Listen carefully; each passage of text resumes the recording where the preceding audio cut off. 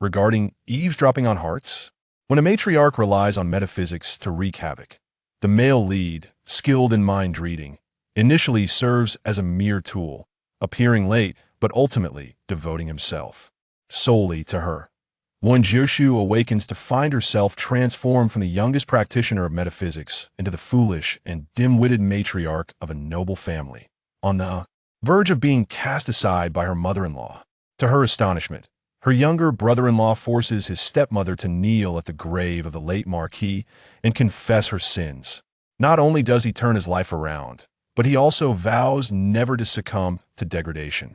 Consequently, she concocts a scheme to humiliate the scoundrel only to discover that she has married into a family of sisters.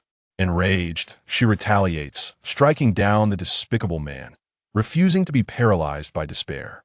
Witnessing her wrath, she decides to demonstrate her resolve by severing the hair of the malicious mother-in-law and banishing her to a convent.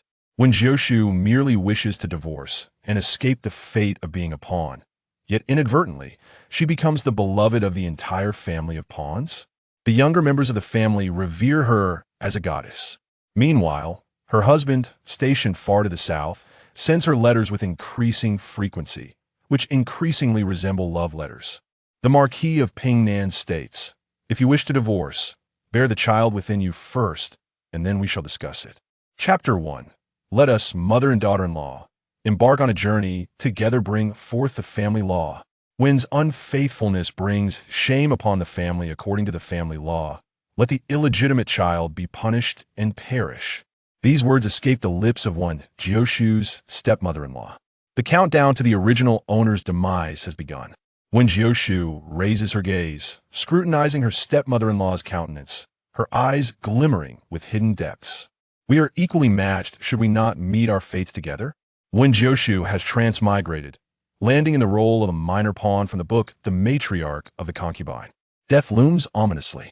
On the brink of death, you dare to insult me? Meng, her nominal mother-in-law, furiously points at Wen Jiushu, her eyes betraying an unmistakable chill. You have committed such disgraceful acts. What face do you have to present to the Marquis's household? What face do you have for my son? Do not blame me. The mother-in-law, for not tolerating you. The child in your womb cannot be allowed to live. Meng revels in her triumph. Excellent. She has seized such a significant handle on Wen Jiushu. The Marquis's household requires only one mistress. Indeed, Wen Jiushu replies with calm composure, casting a casual glance at Meng's abdomen.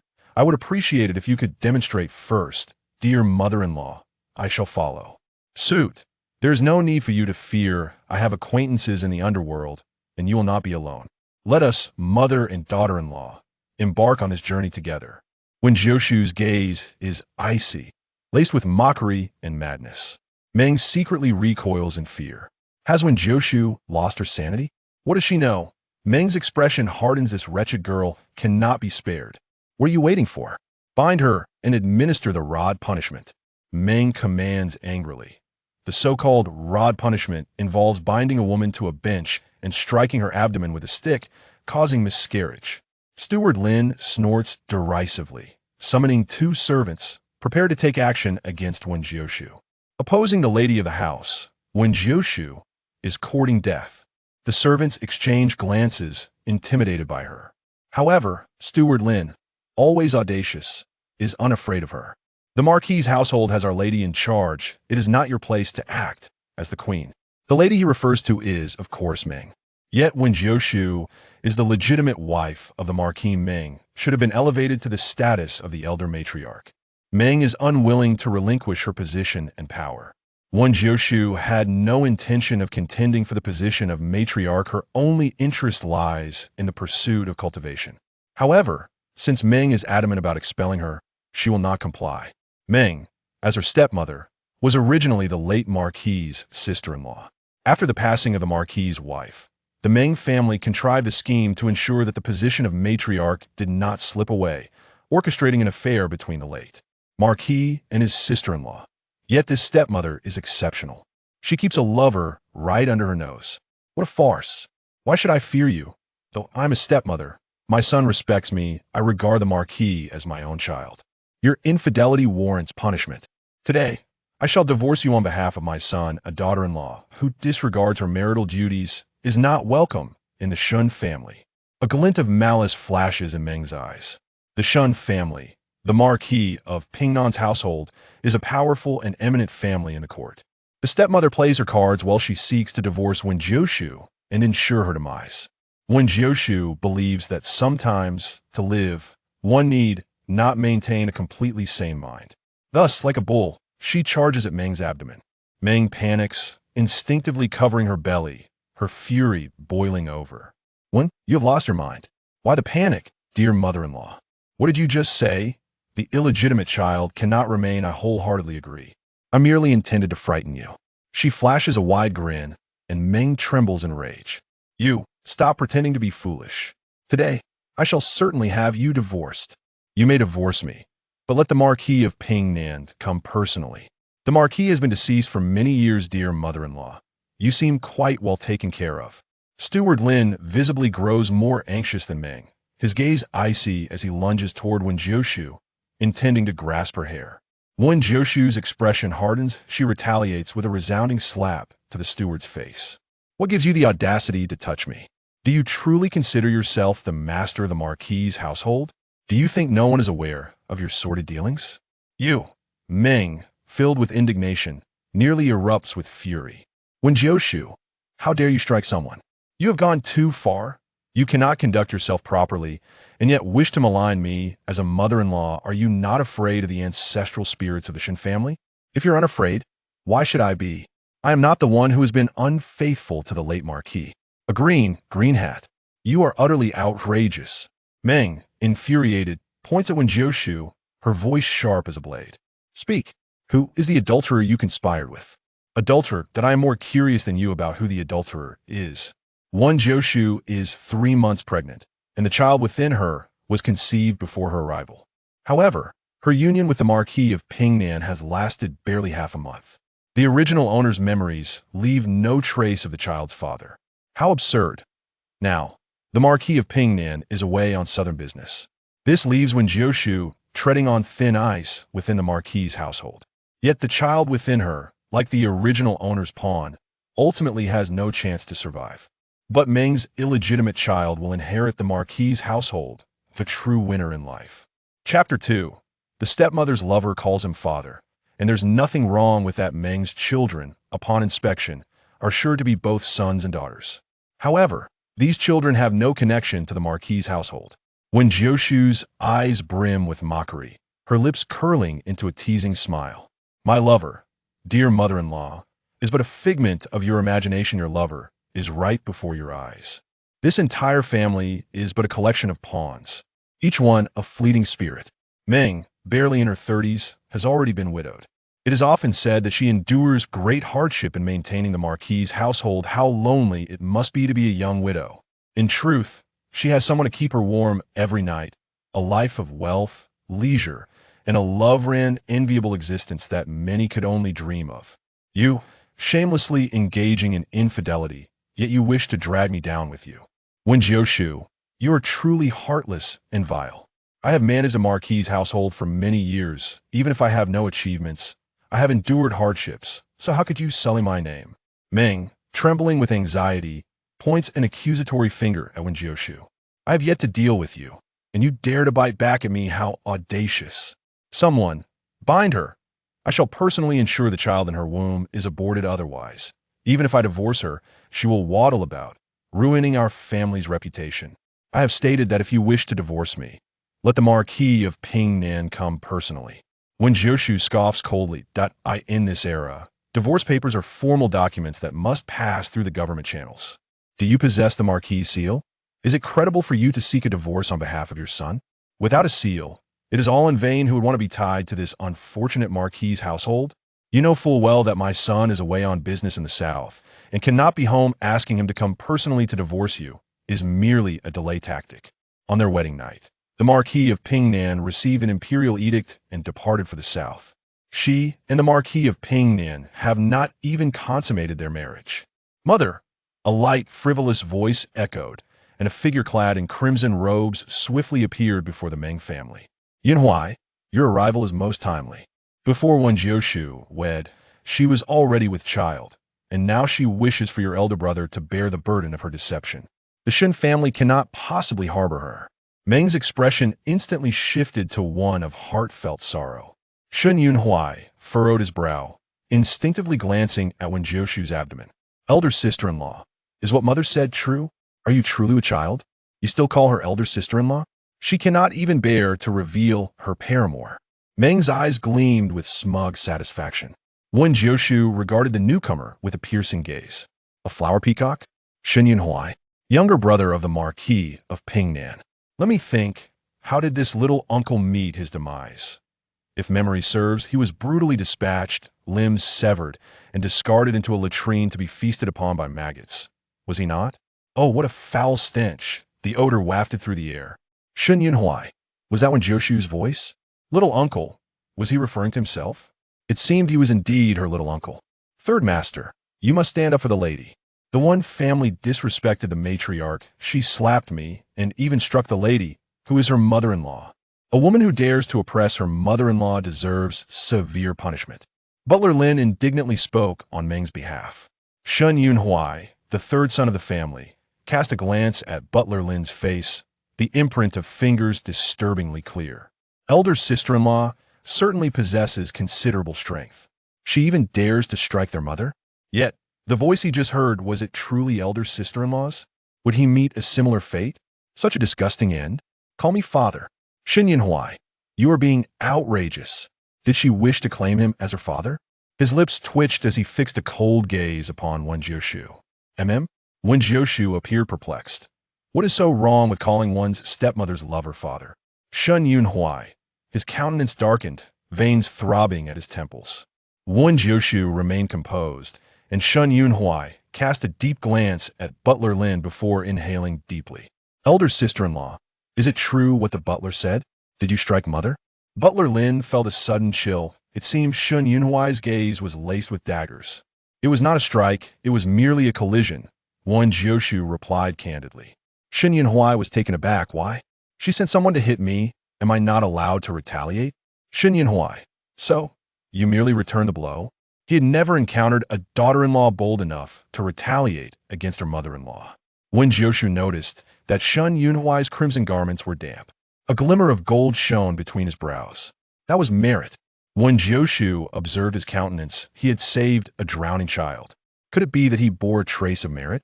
What a pity! Such a meager merit cannot alter his fate, having been nurtured by Meng into a flower peacock. You think she dotes on you, but in truth, she is nurturing your demise, teaching you to squander your days in indulgence, gambling away even your late mother's possessions. Preposterous, Shen Yunhuai retorted coldly. He did enjoy a game of chance, but he would never wager his deceased mother's belongings. Nor would he squander them. Wen Jiushu regarded him with suspicion.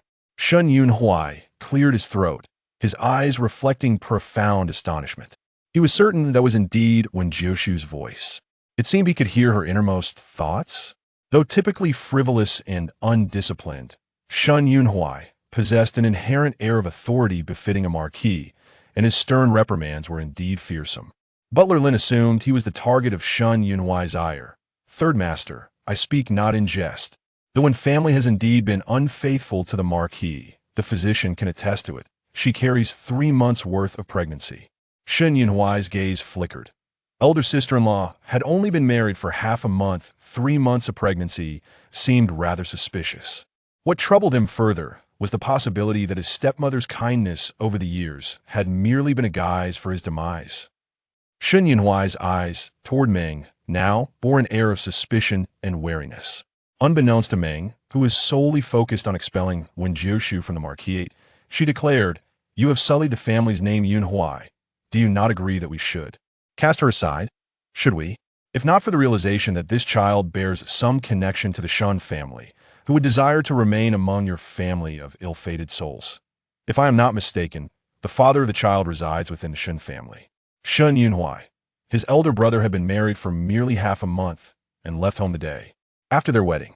Whose child is she carrying? Ill-fated souls. Do they all share the same fate? Shen Yunhuai gazed incredulously at Wen Jiushu, realizing that she was staring intently at him.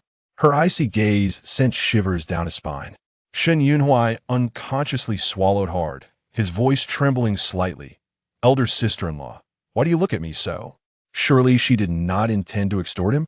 Nothing, Wen Jiushu shook her head. I am merely curious to see what the most ardent romantic looks like. Chapter 3. Anger harms the fetus. While he could not comprehend fully, he sensed elder sister-in-law was cursing him. Shen Yunhuai stated earnestly, Elder sister-in-law, our relationship is utterly innocent. Wen Jiushu looked at him with skepticism, her eyes akin to that of a fool. Of course, it is innocent between us. A romantic fool? Do not associate me with such ill fortune. If you're the father of my child, I would have to drink 10 bowls of miscarriage medicine. In the original tale, Shen Yunhuai forsook his betrothed for a courtesan, indulging in wine and pleasure, falling prey to gambling, and losing everything. When he found himself destitute, the courtesan discarded him for another man.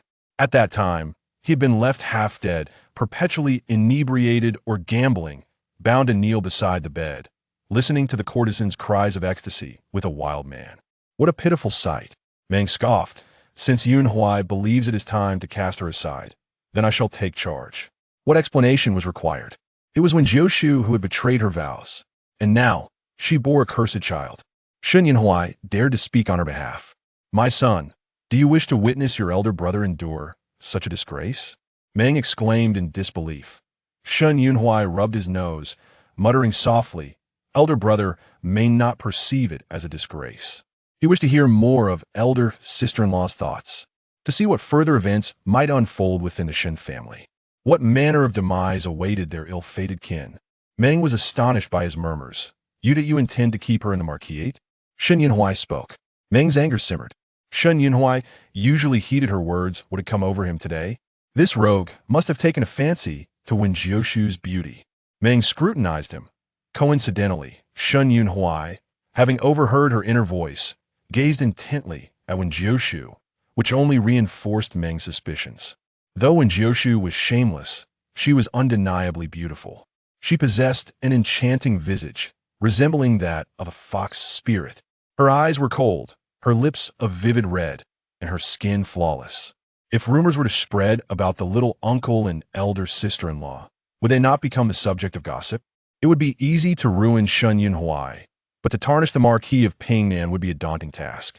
Elder sister-in-law was with child, sired by her little uncle. What a scandalous rumor that would be. Would the Marquis of Pingnan not be mocked to death? If Wen Jiushu wished to retain the cursed child within her, then Meng would wield that child as a dagger aimed at her. Meng's eyes gleamed with wicked calculations. Wen Jiushu fixed her gaze upon Meng. You resemble a venomous snake. I suppose you often have nightmares? Do you dream of the late Marquis? Preposterous. Meng's heart raced. She felt as though Wen Jiushu's eyes had pierced through her very soul. The coffin lid of the late Marquis is about to give way. Soon it will. Shen Yunhuai perked up his ears to listen. What will happen? Pray do tell. He stared intently at Wen Jiushu's face. She must still have more thoughts to share. Yet why, all of a sudden, could he no longer hear them? Meng's eyes widened in anger, yet Wen Jiushu gazed at her abdomen, his eyes glinting with amusement. Dear mother, do not be angered, for excessive rage may harm the unborn child. Chapter 4. The scolding was quite profane. Shen Yunhuai's eyelids twitched violently as he suddenly turned to gaze at Meng Shi. Instantly, Meng Shi felt a surge of panic, her frenzied words spilling forth. I have wronged the ancestors of the Shen family. My child, I must go to the ancestral hall and seek forgiveness from your father. With those words, she sorrowfully made her way to the ancestral hall, assisted by Steward Lin. Wen Jiushu remarked coolly, it is better not to kneel in the ancestral hall, lest the old Marquis's tablet fall upon you. Shen Yunhuai observed his sister-in-law's expression and discerned that she was certainly cursing someone, and quite harshly at that.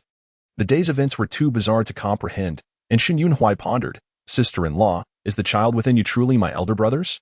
Wen Jiushu fell silent, her brow furrowed in deep contemplation. Does my sister-in-law not know whose child it is? How absurd. After a moment of silence, Shen Yunhuai inquired, what does sister-in-law intend to do about it? Regardless of Meng Shi's sincerity, her words held a semblance of truth. He could not allow Wen Jiushu to tarnish the reputation of the Marquis, nor could he sully his elder brother's name. With his brother absent, it was his duty to protect the dignity of the family. She spoke decisively. Being the wife of a marquis is hardly as free as pursuing a path of cultivation. Shen Yunhui nodded in agreement. He attempted to listen intently, yet heard nothing. Was there a restriction on overhearing the thoughts of his sister-in-law? Does Third Master Shen have other matters to attend to? Shen Yunhui shook his head. Wen Jiushu suggested, "Let us prepare some hot water for a bath, Yuan Bao. We shall depart, but remember to take fire precautions." Shen Yunhui tugged at the corner of his mouth, realizing that only his sister-in-law noticed the wet garments clinging to him. Was it the color that concealed the dampness? "Miss, you startled me. I thought I was to be cast out," Yuan Bao exclaimed, exhaling a large breath of relief. Wen Jiushu, however, remained unfazed. Is my condition truly more frightening than this child within me? Yuan Bao's face turned pale. Indeed, it is not. Is the miscarrying a Neza? Not even an abortion pill can rid us of it. Should we not summon a Taoist priest or a shaman to examine the situation? Wen Jiushu had realized her pregnancy 5 days prior. She had consumed various herbs, red flowers, musk, and abortifacients, but to no avail. Do not blame her for her ruthlessness. This was not her burden to bear. Yet, this child was simply unremovable, and she could only take things one step at a time. Her gaze flickered with cold determination. Mu Si, send someone to investigate Lin the steward and his wife. Mu Si, his trusted attendant, paused momentarily. Which lady do you wish to investigate, Third Master? Shen Yunhui smiled, his tone icy. You are named Mu Si, not what? Why would I investigate my sister-in-law? Mu Si felt a chill run down his spine. Understanding the implication, I shall investigate at once. Shen Yunhui closed his eyes, submerging himself completely in the water. He was no fool. He had merely never questioned his stepmother's intentions before. Today, with his sister-in-law's prompting, he suddenly realized that as a legitimate son of the Marquis, while his elder brother had achieved numerous military accomplishments and earned the emperor's favor, what was he? Aimless, unproductive, merely a wastrel. Meng Shi had indulged him, perhaps with the intent of rendering him useless. With a sudden burst, Shen Yunhui opened his eyes and emerged from the water. Someone, assist me in changing. Third Master, allow me to help you dress. The maid blushed, her cheeks aflame. Shen Yunhui stood before her, completely bare, feeling a wave of shame wash over him.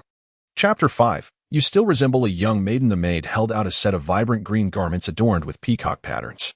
Shen Yunhui frowned. Change it to a lighter color. The maid hesitated, her gaze falling upon the Third Master's naked form, and quickly averted her eyes. The lightest color available in his wardrobe was white, with water ink patterns. To be frank, Shen Yunhui did not favor it, yet accepted it. No need to attend to my bathing in the future, you may withdraw. He needed to find a way to glean more of his sister-in-law's true thoughts and alter his fate.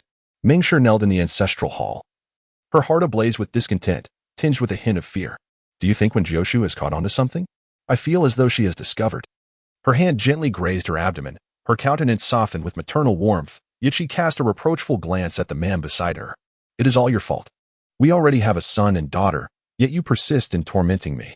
Are you never satisfied? Listening to her complaints, which were more playful than accusatory, Steward Lin gently embraced her. Madam, you have worked hard. After this one, we shall have no more. When you're by my side, I cannot help myself. Meng Shi nestled against him, like a little bird, and mused. This time I must concoct an excuse to leave the estate to give birth. If we do not drive Wen Jiushu away, I will not bear this child.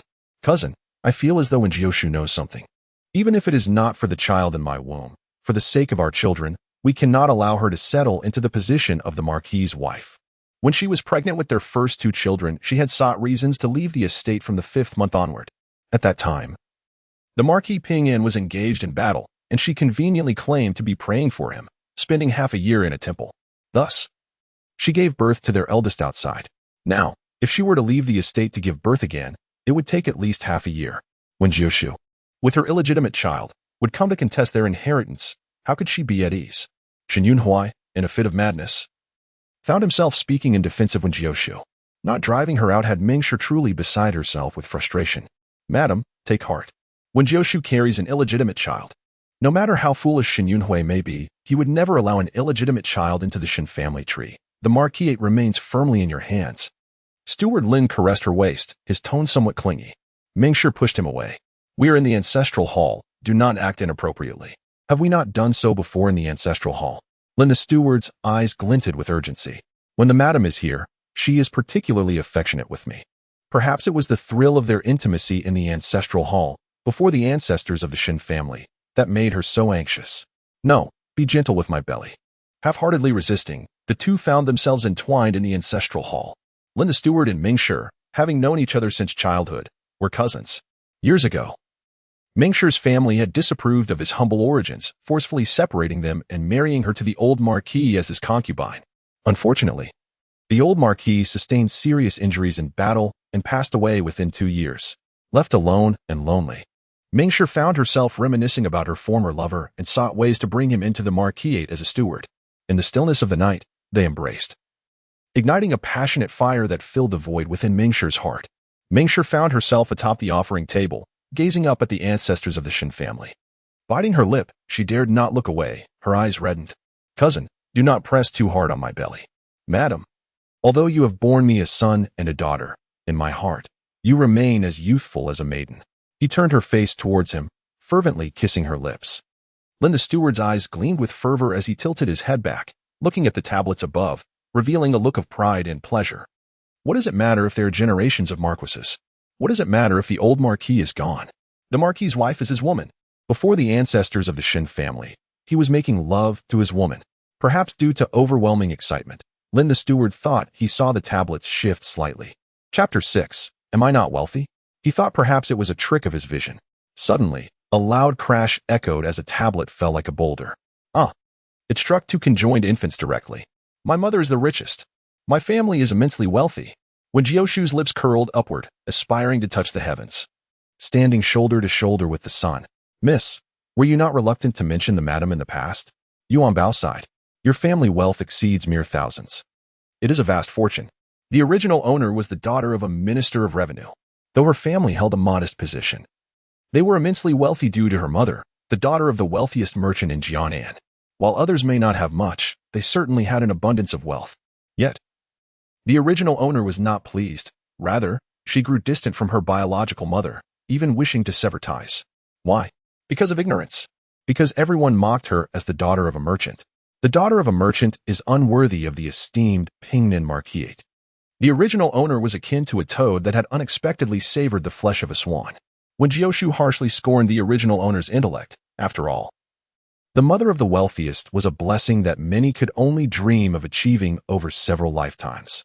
Miss, do you wish to discard the jewelry and gold that madam sent, just like before? Yuan Bao inquired with a pout. Am I foolish? Why would I throw away gold and jewels? Wen Jiushu clutched the jewelry box tightly. Just moments ago, the wealthy matron, concerned for her well-being in the Marquisate, had sent a box filled with treasures. Wen Jiushu beamed foolishly, reveling in her newfound wealth and leisure, declaring, with riches and abundant resources, what more could one desire? Isn't my lifelong wish fulfilled? She promised to honor her ancestors with incense morning and night.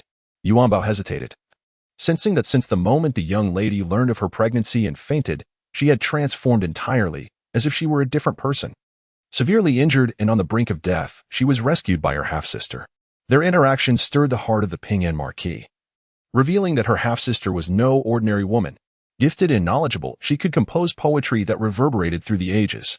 In time, many literary figures hailed her as a talented lady, and even the emperor admired her, desiring to bring her into the palace as a consort. However, the half-sister, having lived through 2 lifetimes, had once been a consort to 3 princes and met a tragic end. In her rebirth, she awakened memories of her past life and resolutely chose the Marquis, believing in a lifelong companionship. Hence, she relinquished the title of consort to be with the Pingnan Marquis. The emperor, possessing a grand vision, recognized the Marquis as his right-hand man and thus sanctioned their union. As for the original owner, the cannon-fodder ex-wife, she had already been cast out by her mother-in-law upon the Marquis's return, bearing the brunt of betrayal and ultimately meeting her demise. In the love story of the protagonists, she was but a mere shadow, hardly even worthy of being called cannon-fodder. Wen Jiushu lamented the powerful aura surrounding the female lead. Suddenly, chaos erupted outside. Her mother-in-law and her lover were fervently engaged in a scandalous affair in the ancestral hall, igniting a fire. This is bad. The wind has shifted. The flames are approaching us. Miss, hurry. Thick smoke billowed towards them as the fire spread. Run? It won't catch us. Wen Jiushu remained unperturbed. Lacking vermilion ink and yellow paper, she resorted to nearby materials. She lifted her hand, drawing a line across her fingertip, and with her blood, inscribed a talisman. Swiftly casting it forth, To her astonishment, the roaring flames retreated as if repelled by an unseen barrier. "What did you just draw, miss?" "It seems like a talisman," Yuanbao exclaimed. "An anti-fire talisman," Wen Jiushu replied. "Miss, you're injured." Yuanbao grasped her finger, only to find it healed. Chapter 7. Attempting to shift blame onto the sister-in-law? Yuanbao blinked in confusion. When did the miss learn to draw talismans? Third master. The ancestral hall is flooded. It turned out that the sister-in-law's warning about fire was indeed serious. Musi shrank back, remembering that both Madame and Steward Lin were still in the hall. Dead. Musi recalled the scene he had witnessed, his expression contorting in disgust. Madame and Steward Lin escaped. They were colluding. Musi, possessing a modicum of education, asserted with unwavering conviction, "I saw it with my own eyes." Shen Yunhuai's face darkened as he strode towards the ancestral hall. The Marquis, being populous, swiftly contained the fire, preventing further spread. When Shen Yunhuai arrived, Ming was disheveled and trembling, supported by Steward Lin. "Mother, what were you and the steward doing in the ancestral hall? Why did the fire suddenly break out?" Ming wept, her legs weak. "I was just offering incense with your father when, out of nowhere, the fire erupted. It must be the vile deeds of Wen Jiushu that angered our ancestors. Yunhuai, we cannot allow her to remain in the household. She will bring misfortune upon us." Disheveled and in disarray. "Was it not your own actions that provoked their wrath?"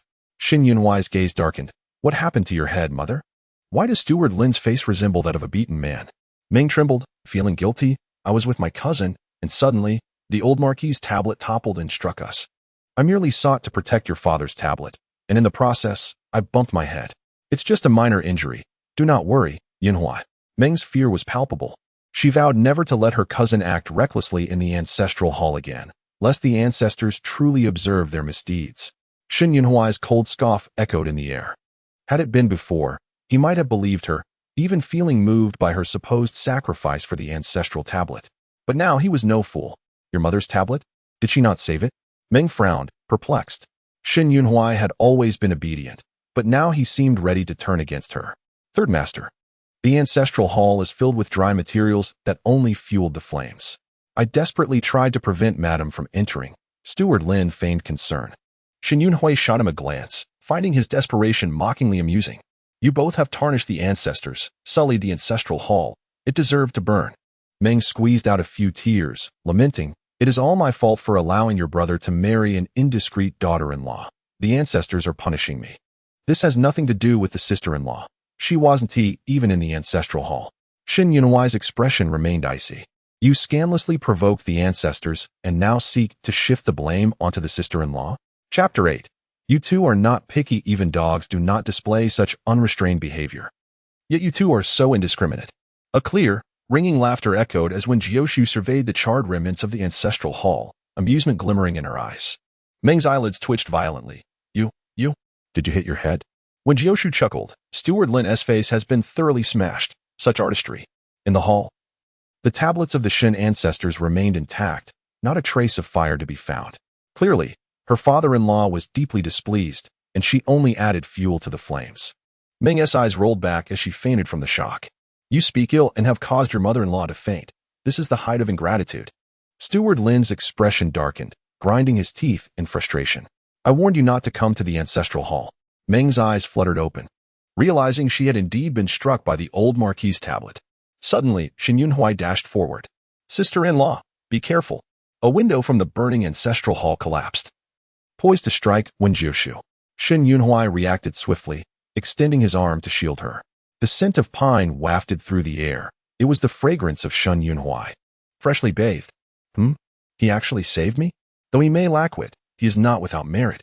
Can he truly be oblivious to the stench of scandal between his stepmother and her lover? Alas, he has been spoiled by her. Shen Yunhuai pondered, can he hear again? Is it because he saved his sister-in-law? Is sister-in-law unharmed? When Jiushu glanced at his arm, I'm fine, thank you. Sister-in-law is too polite. He was rather curious about the fate of others in the... When Jiushu nodded, preparing to depart. Suddenly he paused in his tracks.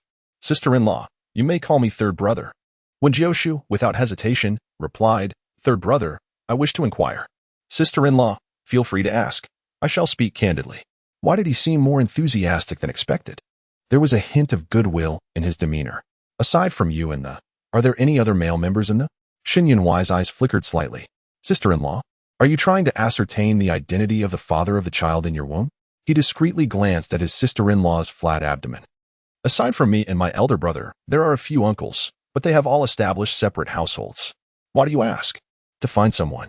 Wen Jiushu chose not to elaborate further. As she departed, Shen Yunhui heard her speaking to the maid beside her. Yuan Bao, it will rain tonight. Do not open the windows. Yes, Mississippi. Shen Yunhui shook his aching arm. It was worth the blow. His sister-in-law seemed not to reject him. Third brother was hit quite hard. It was merely a surface wound, nothing serious, Shen Yunhui instructed. Remember to close the windows tonight, as it will rain. Ah, understood, third brother. This ancestral hall. Musi frowned. Third brother, both the lady and steward Lin were responsible for the fire that burned the ancestral hall due to that pair of adulterers. Musi was a born servant, having attended Shen Yunhui since childhood, holding profound admiration for the. Shen Yunhui smirked coldly. No rush. I will wait until I uncover all their transgressions before delivering judgment. He had a lingering suspicion that the Meng family schemes were not limited to this. Thunder rumbled through the night. Shen Yunhui was jolted awake, his eyelids twitching with an impending sense of foreboding. When dawn broke, that premonition materialized. Footsteps hurriedly approached from the outer courtyard. Third brother, something has happened. The old was struck by lightning. What nonsense is this? My father is buried in the ground. How could he be struck by lightning? Musi exclaimed anxiously. He was indeed struck while buried. Shen Yunhui was utterly dumbfounded. The old's coffin cannot hold much longer. It will soon. He recalled his sister-in-law's foreboding words. Was it truly the case? Could his sister-in-law really foresee the future? Shen Yunhui's expression darkened as he dressed and prepared to visit his father. Just as he stepped outside, he halted and changed direction. Third brother, are you not heading to the old? Musi hurriedly followed. This was not the route to leave the estate. We are to invite sister-in-law. Shen Yunhui's intuition told him that inviting her along was the safest course of action. You want me to go? Wen Jiushu appeared surprised. Although the old's grave being struck by lightning was anticipated, Shen Yunhui coming to invite her was unexpected. Yes, I fear that the fire at the ancestral hall last night angered my father. In life, he listened most to my elder brother. Now that my elder brother is not home, I wish to invite you to pay your respects on his behalf. Shen Yunhui was exceedingly humble, showing her great respect and sincerity. Very well. Sister-in-law acquiesced, and Shen Yunhui breathed a sigh of relief. As they exited the estate, they fortuitously encountered Meng. She too had heard the news of the old's grave being struck by lightning. Yunhui, why have you brought her along? Since my father's grave was struck by lightning. What does my mother believe to be the reason? Shen Yunhui retorted coolly. Meng's eyes flickered. Did she sense that Shen Yunhui was questioning her? Did he know something? That should not be. She and the steward had not been exposed. The fire at the ancestral hall was merely an accident. The old's grave being struck by lightning must also be an accident. The storm last night was fierce. Lightning is a natural phenomenon. If one were to ask why, your father might be blaming us for marrying your elder brother an unworthy wife, wouldn't he? Shen Yunhui interrupted coldly. I believe this is a divine warning. There are indeed malevolent forces within but it may not necessarily be due to sister-in-law. Has third brother's mind suddenly enlightened? Was he implying something about Meng? Shen Yunhui was not as foolish as imagined. When Jiushu smiled subtly, are we still going or not? On the day sister-in-law entered, she paid her respects to my father. Who did not oppose it then? How could it now be attributed to sister-in-law? Such unpleasant words should not be spoken by my mother again. Meng was utterly astonished. The old is dead. When Jiushu offered tea to a tablet, how could a tablet object? Is Shun Laosan going mad? A woman as shameless as Wen Jiushu could become Meng was nearly driven to laughter by her anger. Yet, she was adept at feigning virtue. Having maintained her facade for decades she quickly donned a benevolent expression, saying, well, after all, I am not your biological mother. Since you acknowledge her, I shall bow to your father a few more times. Wen Jiushu shot her a glance, her heart as treacherous as a serpent's tongue, and then walked past Meng without a word. Meng gritted her teeth. This little wretch. Sister-in-law's assessment is quite accurate. Mother should indeed bow a few more times. Shen Yunhui scoffed. Let your head break open. Let us see if father will forgive you. At the entrance of the two carriages were prepared, one luxurious, the other humble. Sister-in-law, please get in. Wen Jiushu had no intention of taking the luxurious one. Yet, unexpectedly, Shen Yunhui spoke, assisting his sister-in-law into the carriage. Wen Jiushu paused. Yuan Bao was clever. Yes, miss, I shall help you up. With a luxurious carriage available, why not ride in it? Wen Jiushu climbed aboard with ease. Meng, witnessing Wen Jiushu claiming the carriage that belonged to her, ground her teeth in frustration. Yunhui, that is my carriage. Mother, sister-in-law's health is delicate. You have always cared for the younger generation and would surely not compete with her, would you? My father is truly unfortunate, Meng thought. This little wretch is not weak at all. She nearly ground her teeth to dust in frustration. She had been startled at the ancestral hall last night. It was her who was in frail condition, yet she had to maintain the facade of a virtuous and generous mother. Since her daughter-in-law liked her carriage, she would yield it to her. It mattered not where she sat. Meng resentfully boarded the rear carriage. Upon sitting, she nearly leapt up. How could this carriage lack even a cushion? How could she endure the jolting while pregnant? Moreover, her back ached. Madam, did you not instruct that we should not prepare an overly lavish carriage? Meng had long given instructions that Wen Jiushu's things need not be of high quality. She deemed her unworthy. Yet, there should not be a lack of even a cushion. There was a cushion originally, but it had been removed by someone. The more Meng thought about it, the angrier she became. With no space to vent her frustrations in the carriage, she violently pinched the maid's arm. The maid winced, tears streaming down her face. Dare to make a sound, and see what happens, Meng hissed. The maid held back her cries, not daring to utter a word. Meng, having remained a widow for the old, had been granted a purity plaque by the emperor, indicating her impeccable reputation, free from any blemishes. Yet, only the maidservants by her side knew what kind of person she truly was. But the lives of the maidservants were in her grasp, so they naturally did not dare to speak out. The maidservants beside Meng are in for a hard time. They are likely enduring her tyranny once more. Shen Yunhui rode alongside Wen Jiushu's carriage. The original text stated that while Meng appeared virtuous, she secretly mistreated her servants, especially the maidservants who suffered the most abuse. Whenever Meng encountered an inconvenience, she would take it out on them. Truly, those who are the most ruthless will ultimately prevail. After Meng has eliminated several short-lived souls it will become her domain. Shen Yunhui listened intently. The short-lived souls of his family had been harmed by Meng? Did she also mistreat her maidservants? Surely not. Previously, when a servant had broken Meng's dowry, she had not punished them. Yet unbeknownst to him, that servant had slipped and drowned in the lotus pond. The late Marquis rests upon a hill of exquisite scenery. Above, wildflowers bloom, and below, the capital lies in view. Yet at this moment, the Marquis's gravestone bears the marks of a thunderstrike, leaving it in a state of disarray. My lord, I have failed to uphold your trust. I could not care for this family as I ought. I had thought our son had found a suitable daughter-in-law, yet I am burdened with guilt towards you. The Meng matriarch did not alight from the carriage. She commenced her performance instead. Supported by a maid, she staggered towards the Marquis's grave. My lord, if you have any grievances regarding this family, please let me know in a dream. You must not treat yourself this way. How can Yunhui and I find peace? Oscar owes you a little golden statuette. Who is this little golden statuette? Judging by the expression on her sister-in-law's face, it likely refers to someone of ill repute. Whom does this imply? Oh, it refers to me.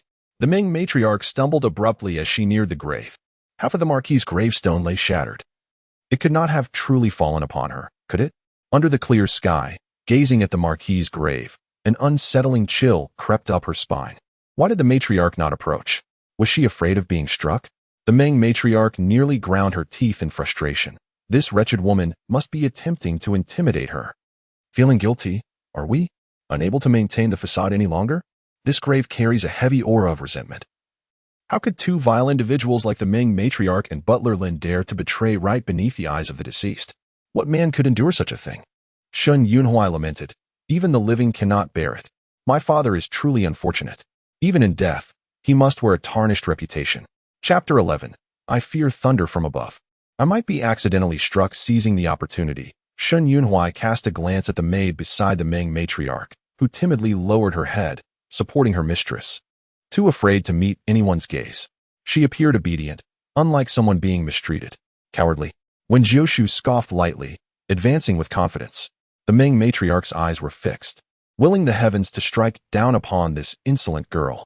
The late Marquis was a man of iron and honor, sacrificing himself for the country, in any era. Those who serve the nation and its people are heroes. She had always respected heroes, especially now that she bore the title of Shin family's daughter-in-law. She ought to pay her respects. Wen Jiushu showed no hesitation, kneeling directly. I, Wen Jiushu, the daughter-in-law of the Shen family, pay my respects to my father-in-law. Shen Yunhuai's eyes glistened with unshed tears. Even his sister-in-law recognized that his father was a hero. Yet the Ming matriarch, as his father's widow, dared to humiliate him so. He vowed to make her pay for this affront. The Ming matriarch shivered. Why did it feel as if a knife was at her back? Sister-in-law. Should my father's grave be uprooted due to this inexplicable thunderstrike? Is it necessary to reign in him? When Jiushu looked at him in surprise, you ask me? Shen Yunhuai nodded. You are the sister-in-law. Your words carry the weight of my elder brother's authority. His statement implied that the sister-in-law would take charge of the family matters. She ought to be pleased, right? Why ask me? I have merely come to observe. I have no intention of meddling in your family affairs. Once married into the Shen family, the sister-in-law was indeed a member of the clan, and family matters should be her responsibility. Shen Yunhuai spoke sincerely. Father, my sister-in-law claims you harbor resentment, yet I cannot perceive it. If you possess any awareness in the afterlife, please guide my sister-in-law to manage your affairs. If she does not, I shall have to find you another resting place. The Ming matriarch could scarcely believe it. Did Shen Yunhuai truly wish for Wen Jiushu to take charge? How could he wrest power from her hands? Truly, he was a wolf raised in her household. Wen Jiushu pondered briefly, then raised her chin slightly. Let us dig. Dig what? Wen Jiushu pointed directly at the grave, uprooted. Shen Yunhuai's eyelids twitched. Was she serious? Wen Jiushu, have you lost your mind? The late Marquis has been gone for years. You wish for him to remain restless even in death? Such unfilial behavior. Do you not fear being cursed? You have not been cursed, so why should I fear?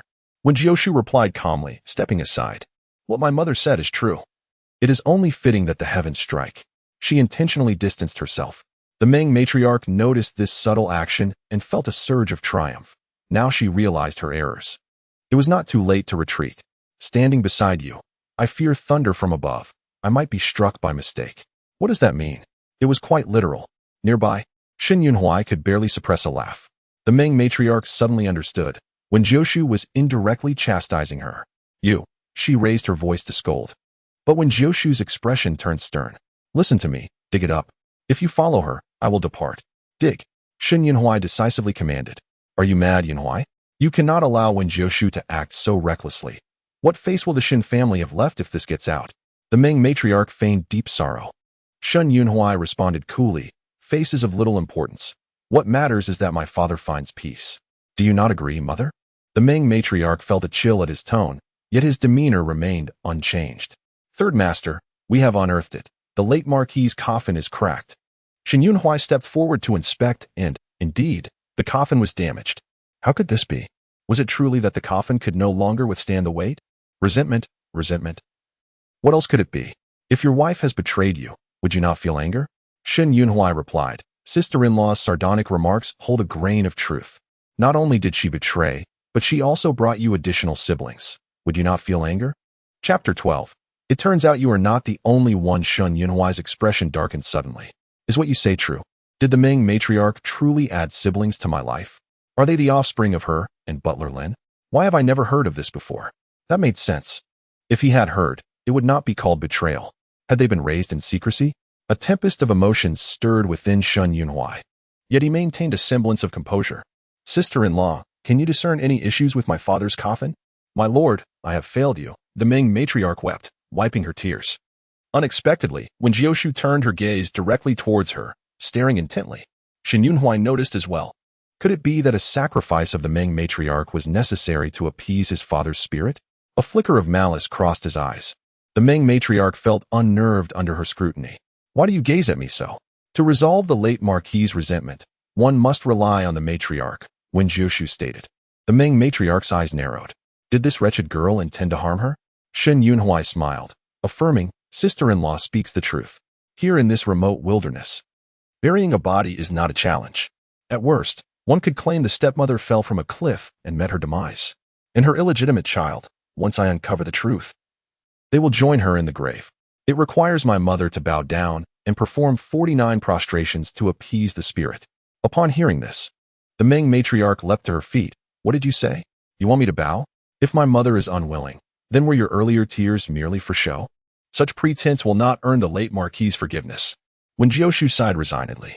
In truth, I could merely draw a talisman to resolve the resentment. But since the Ming matriarch has come, something must be done. Otherwise, her performance would be in vain. The Ming matriarch felt as though she might explode with rage. Shen Yunhuai found it difficult to disagree. Sister-in-law, you do not understand my mother. She is most virtuous, and her heart is devoted to my brother and me. My mother has endured much in mourning my father, often spending days at the ancestral hall in reverence. Would she truly refuse to bow? Such excellent tea. She felt as though the younger brother had spoken in irony. Indeed, the younger brother speaks wisely. The Ming matriarch gritted her teeth, her expression shifting. Son, she is with child. How can she bow 49 times? Would her head not be bruised? Butler Lin stepped forward to speak on behalf of his lover. Third Master. The madam is of advanced age. Surely, 49 prostrations is excessive? Her health may not withstand it. What if it harms the child within? Shen Yunhuai's expression darkened. This is a matter for the head of the family to decide. It is not your concern. The steward, feeling somewhat indignant, remarked. You usually give me a modicum of respect. Could it be that you have forgotten your place? You are merely a servant of the Shen family. Lin's expression flickered between shades of anger and despair, resentment bubbling within him like a firework on the verge of explosion. Dear son, the steward has devoted himself to the Marquis. How could you speak of him so? You would chill the hearts of the servants. Ming interjected. Shen Yunhuai scoffed coldly. Is it the steward that you pity, mother, rather than my father? Merely bowing a few times, and you dismiss it all so easily. Were your past kindnesses towards us mere fabrications? Ming replied. This is the usual manner of her. But why does it sound so different when it comes from Shen Yunhuai's lips? Is this how you truly are, elder sister-in-law? I see now. Let the wicked take on the wickedness. Let them bear the burden of wrongdoing. Shen Yunhuai observed his elder sister-in-law, hesitating momentarily before instructing, bring a cushion for my mother. So she need not kneel upon the hard stone. If you are concerned about incurring sin, then let us afford Ming a measure of comfort. Did he hear something? I hope I haven't inadvertently revealed too much, she thought, responding affirmatively. At least for the present, Shen Yunhuai still showed her respect, and that sufficed. Shen Yunhuai speculated that the child Ming carried might well belong to his elder brother. Otherwise, his brother would not have sought to marry her, given her less than favorable reputation. After all, his elder brother had always been restrained and virtuous, never having been close to any woman before. It was only after some entanglement with Wen Jiushu that he would so suddenly wish to wed her. Once he had settled matters regarding his father's grave, he would write to his brother to clarify. As for Ming's illegitimate child, causing a miscarriage would not pose much difficulty. Ming gritted her teeth, harboring deep-seated resentment. Shen Yunhuai, you truly are my dutiful son.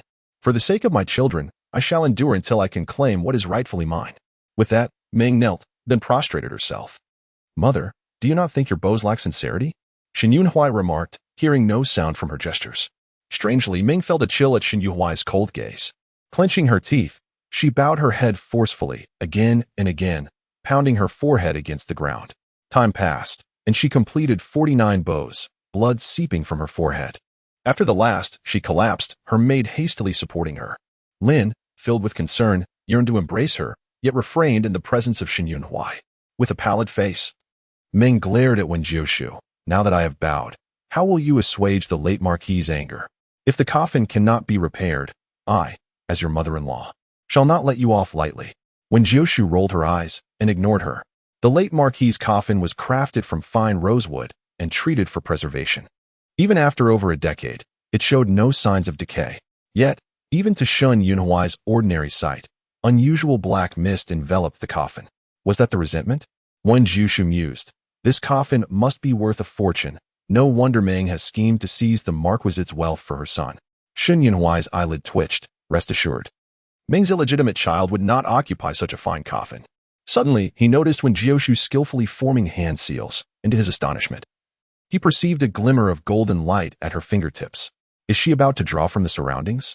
Had I known Shen Yunhuai would summon me, I would have been better prepared with yellow paper and vermilion. He watched as she gently drew blood from her fingertip, swiftly inscribing symbols on the coffin. The crimson talismans took shape, shimmering with golden light reminiscent of what he had seen with Master Xianjun, a highly esteemed monk. Upon completing the talisman, Wen Jiushu commanded, dissolve the resentment, release it. As her words fell, the black mist swirling around the coffin began to dissipate. Afterward, she tapped the coffin lid, declaring, it is time to fill in the earth. Father, rest in peace. The affairs of the Shen family shall be managed by my brother and me. I am no longer a fool, Shen Yunhuai declared as he bowed low and personally sealed the stone coffin, scattering a handful of earth atop it. The servants resumed their task of covering it. Is what Wen Jiushu said true? Can she truly draw talismans? Fear not, my lady. What she calls a dispelling charm sounds more like a charlatan's trick, aimed at us under the guise of supernatural powers, Lin whispered, assisting Meng into the carriage. Discreetly checking her abdomen, is our child unharmed? Meng shot him a glare. What could be wrong with your son? It is I who bears the burden. Have you spread the rumors as instructed? Rest assured, I have conveyed your wishes, Lin replied, offering a sycophantic smile. You have endured much, my lady. Meng spat in disdain.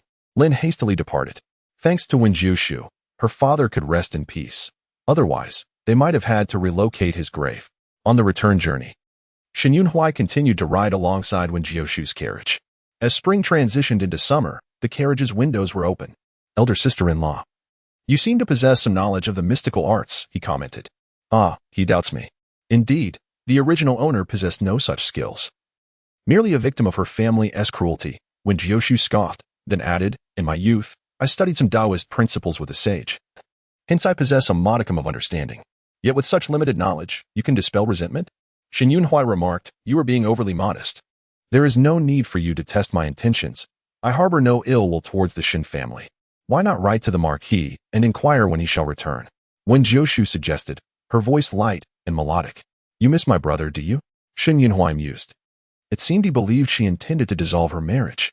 Look, the Shen family carriage, the one on horseback, is the third Master Shen. It is said he is quite the libertine, especially when the Marquis is away, spending time with his sister-in-law under the moonlight. That is nothing. I have heard even more scandalous tales. Lady Marquis is 3 months pregnant, yet she married the Marquis only half a month ago, and he left for official duties right after. Where could this child have come from? Ah, the saying goes, nothing is better than dumplings, nothing more delightful than a sister-in-law. Voices of gossip floated from the roadside. Reaching the carriage, Wen Jiushu narrowed her eyes, while Shen Yunhuai's expression darkened ominously. This household is due for a thorough rectification. Although Shen Yunhuai is somewhat of a dandy, when he turns cold, he exudes a chilling authority. A mere glance from him causes bystanders to instinctively retract their necks and disperse. In the grand hall of the Shen residence, I will handle those gossips. Do not get agitated, elder sister-in-law. Wen Jiushu shook her head, aware that this was Meng's scheme, and her anger was unwarranted. What does he mean?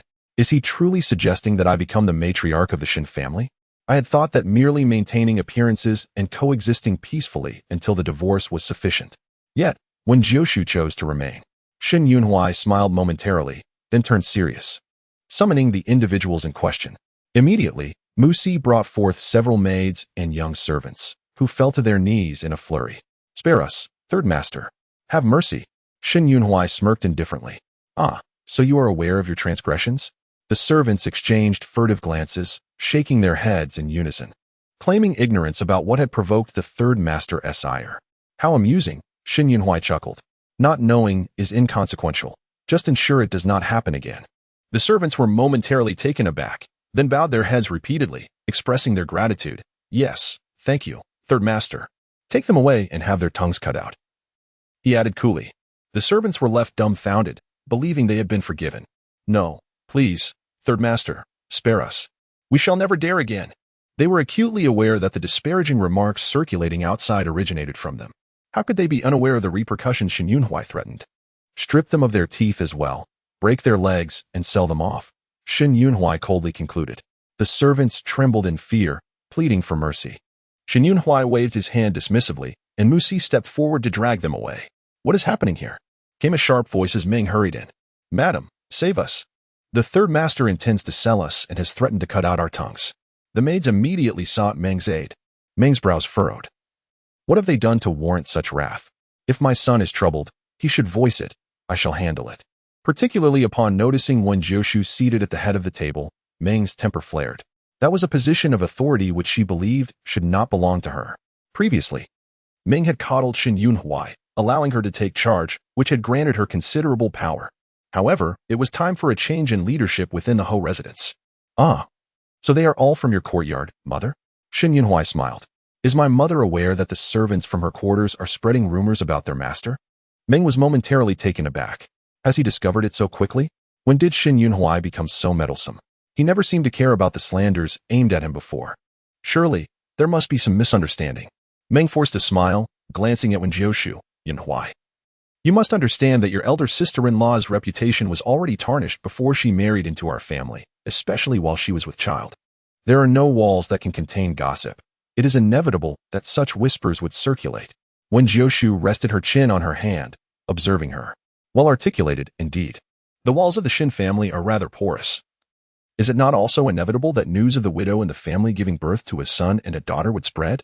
Shin Yunhui interjected, elder sister-in-law. Such matters must not be disclosed. The Shin family values its reputation.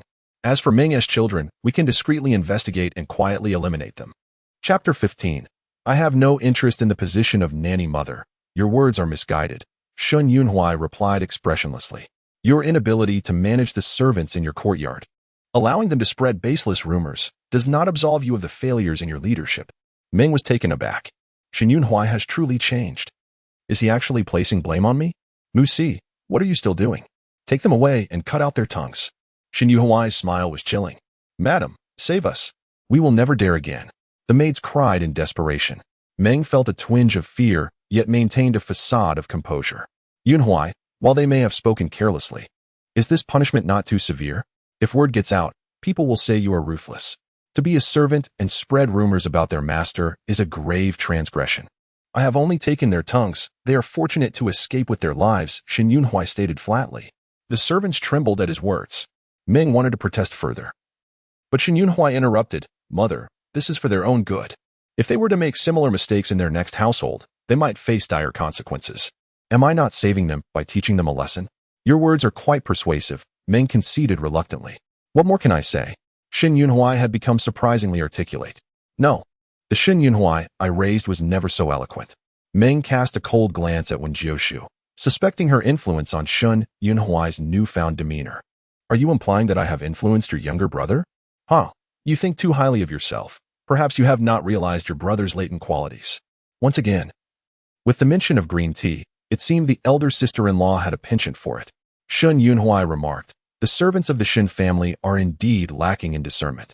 Do they not see the matriarch seated before them? Where's my tea? At once, the maid scurried off, trembling. Wen Jiushu observed, it is evident that one who enjoys green tea indeed likes it. Shortly, a cup of green tea was presented to Wen Jiushu. She did not complain, taking a sip to moisten her throat. As she watched Wen Jiushu's composed demeanor, Ming felt her teeth gnashing in frustration. She had not anticipated that such vicious gossip would have no effect on Wen Jiushu, whether tongues are cut or not. There is no longer a need to worry about them speaking out of turn in the future. My son has matured, understanding the importance of instilling fear in the servants. I am pleased, and even if they are from my courtyard, I cannot intercede on their behalf, lest others think we are too lenient, undermining the authority of the Shin family. Let things proceed as my son wishes. Take them away. Meng gestured dismissively. The servants appeared incredulous at being abandoned. Madam, but the steward, Lin, was quick to act, covering their mouths before they could utter anything detrimental to Ming and dragging them away. Mother, wait, Shin Yunhui called out, then addressed everyone in the residence. I believe it is time to reconsider how we address Mother. Change? How so? Ming felt an ominous premonition. As anticipated, Shin Yunhui continued. My elder brother has taken a wife, and the whole residence has a new mistress. It is now appropriate to refer to you as old madam.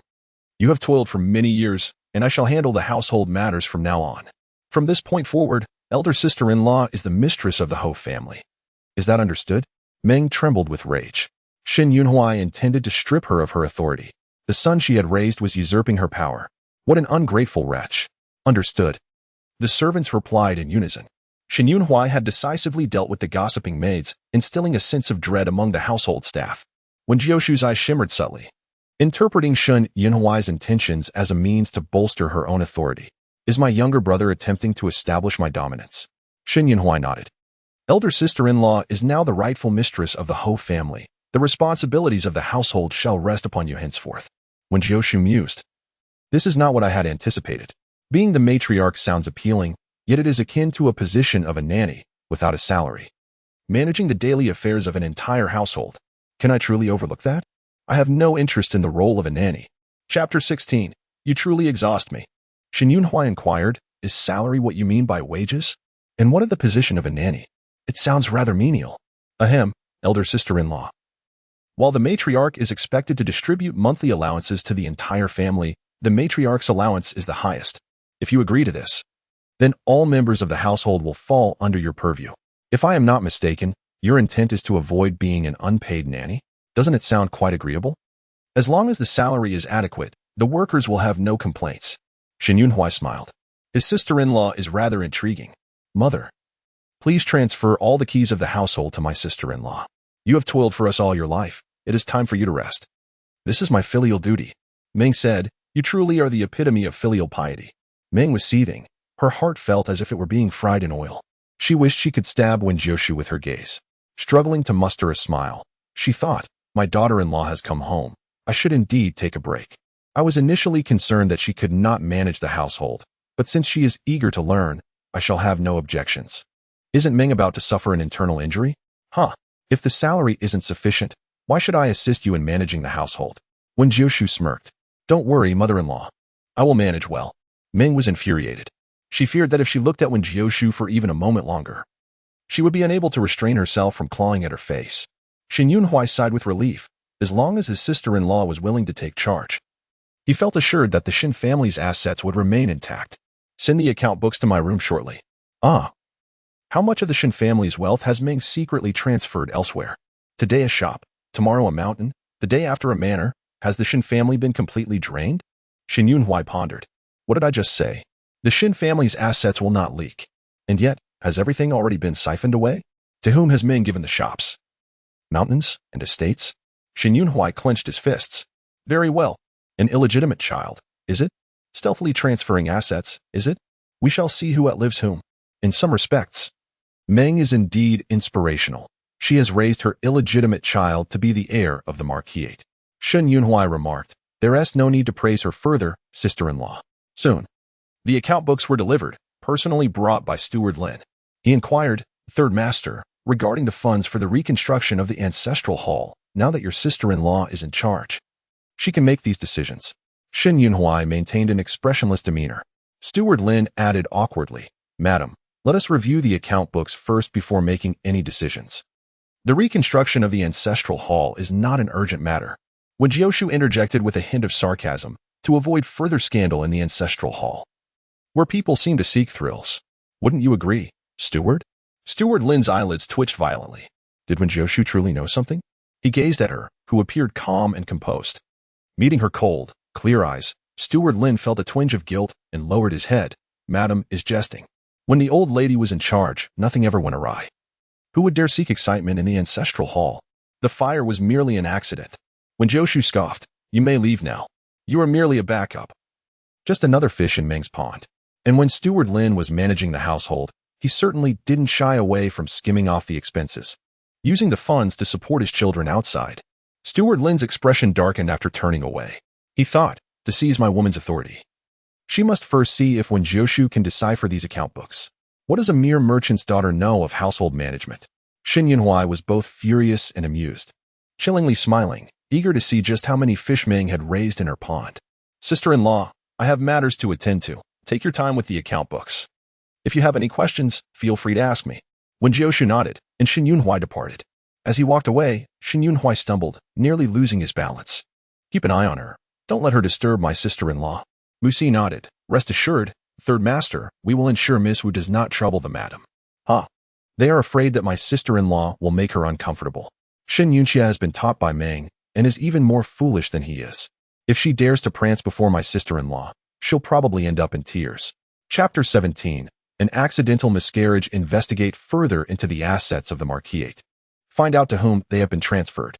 Shen Yunhui commanded. Musi was taken aback. Third Master, do you mean that the household's assets have been stolen?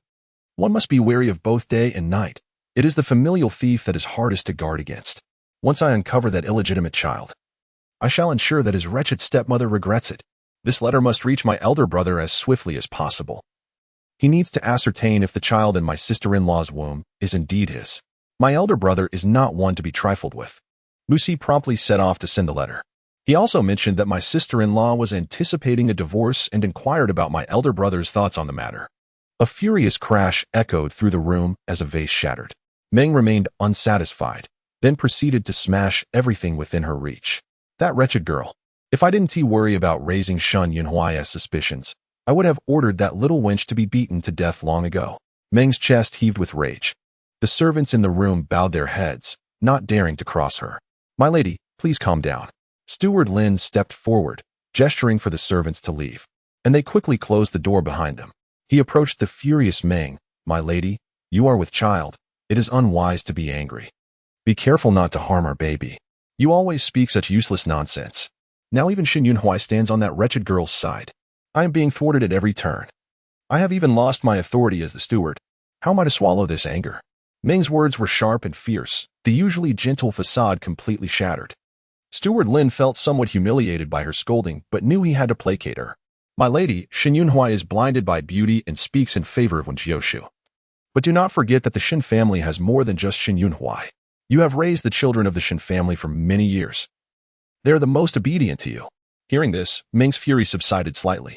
Indeed, there is also Shin Yunxie, Shin Yuxiao, and Shin Yuling. They have all been raised to be very obedient. Shin Yuhuai's rebellion is of little concern. The more he rebels, the closer he draws to ruin. I can still use others to eliminate him. Yes, my lady, do not be angry. The Shin family is still in your hands. I am here to support you. After all, Steward Lin patiently coaxed. You are nothing but a useless fool. Just an ordinary steward. If you weren't here to relieve my loneliness, you wouldn't even be worthy of my bed. Meng scoffed internally, though she gradually reined in her anger, leaning into him. Cousin, have I grown old? That little beast Shin Yunhuai has even started calling me old lady. It infuriates me. I am only in my 40s. I have taken great care of myself. And I look no more than 30. Not old at all. Who says my lady is old? In my heart, you will always be as beautiful as ever. Steward Lin held her, his rough hands wandering inappropriately around her waist. Behave yourself, Meng chided him. After all the turmoil and Shin Yunhuai's ire, she was quite exhausted. She had no strength left to engage in such activities. My lady, do you truly not desire it? Meng remained silent. His touch ignited a yearning within her. My lady is my heart and soul. How could I bear to let you exert yourself? Just relax and enjoy, Steward Lin said. His waist sinking as he lifted Meng and carried her toward the inner chamber. Meng shot him a glare. You lecherous old man. Steward Lin laughed heartily. He relished Meng's coyness. Her half-hearted refusals and subtle invitations made him feel youthful. Even if he had to secretly drink restorative soup, he would still satisfy her. However, in an unfortunate turn of events, Meng experienced a miscarriage. Third Master, Musi reported after delivering the letter. The kitchen has informed me that the old lady is boiling medicine. Is that so? Shin Yunhuai's lips curled into a cold smile as he rose to head toward the kitchen. A quarter of an hour later, Meng's maid entered the kitchen to fetch the medicine. And Zhang, has the old lady's medicine finished? Upon entering the kitchen, the maid froze, sensing something was amiss, and quickly lowered her head. Third Master Shin Yunhuai smirked. What? My mother is ill? Why have I not heard of it? What medicine is being brewed? The pot before him was steaming. In the kitchen, the other servants lowered their heads, not daring to make a sound, for Mu Si was leading a group, brandishing a knife and glaring at them. Shin Yunhuai chuckled lightly, causing the maid to feel a tightening sensation at the back of her neck. In the past, his laughter had seemed frivolous, evoking a blush. Now, however, it instilled a sense of dread. What is your name? The maid who serves beside my mother. I am Chun Chan. Your mistress must strike you quite severely, I presume? Shin Yunhuai suddenly inquired. Chun Chan was taken aback, lifting her gaze momentarily before hastily lowering it again. The old lady treated her exceedingly well and had never laid a hand on her. However, Shin Yunhuai abruptly seized her wrist, startling her. What are you doing, Third Master? Do not be afraid. I shall not harm you, he spoke softly. And Chun Chan found herself less resistant. He rolled up her sleeve, revealing dark bruises all over her arm, the marks of someone having pinched and twisted her. Some of the marks were already quite faint. Is this what you call being treated well? She fell to her knees. I do not punish you, so why kneel? Shin Yunhuai gently pulled her up, smiling tenderly. Chun Chan, the medicine for my mother is ready. Take it to her. Chun Chan sensed something was amiss. Was Third Master threatening everyone in the kitchen merely to summon her to deliver medicine to the old lady? Hesitating, she glanced around, meeting Shin Yunhuai's warm smile. And she trembled as she lowered her head. Before leaving, Shin Yunhuai cast a glance at the kitchen staff. Have I ever been in the kitchen? The crowd was momentarily stunned before hastily shaking their heads. No, we have not seen the Third Master. Excellent, Shin Yunhuai smiled. If word of today's events were to spread, those dealt with in my mother's courtyard this morning would serve as your cautionary tale. Do you understand? Chapter 18. Delivering to my sister-in-law. The crowd trembled, understanding their position. Shen Yunhui sauntered away. Inside the room, Ming's voice rose in angry curses. My stomach hurts. Why has the medicine not arrived yet? What are these lowly servants doing? At the door, Chun Chan's eyes glinted with a hint of malice as she tightly gripped the edge of the tray. Steward Lin hurried outside, and, upon seeing Chun Chan, grew anxious. Why is it taking you so long to fetch the medicine? Hurry and bring it to me. Do not go in, lest the mistress punishes you again. While handing over the medicine, he discreetly touched her hand, signaling her to wait outside for him. Chun Chan silently retreated. Madam, the medicine has arrived. I shall help you take it. Steward Lin assisted Ming in drinking the medicine, all the while thinking about Chun Chan's delicate skin. He could hardly wait to finish serving Ming before attending to Chun Chan. To his dismay, Ming, after taking the medicine, began to experience even greater pain.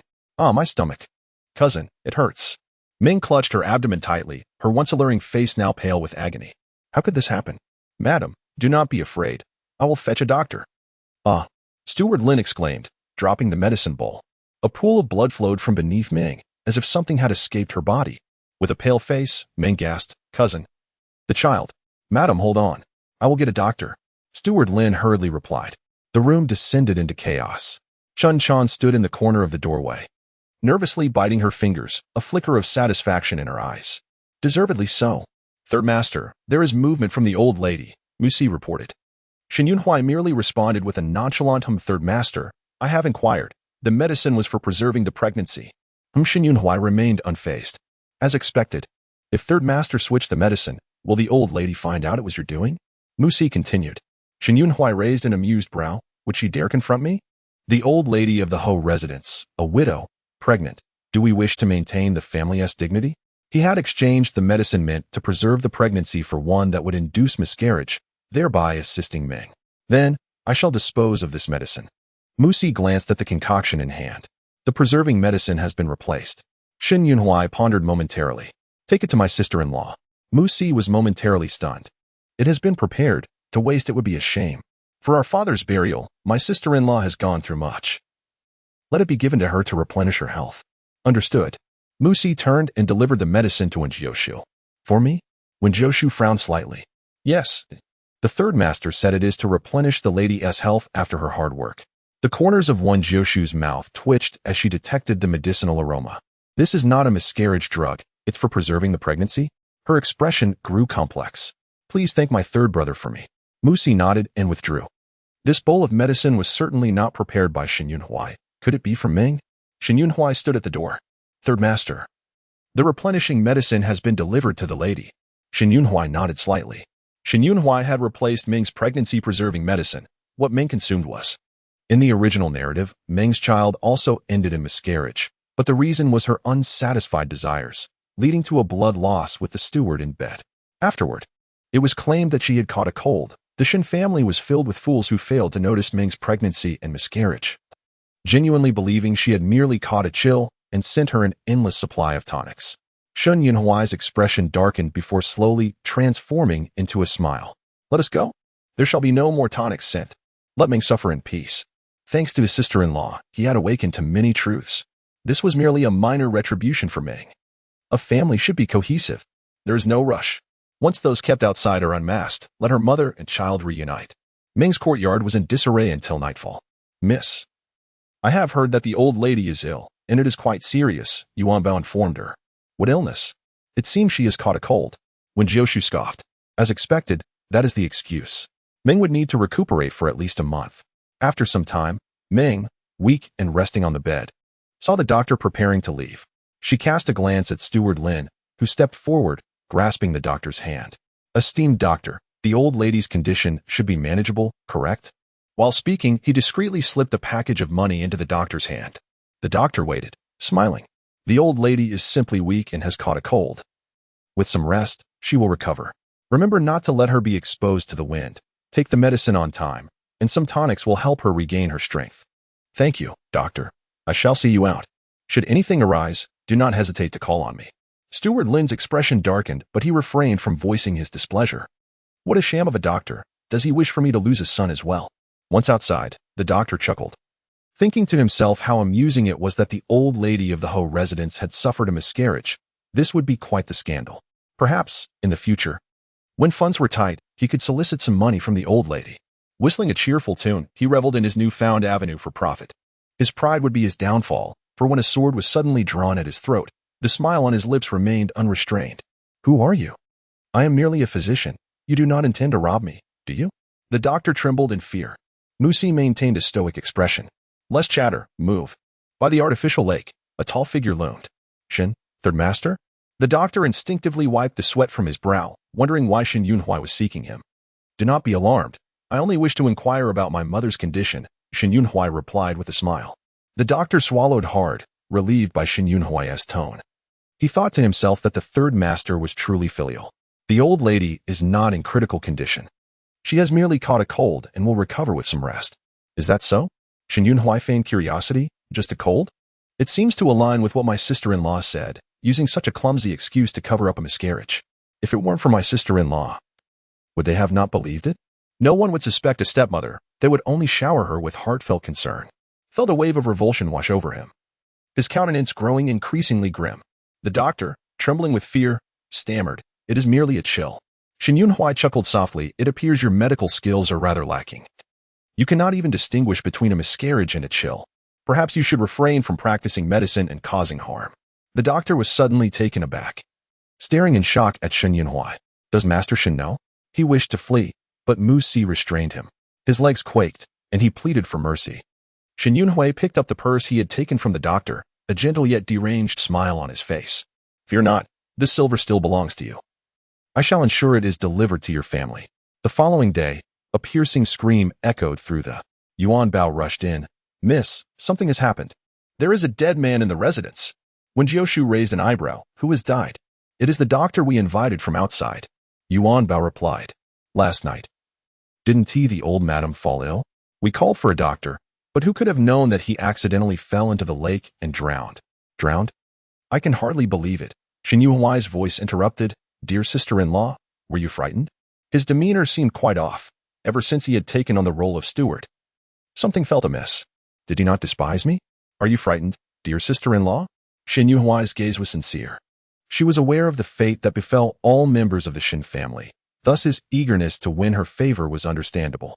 Wen Jiushu collected her thoughts and shook her head slightly. "It's nothing. A life has been lost. Will this not alert the authorities? A doctor from outside is not akin to a mere servant. If this blows up, they could be held accountable. Rest assured, I have already clarified matters with the authorities. They have verified that the doctor's drowning was an accident. I took the liberty of compensating the deceased's family with 100 taels of silver. Does this seem appropriate to you?" "Appropriate? Quite so, but it hardly aligns with your usual conduct. Has something possessed you?" "I am not yet familiar with the Shin family. My third brother has handled it quite well. It is only natural for you, having just married into the family for merely half a month and with your mother managing affairs before, to be unfamiliar. You will become accustomed to it in time." Wen Jiushu nodded. In terms of mindset, I have never truly regarded myself as a member of the Shin family, hence my unfamiliarity. However, the circumstances surrounding the doctor's death seem rather suspicious. Shin Yunhui narrowed his eyes. "What do you suspect, dear sister-in-law? How could he invite someone and not ensure their departure? With servants all around, how could such a significant person fall into the water without anyone noticing? Surely, there would be cries for help. Unless, of course, the doctor was deliberately murdered." Shin Yunhui's smile faltered. He had managed to deceive even the officials. He had disclosed nothing to his sister-in-law, yet she had deduced everything. Could it be that Ming was silencing him? "Your line of thinking is not without merit," Shin Yunhui conceded. "Ming would wish to conceal her miscarriage. Thus drowning the doctor seems logical. However, why not wait until he left before committing the act? Wouldn't killing him here draw more suspicion? Enough with the conjecturing. Dear sister-in-law, continue down this path, and we shall unravel the case." Shin Yunhui was not one to leave loose ends. Only by eliminating the dead could future troubles be averted. That's not right. Given Ming's character, she would typically resort to bribery to silence him. Yet now, he has died within as if someone intends to issue a warning to Ming. She suddenly fixed her gaze on Shin Yunhui. "It's a pity you aren't working in the magistrate's office," he remarked, his expression inscrutable. Could it be him? Is he aware that Ming has deceived his father and seeks to teach her a lesson? Shen Yunhui maintained his smile. Such a hollow smile. If he hasn't, he escaped. It seems my brother has finally wised up. Shen Yunhui remarked, I shall take your words as a compliment. His smile was genuine, heartfelt. Third Master. Young Masters Su and Lin are here to see you, Musi announced. He had arranged to meet friends for some leisure. Very well, Wen Jiushu nodded. Shen Yunhui turned to leave. Go on. If you do not go, how will you progress? By going, you will take a step closer to the gambling pit. Shen Yunhui paused. What is he hesitating about? Hurry up. Once there, he will likely develop a gambling addiction, squandering away his deceased mother's possessions. The King of Hell is waiting to claim his life. What is he waiting for? Do you have further matters to discuss? Wen Jiushu asked coolly. Shen Yunhui clenched his fists and exhaled softly. Musi, inform Su Ning and Lin Che that I shall not be attending. Why not? Wen Jiushu inquired, somewhat taken aback. Because I do not wish to be left in a pit to be devoured by maggots, he declared with righteous fervor. Were it not for knowing your nature, I might have almost believed you. However, setting aside the flaws instilled by Ming, Shen Yunhui was not inherently bad, and he was rather intelligent. If he chose to reform, he might yet escape his tragic fate. Wen Jiushu shook her head, pondering her thoughts. Changing one's destiny is no easy feat. The fates of the Shen siblings were already sealed. Without guidance to lead them on the right path, their end would still remain unchanged. As Shen Yunhui departed, Musi awaited him outside. Third Master, your two good friends were lamenting your absence as they left. They insist you treat them to drinks as an apology. It's best to part with such frivolous companions. Musi was taken aback. Third Master, are you feeling all right? Don't you usually enjoy the company of such friends? This hardly seemed like something the Master would say. Musi wondered if perhaps something sinister had taken hold of him. I am perfectly fine, Shen Yunhui replied with a feigned frivolous laugh, sighing, from this day forth, I shall reform. Anyone who invites me to gamble shall face my wrath. He could not afford to squander his deceased mother's possessions. Absolutely not. He resolved to distance himself from those gambling friends. Musi looked at him knowingly. Third Master, do you think this vow will last 3 hours? Last time, you promised before the Marquis to turn over a new leaf and study diligently. Yet you couldn't endure even half an hour before you scaled the walls to escape. The Marquis nearly broke your legs. Shen Yunhui tapped Musi's head in annoyance. Do you hold me in such low regard? Ah, Musi, I am still young and do not wish to die. You cannot fathom the depths of my suffering. You cannot understand the anguish of knowing one's demise is imminent and that it may be a gruesome end, akin to consuming maggots from a pit, utterly revolting. Chun Jiao appeared before Shen Yunhui, clad in a sheer garment that tantalizingly revealed her figure. Third Master, are you not warm? Would you like me to assist you in undressing? Shen Yunhui was a true libertine. He had several concubines in his quarters and had long since lost any semblance of purity. In the past, he would have embraced her and flirted before tumbling onto the bed, engaging in debauchery in broad daylight. Yet now, he found it suddenly lacking in interest. What brings you here? Her skin was smooth and supple, taut with elasticity. She flirtatiously adjusted her neckline, revealing ample skin, clearly inviting him. Chun Jiao was taken aback. While Shen Yunhui had no sense of shame, he was always decisive in his words, and thus Chun Jiao dared not linger. Yes, I shall take my leave. Once Chun Jiao departed, Shen Yunhui's expression darkened. His concubines had all been arranged by his stepmother. Since he was 15, his stepmother had insisted he was of age and needed to engage in intimate affairs, selecting a group of fine servants for him to choose from to serve him in his quarters. Now he realized that his stepmother intended to render him useless. Were these concubines merely her pawns? He narrowed his eyes, a chill swirling in their depths. Kneeling on the ground, the old lady, I am but a useless servant, unable to procure any valuable news for you. Third Master did not come to me today, and I can no longer whisper sweet nothings in his ear. The few of us in the inner chambers are all under your command, responsible for enticing Third Master, as per your wishes, to flatter him. Today, having met with disappointment, Chun Jiao feels quite despondent. Shen Yunhui has not visited my chambers for several days, leaving me in utter loneliness. The mere thought of his presence in bed causes my cheeks to flush with embarrassment. I truly miss Third Master. Chapter 21. Is it you who mistreats mother? Ming's gaze was not one of surprise. After all, even in her revealing attire, she could hardly be deemed a beauty, merely a tool for men to satiate their desires. You are no match for his sister-in-law's allure. It is no wonder he shows little interest in you. While you may not serve Yunhui, do remember to prepare nourishing soup for him daily. Chun Jiao glanced at the old lady, pondering the implication of her words. Could it be that third master has genuinely developed feelings for his sister-in-law? Yes, Chun Jiao replied softly, though her heart was filled with indignation. Why should she, in the absence of the Marquis, dare to entice third master? It is no wonder that he has been protective of Wen Jiushu these past few days, even selling out those in the old lady's courtyard. Ming waved her hand, signaling Chun Jiao to leave. Just then, Chun Chan arrived with food, and upon seeing it, Ming lost her temper. I am still recovering, and you bring me this? Do you believe that since I have relinquished control, you can disregard me? With a crash, she overturned the food, revealing a bowl of rice soup with but a few grains and a plate of greens, watery and devoid of any meat. Even a dog would refuse this. The old lady, calmed by her outburst, watched as Chun Chan knelt in fear, explaining that this was all the kitchen had. Those old maids in the kitchen, having seen Wen Jiushu take charge, aimed to curry favor with her at my expense. They do not consider whether their meager offerings would even be worthy of her notice. Offending me, I would ensure they meet a dreadful fate. Chun Chan trembled. Come here. Ming was about to vent her frustrations on Chun Chan when a lively voice called from the entrance. Mother. Shortly after, a young woman dressed in a fit outfit entered, exuding confidence. Mother, what has happened here?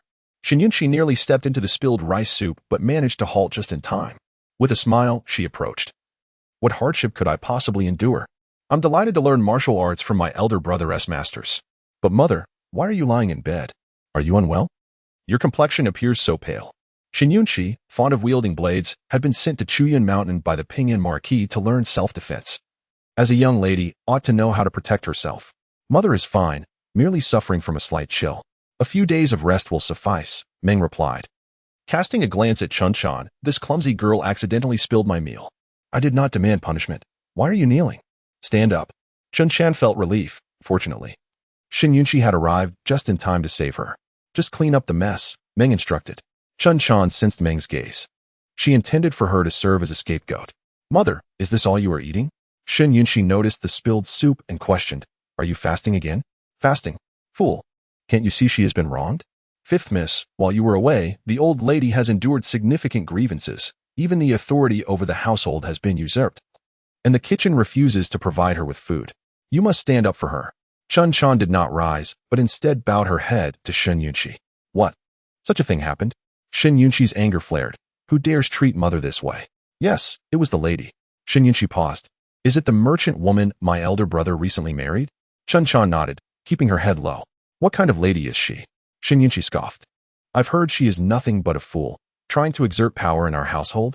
It became apparent that the servants had elevated their address from lady to old lady in recognition of the merchant woman. Does she think she can rise above her station?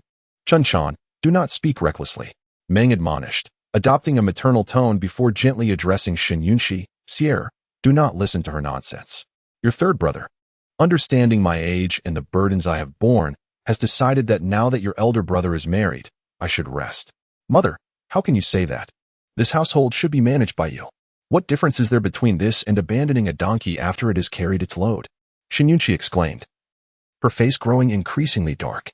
Mother may not voice her grievances, yet her eyes betray her sorrow. Now this is more like the foolish child I raised, understanding filial piety, bringing me gifts of good things. Shinyunhui was indeed an unexpected ally. With Shinyunshi standing up for her, Meng awaited the unfolding drama. A glimmer of satisfaction flashed in Meng's eyes as she suppressed a smile. Sierra, do not confront your third brother, nor show disrespect to your sister-in-law. Remember, she is with child. What? Shinyunshi gasped. Is it true that sister-in-law is pregnant? Are the rumors outside genuine? The gossip was harsh. Mother, is it true that sister-in-law is 3 months along? I can wait, but I cannot endure this. Shinyunshi sneered. I will expel that fool from the Marquis's residence this very moment. How dare she deceive my elder brother and mistreat my mother? Does that merchant woman truly believe herself the mistress of the Shin family? Preposterous. Fuming, Shinyunshi stormed out. Meng wore a smug expression, hoping her daughter would not disappoint her. With a glance at Chun Chan, she said, Get up. I am in a good mood today, so I shall spare you.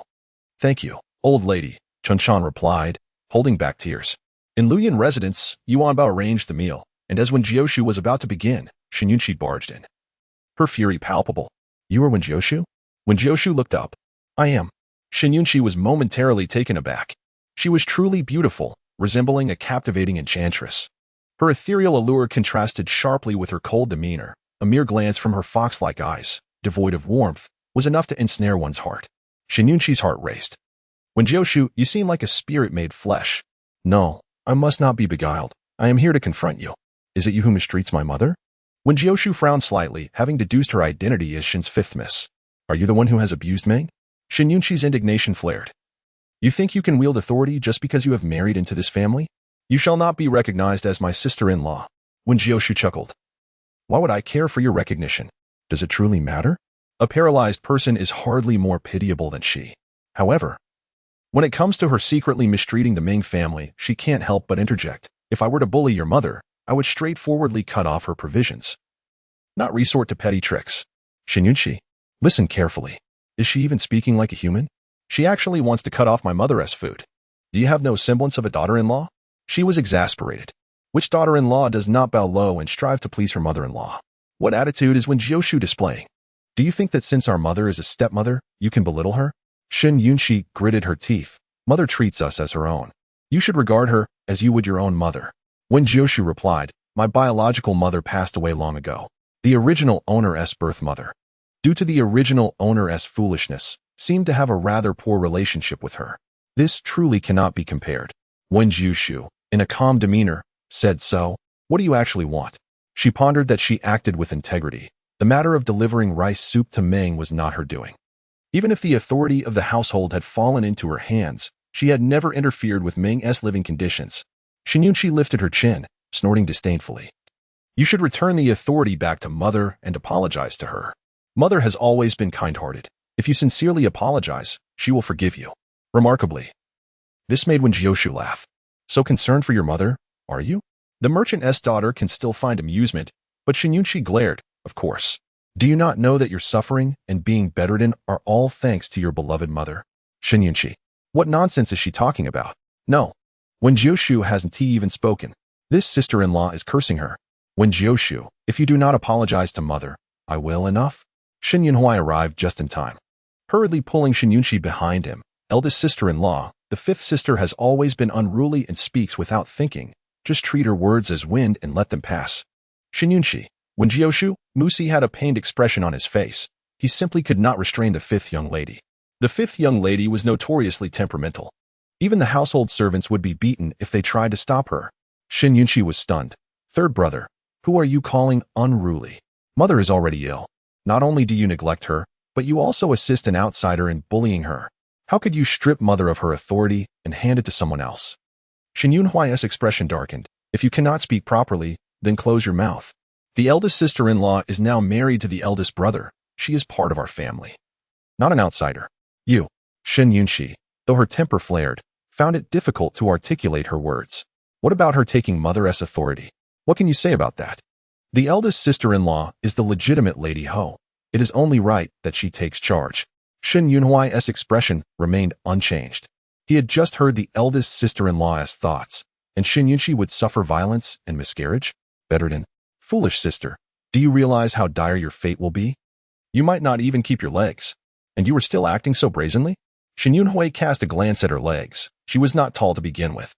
And if she were bedridden, she would be even shorter. In the future, she would be so pitiful, unable to even relieve herself properly.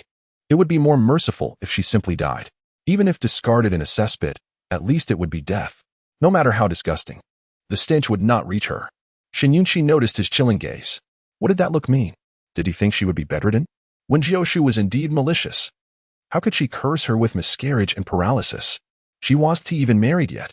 Wait, could third brother also hear the eldest sister-in-law's thoughts? Shin Yunqi was certain. He could hear them too. So, third brother's sudden change was due to the eldest sister-in-law's thoughts? Could it be that what she said was true? That is impossible. Shin Yunqi's face suddenly paled. She felt a slight pain in her legs. Wen Jiushu, are these two siblings exchanging looks? Oh, the orthopedic treatment is ineffective. It should not have been allowed for the eldest brother to indulge you outside, and you have learned no manners at all. Apologize to the eldest sister-in-law immediately. Shin Yunhui signaled to his foolish sister. If you do not want to lose your legs, be polite to the eldest sister-in-law. Shin Yunqi remained half convinced. She fidgeted and did not apologize. She had come to stand up for her mother. So how did it turn into her mother being against her? She could not believe it. The provisions for mother were sent from the kitchen by me, Shin Yunhui stated. Shin Yunqi was taken aback. You withheld mother's provisions? Why? Mother is so frail, did you not see? The doctor said mother has caught a chill. She cannot eat rich or greasy food. My actions are not wrong, are they? Shinyunshi. Pfft. So the green tea is also cunning. I did not expect you to be such a little uncle. However, my little aunt probably doesn't know that Meng suffered a miscarriage. I'm afraid she will have to send numerous gifts to Meng for her confinement. Miscarriage. Shinyunshi's eyes widened like saucers. Wen Jiushu, how could you be so malicious? You are defaming my mother. Shinyunhui's eyelids twitched. One lapse in control. And Shinyunshi was digging her own grave. She blurted, a woman as wicked as you is unworthy of my eldest brother. It's no wonder my eldest brother left right after marrying. He must not want to see you. My eldest brother would be better off marrying a hen. A fat hen could still be stewed to nourish the body. What does Wen Jiushu have? Sister, it seems in your heart. Your eldest brother is not worthy of being human, only suitable for a chicken. Chapter 23. Feasting on the blood of the Shun family. Shinyunhui. Shinyunshiyu. She was indignant. Shinyunhui took a deep breath. Fine. When you are bedridden in the future, I can at least send 2 maidservants to help you with your excrement. The premise is that I can live to that time. As an elder brother, this is all I can do for you. Shinyunhui held his forehead. Pfft. Shinyunhui chuckled lightly. Little crab. This nickname suited well. Shinyunshi was the youngest sister in the family. So both he and the eldest brother spoiled her a bit more. This girl had always been headstrong and walked arrogantly in the household. Shinyunshi's face flushed, not knowing whether to be angry or embarrassed. What little crab? I am not a little crab. Don't think that by sweet-talking me in your heart. I will accept the eldest sister-in-law. The Pingnan Marquis wants to be a father. I do not want to give him that opportunity. You few cannon-fodder, after dying, will not even have a single person to mourn you. How pitiful. Shinyunhui sighed, glancing at his sister. Didn't I tell you not to offend the eldest sister-in-law? You were simply, is the little crab about to cry? I haven't even scolded her yet. And she is about to cry? Does this little girl have such rich emotions? Shinyunshi was truly about to cry from anger. No wonder mother could not compete with her. She scolded so fiercely that even if the eldest brother came, he might not be able to win. Others scold with words. She scolds in her heart. And she does it particularly harshly. She curses without using foul language. So infuriating. Wen Jiushu glanced at Shinyunshi indifferently, moving her chopsticks unhurriedly. Third brother, adhering to the principle of being in 1's position and fulfilling 1's responsibilities, I have something to discuss with you. Eldest sister-in-law, please speak. I intend to cut off the funds for Qingyun Alley starting this month. Shinyunhui was taken aback. Qingyun Alley? That sounds somewhat familiar. Sister-in-law, I see you truly wish to be driven out by my eldest brother. You dare touch the funds for Qingyun Alley? That is compensation money personally decided by my brother. Shinyunshi snorted coldly. Do you even realize that my eldest brother values those who fought alongside him in battle the most? When a comrade falls, leaving behind orphans and widows, you cannot imagine how difficult their lives are. You dare to cut the compensation for the orphans and widows. Your heart is truly made of stone. A merchantess' daughter is so petty. Do you not understand what money should be touched and what should not? Shinyunhui frowned slightly, remembering. The orphans living in Qingyun Alley are the children of soldiers who fought alongside my brother. If the eldest sister-in-law were to touch this compensation money, my brother would likely not agree. Shinyunhui expressed his dissent, saying, Elder sister-in-law, the funds from Qingyun Lane are meant as compensation for the fallen soldiers. Our Ho residence does not lack for silver. I wonder what prompted you to suddenly suggest cutting off this compensation? I would like to hear your reasoning. Is there some hidden agenda behind this? The elder sister-in-law showed no desire for authority. She did not misuse her power to target the Meng family. However, her abrupt decision to halt the payments from Qingyun Lane left Shinyunhui feeling uneasy. Wen Jiushu furrowed his brow. Something is amiss. Shinyunhui perked up his ears. How should I inform them that the 200 taels the Ho residence spends each month are not for the orphans of the soldiers, but rather for the illegitimate children raised by their stepmother? Shinyunhui's eyes widened in realization. So, the stepmother's illegitimate offspring were indeed being raised in Qingyun Lane? The elder sister-in-law was truly a guiding light for the Shin family. Shinyunshi was left in a fog. What do you mean raised outside? What is our mother nurturing out there? 200 taels of silver could sustain an ordinary family for 2 years, yet the Ming family is greedy for more than that. Has she emptied the Shin family's storeroom? I have no desire to remain in this household. Shinyunhui's gaze darkened. Shinyunshi was perplexed. What is she talking about? How could our mother covet the family's belongings? It's impossible for her to empty the storeroom. Even your deceased mother's belongings have been sold off by the Ming family. Although it does not concern me, as I will eventually divorce the Ho Lord, since I have taken on the role of the head of the Shin family. I cannot tolerate deception, whether it be from above or below. Last night, I reviewed the accounts, and it was infuriating enough to make me want to spew curses. In the kitchen, cabbage costs 1 tael, tofu 2 taels, and a pound of meat costs 10 taels. Is this food?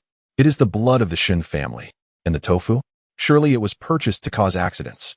Chapter 24. Have you placed a green hat on your elder brother? Shin Yunhui remarked. Give him a piece of tofu to see if it can cause a fatal accident. Shin Yunshi exclaimed, even if she does not manage the household, does not enter the kitchen, or buy provisions, she must know that cabbage is the cheapest vegetable available.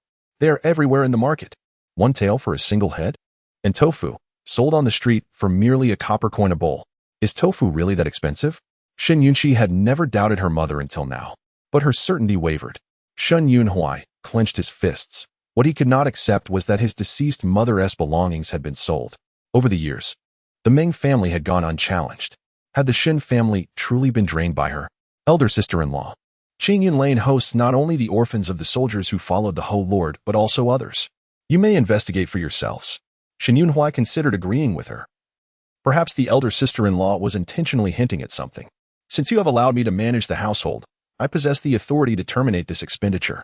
Wen Jiushu spoke in a calm, yet resolute tone. Shin Yunshi wanted to inquire further, but Shin Yunhui discreetly restrained her. The elder sister-in-law was the head of the household. She could decide the household expenses. Shin Yunhui readily acquiesced. What was urgent now was to investigate Qingyun Lane and the sold belongings. Wen Jiushu glanced at him in mild surprise, then asked, have you eaten? If not, come sit and share a meal. Shin Yunhui was taken aback. Her demeanor at that moment resembled that of an elder sister-in-law. It is said that a long elder sister-in-law is like a mother. If he were not aware of the elder sister-in-law's true feelings, listening to her tone, Shin Yunhui might have believed she regarded them as family. Shin Yunhui spoke.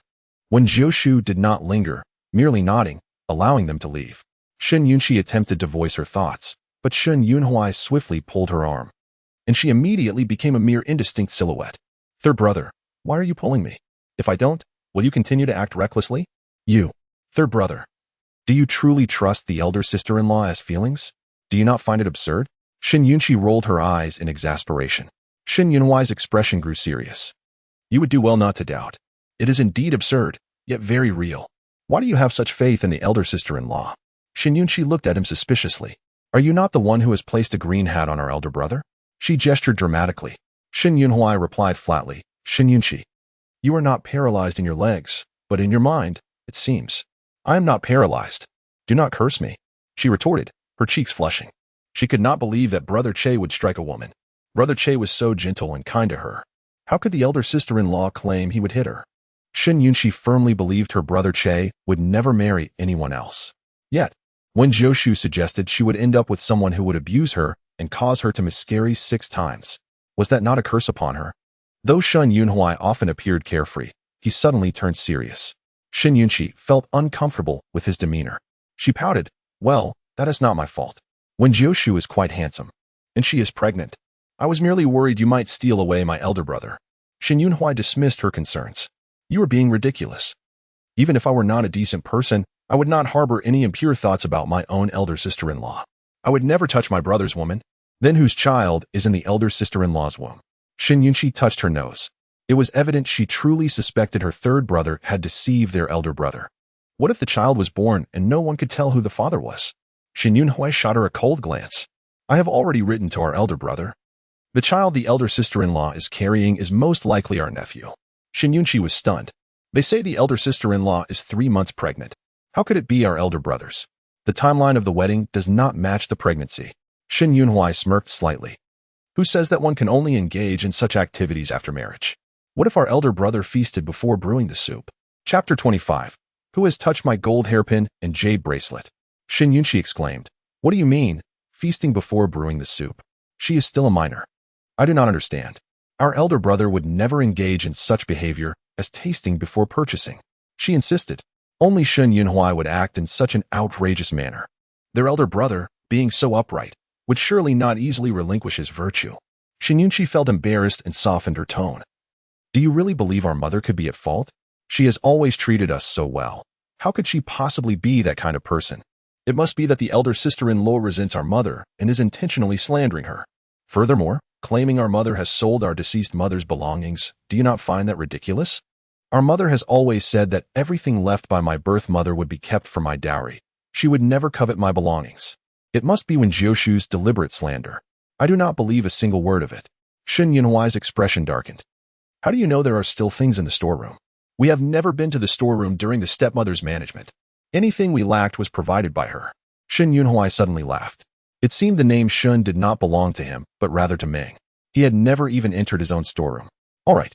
If you believe the elder sister-in-law, and I believe our mother, then let us go see for ourselves who is right.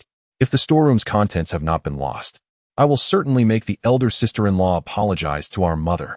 Shen Yunxi, infuriated, turned to leave. But Shen Yunhuai remained where he was, not refuting Shen Yunxi's words. He too wished to confirm whether their deceased mother's belongings were still there. However, without the elder sister-in-law's consent, this matter would likely be unfeasible. Shen Yunhuai looked at her as one would look at a fool. Now that the elder sister-in-law is in charge, the key is with her. How can you enter the storeroom? Then why did you not say so earlier? Shen Yunxi felt too embarrassed to ask. Mu Si, come here. Shen Yunhuai beckoned and whispered instructions to Mu Si. Go find the elder sister-in-law and say that I need a writing inkstone and wish to borrow the key to the storeroom to select a suitable one. This reasoning is entirely justified. The elder sister-in-law should have no objections. Mu Si wished to express, Master, the act of writing requires paper and pen, not an inkstone. However, he refrained, simply stating, I shall go and borrow the key for you, Master. Wen Jiushu listened, his expression neutral, remarking, Third brother has indeed turned over a new leaf. The Marquis will surely be gratified. Yuanbao, what do you call yourself? Mu Si was taken aback and replied, I am but Mu Si. Wen Jiushu nodded, take it then. Yuanbao brought forth the key. Mu Si nodded, pondering that third master had been on the straight and narrow for a rather extended period this time. Previously, he could scarcely endure an hour, yet it appeared he had behaved himself for 2 days now. Third master hadn't he ventured out to indulge in debauchery since yesterday. A new record. Wen Jiushu shook his head slightly, letting out a sigh. Regardless of whether Shen Yunhuai harbored suspicions regarding the Meng family, he hoped he would exercise discernment and properly recognize the contents of the storeroom. Upon opening the storeroom, it was filled with rare treasures. From ancient artifacts and paintings to jade and jewels, dazzling anyone who beheld them. Shen Yunxi scoffed. Is this what the elder sister-in-law meant when she said our mother emptied the storeroom? Humph, the elder sister-in-law, having come from a merchant background, assumes our mother is as stingy as she is. Shen Yunhuai scanned the room, sensing something amiss. He picked up a finely carved jade toad. But as he loosened his grip, it fell to the ground with a crash, shattering into pieces. Shen Yunxi gasped, Third brother, why are you breaking things? Yet Shen Yunhuai merely picked up a luminous pearl, and with a firm squeeze, he crushed it effortlessly. Shen Yunxi was astonished. Third brother, have you been taking supplements lately? Shen Yunhuai shot her a glance. The pearl is a counterfeit. He opened his hand, revealing the crushed pearl, which was filled with dust. Shen Yunxi was dumbfounded. How could this be? It was merely a piece of plastic with a layer of fluorescent powder on it. Lowering her gaze to examine the shattered jade. Even without understanding jade, she could tell it was of poor quality. The color and texture were subpar, a low-grade imitation. Shen Yunhuai let out a cold laugh as he picked up a painting, glancing at it before tossing it aside. A forgery. Shen Yunxi's eyelids twitched. In the entire storeroom, scarcely a few genuine items remained. Do you still believe that the elder sister-in-law was mistaken? Shen Yunxi's expression grew complex, rendering her speechless. The storeroom had indeed been emptied. As Shen Yunhuai ventured deeper, he discovered several large chests at the back, filled with the belongings left by their deceased mother. He opened each box carefully. Cloud brocade, embroidered silks, and gold hairpins adorned with jade overflowed within. Shen Yunxi leaned in for a closer look and sighed in relief. Thank goodness, my dowry from mother remains. Examine it closely. Is it truly intact? Shen Yunhuai's tone was icy. Shen Yunxi scrutinized the contents. To her dismay, she exclaimed, Where is the phoenix hairpin? Mother left me a phoenix hairpin, and what has become of the ruby tassel? My pair of emerald bangles is also missing. Those bangles were part of my mother's dowry. Exquisite beyond compare. Shen Yunxi recalled that the jewelry box had contained her most cherished phoenix hairpin. It was nowhere to be found. She rummaged through several boxes, but to no avail. Shen Yunxi's heart sank, rage coursing through her as she demanded, Who has taken my hairpins and bangles? The key was always with Ming.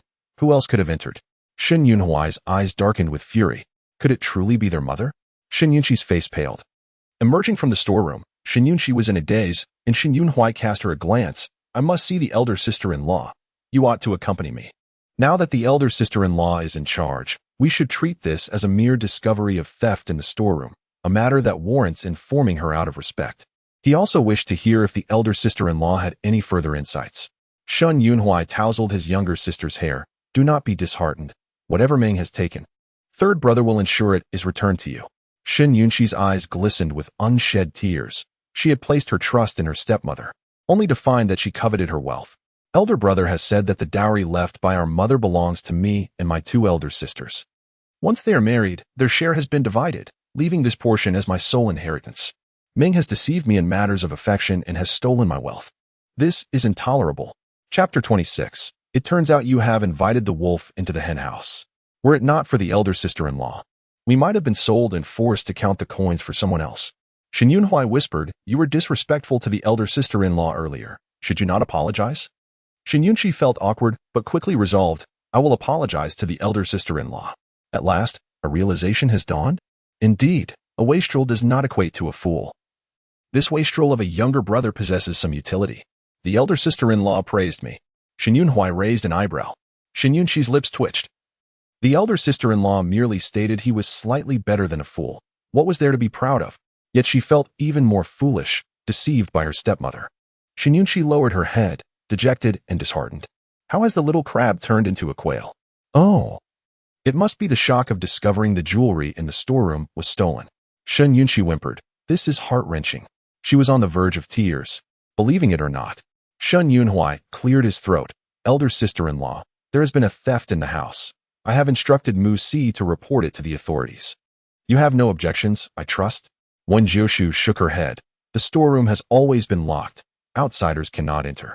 It must be an inside job. What say you, third brother? Shen Yunhuai smiled. Some treasures have already been sold. A visit to the pawn shop and a search in Qingyun Alley will likely catch them in the act. I have already alerted Qingyun Alley. The younger brother should go investigate, unaware that the treasures of the Shun family have actually been sold by his good friend. Shen Yunhuai. Shen Yunqi frowned, casting a glance at her third brother. It turns out you have invited the wolf into the henhouse. Qingyun Alley, good friend? Could it be? Shen Yunhuai's gaze darkened with a hint of coldness. Elder sister-in-law, I must assist the authorities in the investigation and identify the stolen items. I take my leave. Wen Jiushu did not impede him. As he looked up, he found Shen Yunqi had not left. Do you have something to say? Wen Jiushu inquired blandly. Shen Yunqi, bewildered, asked, is the elder sister-in-law leaving? She gazed up at the elder sister-in-law's cold yet beautiful visage, her face flushing as she stammered. Elder sister-in-law, I was thoughtless earlier and spoke disrespectfully. I apologize and hope for your forgiveness. Wen Jiushu. The development of the situation was unexpected.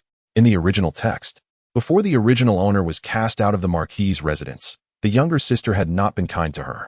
The little crab is apologizing? How strange. Elder sister-in-law. I was wrong.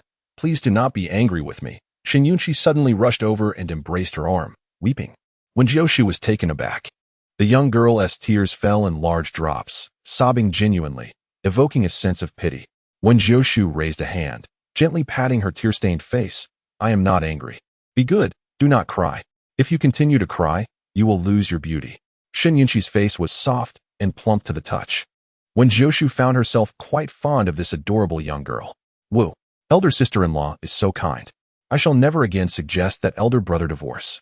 The elder sister-in-law emanated a faint, soothing fragrance that brought comfort. Elder brother does not possess such a scent. Perhaps it is for the best. In Qingyun Alley, Shen brother. In the past when I invited you, you refused, deeming my company dull. What brings you to visit me today? Lin Che, refined and gentle, asked warmly. Shen Yunhuai raised a playful smile. Did I not indulge in your company a few days ago? I have come to apologize. Lin Che chuckled lightly. I am merely a supporting character. You have made an enjoyable engagement with Su brother. You need not apologize to me. Indeed. The matter of apology can wait until another day. To be honest, I am here today regarding another matter that has been quite troubling. Shen Yunhuai sighed. Although Lin Che mingled with the group of dandy youths, he was the most virtuous among them. Visiting a brothel without engaging in its services, or entering a gambling den without partaking in the games, He seemed out of place, yet seamlessly integrated into their surroundings. This was all due to his father, the steward of the Marquis' estate. Lin Che was indeed the son of the steward. It was Shen Yunhuai who had guided him through the intricacies of this world. However, was it not curious that the brother he accompanied was his stepmother's addition? Oh, what troubles your brother, Shinsel? Pray, share your woes, and perhaps I may assist in alleviating them. A hint of a smirk played on Shen Yunhuai's lips. Lin, brother, you are unaware that my absence was due to my family being robbed. Is that so? A thief has emptied my family's treasury, even stealing my late mother's possessions. It infuriates me. Shen Yunhuai ground his teeth, declaring that if he were to catch the thief, he would sever both of his hands. Lin Che's expression shifted slightly, his fingers tightening involuntarily, almost losing his composed facade. Could it truly be? He managed a slight smile. Does brother Shen know who the thief is? If I knew, would I still be speaking with you? Shen Yunhuai shot back. You know my temperament, Lin, brother. Should I discover the thief's identity, I would make him wish he were never born. Lin Che shuddered slightly, desperately maintaining his calm. Luckily, the thief remained unknown to him. He breathed a silent sigh of relief. Shen Yunhuai, in good spirits, regarded him. Lin, brother, you reside in Qingyan Alley. Have you heard of any unsavory individuals dwelling there? Unsavory. Lin Che furrowed his brow. For instance, illegitimate children kept hidden away, those who cannot appear in public. Lin Che's eyes flickered. Are you jesting, brother Shen? Shen Yunhuai waved his hand dismissively. I have reliable information that the petty thief is hiding in Qingyan Alley. I suspect that such a thief might well be an illegitimate child raised away from the public eye. What respectable young master would stoop to thievery? Would you not agree? Lin, brother? Lin Che clenched his fists, his jaw tightening. While Shen Yunhuai's words held some truth, the inhabitants of Qingyan Alley were largely ordinary folk. Hence they may not fit the description of the so-called illegitimate children. He nearly ground his teeth to dust. The label of an illegitimate child would forever render him the subject of ridicule, unable to hold his head high. A flicker of resentment glimmered in his eyes. Shen Yunhuai, all that you possess will one day belong to me. In time, I shall cast off the shackles of being an illegitimate child and make you regret the words you have spoken today. Chapter 27. A heavy slap silence. Just because you cannot articulate does not mean you should remain mute. If you lack substance, do not pretend to be literate. Lin Che glared thoughtfully at Shen Yunhuai. Was he being sarcastic? Did he suspect something? Brother Shen, do you have any leads on the thief? Lin Che inquired gently. His origins were not as illustrious as Shen Yunhuai's. His mother could not openly care for him and his sister, thus she proclaimed that she had long passed away. It was solely his father who had toiled to raise him. His parents had deliberately introduced him to Shen Yunhuai to gain his trust, with the intention of later betraying him. Given that his father was the steward of the Marquis' estate, and Shen Yunhuai trusted his mother, with the subtle backing of his parents, Shen Yunhuai did not reject him.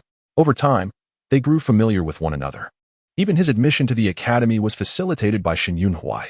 Otherwise, as the son of a mere steward, he could not have entered such a prestigious institution. There is no need for me to suspect. The authorities will investigate thoroughly, Shen Yunhuai remarked. The authorities? Lin Che's gaze flickered. Naturally, I must report the theft. Just then, a commotion arose in Qingyan Alley. Young Master Shen, the stolen items have been found in a residence within Qingyan Alley. The Marquis' estate is the victim. Would you accompany me to identify them? An officer approached. Shen Yunhuai nodded. Thank you, officer. It is only right. The Marquis' report must be handled with care. As Shen Yunhuai took a few steps, he noticed Lin Che had not followed. Lin Che's face briefly revealed panic, but quickly regained composure. He could not falter now. After you, brother Shen, he led the way. The officers gathered outside a courtyard. Lin Che, still clinging to a glimmer of hope, felt despair wash over him. You reside here? The officer scrutinized him with renewed suspicion. Young master, the items reported stolen from the Marquis' estate have been located in this very house. It was a courtyard-style residence. Many residents of Qingyan Alley were associated with the powerful and wealthy. In other words, the majority were kept as mistresses by the affluent. Thus, this neighborhood was certainly not modest. His stepmother must have spent a considerable amount to secure such a residence for Lin Che. Is this your home, Lin, brother? Shen Yunhuai inquired, a hint of skepticism in his voice. Lin Che nodded. I live here. Shen Yunhuai regarded the officer with confusion. Is there a mistake? This is my friend's residence.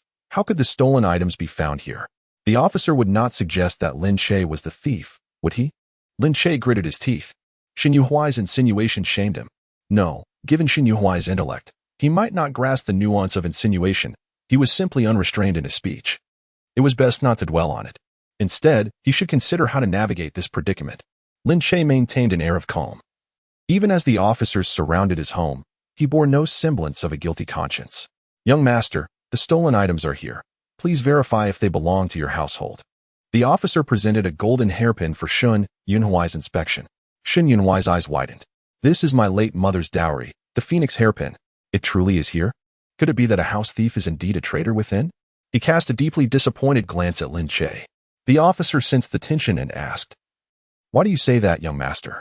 "Unbeknownst to you, Lin brother is my family's steward," Shun Yunhuai sighed. The officer's gaze toward Lin Che shifted dramatically, clearly identifying him as the thief. Lin Che held his composure. "Brother Shun, after so many years of friendship, do you not know my character? I have no idea how this hairpin came to be in my home." Shun Yunhuai scoffed. "Then pray tell, why would the stolen items from my family be found in yours?" Lin Che frowned. Was he being unreasonable? "Brother Shun, I swear, I am unaware. I have never stolen," he proclaimed earnestly. "Brother." Lin Yu rushed out, reporting to Lin Che, "They have taken my hairpin. Brother, you must drive them away." Lin Che closed his eyes momentarily. "Fool." Shun Yunhuai laughed. "Oh, is Lin's sister claiming that this hairpin belongs to you?" Due to familial ties, Lin Yu held a certain admiration for Shun Yunhuai, aspiring to be the third lady of the Marquis' estate. However, before Shun Yunhuai could respond, Lin Che had already raised his hand. A resounding slap echoed through the air. "Enough. You err. You may enjoy jewelry, but I do my utmost to provide for you. This hairpin is clearly not yours. Why would you claim it as such? Have I not taught you not to covet another's possessions?" Lin Yu was left dazed by the reprimand, her ears ringing. The weight of Lin Che's hand was evident. His words implied that Lin Yu's desire for pretty adornments had led her to falsely claim ownership. Though her intentions were not pure, she bore no guilt of thievery. What a masterful diversion! What eloquent speech! What a pair of illegitimate siblings! It was assumed that with their father gone early and their stepmother enduring years of widowhood, they would have nothing to show for it. Yet here they stood, thriving. Lin Che's gaze turned icy. Lin Yu seemed to awaken from her stupor. Covering her face as she tearfully confessed, "Brother, I was wrong. I should not have falsely claimed the hairpin." "Brother Shin," Yue spoke without thinking. "Please do not take it to heart." Shin Yunhuai sneered. "Two thieves, do they merit my concern?" Chapter 28. Where is the uncle? Clearly, it is your stepfather. Shin Yunhuai swayed the golden hairpin, sighing, "If it were merely this hairpin, I could overlook it. However, the Shin family has lost far too many treasures of considerable value. I cannot turn a blind eye to my own extravagance."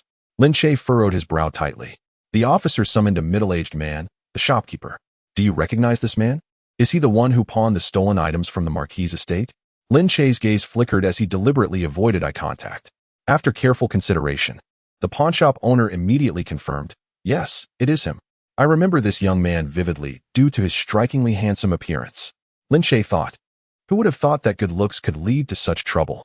Shin Yunhuai had even traced the matter back to the pawnshop. "Brother Shin, please listen to me." Lin Che began, but the officer waved his hand, detaining Lin Che. Even Lin Yu was taken along.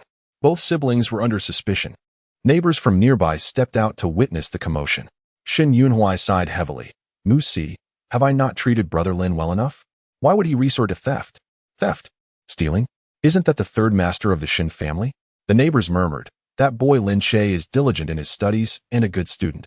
How could he steal?" "Third master, you must not show mercy. They might clean out the Marquis' treasury. Young Master Lin pretends to befriend you. Who knows what schemes he harbors? One cannot know a person's heart merely by their face." Mu Si raised his voice so that all in Qingyun Alley could hear. "Young Master Lin is merely an outsider.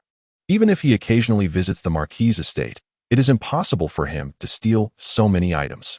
It must be his father who stole them and brought them to him for sale." The crowd began to understand. Indeed, Lin Che's father was the steward at the Marquis' estate. One thing led to another. Lin Che had established a connection with Third Master Shin. Who would have thought that being a steward could facilitate their thievery? Instantly, the crowd's disdain was directed at the Lin family. "What a deceptive appearance. He seems so cultured yet is a thief," they exclaimed. "Living next to a thief, we must guard our doors and windows closely." Just the golden hairpin in Third Master Shun's hand was enough for discerning women to recognize its immense value. How many treasures had the Lin family stolen from the Shin family? Third Master Shun, do not show leniency. Ensure that the authorities impose severe punishment. Those with unclean hands must be taught a lesson, otherwise they will not learn. A neighbor shouted. The crowd buzzed in excitement. Thousands of taels of silver. The women exclaimed. They lamented. Even if we are kept like canaries, we have never been gifted so much. They mused that they should have let Lin Che support them instead.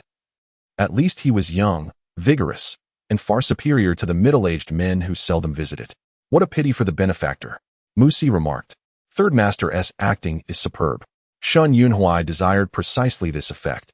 The tongues of these women spread gossip swiftly and mercilessly.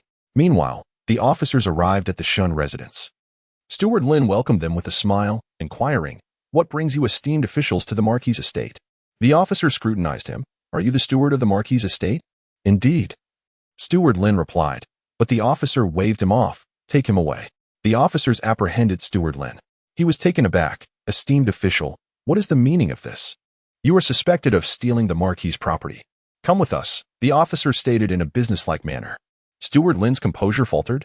Stealing? Esteemed official, there must be a misunderstanding. Whether there is a misunderstanding will be determined at the magistrate's office, the officer declared without mercy. He then inquired, Where is the head of the Marquis' household? Right here, Wen Jiushu replied, casting a glance at the 2 boxes of treasures. My brother-in-law is remarkably efficient. She smiled slightly. We appreciate your efforts, esteemed official. Madam is too kind.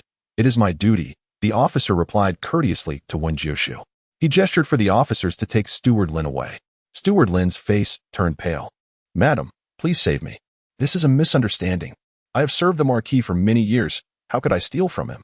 You must not wrongfully accuse me. Wen Jiushu's expression remained impassive as she retorted, Indeed, the Marquis has supported you for many years, but it has only nurtured your ambition. You wish not only to steal but also to become the master of the Marquis' estate. Steward Lin's lips twitched. Under Wen Jiushu's cold and piercing gaze, he felt utterly exposed. At that moment, Mengshe rushed out. Stop. What are you doing? She sternly pointed at everyone present. This is the Marquis' estate. How dare you be so reckless? The officers showed some hesitation. The Marquis Pingnan had a formidable reputation, and they dared not provoke him lightly. However, Wen Jiushu stood her ground. Does the old madam not know? The steward has been stealing from the estate and selling the stolen goods. It is only right that we report this to the authorities. Mengshe's eyes flickered, yet she remained defiant. Nonsense. The steward has been diligent in his service to the Marquis for many years. How dare you slander him? Wen Jiushu, you just became the steward. And the estate has already been robbed. How do we know this is not your doing? Steward Lin seized the opportunity to shout, Indeed, esteemed official. The old madam and I manage the estate together, and it has never been robbed until now that the madam is in charge. If we are to speak of betrayal, how do we know the madam is not planning to frame me to avoid blame? The officers exchanged hesitant glances. Were they to take the Marquis' wife into custody as well? Shinyunchi was also present. She gently tugged at Wen Jiushu's sleeve. Sister-in-law, could there be a misunderstanding? Uncle Lin has always worked hard for the Marquis. How could he steal? Uncle Lin was the father of her brother Che, and she certainly did not wish to believe he was a thief. Wen Jiushu tilted her head to look at her. He is not merely an uncle. He is clearly your stepfather. Shinyunchi. Was her hearing impaired? She found it hard to comprehend. Steward Lin wishes to be both your stepfather and your father-in-law. Indeed. Birds of a feather flock together, Wen Jiushu sighed. A stepmother becomes a mother-in-law. The ties just keep on entangling. Shinyunchi, what are you saying, sister-in-law? A stepmother becoming a mother-in-law? She widened her eyes in disbelief. Look at Mengshe's pale face. She rushes out to defend her lover before her postpartum period is over. Once my sister-in-law marries Mengshe's son, she will be subjected to domestic violence, and that family will unite against her.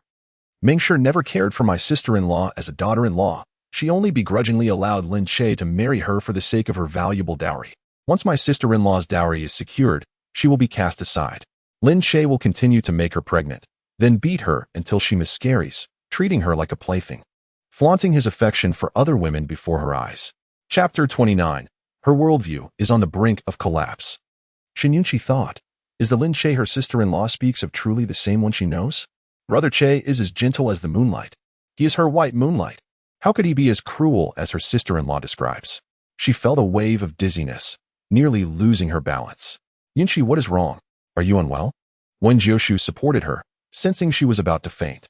Shun Yunchi's voice trembled as she cried. Without legs, the little crab can only be slaughtered at will, ultimately rotting away in bed. How pitiful. Sister-in-law, please stop. I beg you, I'm scared. Her worldview was collapsing. Wen Jiushu pondered for a moment before gently advising, Yunshi, you are still young and may not understand the malice of human hearts. I do not wish for you to suffer and only realize these truths after enduring violence. Yunshi clung to her arm, seeking solace after the shock. I trust you, sister-in-law. Hurry and have the steward arrested. It is imperative that we conduct a rigorous interrogation. My sister-in-law has only been in charge for a few days. Those items in the storeroom have long been stolen. How could my sister-in-law possibly slander him? Mother, the thief must surely be the steward. Ming's teeth clenched. What is wrong with Yunshi? Wasn't she meant to assist in teaching Wen Jiushu a lesson? She promised to send her some supplements, yet nothing has arrived. Ming's poor diet has naturally led to her weakened state. With a pale face, she weakly remarked, You know what kind of person your Uncle Lin is. He is the epitome of honesty. How could he commit theft? Don't you admire Lin Che? If you were to find out you were making things difficult for your Uncle Lin, he would likely be upset with you. Yunshi was utterly infatuated with Lin Che, to the point of being oblivious. Lin Che deliberately toyed with her emotions, neither accepting nor rejecting her, leaving her in a state of confusion. Yunshi hesitated. In the past, anything related to Lin Che, as long as it benefited him, she would disregard right and wrong, always siding with him. But now, she found herself at a loss for words. Ming's eyes were aflame with anxiety. Why was Yunshi silent? Was she not afraid that Lin Che would abandon her? Just a thief. What right does he have to anger the daughter of the Ho family? Yunhui's voice dripped with sarcasm as he strode forward. Placing himself between Yunshi and his elder sister, facing Ming and the officials. Does mother still not understand? The Lin father and son have stolen our household's possessions. The storeroom has been entirely emptied. The authorities have already confirmed their collusion. Steward Lin was responsible for the theft, while his son Lin Che facilitated the sale. This is entirely due to mother's excessive trust in the steward. How can the blame be placed on my elder sister? Yunshi nodded fervently at his side. Exactly. What right do they have to frame my elder sister? If it weren't for her, we would still be in the dark. What did you say? Ming's agitation peaked. You reported to the authorities? Lin Che, she had not heard a single whisper of this. Naturally, the theft at the Ho residence must be reported.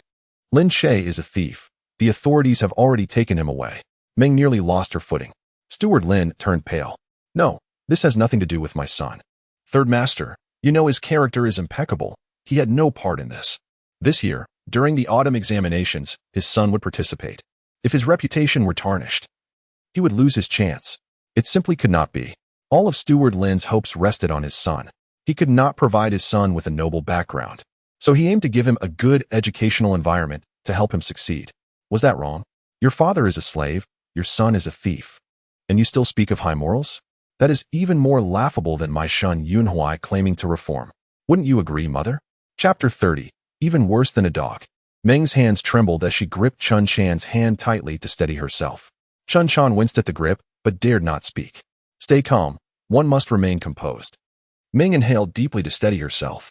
Yunhui, is not Lin Che your closest friend? How could the storeroom be robbed? Before I handed the keys to Wen Jiushu, the treasures were all still there.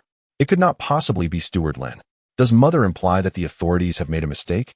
Lin Che sold our Ho family's belongings to a pawnshop. There is ample evidence. Surely the authorities cannot be wrong about this. My elder sister does not even know Lin Che. Xin Yunhui's gaze was icy. Or is it that mother harbors some hidden agenda in protecting the Lin father and son? Ming's lips twitched, yet she found herself speechless. She cast a resentful glance at Steward Lin. Why did he permit his son to personally sell the Ho family's belongings? Could he not have found someone else to do it? Foolish. Steward Lin understood the meaning in Ming's eyes and knew he could not escape. Gritting his teeth, he reluctantly confessed, I stole it. I committed theft from the Ho residence.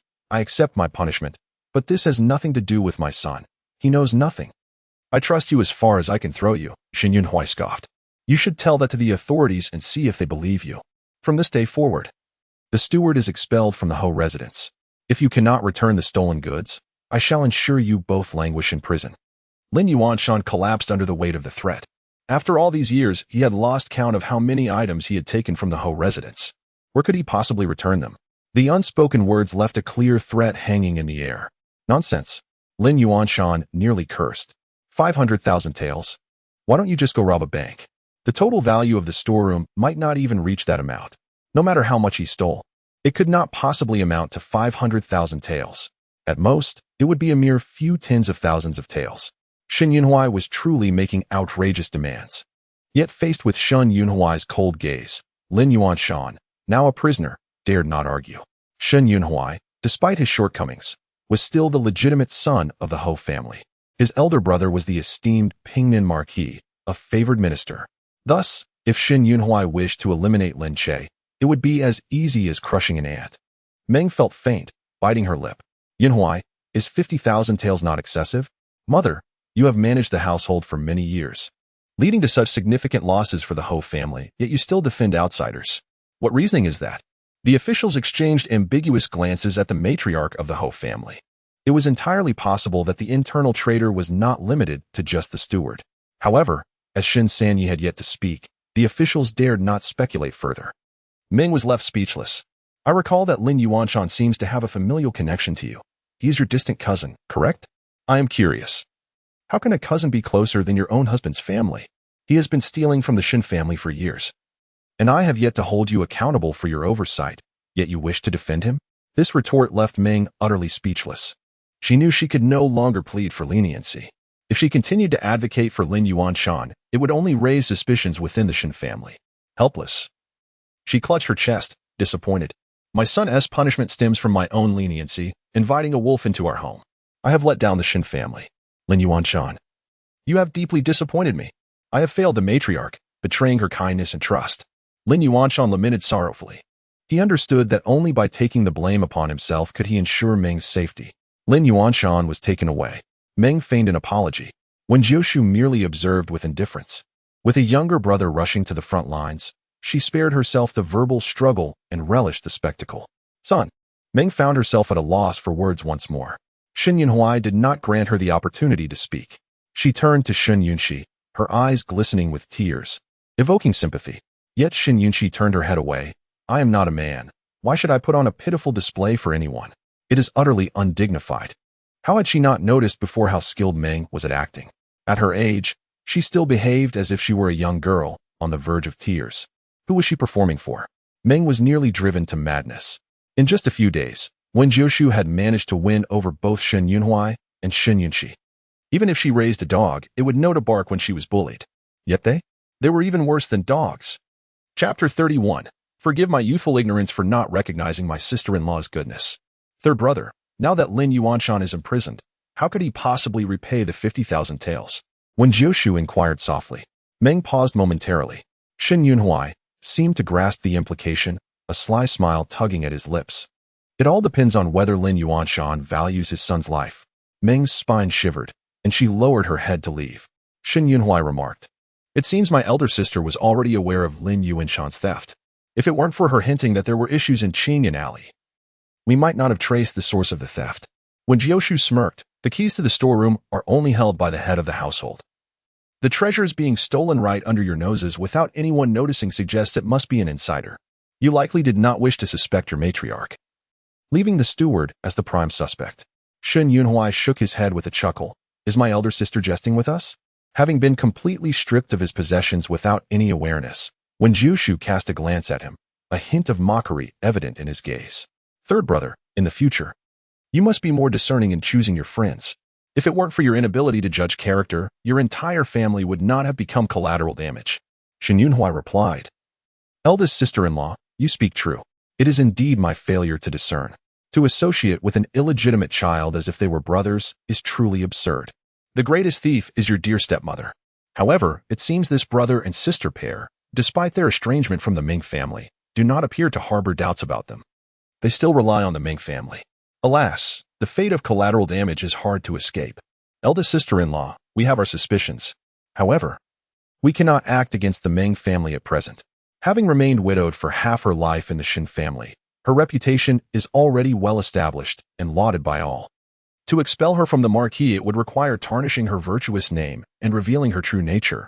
Otherwise, the Marquis would be subject to public scorn. The opinions of the masses are indeed formidable. I am the greatest collateral damage myself. What right do I have to pity others? When Jiushu sighed softly, Shen Yunhuai's eyes flickered. As long as his eldest sister-in-law remains his sister-in-law, he would not allow her to become mere collateral damage. Eldest sister-in-law, you will always be my sister-in-law. I recognize only you as my sister-in-law, Shin Yunchi declared, resolutely linking her arm with hers. Who said they wouldn't recognize me as their sister-in-law? Shin Yunchi continued, forgive my youthful ignorance and my failure to appreciate my sister-in-law, sob. The little crab is rather endearing. She added, her smile broadening. This infatuation with love, even more pronounced than his brother's, has proven that the Shin family's collateral damage can indeed be inherited. Infatuation with love? What is that? Is it something edible like being curd? Does my sister-in-law enjoy it? Shin Yunchi's large eyes brimmed with curiosity. Wen Jiushu raised an eyebrow. How do you know that Lin Yuanshan would pay in silver? 500,000 taels is no small amount. Even if he were to sell a kidney, he likely could not procure such a sum. Shin Yunhui scoffed lightly. If he still desired Lin Che's life, he would surely pay. True. The Meng family is not lacking in wealth. After all these years, who knows how much they have extracted from the Shin family. Moreover, the Meng family possesses other means of income. For her, 500,000 taels is hardly significant. He was also intrigued by the Ming family's avenues for wealth. Shin Yunhui smiled faintly. Third brother, your smile is quite devious. Someone is bound to face misfortune. Shin Yunchi shivered slightly. What is it? Shin Yunhui pondered for a moment. For instance, if one were to perform a good deed, he had noticed that listening to the heart of his sister-in-law seemed to require some medium. He had a faint suspicion but was not entirely certain. What kind of person? Shin Yunhui shook his head. It was indeed as he suspected. Only by performing good deeds could one hear the heart of his sister-in-law. For instance, he had saved a drowning child and rescued his sister-in-law, while Shin Yunchi had aided a poor soul who sold themselves to bury their mother, gaining the ability to hear her heart as well. It is said that doing good deeds accumulates virtue. Could the medium be virtue? Shin Yunchi mused. That person who sold themselves to bury their mother insisted on following me, claiming they wished to repay me, so I had no choice but to let them serve in the manner. 2 taels of silver is nothing significant for her, Shin Yunchi remarked, having never intended for repayment. Of course, 2 taels could indeed buy a servant, since that poor soul insisted on following. And the Marquis did not lack for servants, it made sense to let them stay. Shin Yunhui did not object. He simply patted her shoulder and meaningfully said, in the future, do more good deeds. With that, he departed, leaving Shin Yunchi with a face full of questions. Chapter 32. Who possesses such audacity? What matriarch? Is she not merely a financial supervisor? Yet, it is comforting to know that the Marquis is devoid of chaotic women, a stark contrast to the novels she has read, where the matriarch contends daily with a multitude of women. Exhausting. Does the lady feel bored? Perhaps a stroll outside? Yuan Bao inquired softly. When Jiushu's eyes brightened, my dear, you are so considerate. Prepare the carriage. Let us take a walk. The capital is bustling, the streets teeming with life. Even the air is fresh and unpolluted. When Jiushu first visited an antique street, purchasing yellow paper and vermilion. Madam, what do you intend to do with these items? Yuan Bao asked, perplexed. To draw talismans. Very well. As long as the madam is pleased. After all, the madam is not short of funds. She can buy as she wishes. Upon exiting the antique street, Yuan Bao suggested, Madam, should we visit Tianbao Pavilion? The weather is growing warmer, and you ought to select some lighter garments and new accessories. Though Wen Jiushu had no particular demands regarding her attire, why not indulge when she had the means?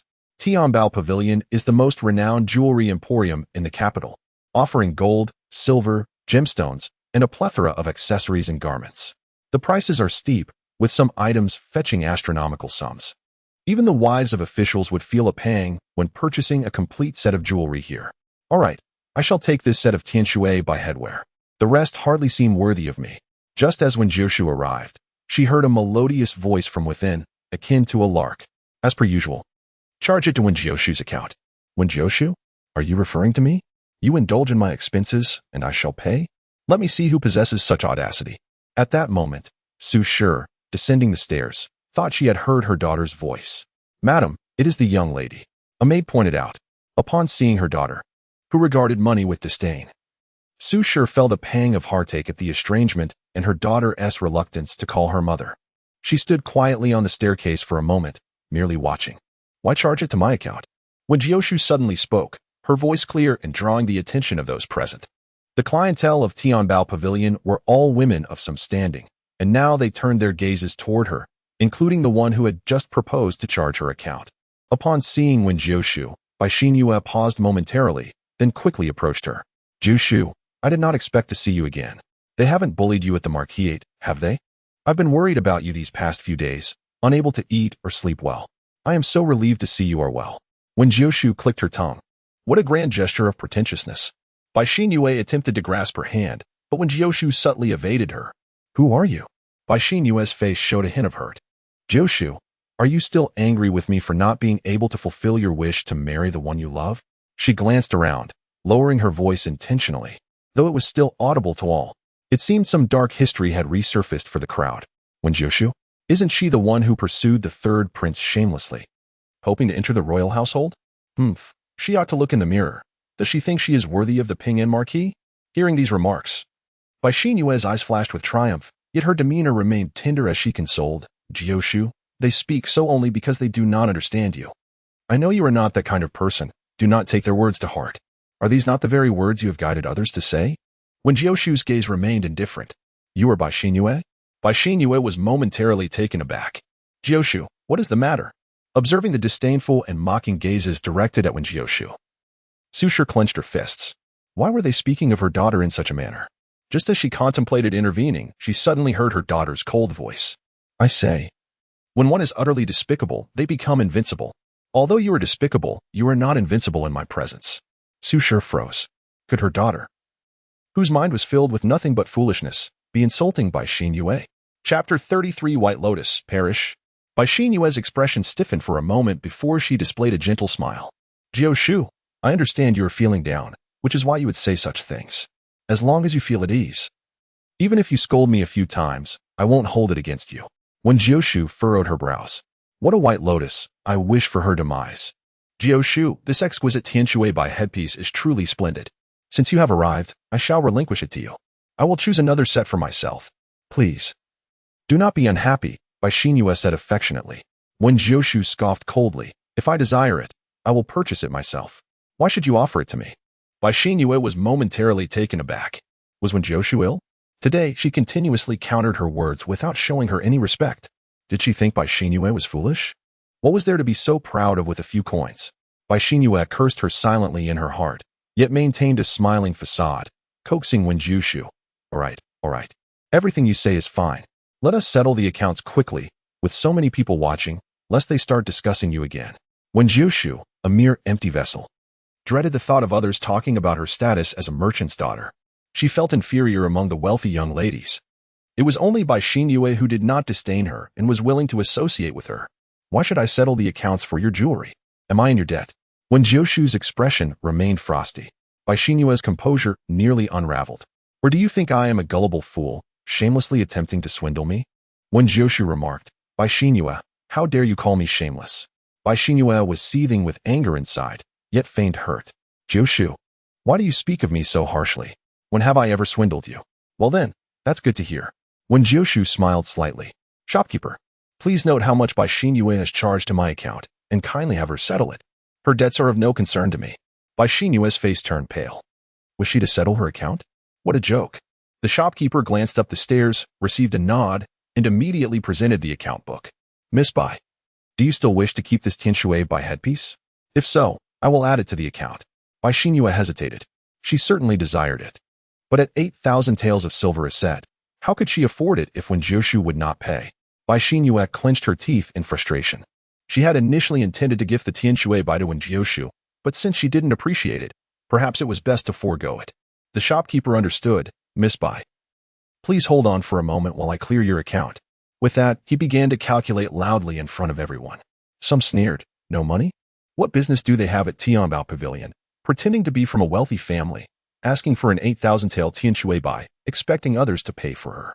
To buy such an expensive headpiece and charge it to another's account, Bai Xinyue's calculations were sharper than the shopkeeper's. After all, why did she flatter Wen Jiushu so? It was simply because she coveted Wen Jiushu's wealth. Observing that Wen Jiushu was no longer willing to be a fool, the sisterly bond was unraveling rapidly. The crowd's mocking laughter, combined with the sound of the shopkeeper's abacus, felt like slaps against Bai Xinyue's face. Jiushu, what on earth is wrong with you? You said we were closer than sisters, that I need not treat you as an outsider, which is why I agreed to charge your account. Now you speak like this. How do you expect others to perceive me? Bai Xinyue's face was full of sorrow. I considered you my best sister, yet you think of me in such a way? I know you are helpless in the Marquis' residence, with no one to support you, and your life must be difficult. I purchased this tianshui by to visit you. And if you cannot bear to part with the silver, then I shall let it go. Su Shi frowned upon hearing this. She presumed her daughter was without support in the Marquis' residence, which was why she sent several boxes of gold and silver every few days to provide her with a safety net. Yet her daughter was too proud to accept it. As for how I fare in the Marquis' residence, you need not concern yourself with that. Just focus on settling your debts, Wen Jiushu replied, her expression devoid of emotion. Bai Xinyue was infuriated. After finishing his calculations, the shopkeeper said, Miss Bai, you have taken 6 headpieces and 5 bracelets from our store, totaling 38,000 taels, all charged to Miss Wen's account. However, since Miss Wen has made it clear that she will not settle your debts, you will need to clear these accounts, so that Tianbao Pavilion can continue to serve young ladies like yourselves. The shopkeeper's tone was polite, yet there was a distinct air of disdain in his words. Bai Xinyue's complexion turned a sickly shade.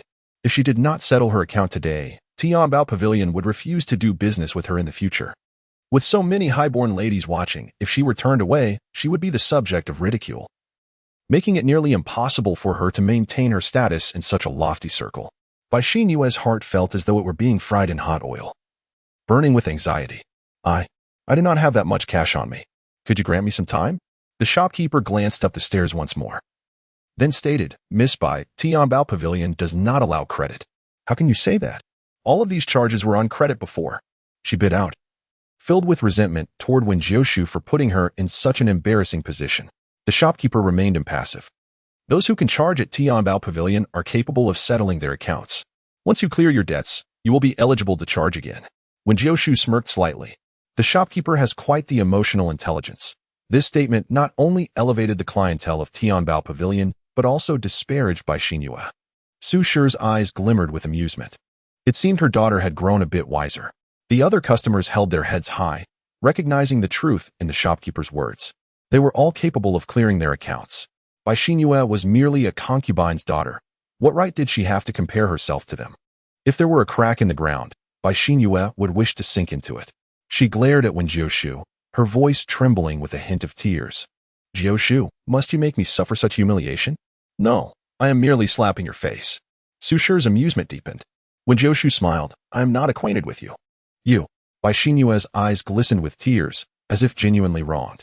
I know it is because I could not help you gain the favor of the third prince, leading you to a misfortunate marriage into the Marquis' residence, that you harbor resentment towards me, intentionally humiliating me, is it not? What a clever diversion. I have forced Bai Xinyue into a corner, and she is ready to expose my secrets. It should be noted that these were the secrets of the original owner. Su Shi clenched her fists, recalling the reasons behind her daughter's marriage into the Marquis' residence, her eyes reddening with anger. Bai Xinyue, my dear friend, rather, the former owner's dear friend, was the one who drugged the original owner, leading to her loss of virtue and complete ruin. Su Shi could not help but tremble at the revelation. The truth was so shocking. Bai Xinyue had drugged her? After the original owner lost her virtue, she was shunned by the entire Wen family. Her biological father, ashamed of her, attempted to strangle her with a white silk ribbon, while her mother fought desperately to protect her. It could be said that the original owner found herself in a dire situation entirely due to this white lotus, and the appearance of the Pingnan Marquis offered her a glimmer of hope. Chapter 34. Who has breached my defenses? I shall not speak. Su Shi felt an overwhelming pain in her heart. With tears in her eyes, she gazed at Wen Jiushu below. If only she could hear her daughter's true feelings. But why did her daughter's innermost thoughts seem to be directed towards an inconsequential outsider? It did not sound like words spoken about herself. Bai Xinyue incited the original owner to drug both herself and the third prince, intending to create a situation where the third prince would take responsibility for her. However, the original owner never even slept with the third prince, and instead ended up with some unfortunate soul. The original owner naively believed Bai Xinyue was helping her, unaware that the true instigators behind it all were Bai Xinyue and the third prince. One must guard against fire, theft, and even friends. What puzzled Wen Jiushu the most was the Pingnan Marquis' involvement. He came to propose marriage at the moment the original owner was most despondent. The original text did not clarify the reasons behind it. After all, the original owner was merely a pawn, unworthy of much narrative. Su Shi's hands trembled with a mix of anger and disappointment toward Wen Jiushu for making such reckless choices regarding her own well-being. Yet, Was it truly all part of a scheme? By Xinyue, do tell, what a twist of fate this is. The onlookers are filled with curiosity, eager for gossip. Su Shi can no longer contain herself and swiftly descends the stairs. By Xinyue indeed intends to expose the scandal of Wen Jiushu. But Jiushu receives a resounding slap across her face. By Xinyue is momentarily dazed. Su Shi coldly warns her, should you speak again, beware of defamation. Madam. Yuan Bao calls out to Su Shi. When Jiushu suddenly realizes, is this my mother? My mother is so impressive. A golden mother indeed. Mother, look at me. I am your dearest daughter. Su Shi thinks, my mother is standing up for me. That slap was exceedingly well-deserved. When Jiushu smirks and calls, mother, dear? Su Shi glances at Wen Jiushu with suspicion. When Jiushu's smile falters, she feels somewhat awkward, lacking experience with her parents. In her past life, she was an orphan. You are my mother, right? Su Shi snorts dismissively and ignores her. Wen Jiushu silently remains quiet, surprisingly obedient. Su Shi worries that her daughter may have been bullied in the Marquis, leaving her dazed. It has been ages since she heard her daughter sweetly call her mother. Su Shi is on the verge of tears, yet she must support her daughter and save her emotions for later. Having lost face and received a slap from Su Shi, Bai Xinyue is humiliated, seething with resentment. Madam, I know you cherish your daughter, but this does not change the fact that she is pregnant. You cannot hide the fire with mere paper. Her condition will eventually be discovered. I merely wish to advise Jiushu to plan ahead. At this declaration, the scene erupts in uproar. The crowd gazes at Wen Jiushu as if she were something vile, filled with disdain. So the rumors of her affair with the third master of the Shin family are true? I thought it was mere gossip.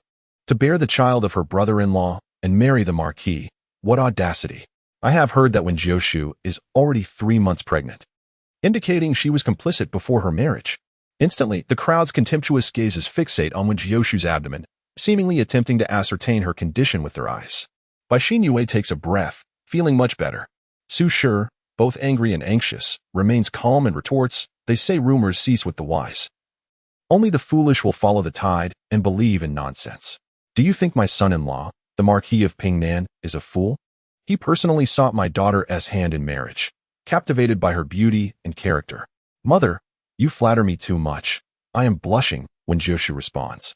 While the crowd seems incredulous, Su Shi, however, continues with poise. My daughter is indeed beautiful. Even without these jewels, she is exceptional. Naturally, adorned with them, she becomes even more radiant.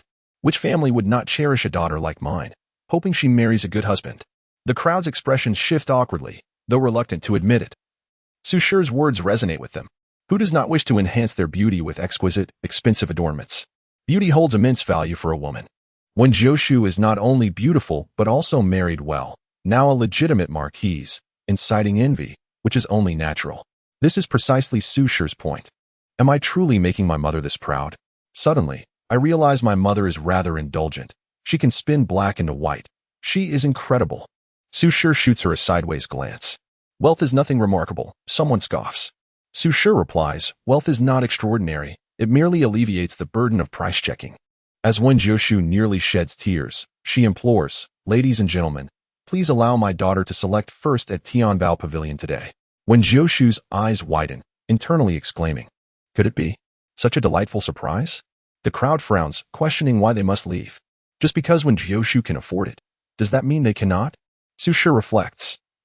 I believe you can afford it, but as I said, my daughter must select first. Why? Because Tianbao Pavilion is my establishment. Su Shi smiles. The shopkeeper chimes in. She is our proprietor. The crowd feels a pang of envy. Why do they not have a mother this wealthy? Some gaze at them with jealousy. Bai Xinyue is taken aback. Wen Jiushu never mentioned that Tianbao Pavilion belonged to her mother. Knowing her mother is a merchant and wealthy, she did not realize the extent of her wealth. Tianbao Pavilion earns a fortune daily. What is wrong with giving her a set of adornments? It's merely a matter of having a bit of money.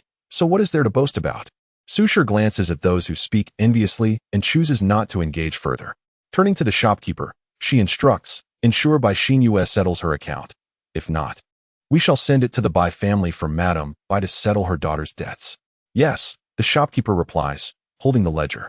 Miss Bai, will you clear this account? Or shall we ask your family to do so? Bai Xinyue sees, nearly grinding her teeth. Su Shi casts a glance at Wen Jiushu, come with me. Oh. Wen Jiushu obediently follows. The crowd finds it dull and begins to disperse. Su Shi enters the attic where she usually reviews accounts, thoughtfully observing Wen Jiushu as she closes the door behind her. Oh, Wen Jiushu complies.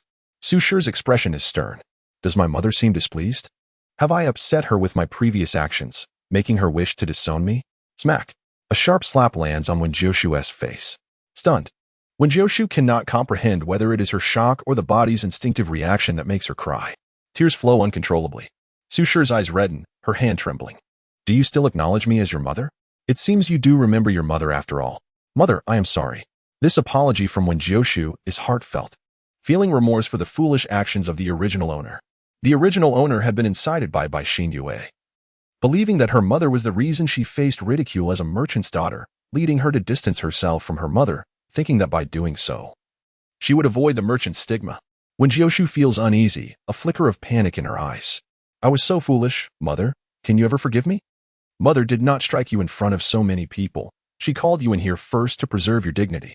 Was that slap truly a slap? Or was it love? My mother's feelings are a mix of love and resentment. Perhaps she should have struck me sooner to awaken the original owner. Hearing her daughter's sentiments, Su Shi cannot hold back her tears, yet her tone remains slightly admonishing. So, you are no longer foolish? In the past, you were only close to Xin Yue. Why have you fallen out with her today? Was she not your shining light? In your heart, did you not cherish Xin Yue more than me, your own mother? Wen Jiushu, with her head bowed, replies, Mother, I was wrong. Su Shi gently touches her face, asking, Does it hurt? No. Isn't your mother more pained? Did I not strike lightly enough? Su Shi states, Mother is pained, but you deserved it. Indeed, I deserved it. For being both foolish and disrespectful, I deserve the punishment. Su sighed, Mother is upset that you have turned against me, choosing to believe that Xin Yue instead. If she truly cared for your well-being, she would not incite you to engage in such self-destructive actions. Have you contemplated your future? Su's eyes flickered as she continued. Speak frankly to your mother. With whom did you conceive this child? The news of Wen Jiushu's pregnancy could not remain concealed from the family. Otherwise, her biological father would not have resorted to threats against her. Su stared intently, fearing her daughter's reluctance to confess. Wen Jiushu sighed, Mother, I do not know. I was drugged, thus I cannot recall, Wen Jiushu explained. Su, filled with anger and resentment, thought, Xin Yue truly deserves her fate. For a fleeting moment, when Jiushu's gaze turned cold, she would ensure that Xin Yue faced dire consequences. Su took a breath and added, The child has not yet been born. You still have a choice. Wen Jiushu shook her head. It is futile, Mother. Do you not wish to keep it? Su's heart ached, yet she felt helpless. After all, it was a piece of her own flesh, making it difficult to part with. Su assumed her daughter was simply reluctant to abandon the child. Little did she know the true struggle within Wen Jiushu. With a hint of melancholy, Wen Jiushu remarked, Mother, I cannot let go of this child. Su furrowed her brow. What do you mean, cannot let go? Perhaps this unborn child shares a destined connection with her. Why else would even abortive measures prove ineffective? Upon learning that her attempts to take abortive medicine were in vain, Su's expression shifted. Could it be that your past sins have caught up with you? Wen Jiushu protested. Mother, am I not your own flesh and blood? She felt tears threatening to spill. In her previous life, she had accumulated considerable virtue, never having harmed even a chicken. How could she be punished for sins she had not committed? Su coughed lightly, thinking, Have you not committed your share of sins in the past? Your arrogance and selfishness have always led you to scold even the smallest of obstacles in your path. Do you not recognize your own shortcomings? Otherwise, how could you have ended up in such a predicament?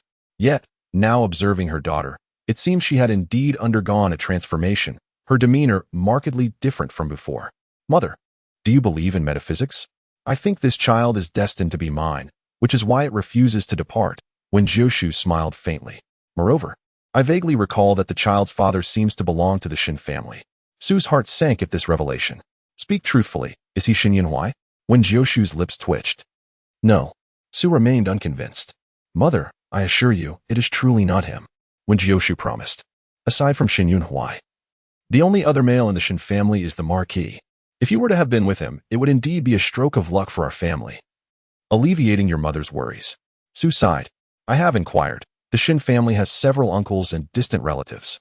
This implied that it was not the Marquis. As the original story portrayed the Pingnan Marquis as a person of high moral character who remained chaste until encountering the original protagonist's half-sister. Su thought to herself, well, it seems you do not possess such a fortunate fate. After separation, you can simply seek to raise the child on your own. I can support you both. Thank you. Mother, Wen Jiushu replied with a smile. Su playfully poked her daughter's forehead. You, from now on, must not be so blind and foolish. Your mother will be content.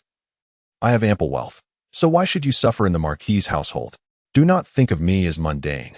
In this world, who can truly live without sustenance? Who can escape the grasp of money? Some may speak of high ideals, yet they are as worldly as anyone else. Wen Jiushu nodded earnestly. You are right, mother. After all, who does not toil for a few pieces of silver? The bond between the mother and daughter deepened as they resolved their misunderstandings. Chapter 36. Can you still endure, Yue? Meanwhile, Bai Xinyue was far from at ease. The manager of Tianbao Pavilion personally arrived at their residence to demand payment.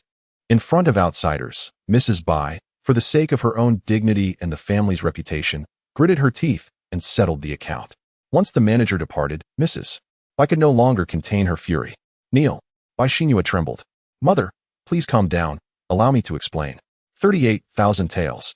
In all your life, your mother has never purchased such expensive jewelry. You squandered our family fortune so recklessly, it seems I have been negligent in your upbringing. Mrs. Bai's attire was rather simple. Not because she desired to forego beauty, but because she could not afford luxuries. She had meticulously managed their household, living frugally. The Bai family, despite being described as a noble lineage, was, in truth, impoverished. Their ancestors came from humble beginnings, and their wealth was scant. Mother, it is not as it seems. It was Wen Jiushu who harmed me. Bai Xinyue protested. However, Mrs. Bai was consumed with anguish over the loss of over 30,000 taels. How many years would it take to save such a sum? As for the jewelry, let us see how extravagant it truly is. It costs so much silver.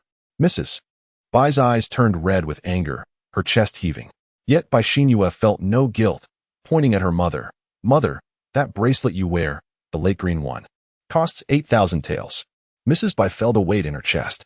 She looked down at the bracelet on her wrist, which looked like a shimmering lake. It was a gift from Bai Xinyue, who had claimed it cost nothing as it was a present from someone else. At that time, Mrs. Bai thought her daughter was being filial. Little did she know. Mother, there is no such thing as a free gift. Half of that 30,000 taels was spent on you.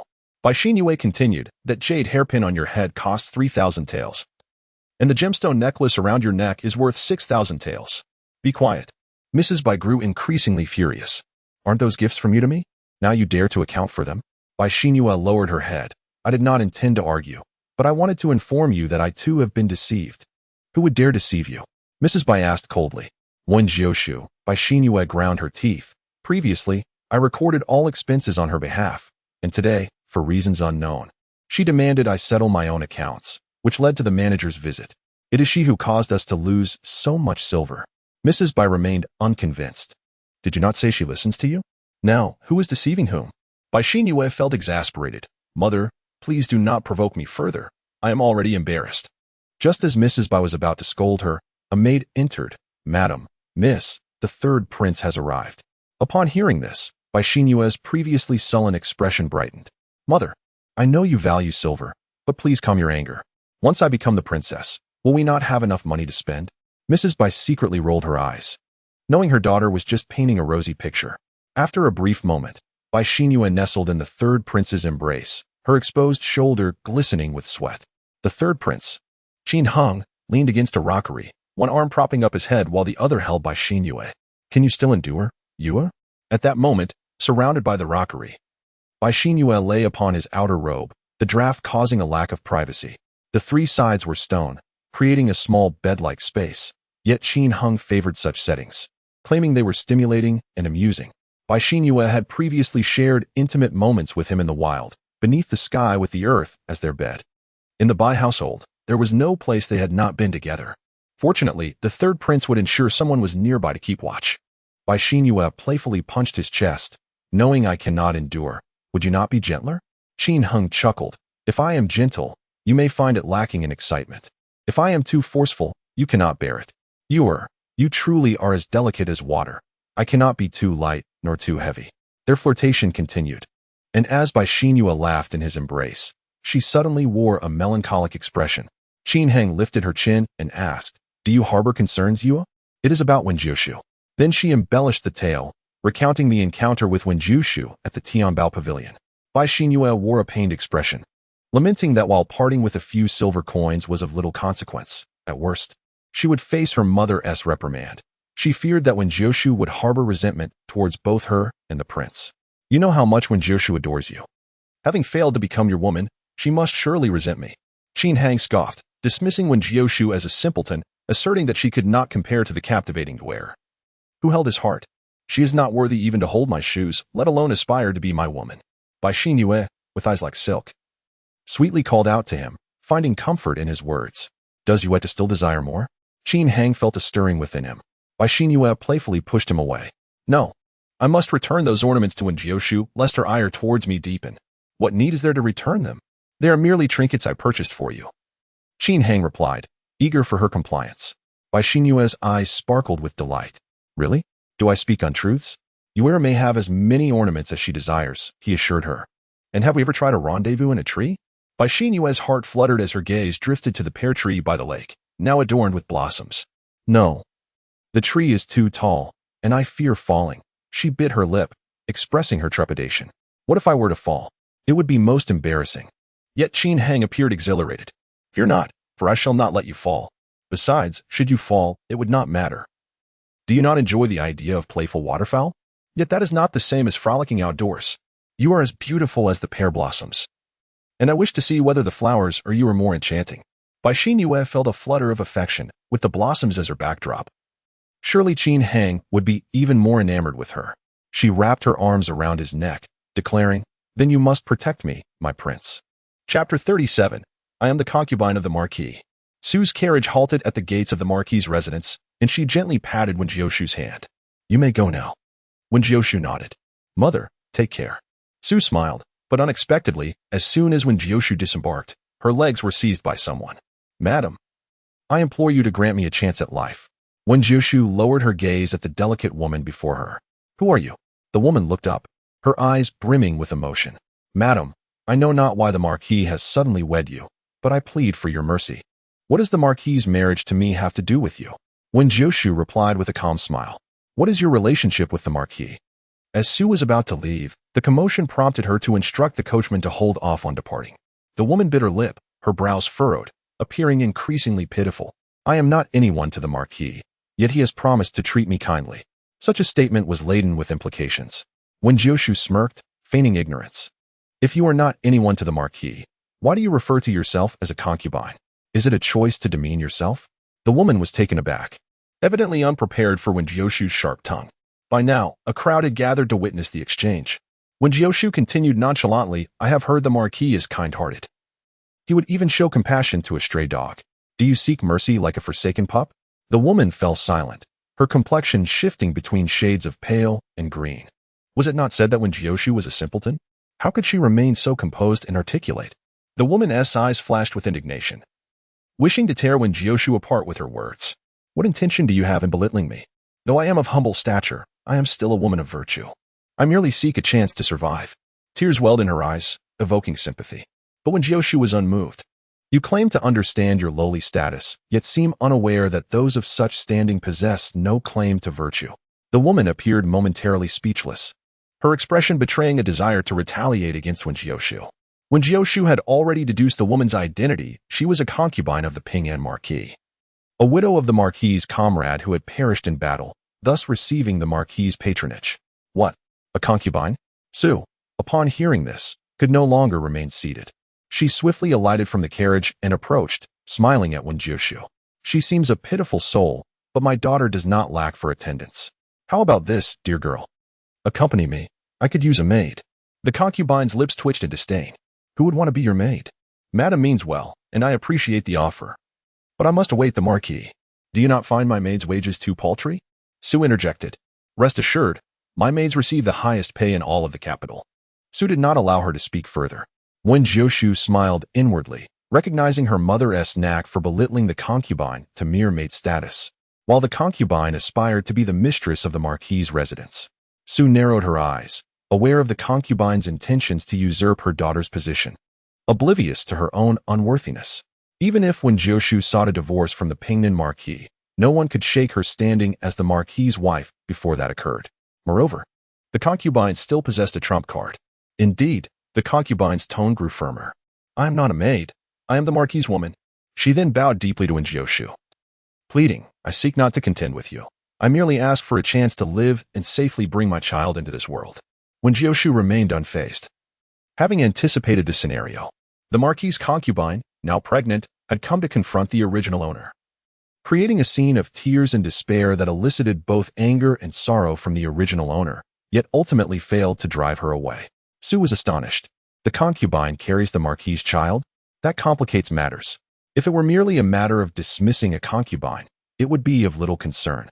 Even if it tarnished her reputation, the whispers of jealousy would be inconsequential. However, with a child in the mix, the nature of the situation shifted entirely. If anything were to transpire, her daughter would be the one to face the scorn of society. Su felt a headache coming on. The commotion had drawn the attention of passers-by, the concubine deliberately kneeling there for all to see. So, you claim to bear the Marquis's child? Wen Jiushu asked, her tone still calm. After a moment of contemplation, Wen Jiushu mused, is she truly a concubine? The original text does not clarify. But the implied affection between her and the Marquis suggests something exists. Otherwise, she would not have approached. The original owner could not compete with this concubine, resorting only to throwing things in frustration, convinced that everyone conspired against her and that she bore immense grievance. But I am not the original owner. I will not feel aggrieved. Since she cannot be driven away, might as well let her stay. Su's eyelids twitched. Wen Jiushu, where is your once dominant spirit? Someone has come to claim your husband, and you wish to keep her? Wen Jiushu's lips twitched as she replied, how do you know? Su glared at her daughter, exasperated. You should strive to assert yourself. Do not allow this concubine to step over your head. Yet, the child within the concubine does not belong to the Marquis. Su's eyes brightened. Is the Pingnan Marquis truly such a fool, taking responsibility for every pregnancy? As this thought crossed her mind, Su felt a pang of sympathy for her son-in-law. She glanced at Wen Jiushu's belly. Ah, if only this grandchild were truly the Marquis. Noticing her mother's gaze, Wen Jiushu sighed inwardly. She had no intention of entangling herself with the Marquis. One often wonders why the Pingnan Marquis chose to marry me, Su remarked. He must be a good man. Wen Jiushu cast another glance at the concubine. Could it be that the Marquis simply relishes in being a naive fool, enjoying the role of an unwitting father? Su responded, do you dare to let the Marquis hear such words? Fortunately, observing the expressions of others, it seemed only her mother could discern her daughter's true sentiments. Madam, if you refuse to grant me a chance to live, I shall have no choice but to perish at the gates of the Marquis residence. The young lady, with tears glistening in her eyes, spoke with an expression of resolute despair. Those unaware might mistake her for a woman of unwavering loyalty. There is no need for such drastic measures. Since you wish to remain, then, madam. At that moment, the grand gates of the Marquis residence swung open. A matron accompanying Madame Meng emerged, stating that the old lady had decreed that the century-old reputation of the Marquis house must never be sullied by bloodshed.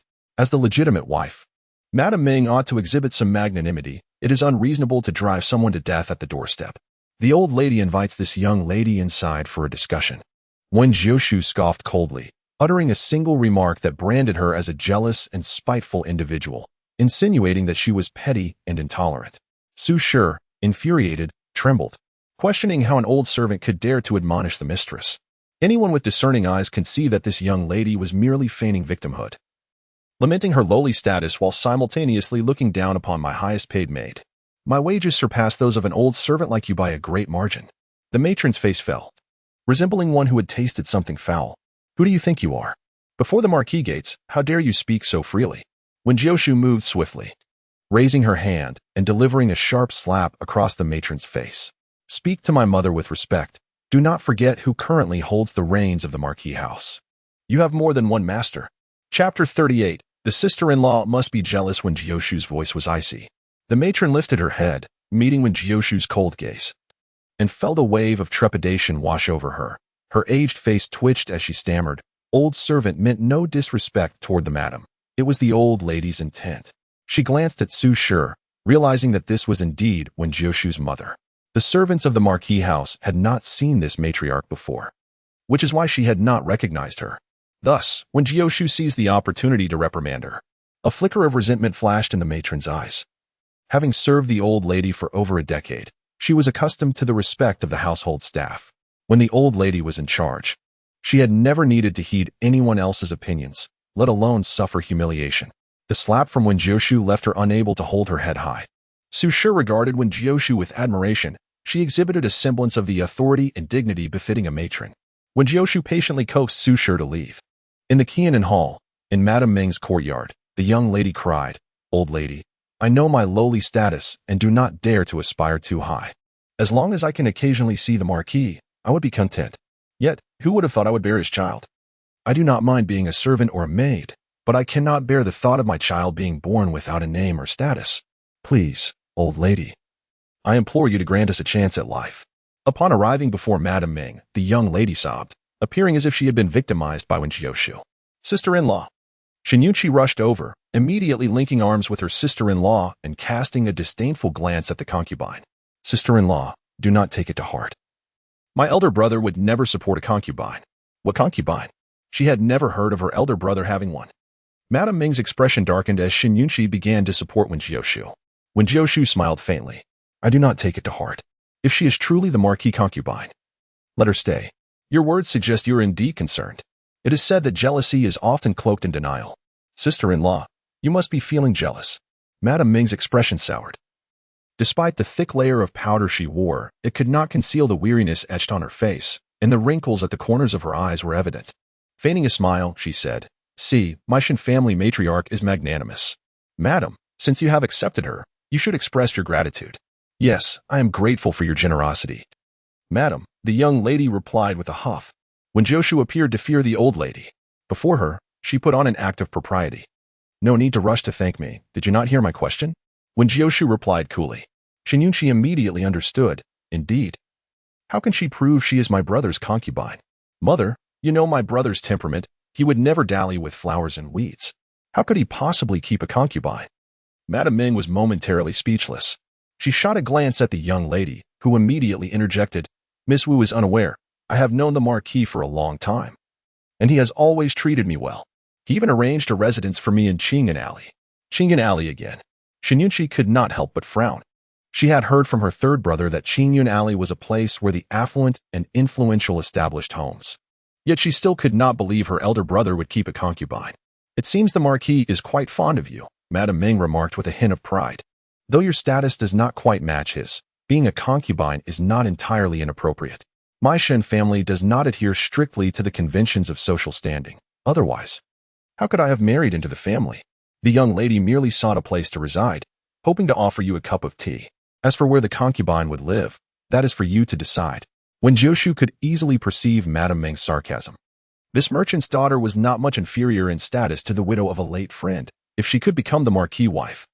Why could the young lady not enter the Marquis residence? Madame Ming summoned this young lady here to create trouble for me.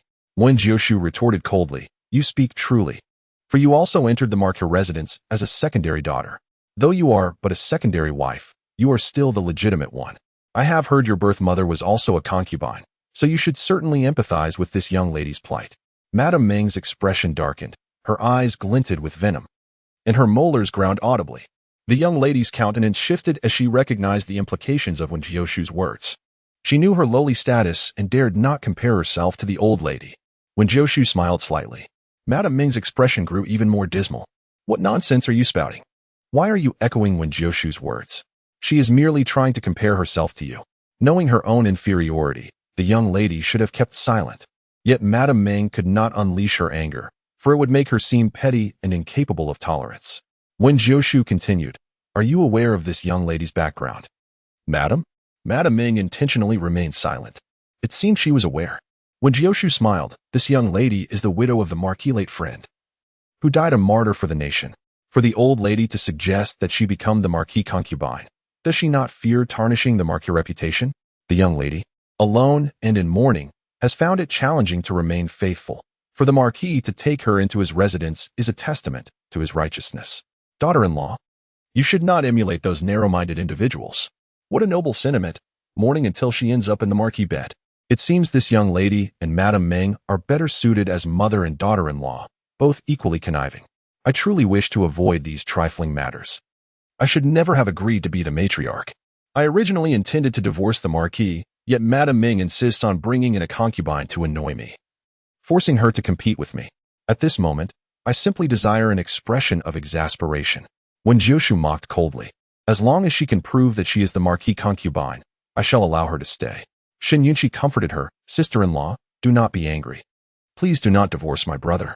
She wished for this sister-in-law to remain by her side, as it inexplicably brought her a sense of security. The young lady, at a loss for words, implored, Madam, how can I prove such matters of the bedroom?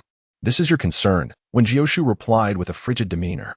The young lady bit her lip, on the verge of tears once more. Madam Ming interjected, Daughter-in-law, you just praised her for being magnanimous. Why must you now be so calculating? Even if she enters the residence, she would only be a concubine. Why make things difficult for her? Being so aggressive only reveals your pettiness. It is clear that Wen Jiushu would not simply acquiesce and allow a concubine to enter the residence. She was merely feigning calmness and composure. Chapter 39. Then you might as well die, old lady. I do not dare to compete for your favor. I will know my place and remain obedient. I beseech the old lady to intercede on my behalf, the young lady pleaded, bowing deeply. Madam Ming scoffed, Young lady, you should not be seeking my favor. The Marquis residence is now governed by my daughter-in-law.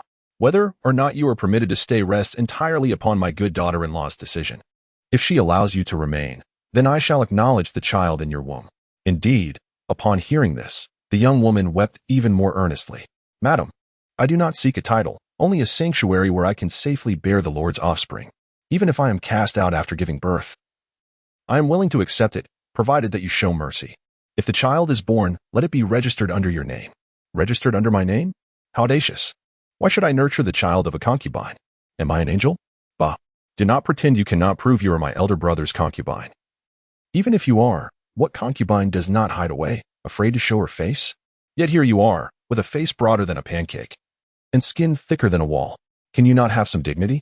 Shen Yunqi scoffed, clearly aggressive. Do you truly think others are fools? The young woman's face turned pale from the scolding. Is the madam forcing me to my death? Meng's expression was equally grim. Wen Jiushu intercepted the furious little crab, saying, So, if I were to cast you out, that would be tantamount to driving you to your death? Indeed, the Lord treats this widow well, providing both money and companionship. But who knew it would give rise to an enemy? Collaborating with Meng is merely an attempt to use the child within her to secure the Lord's favor and a share of the estate. This has nothing to do with me, yet I must guard the gates of the Lord's residence, so let it be. I shall simply fulfill my duties as the mistress. After hearing the elder sister's thoughts, Shen Yunqi's anger intensified. She glared fiercely at the young woman. The stepmother had pilfered from the storeroom, and Lin Che was still confined in the jail, yet she dared to confront her sister-in-law with a concubine.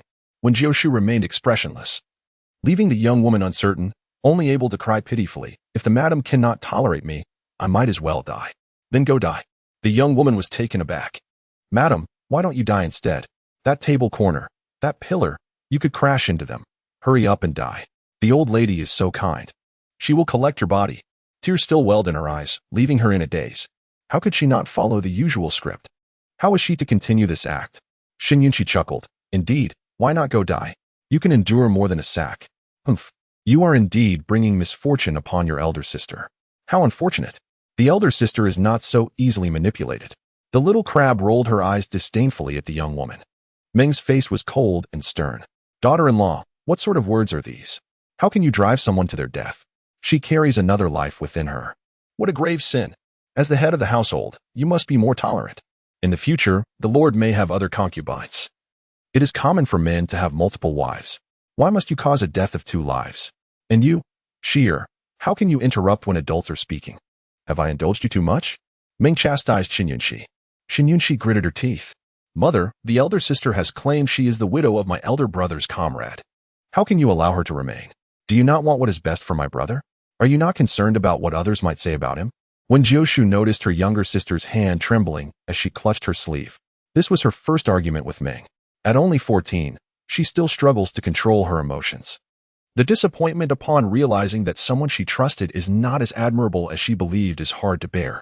The younger sister likely feels both love and resentment towards the stepmother. Look, tears are already flowing. Shen Yunqi wiped her tears. It is not like that. The stepmother deceived me. Is it not natural for me to be angry? It is not love and resentment at all. Wen Jiushu sighed and guided Shen Yunqi to a chair, urging her to sit quietly. With the elder sister present, no one would tarnish her brother's reputation. Shen Yunqi's nose turned red, and she nodded. Why had she cried? She could not control herself. Sigh. Just as the elder sister had said. She had momentarily lost control of her emotions. The young woman, regaining her composure, declared that she would die right there, as the madam wished. With that, she made to crash into the table leg beside Meng. When Jiushu rolled her eyes, why not crash into a pillar instead? Hit it hard enough to achieve the effect of dying. Indeed, an old maid rushed forward to stop the young woman. Miss, you cannot do something so foolish. You are acquainted with the Lord, the old lady, and we believe in you. Who says a widow cannot remarry? Besides, the young woman only wishes to be a concubine. Yet when Jiushu was so ruthless in her treatment, quick, hold her back. Meng feigned concern, nearly unable to suppress her laughter. Daughter-in-law, you are the mistress of the Shin family. You cannot be so cold-hearted. Others will say you lack the temperament of a matriarch. The young woman collapsed in the old maid's arms, crying her heart out as if she had suffered a great injustice. What are you howling about? Wen Jiushu slammed her palm down on the table with a resounding crack, causing the teacups to tremble and startling the young woman into silence. Wen Jiushu's cold gaze made her spine chill. How could a merchant's daughter possess such a terrifying stare? I have said that as long as you can prove the Lord has kept you, you may remain. Where is your evidence? As long as you reveal a personal secret about the Lord, you can provide proof, such as a small mole on his lower back. Shinyunchi embraced Wen Jiushu, nuzzling against her. Sister-in-law, you are truly my sister-in-law. Oh, what has suddenly changed with the little crab? The elder sister has inadvertently provided proof. She is indeed my brother's woman. Otherwise, how could she know such intimate secrets? If Wen Jiushu could hear Shinyunchi's thoughts, she would say it was written in a book. The Duke of Pingnan possesses a well-proportioned figure, with a small mole on his lower back. The young woman was momentarily at a loss for words. Madam, why must you make things difficult for me? Such matters do not require proof. Why do you not need proof? If you claim the Lord has slept with you, then tell me, on what day did he sleep with you? Where did it happen? What were you wearing, and what was the Lord wearing? The young woman's lips twitched. Was she speaking sense? Asking such questions, Wen Jiushu truly lacked shame. Madam, such matters of intimacy cannot be disclosed. The young woman blushed deeply. Why can they not be discussed? I have not even asked more detailed questions. Elder sister, please enlighten me. I wish to hear. Shinyunchi's eyes sparkled. The young woman was rendered speechless. Was Wen Jiushu a woman? What more could she possibly want to ask? Did she intend to inquire about the Lord's stamina as well? Because she too wanted to know about the Lord's endurance. Chapter 40. Henceforth, you shall have no ties with the Shin family. While the Lord may have an ambiguous relationship with this widow, it likely has not progressed to the point of intimacy. I can assert that her child is not his, and the Lord is exceptionally loyal. He would not betray the widow of his comrade. Shinyunchi nodded vigorously. Sister-in-law, you must believe in my brother. He has always maintained his integrity and would never stoop to the level of those shameless individuals who keep concubines. She directed this statement pointedly at Meng. Meng's brow furrowed slightly. Was Shinyunchi insinuating something? No. This foolish girl could not possibly know that she had kept a lover outside, seeing that she would not acquiesce. Then let the elders of the family settle this matter and determine whether the Lord's offspring might fall into the hands of others. Meng suddenly declared. Shinyunchi was stunned. Mother, you have summoned the family elders? Those old codgers are quite bothersome. They wish to take advantage of the Shin family while preserving their reputation, meddling in everything. Meng sighed. The elders are already seated in the hall. Daughter-in-law, will you accompany me to see them? She cast a triumphant, provocative glance at Wen Jiushu. Today, she would surely expel Wen Jiushu from the Lord's residence. Summoning the Shin family elders is not for the sake of the young woman but aimed at me, is it? How thoughtful of Meng to invite those stubborn old men. If she fails to expel me, will she drive herself to madness? Shinyunchi immediately stood up, declaring, Sister-in-law, I shall accompany you. We must prevent that group of old-fashioned elders from bullying my sister-in-law. In the grand hall, the sides were filled with people, members from the second and third houses, along with the elders, creating a bustling crowd. As soon as Meng arrived, she took her seat at the head of the table. The remaining guests, their eyes fixed intently on Wen Jiushu, watched as she calmly approached and gracefully took her place at the main seat as well. The atmosphere shifted. Was this woman truly assuming the role of the head of the Shin family, sitting alongside her mother-in-law? There were only 2 seats of honor. If the Marquis were present, Wen Jiushu would certainly not have dared to claim such a position. However, with the Marquis absent, what right had anyone to deny her? Wen Jiushu took a measured sip of tea and inquired, Esteemed elders, what brings you to the Marquis's residence today? The elders exchanged furtive glances, their expressions shifting. Side branch? Meng inwardly chuckled at Wen Jiushu's foolishness. She had inadvertently offended a group of people. Meanwhile, Wen Jiushu was discreetly assessing the elders, holding her teacup with poise, carefully evaluating each individual. Are they too aged? I cannot possibly be so desperate as to consider them. She mused silently. No, they are not the ones.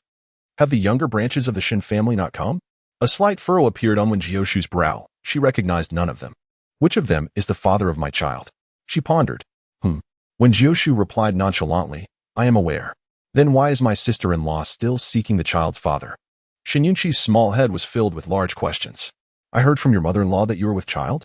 The first to speak was the second master of the Shin family.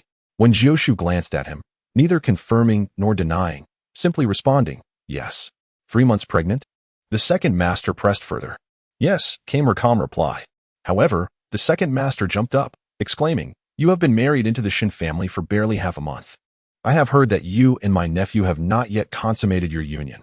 How can you be 3 months pregnant? Do you take the Shin family for fools? When Jiushu raised her eyes, do you know whether or not my marriage with the Marquis has been consummated? Have you been eavesdropping? You. The second master's face darkened. Do not attempt to argue. I only ask, is the child you carry of my nephew's bloodline? When Jiushu fell silent, her conscience somewhat pricked. She had little memory of the Marquis. The elders whispered among themselves, such a woman was unworthy of being a marquise. Ming, seizing the moment, feigned tears, capturing the elders' attention. I am truly at a loss. As a woman who has been widowed for many years, I cannot bear to let the reputation of the Shin family suffer. This matter is too significant. I had no choice but to call upon the elders to discuss it. You are her mother-in-law. How can you not deal with such an unclean daughter-in-law? The third master interjected, casting a displeased glance at Wen Jiushu. How can you still sit in the position of the mistress? Do you even know the meaning of shame? The eyes of the gathered onlookers were filled with contempt for Wen Jiushu, effectively roasting her in the public eye. Meng smirked, thinking that had it not been for her recent miscarriage, she would have already summoned the elders to discuss the matter. There was no way Wen Jiushu should assume the position of head of the household. That wretched woman had even caused Chair to be imprisoned. It was intolerable for Meng to allow her to remain in the Marquis' residence, besmirching their name. Shin Yunqi, though somewhat intimidated by the elders, stood up for Wen Jiushu, asserting, my sister-in-law was lawfully married into the Marquis' household. How can she not sit here? With my elder brother absent, you band together to bully her. But I will write to my brother and have him seek justice for her. A warm feeling washed over Wen Jiushu. Surely, her brother would not abandon her, especially with a child on the way. The elders are speaking. You have no place to interrupt. Withdraw. The second master reprimanded Shin Yunqi sharply. The young girl recoiled slightly, a bit frightened. Wen Jiushu narrowed her eyes, grasping Shin Yunqi's hand. Do not be afraid. Uncle, you have placed a widow in this predicament. Yet you dare to implicate the Marquis? You truly care for him, do you not? The second master's expression changed dramatically. Wen Jiushu's gaze was icy, a hint of mockery at the corners of her mouth. But I wonder, who prompted this widow to cling to the Marquis' residence? Was it you, dear uncle? Or my mother-in-law? Meng's heart raced, her eyes betraying a flicker of panic. Daughter-in-law, what do you mean by this? If you cannot tolerate the concubine, is it necessary to drive me to despair as well? The crowd began to criticize Wen Jiushu for her lack of filial piety. She remained indifferent, stating, your mother-in-law has lived a full life. How could she wish for death? The second master erupted, raising his voice in anger. Your mother-in-law has toiled for the Marquis' household for half a lifetime. How dare you slander her? Esteemed elders, such a daughter-in-law cannot remain in the Shin family. The elders shrugged their sleeves, adopting a lofty attitude as they declared, Wen, due to your unchaste conduct before marriage, it is no wonder that the Shun family cannot tolerate you.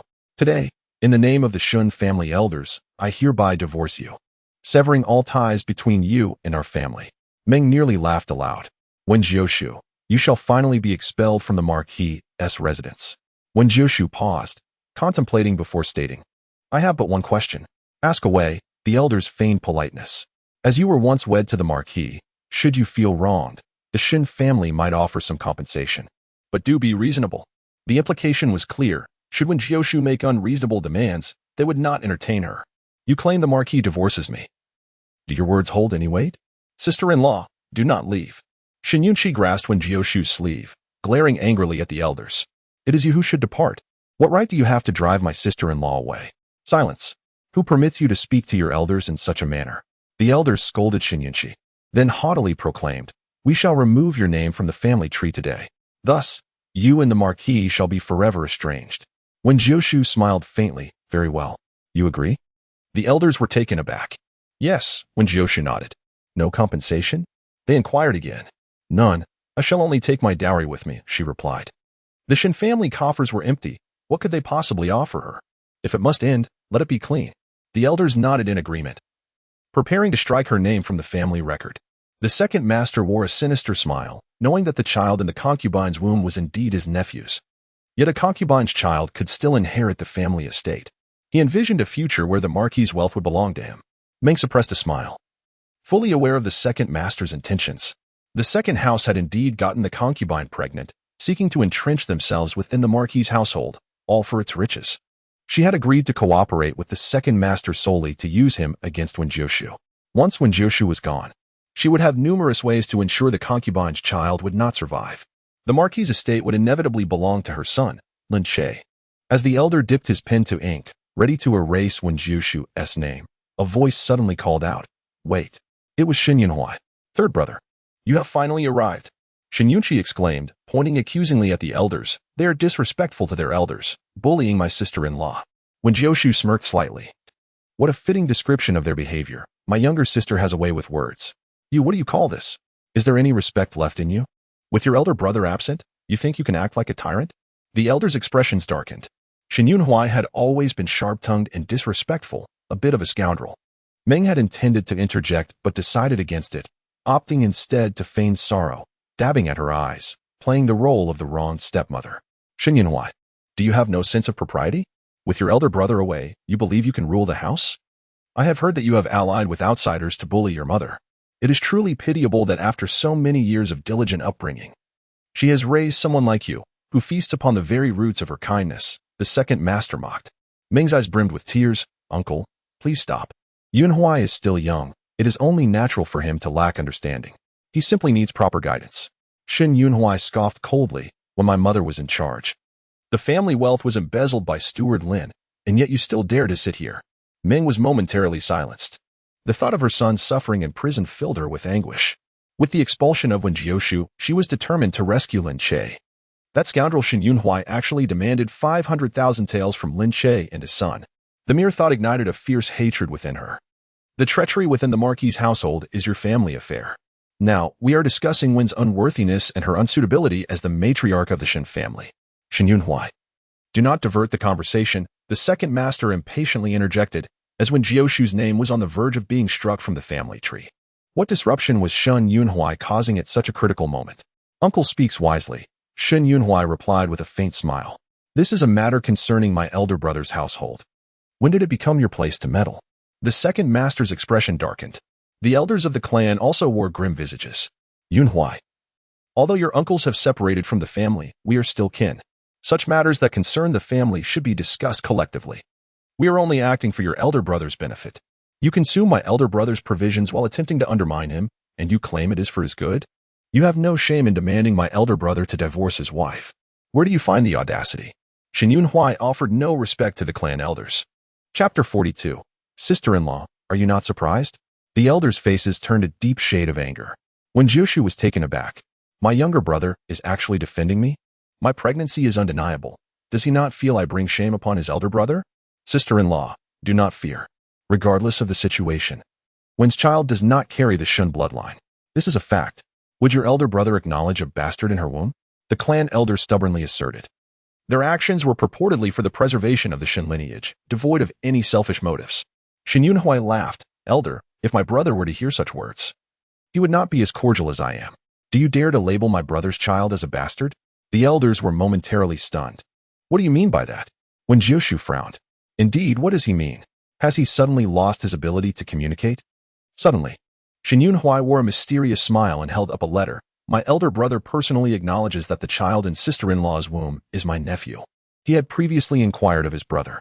The second master was dumbfounded. "Sister-in-law, did you not say that Wen's child is not the Marquis?" Realizing his mistake, he quickly fell silent. It would be unacceptable to admit in front of everyone that Meng and he had colluded to expel Wen Jiushu. Such words were undeniably harsh. Yet, Xinyunhui, the scoundrel, spoke with such nonchalance, mocking, "Now, as you can see, my elder brother has an heir. You should abandon your calculations." The expressions of the clan elders were a vivid display of emotions, ranging from green to red. As elders, they had been publicly humiliated by Shen Yunhui. It was utterly outrageous. "Shen Yunhui, the elders act for your brother's good. Do not presume to judge their intentions." The second master exclaimed, his face flushed with rage, pointing an accusatory finger at Shen Yunhui. Shen Yunhui replied coolly, "I have not seen any gentlemen here, only a room full of petty individuals. You." The second master was infuriated, his face contorting as if he might suffer a heart attack from the rage. The clan elders were filled with shame and indignation. Their faces flushed crimson from Shen Yunhui's scorn. Seeing Shen Yunhui gaining the upper hand, Meng weakly interjected, "Yunhui, your uncles and aunts are also acting for your brother's benefit. Do not be so defiant against your elders. Even when your father was alive, he treated the clan elders with utmost respect." This insinuated that he was being disrespectful to his elders, an act of filial impiety, tarnishing the late Marquis's reputation. However, Shen Yunhui was unfazed. "Mother, you are still unwell. Do not distress yourself over my elder brother. I shall visit the prison to inform the officials to thoroughly investigate the Lin family, compelling them to return the silver promptly. Otherwise, they shall face the consequences of tattooing and exile." Meng's lips trembled, her heart quaking. He was threatening her to stand up for Wen Jiushu. Such an ungrateful wretch. Meng was filled with rage, trembling all over. Tattooing was a mark of disgrace for criminals, a lifelong reminder. Did he intend to banish Lin Che as well? Meng gritted her teeth, wishing she could strike this ungrateful wretch dead. "Nephew, we are discussing your elder brother's affairs. What nonsense are you spouting?" The third master, confused, added, "You claim that is your elder brother's personal letter. Why not present it for all to see? If your words hold true, we shall not trouble Wen any further." The third house did not wish to sever ties with the Marquis's household, as they still received substantial sums from them each year. Meng and the second master were in cahoots, both coveting the Marquis's wealth. Meng had long been aware of the affair between the concubine and the second master. Shen Yunhui raised an eyebrow. "Sister-in-law, you are aware of this?" He had just discovered items related to his uncle at the concubine's residence, which revealed the truth. Both this uncle and sister-in-law believed themselves clever, attempting to utilize one another. However, Meng was more adept. While the second master foolishly aimed to pin the concubine's child upon my unfortunate husband, unaware that Meng would never allow the concubine's child to live. Wait, with Shen Yunhui causing such a stir, am I now unable to leave? Wen Jiushu sighed. "My younger brother is kindly standing up for me. Is that letter truly authentic?" Wen Jiushu fixed her gaze upon the letter, her serene eyes seemingly attempting to pierce through the envelope to discern its contents. Shen Yunhui publicly opened the letter, shaking the paper as he displayed it before everyone. The second master, unwilling to relent, leaned in to scrutinize it word by word. The more he read, the darker his expression became. The third master also stepped forward for a glance. Indeed, the handwriting belonged to the Marquis. Consequently, he ceased speaking. This indicated the third house's stance, no longer troubling Wen Jiushu. "Shall we not intervene, my lord?" The third madam whispered. "What do you understand? Do not interject." The third madam silently complied. The third master was not concerned whether Wen Jiushu's child was truly the Marquis. As long as the third house continued to benefit from the Marquis's household, that was sufficient. From the letter, it was clear that his eldest nephew was defending Wen Jiushu. He certainly could not afford to truly sever ties with the Marquis's household. The clan elders, having read the letter, displayed expressions of confusion. The Marquis acknowledged that Wen Jiushu's child was of his bloodline. Why then was Wen Jiushu's condition? "Elders, you are old and do not comprehend the whims of the young," Shen Yunhui retorted, a smirk gracing his lips. The elders twitched, their faces reflecting a myriad of emotions. Some had likely indulged in youthful indiscretions without accountability, perhaps even worse than my elder brother. Shen Yunhui's cold mockery struck deep. The elders nearly choked on their indignation. A glimmer of confusion flickered in Wen Jiushu's eyes. Could it be him? The one who brought storms into my life was indeed the Pingnan Marquis? Shen Yunhui's lips curled into a smile. "Sister-in-law, are you not filled with surprise?" Chapter 43. Wait for me with peace of mind. There's no surprise, only fear. How will I proceed with the divorce now? Wen Jiushu did not appear pleased. Instead, a look of worry crossed her face. "Elder brother instructed us to take good care of sister-in-law. There is no need for her to fret about anything else," Shen Yunhui continued. "Do not entertain thoughts of divorce. For elder brother has stated he has no intention of doing so, nor will he remarry." Clearly, Wen Jiushu did not comprehend the implications.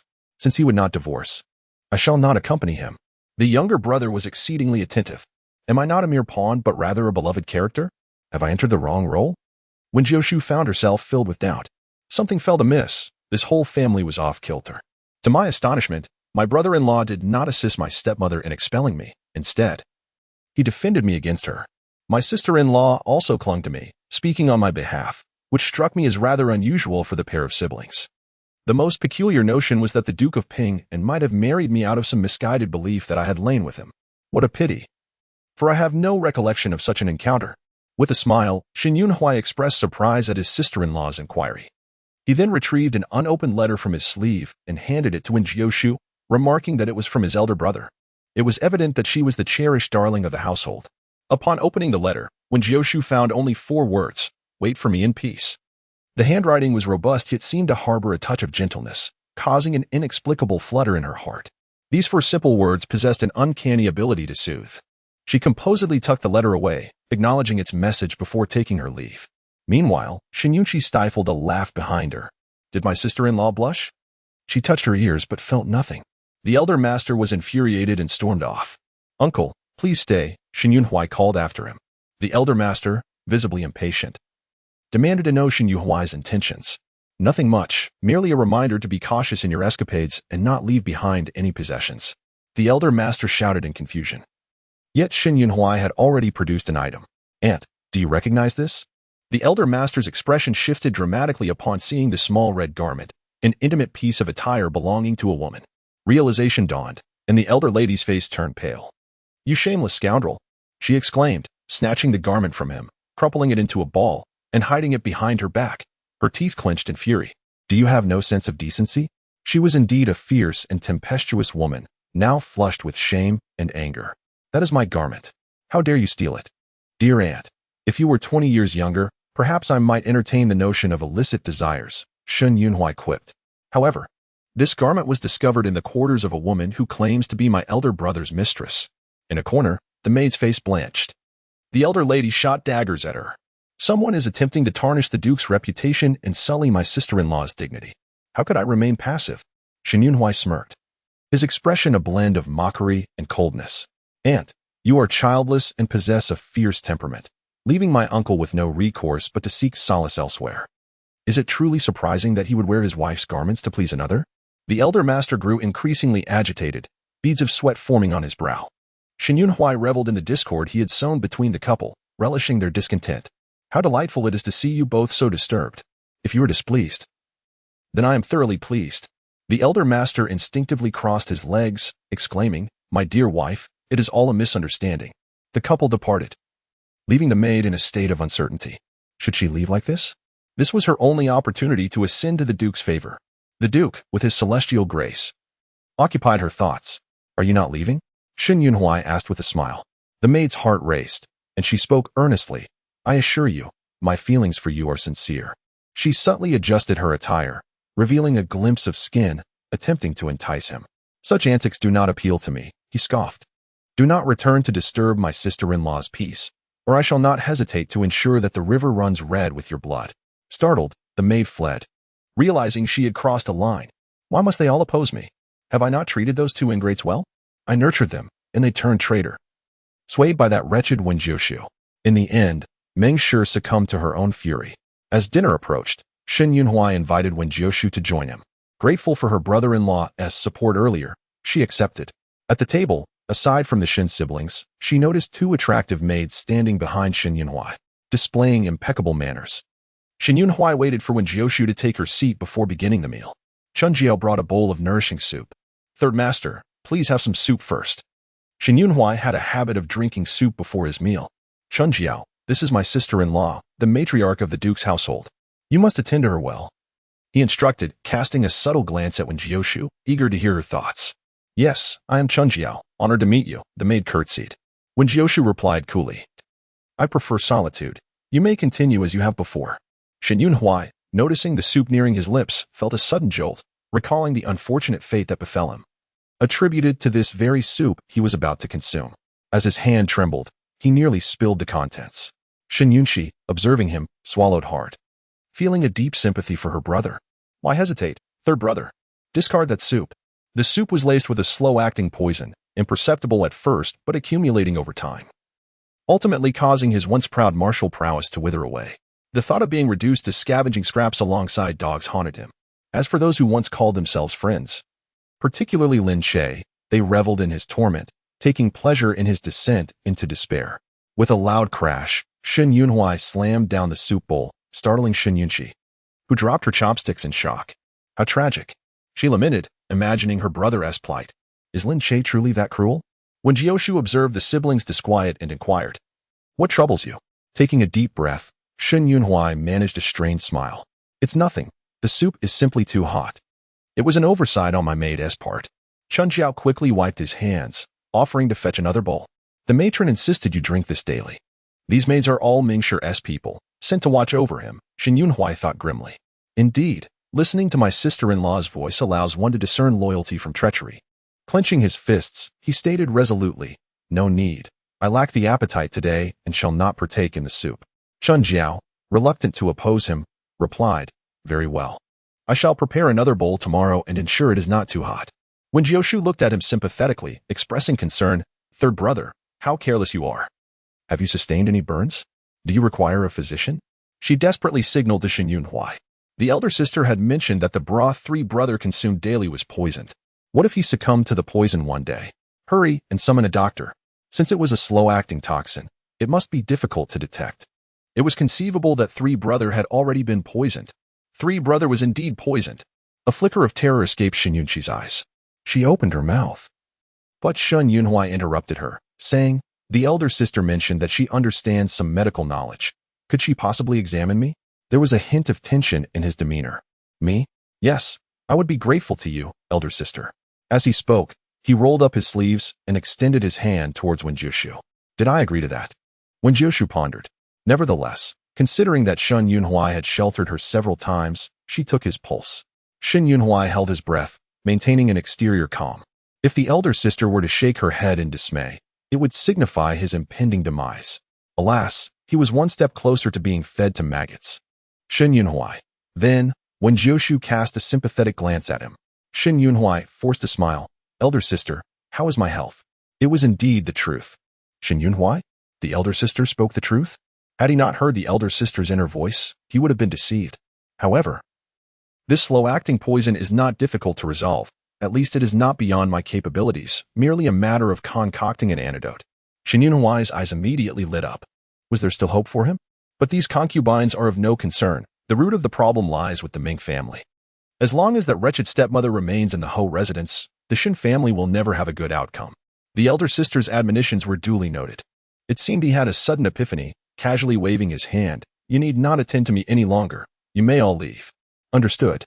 Chun Jiao gazed affectionately at Shen Yunhui, reluctantly departing. After dismissing several concubines, Shen Yunhui sincerely remarked, "Elder sister, please speak candidly." When Jiushu smirked, "You are not too foolish. You have been poisoned." Shen Yunhui gritted his teeth. "Is it serious?" He remains remarkably composed. "Perhaps I should be forthright and bluntly inform him who wishes to harm him. I can resolve your poison." After a pause, Wen Jiushu stated directly, "If I were to say that your stepmother is the one who poisoned you, would you believe me?" Without a shred of doubt, Shen Yunhui replied, "You are my elder sister. Why would I not trust you?" Were it not for the elder sister, he would have indeed been reduced to a mere puppet, dancing to Ming's whims. It was she who colluded with butler Lin to pilfer the family's assets. "I know. It appears Shen Yunhui harbors suspicions regarding Ming. This is promising. Furthermore, your stepmother is having an illicit affair with butler Lin." Wen Jiushu deemed it necessary for Shen Yunhui to be aware of these matters. Thus, she disclosed everything to him. As for whether he believed it, and to what extent, that lay solely in his hands. This way, she felt it was only fair, given that he referred to her as elder sister. Chapter 45. The elder sister's scolding was spot on. After deliberating, Wen Jiushu continued, "Moreover, your stepmother and butler Lin have a pair of children raised outside." Shen Yunxi's eyes widened in disbelief. "Elder sister, is what you say true?" Although she had already gleaned this from the elder sister's thoughts, hearing it uttered aloud was still hard to accept. She had always regarded Meng as her biological mother. Meng was aware of her affection for Lin Che and had even encouraged it. Wen Jiushu raised two fingers. "I swear upon my fortune in this life. Every word is true." Shen Yunhui clenched his fists. "Thank you, elder sister, for informing me. ever since the day the ancestral hall caught fire. I harbored suspicions and sent Musi to investigate. The results confirmed your words. My stepmother truly has an affair with Butler Lin. It is laughable that we were kept in the dark right under our noses. Wen Jiushu nodded. Now that we have been forthright with each other, the next steps will be easier. You need not drink the supplementary soup. Perhaps you can continue drinking it to deceive Meng into thinking you are oblivious. You may decide how to proceed. I understand your intent, elder sister. I share the same sentiment. Shen Yunhui smiled slightly, his gaze icy. Since my stepmother has deceived us thus and has raised children outside, merely exposing her would be too lenient. He must ensure that Meng pays a heavy price. Shen Yunshi gritted her teeth. I have only ever heard of men keeping mistresses. I have never heard of women doing so. Mother Meng is truly shameless. Meng's mistresses are not limited to one. Shen Yunshi. Alas, were it not for the moral constraints binding me, I would yearn to comprehend Meng. To become Meng, to surpass Meng. Shen Yunhui coughed. He nearly choked on his tea, sensing a hint of danger looming over him. What is it? Wen Jiushu glanced at him. Nothing. The tea is just too hot, Shen Yunhui replied. Shen Yunshi wore a troubled expression. Elder sister, my brother is a good man. Many women in the capital wish to be my brother's wife. Could you refrain from seeking new affections? Did she hear something? Did I inadvertently reveal something? No, surely not. Wen Jiushu chuckled. As long as I remain the matriarch of the Shen family, I will not seek new affections. At that point, I shall be free of burdens to keep a young pet or a young wolf. Shen Yunhui, this is disastrous. The elder sister still contemplates divorce. He shot a glance at Shen Yunshi. Do not speak nonsense. Otherwise, the elder sister will be out of the picture. Shen Yunshi looked aggrieved, concerned that the elder sister might abandon her brother. I am not like Meng, who seeks out old men or married men. If I were to play, I would play with a young single brother. Cough, cough. Shen Yunhui listened to her thoughts, almost choking to death. What is it now? Wen Jiushu frowned at him. Nothing. I just choked.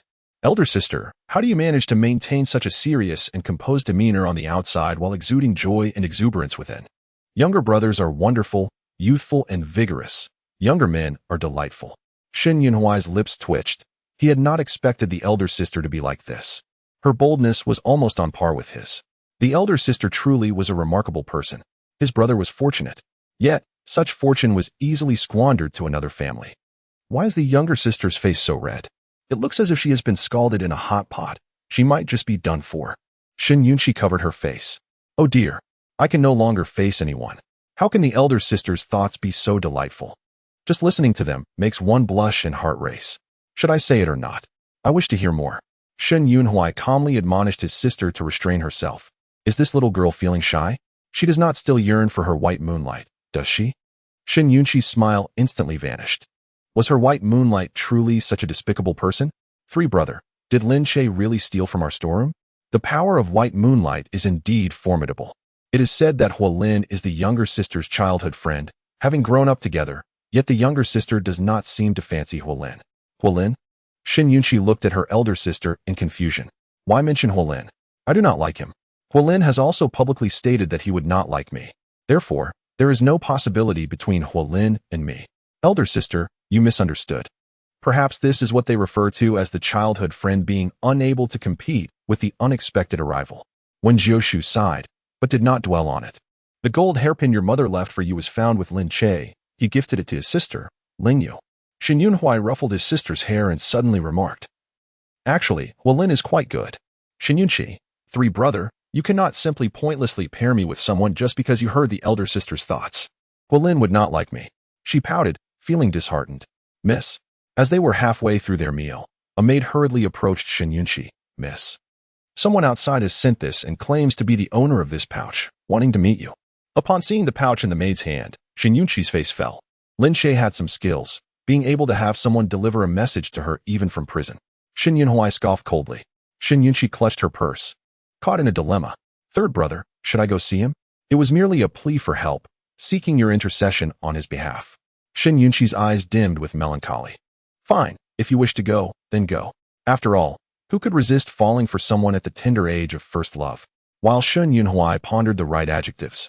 Wen Jiushu interjected, scoundrel. Yes, precisely a scoundrel. That was a most apt description from sister-in-law. My little sister is merely infatuated. Nevertheless, I support her. A white moonlight must be seen clearly to understand how foolish one has been. Shun Yunshi pouted, on the verge of tears. Sister-in-law, will you accompany me? Me? Yes. With you by my side, I would have the courage to face him. Shun Yunshi replied, her eyes reddening. You are still just a minor, Wen Jiushu remarked, gently ruffling her hair. All right, I will accompany you. In the dimly lit prison, Shun Yunshi followed the guard to the cell where Lin Che was held. Wen Jiushu refrained from approaching, standing in a place where Lin Che could not see her. Upon spotting Shun Yunshi, Lin Che's eyes lit up. Yunshi, you've come. I knew you would believe in me. His confidence was palpable. However, Shun Yunshi hesitated. Believe you? Believe that you, a thief, stole the relics left to me by my mother? You and your father have plundered my family's storeroom. Lin Che's expression faltered. I did not. I had no idea those were your family's belongings. Is that so? Shun Yunshi scoffed. Such a feeble excuse. If I were to believe that, I would indeed be foolish. Sierra, do you not understand me? I went to the Ho residence to accompany you. When have I ever approached your family's storeroom? Lin Che spoke with elegance, his gaze filled with tenderness. Shun Yunshi adored his gentleness, which bewitched her to the point of folly. Chapter 46. Spending money on men brings misfortune for 8 lifetimes. Shun Yunshi tugged at her clothing, uncertainty gnawing at her. Could it be that Lin Yuanshan is the thief? Perhaps Lin Che is innocent, merely deceived? Our little sister is wavering. Her heart is still tender and lacks the necessary fortitude. Lin Che wears this mask of gentleness, ensnaring our little sister step by step, ultimately leading her to ruin. Shun Yunshi shivered. Her softening heart was immediately enveloped by an icy chill, causing her teeth to chatter.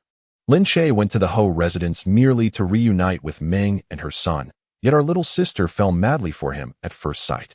It is all thanks to our younger brother. Were it not for his invitation to Lin Che, Shun Yunshi would not have stumbled into his web of gentleness. Shen Yunhui clenched his fists. Was it truly he who caused his sister's tragic fate? It indeed seemed, as sister-in-law had said, that Lin Che's first visit to the Ho residence was at his behest. It was then that Shun Yunshi first laid eyes on Lin Che and fell for him. Their stepmother often praised Lin Che as a good student, well-versed in knowledge, encouraging him to spend time with Lin Che. He had thought that his stepmother merely fancied his friend. While Lin Che befriends our younger brother, he is also entangled with his women. Our younger brother is not without his own share of naive trust. Shen Yunhui gasped. What did sister-in-law say? Lin Che has betrayed him? Her third brother. Played like a puppet. This is perhaps Lin Che's greatest pride.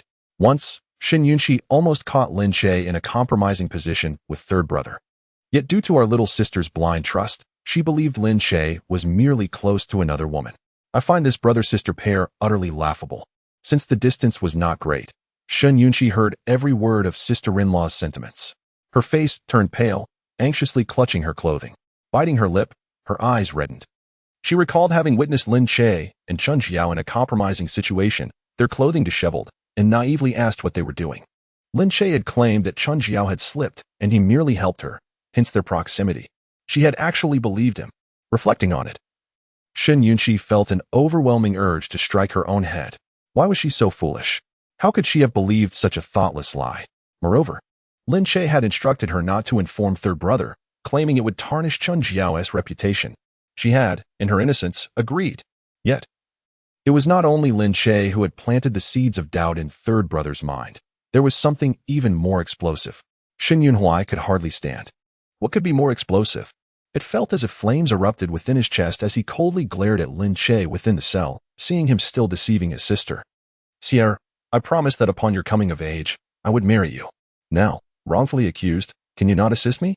He extended his hand through the bars, yearning to grasp Shen Yunshi's. Had it been before, she would have eagerly taken his hand, her heart aching for his plight. Now, however, her heart felt numb. How would you like me to help you? Shen Yunshi asked coldly, tears glistening in her eyes, clearly reluctant to part with her own feelings. Lin Che assumed Shen Yunshi would do anything to rescue him. Your brother demands a compensation of 50,000 taels. You know my family's impoverished state. How can I possibly raise such a sum?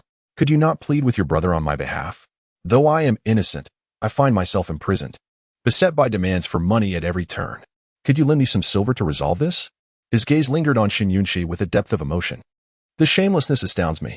Wen Jiushu, an onlooker, was nearly reduced to laughter. Shen Yunshi's fist clenched tightly. How could he have the audacity to ask? You seek funds from me? Her teeth ground together audibly. Sierra, why speak so harshly? I merely find myself in a predicament and seek your assistance. Had your brother listened to my explanation, I would not be in this situation. Lin Che's expression darkened. If you truly do not wish to help, then so be it. I shall consider you a lofty lady beyond my reach. As for the affection you once professed for me, I shall regard it as mere words.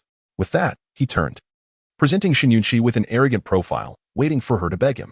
In the past, such words would have spurred Shen Yunqi to express her feelings urgently.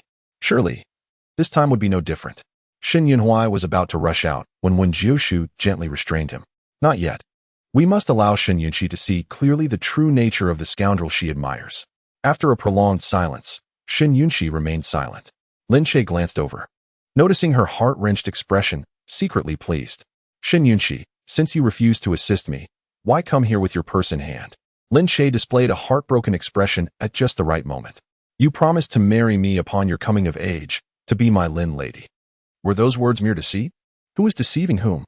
Shen Yunqi roared within, yet her throat felt as though it had swallowed shards of glass, rendering her voiceless. Unable to utter a word. What a master of confusion, turning the tables. Truly the white moonlight in the hearts of the female antagonists. Speaking as if Shen Yunqi has betrayed him. Not a word about the theft, merely a bastard, yet he pretends to be noble. Sister-in-law spoke wisely. A lowly bastard pretending to be noble? When Jiushu stepped outside, tousling her hair. Do not be disheartened. You may blame your youth for your inability to discern between human and dog. Sister-in-law, Shen Yunqi murmured, her head bowed, appearing exceedingly obedient. Upon hearing Shen Yunqi address her as sister-in-law, Lin Che's eyes flickered with surprise. This was Shen Yunhuai's sister-in-law? Suddenly, I understood why the Pingnan Marquis chose to marry her. A merchant's daughter, her beauty was indeed remarkable. Yunqi, allow me to impart a piece of wisdom. Wen Jiushu cast a cold glance at Lin Che and remarked, pitying a man brings misfortune for a lifetime. Spending money on men results in 8 lifetimes of bad luck. Shen Yunqi was taken aback. A man who asks you for money is even more ill-fated. You mustn't even touch him. Do you understand? Wen Jiushu smiled. Chapter 47. A brother in distress. A fierce woman. Shen Yunqi nodded solemnly, absorbing her sister-in-law's teachings. Lin Che's expression darkened. How could he be mocked by a merchant's daughter? Taking a deep breath, he refrained from responding, knowing that engaging in conversation would only reveal his unease. Brother Shen, I truly did not know those items belonged to your family. Are we not brothers? Do you value these material possessions more than our bond? Have you forgotten who stood in front of the teacher to take your punishment when you skipped class? Who wrote your assignments to spare you from the teacher's scolding? Lin Che looked earnestly at Shen Yunhuai. This illegitimate son was quite the actor. Had he not heard his sister-in-law's sentiments, he too would have believed in Lin Che's innocence. Since you claim to be unaware, why then did my family's treasures appear in your home? And why did you pawn those items for silver? Shen Yunhuai's icy gaze bore down on Lin Che. Lin Che, racking his brain, struggled to come up with a plausible excuse. 3 days? Such a short time. Where am I to procure the silver? That is your concern. You may call upon your relatives for assistance, Shen Yunhuai retorted mockingly. Lin Che felt as though some secret had been uncovered by Shen Yunhuai. My family has been detained. Where are my relatives? Lin Che spat in frustration. Shen Yunhuai had no intention of exposing his ties to Meng and her son. He intended to keep Lin Che around for his amusement. Brother Lin, you possess remarkable talents. Conjuring something from nothing is surely your forte, Shen Yunhuai remarked with a smile. I will play you to your demise. Just wait. Lin Che glared fiercely at him. The Shen siblings had always been at his mercy, but since his capture, he felt that he had lost control over them. Suddenly, his gaze fell upon Wen Jiushu. Was she the reason? It seemed Shen Yunqi and Shen Yunhuai heeded her words. Yunqi, do you see clearly? Shen Yunhuai inquired. Shen Yunqi lowered her head and nodded gloomily. That's right. A man who deceives for money and affection should be discarded. The next one will be more obedient. Shen Yunqi suddenly felt less sorrowful. Her sister-in-law was correct. The next one would indeed be better. Why cling to a crooked tree? Indeed, you are wise, Wen Jiushu said, ruffling her hair. That scoundrel Lin, if it were me, I would not only let him deceive my affections, but would also demand he pay for it. Shen Yunqi burst into laughter. Sister-in-law, you are truly delightful. What are you laughing at? Wen Jiushu asked her. The little girl looks much more charming when she smiles. Steering clear of scoundrels is the way to alter a tragic fate. Sister-in-law, you are the best. Shen Yunqi nestled against her arm. As the trio prepared to depart, Lin Che grew anxious.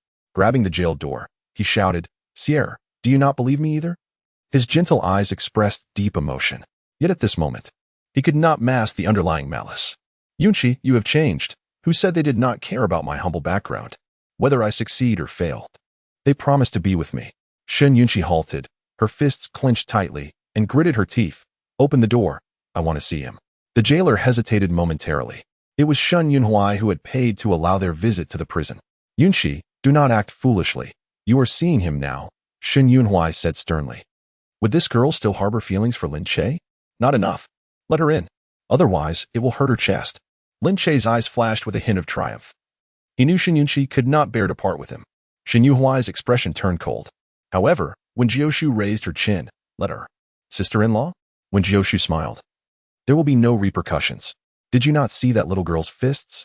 She must be furious. That scoundrel deserves a taste of her wrath. Shen Yunhui relaxed slightly. Nodding to the jailer, thank you for your trouble. With Shin San's command, the jailer complied, unlocking the cell door. Xia. Lin Che's face lit up with joy. But before he could finish, a resounding slap landed on his face. Lin Che was momentarily stunned. Bang! Before Lin Che could react, Shen Yunchi delivered a swift kick to his most vulnerable area. In an instant, a wave of pain coursed through Lin Che's body. He screamed, arching his back. Hands clutching his groin, his face contorted in agony, veins bulging on his forehead. Overwhelmed by the excruciating pain, he fell silent. The jailer discreetly crossed his legs, feeling a chill in his own nether regions. What a pitiful brother, what a fierce woman. Did you break? Is there any hope for you? Shen Yunchi, not yet satisfied, continued to rain punches and kicks upon Lin Che. Lin Che, I will tell you this. Deceiving me for affection is one thing, but deceiving me for money, you shall pay dearly. Lin Che curled on the ground, the searing pain rendering him powerless to retaliate. His eyes were bloodshot with rage as he gritted his teeth. Shen Yunchi's assault on the scoundrel was immensely satisfying. It was a sight worth relishing repeatedly. Wen Jiushu raised an eyebrow, casting a look of approval at her sister-in-law. It seems my little sister has come to a commendable realization. No man is worth more than silver, which can buy a man, who will only spend your money and leave you in anguish. Encouraged by her sister-in-law's sentiments, Shen Yunchi did not hold back, delivering several more kicks to Lin Che until she was finally exhausted. It appeared her sister-in-law had a fondness for silver. Perhaps in the future, she could align her interest with her brother's? Shen Yunhui smirked, knowing that if Shen Yunchi followed her sister-in-law, she would likely not suffer in the future. After her vigorous kicking, Shen Yunchi threatened, I do not require repayment for the money you deceived me out of. Consider it your medicine money. Do not let me see you again. You are a bad omen. With that, she straightened her back and strode out of the cell. The jailer swiftly locked the door behind her. Good. It seems the tension has been relieved. My little sister has a newfound clarity. Very well. I too feel relieved. Indeed. Sister-in-law is right. Pent-up frustration must be released. Otherwise, it leads to discomfort. Third brother, I brought my sister-in-law along. Why are you following? You heartless one. Do you think this prison is your family's? You can enter at will? Shen Yunhui shot her an annoyed glance. Since my brother entrusted my sister-in-law to us, I must ensure her safety. Shen Yunchi nodded in agreement. That makes sense. Safety? How curious that the Marquis would require protection. Wen Jiushu mused. It is indeed strange. Perhaps it is true. Before encountering true love, the Marquis' character is beyond reproach. Sister-in-law often says my brother will find true love. What kind of true love could lead her to believe my brother would part ways with her? Shen Yunhui was intrigued. Chapter 48. A perfect harmony is not my brother's true love, simply my sister-in-law? Shen Yunchi whispered to herself. What did you say? Wen Jiushu asked, not catching her words.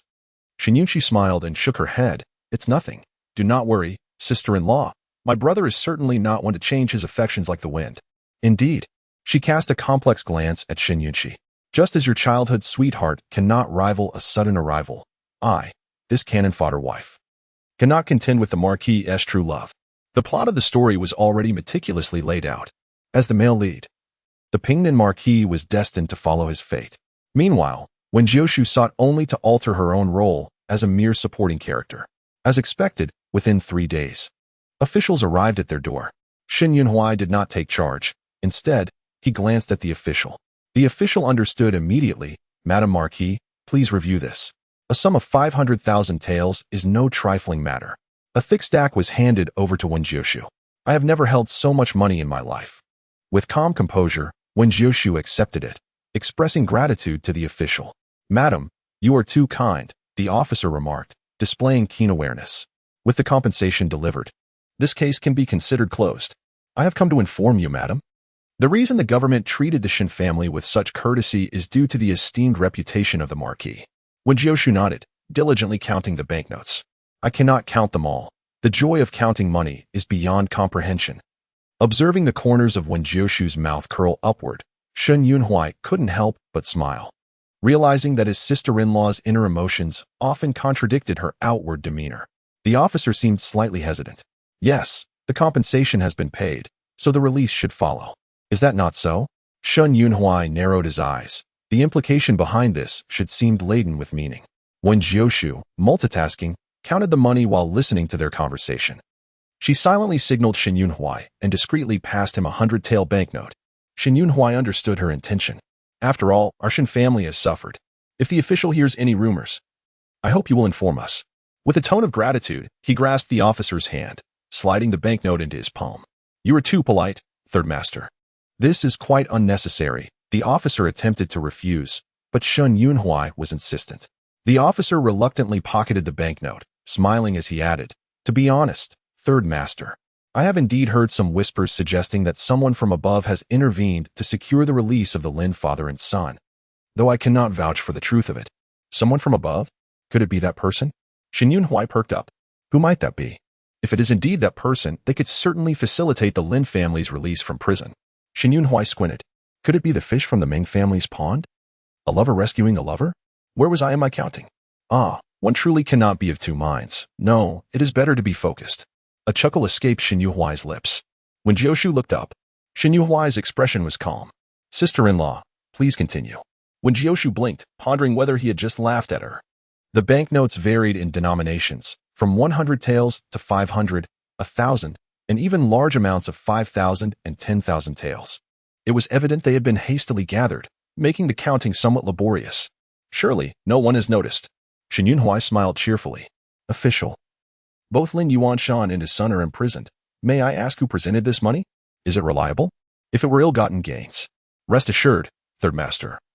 These banknotes have been cleared through official channels and are not tainted by crime, the officer replied. As for who provided them, I truly do not know. I hope you will forgive my ignorance. Shen Yunhui's inquiry was merely a test. No matter, I merely asked in passing.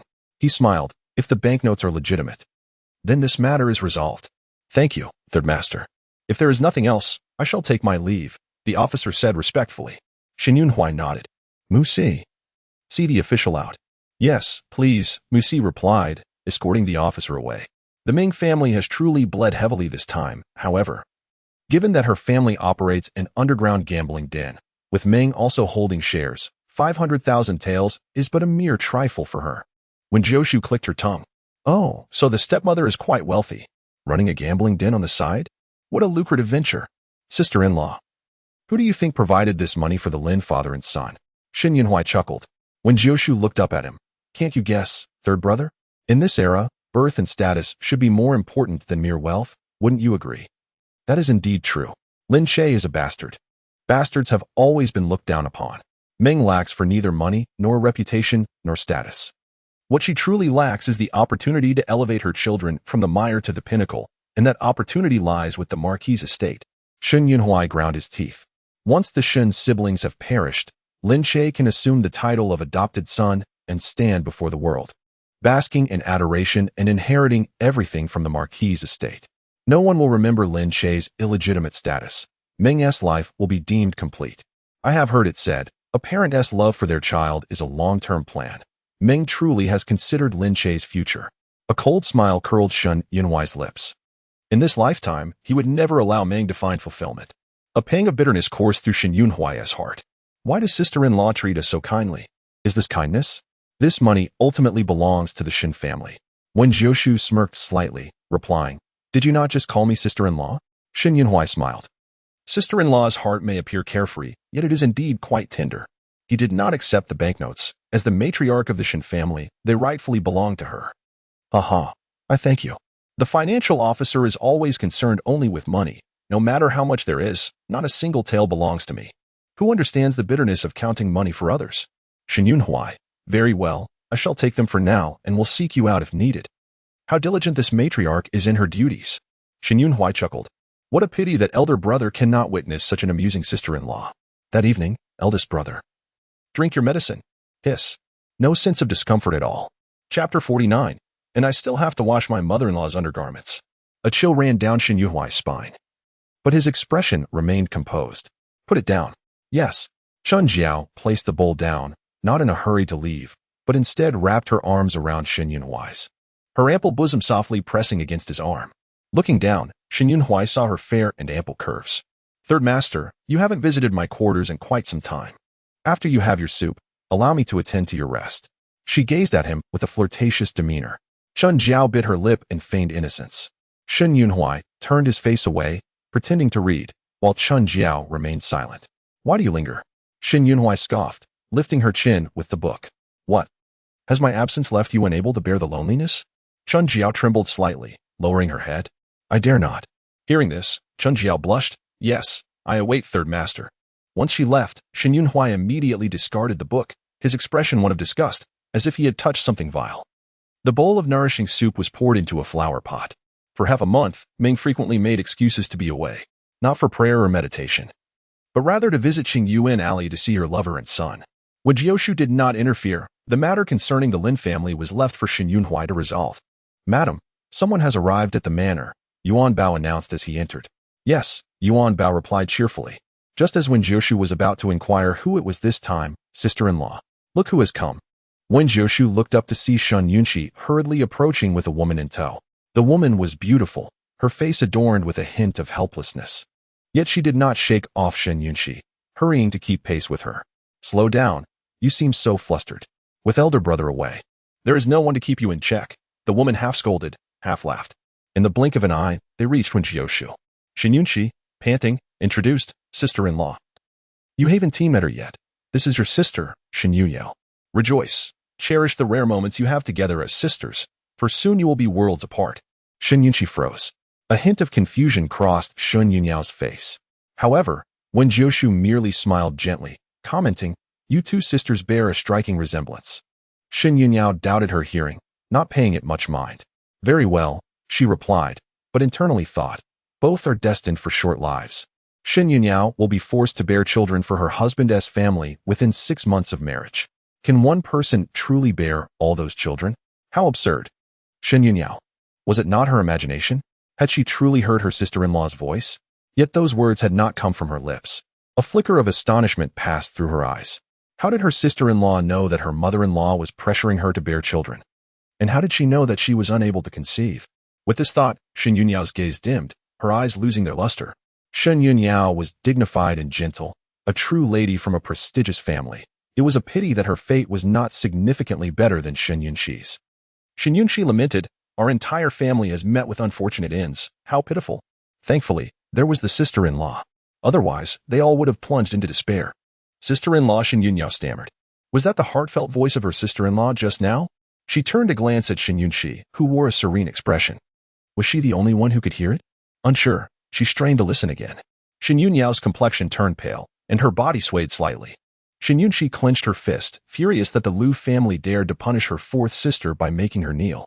Why had her fourth sister never spoken of this to them? Shen Yunyao was obedient and understanding, always reporting good news while concealing her troubles. Even when targeted and tormented by her mother-in-law, she never spoke of it to her family. The punishment of kneeling was mild. Often, she was made to perform menial tasks. Washing and cooking, tasks suited for a pampered young lady from a noble family. Shen Yunyao, a delicate girl unaccustomed to labor, was forced to cook and even wash her mother-in-law's undergarments for Liu Qingxi. Shen Yunqi trembled with rage. How could that old woman from the Liu family bully her fourth sister like this? After all, her fourth sister was a noble lady. Marrying into the Liu family was a step down. Was this how the Liu family treated her sister? That mother-in-law was a countrywoman who had moved to the capital only because her son achieved success. She acted like a big shot at home, imposing rules on Shen Yunyao. Shen Yunyao could no longer hold back her tears. Sister-in-law, please stop. Spare my sister some dignity. I am becoming unbearably ashamed. Her heart was filled with pain. If it were only her mother-in-law's harassment, it could be endured with the support of a husband. Yet, Shen Yunyao's husband was a filial son, offering only hollow comfort whenever she suffered grievances. Regrettably, Shen Yunyao was susceptible to this pretense of care, enduring in silence until she ultimately became a nun. Thank you for your understanding, sister-in-law. Wen Jiushu added, Yuan Bao. Please fetch the hand cream from my box for fourth sister. Yes, Yuan Bao complied. Shen Yunyao shyly tucked her fingers into her sleeves, bitterly tugging at her lips. Sister-in-law, please don't tease me. We are family. There is no need for formality, Wen Jiushu replied. However, Shen Yunyao's hands were still afflicted with frostbite. Her knuckles swollen and red as if she had shed a layer of skin. It was particularly severe in the winter, hardly resembling the hands of a refined young lady.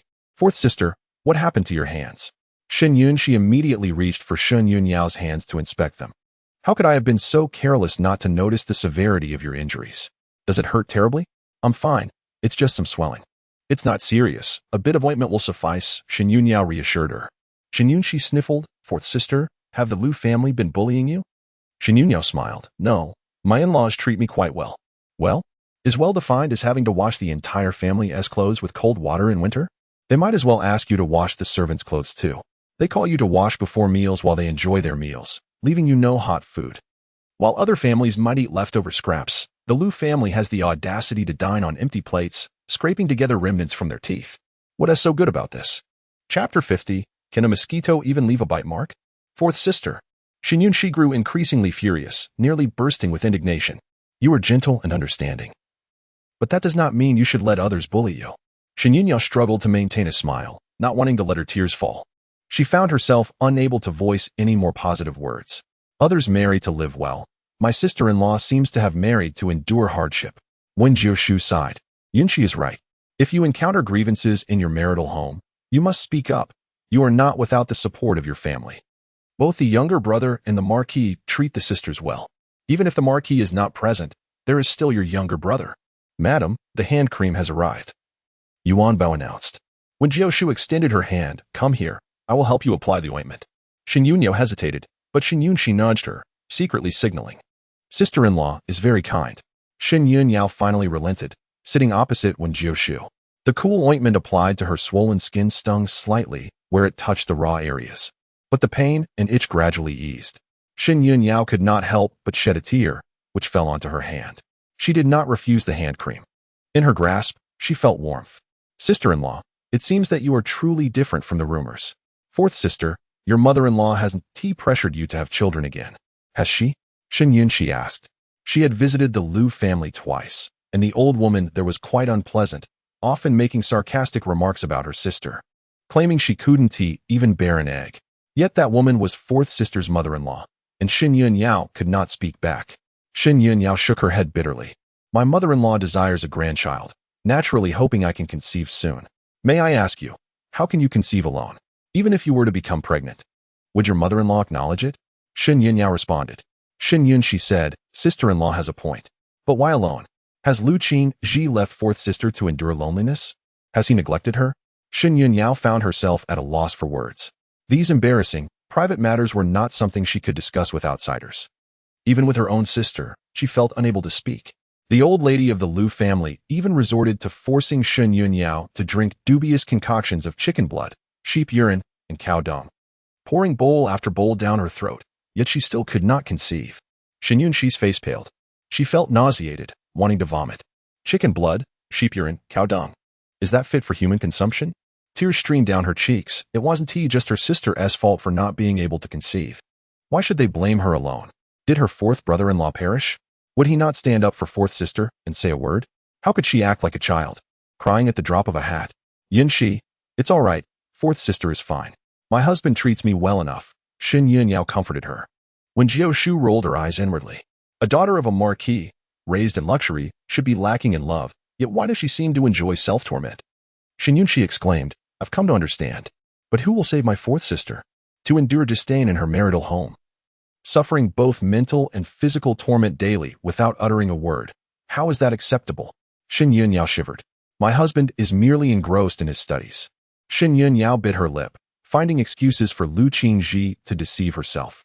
Yet deep down, she knew that Liu Qingji's treatment of her was indeed not as it once was.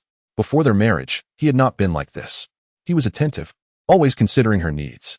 Shen Yunyao could not fathom why, after marriage, Liu Qingji seemed like a different person. Perhaps my husband simply does not wish for children at this time. Although my mother-in-law can be strict, my husband still treats me with respect. Shen Yunyao spoke with difficulty.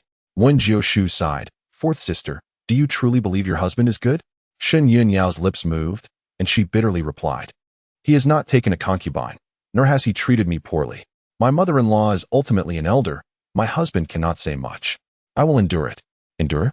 The word endure carries a knife. Every cut draws your blood. Haven't you heard? Those who think to endure in their marital homes are simply foolish. Shen Yunyao tugged at her lips. What can be done? Is divorce even an option? If it were me, I would immediately and decisively seek a divorce. After all, men are easily replaced. Shen Yunyao was taken aback. Her sister-in-law appeared calm and composed on the surface, yet harbored such thoughts internally. Foolish girl. Do you not realize that your husband is currently indulging in another's embrace at home? Shen Yunyao gasped. What do you mean, sister-in-law? No matter how many remedies you drink, they will be futile, for you are not the one he cherishes. If he does not touch you, how could you conceive? Shen Yunyao's face turned pale, nearly losing her footing. Shen Yun, she steadied her, concerned. Fourth sister, are you all right? Shen Yunyao opened her mouth, her heart feeling as if pierced by a blade, yet no sound escaped her throat. She gasped for breath, unable to comprehend. Impossible. Her husband was a man of integrity, always maintaining his virtue. How could he? Suddenly, she recalled an incident where she had noticed a small red mark on Lu Qingji's neck, near his collarbone. Lu Qingji was engrossed in his studies, often sleeping in the study. She had inadvertently caught sight of that mark. Even if she were dim-witted, she recognized it as a mark left by a woman's kiss. Shen Yunyao felt her limbs grow cold, and she dropped her late-night snack, shattering it. Lu Qingji, hearing the noise, hastily pulled up his night clothes to conceal the marks, urging her not to think too much about it. He claimed it was a mosquito bite. Huh. What a monstrous mosquito. Can a mosquito leave a bite mark like that? Shen Yunyao suddenly chuckled, the sound laced with irony. She laughed at her own foolishness, at her own blindness. Lu Qingji had insisted on studying and sleeping in the study. If she complained, it would be seen as ungracious, inconsiderate, and indicative of a woman whose heart was unfulfilled. Shen Yunyao prided herself on being a well-bred lady, composed and restrained. After half a year of marriage, Lu Qingji had never touched her, not even on their wedding night, during which he chose to sleep in the study. She had even doubted whether her husband had some hidden ailment. In the end, I had concocted every possible excuse for him, while he simply did not wish to touch me. Fourth sister, you look unwell. I am quite worried about you. Shen Yunshi frowned. She too wanted to see which seductress her brother-in-law had entangled himself with. Yet, fourth sister likely did not want anyone to witness her family's disgrace. Thus, Shen Yunshi, understanding, refrained from detaining her. Shen Yunyao stumbled away. Sister-in-law, can you tell that fourth sister is not living well in her marital home? Shen Yunshi asked with a distressed expression. Isn't it quite apparent? Wen Jiushu replied. Whose fault is it that your son is incapable of consummating the marriage? Speak up, sister-in-law. Unexpectedly, Wen Jiushu turned her gaze towards her. Shen Yunshi felt a chill run down her spine under that scrutiny. Sister-in-law, why do you look at me like that? Is there something on my face? Wen Jiushu shook her head. Your makeup is smudged. Shen Yunshi sighed in relief, attributing it to her earlier concern for fourth sister, which had caused her mascara to run. No matter. These two sisters not only resemble each other, but also share an exquisite taste in men, both favoring those with a refined and elegant exterior. Lin Che and Lu Qingji are both such men. The books describe Lu Qingji as a paragon of virtue, with a lean physique and a clean, elegant demeanor. It is said that Lu Qingji enjoys singing and favors the role of a young scholar. When he performs, he outshines even the stars of the stage. Shen Yunshi could not release the breath she had been holding, feeling a weight in her chest. This is heart-wrenching, sister-in-law. The Lu family does not entertain guests in the bedroom. Lu Qingji does not enjoy staying overnight in the bedroom. If he were to engage in an affair, he would surely choose the study. Shen Yunyao hurried towards the study, but as she neared, her steps slowed. She hesitated to push open the door, clenching her garments. Her gaze grew resolute. Today, she would uncover the truth. Just as her hand was about to touch the door, a sharp voice interrupted her. Old Madame Lu, her mother-in-law. Shen, are you defying me? The old lady's face was lined with excess flesh, her eyes bulging as if they might pop out. She bore the visage of a formidable antagonist. Lu Qingji had not achieved the first place in the imperial examinations, and the old lady, known for her fierce temperament, had a reputation that spread throughout the countryside. Shen Yunyao cast a fleeting glance at the old lady. Since her arrival in the capital, the old lady, having endured hardship, sought to infiltrate the circles of high society. She dressed in the most expensive garments, adorned with gold and jewels, even covering her graying hair with golden pins. Her fingers were laden with rings of gold, silver, and jade, leaving no space unadorned. It seemed she wished to display her entire fortune upon her person. The old lady mistakenly believed this facade equated to high status. Little did she know. True nobility emanates from one's essence, upbringing, knowledge, and even character, not from the ostentatious display of a nouveau riche. Shen Yunyao tightened her gaze, a flicker of disdain crossing her eyes. She clenched her handkerchief tightly. The foul and repugnant concoction was something she wished to avoid. I will not drink it, Shen Yunyao asserted firmly. What? The old lady exploded in rage.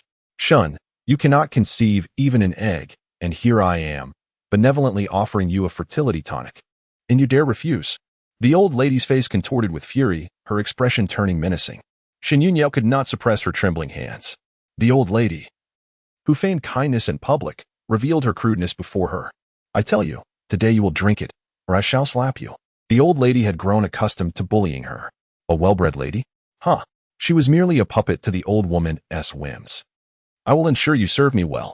The old lady reveled in her control, relishing the fact that her son had such capability that he could charm a daughter of the Marquis's house into unwavering devotion.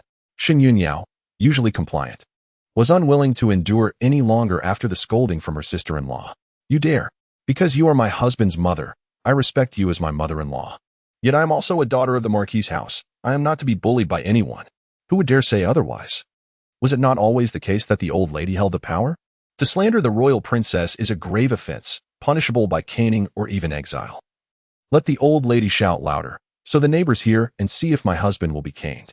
The old lady's yellowing eyes widened in disbelief. Do not think that just because you come from the Marquis family, you are superior. A woman who cannot bear children is nothing but a burden. If my family decides against you, which respectable family in the capital would want you? Shen Yunyao clenched her jaw. Was she destined to endure such a life? Do not blame me for the warning. If you cannot provide me with a grandchild, a son to carry on the Liu family name, I shall have my son divorce you. Do you not know why I have not conceived, mother-in-law? Shen Yunyao raised her hand, pointing towards the study. Your son has never spent the night in my chamber. How could I bear you a grandchild? If I were to conceive, would you dare acknowledge it, mother-in-law? The people inside remained silent despite the commotion outside. Even if they were asleep, they should have been roused by now, unless he was otherwise occupied. Shen Yunyao's gaze turned frigid, like ice piercing through the old lady. The old lady's lips quivered. How had Shen Yunyao suddenly become so formidable? The old lady was left speechless. Rather than forcing me to drink some remedy, why not take your son to see a physician? Do you not think there is something wrong with him? Married for half a year, yet he never stays in his wife's room. Perhaps it is not I who cannot bear children, but your son. As the words left her lips, it felt as though she had unlocked a hidden pathway. Shen Yunyao felt a sense of complete relief.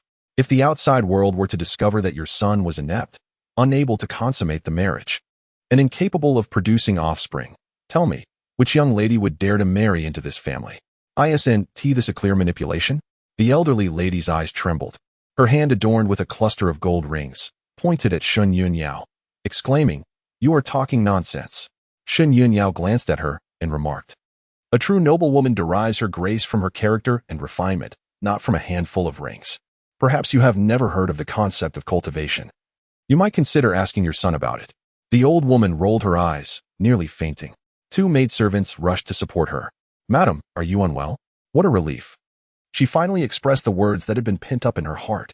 Shen Yunyao smiled slyly, suggesting, If you truly wish for a child, you can simply bear one yourself. Chapter 52. Do you suspect that I am hiding someone here? The elderly lady genuinely felt faint this time. At her age, how could she still bear children? Her husband had passed long ago. Even if she could, who would she find to father a child? Shen's audacity to mock her and show her disrespect was intolerable.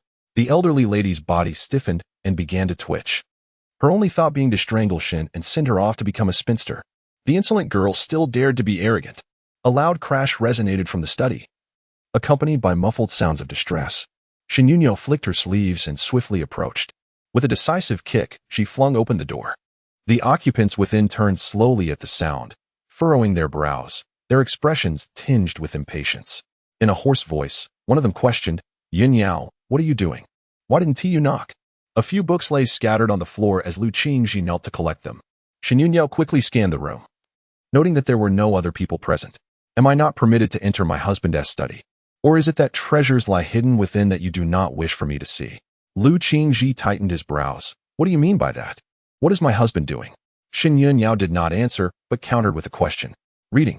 Shen Yunyao chuckled lightly. My husband is always diligent. How could books be strewn all over the floor? Even the inkstone has been overturned.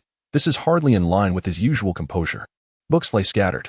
Ink spilled across the floor, suggesting they had been forcefully knocked down. She clenched her fingers secretly, her intuition warning her that there was definitely more than one person in the study. A faint, peculiar odor lingered in the air, a vague and indefinable scent that made her feel nauseated. Shen Yunyao's breathing became heavy, and her heart twisted uncomfortably as the scent overwhelmed her senses. Lu Qingji picked up a book. What exactly do you wish to convey? His demeanor was gentle, his presence refined, clad in a loose robe that lent him an air of languid elegance, though his complexion appeared somewhat pale, as if he had recently exerted himself. Beads of sweat dampening his hairline. Shen Yunyao stepped forward, intending to wipe the beads of sweat from his brow with a handkerchief. But Lu Qingji raised his hand, blocking her gesture with the book. What are you doing? Husband, are you feeling hot? Shen Yunyao's eyes were cold. You are sweating profusely. Are you exerting yourself so much? I forgot to open the window earlier. The sweat is dirty. Don't soil your handkerchief. It is of no concern to me. Lu Qingji replied tenderly. Dirty? Shen Yunyao looked down and sneered. Indeed, it is filthy.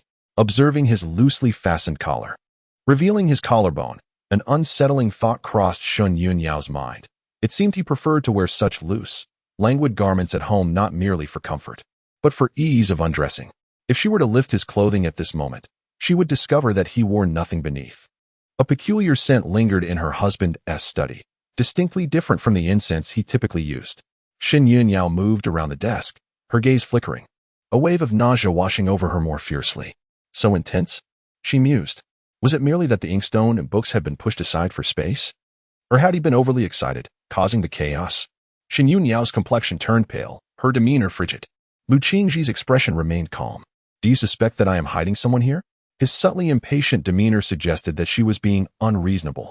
Yunyao, do take a closer look. Does it seem like I could hide someone here? Lu Qingji stated, his face betraying no sign of guilt. Shen Yunyao raised her hand. What is that?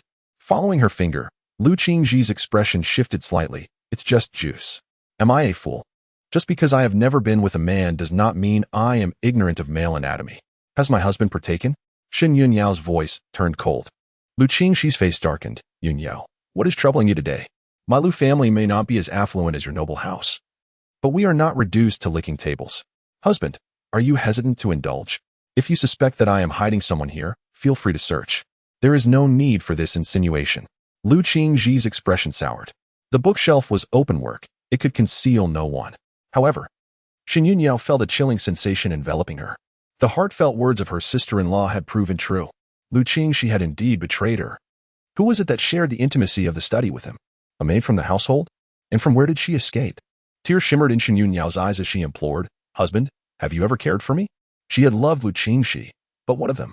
Had he ever loved her? Shen Yunyao remained silent, tears cascading down her cheeks. He spoke gently, we should treat each other with respect, harmonizing like the strings of a zither. That is the essence of a good marriage. Do not worry too much. Although he did not love Shen Yunyao, he had consistently been amiable since their marriage, never once raising his voice in anger. Why had she suddenly become so confrontational? Yunyao, you mock me. Just as Lu Qingji intended to soothe Shen Yunyao, the elderly lady burst in, pointing an accusatory finger at Shen Yunyao. You, Shen Yunyao, since you look down upon this old woman, why did you even marry my son? My son is a top scholar, blessed with talent, character, and looks. You would be hard-pressed to find another as excellent as him throughout the entire capital. Young ladies like you abound in the capital. Do you believe that once you leave the Lu family, you could find a man as fine as my son, even with a lantern? Lu Qingji's expression soured.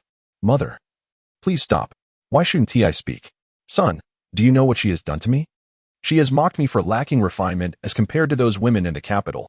Though I may lack ability, I have raised you with great effort. What has she done? She came here to be a daughter-in-law, not to act like a matriarch. The elderly lady spewed her words with fervor. Shen Yunyao remained cold-eyed. Shaking off Lu Qingshi's hand, "Mother, a person's perspective determines her character and aspirations. Indeed, there are many noble ladies in the capital, but there has never been a shortage of noble sons, and one like my husband is merely of average standing." Lu Qingxi's expression darkened. "What had come over Shen Yunyao today? You."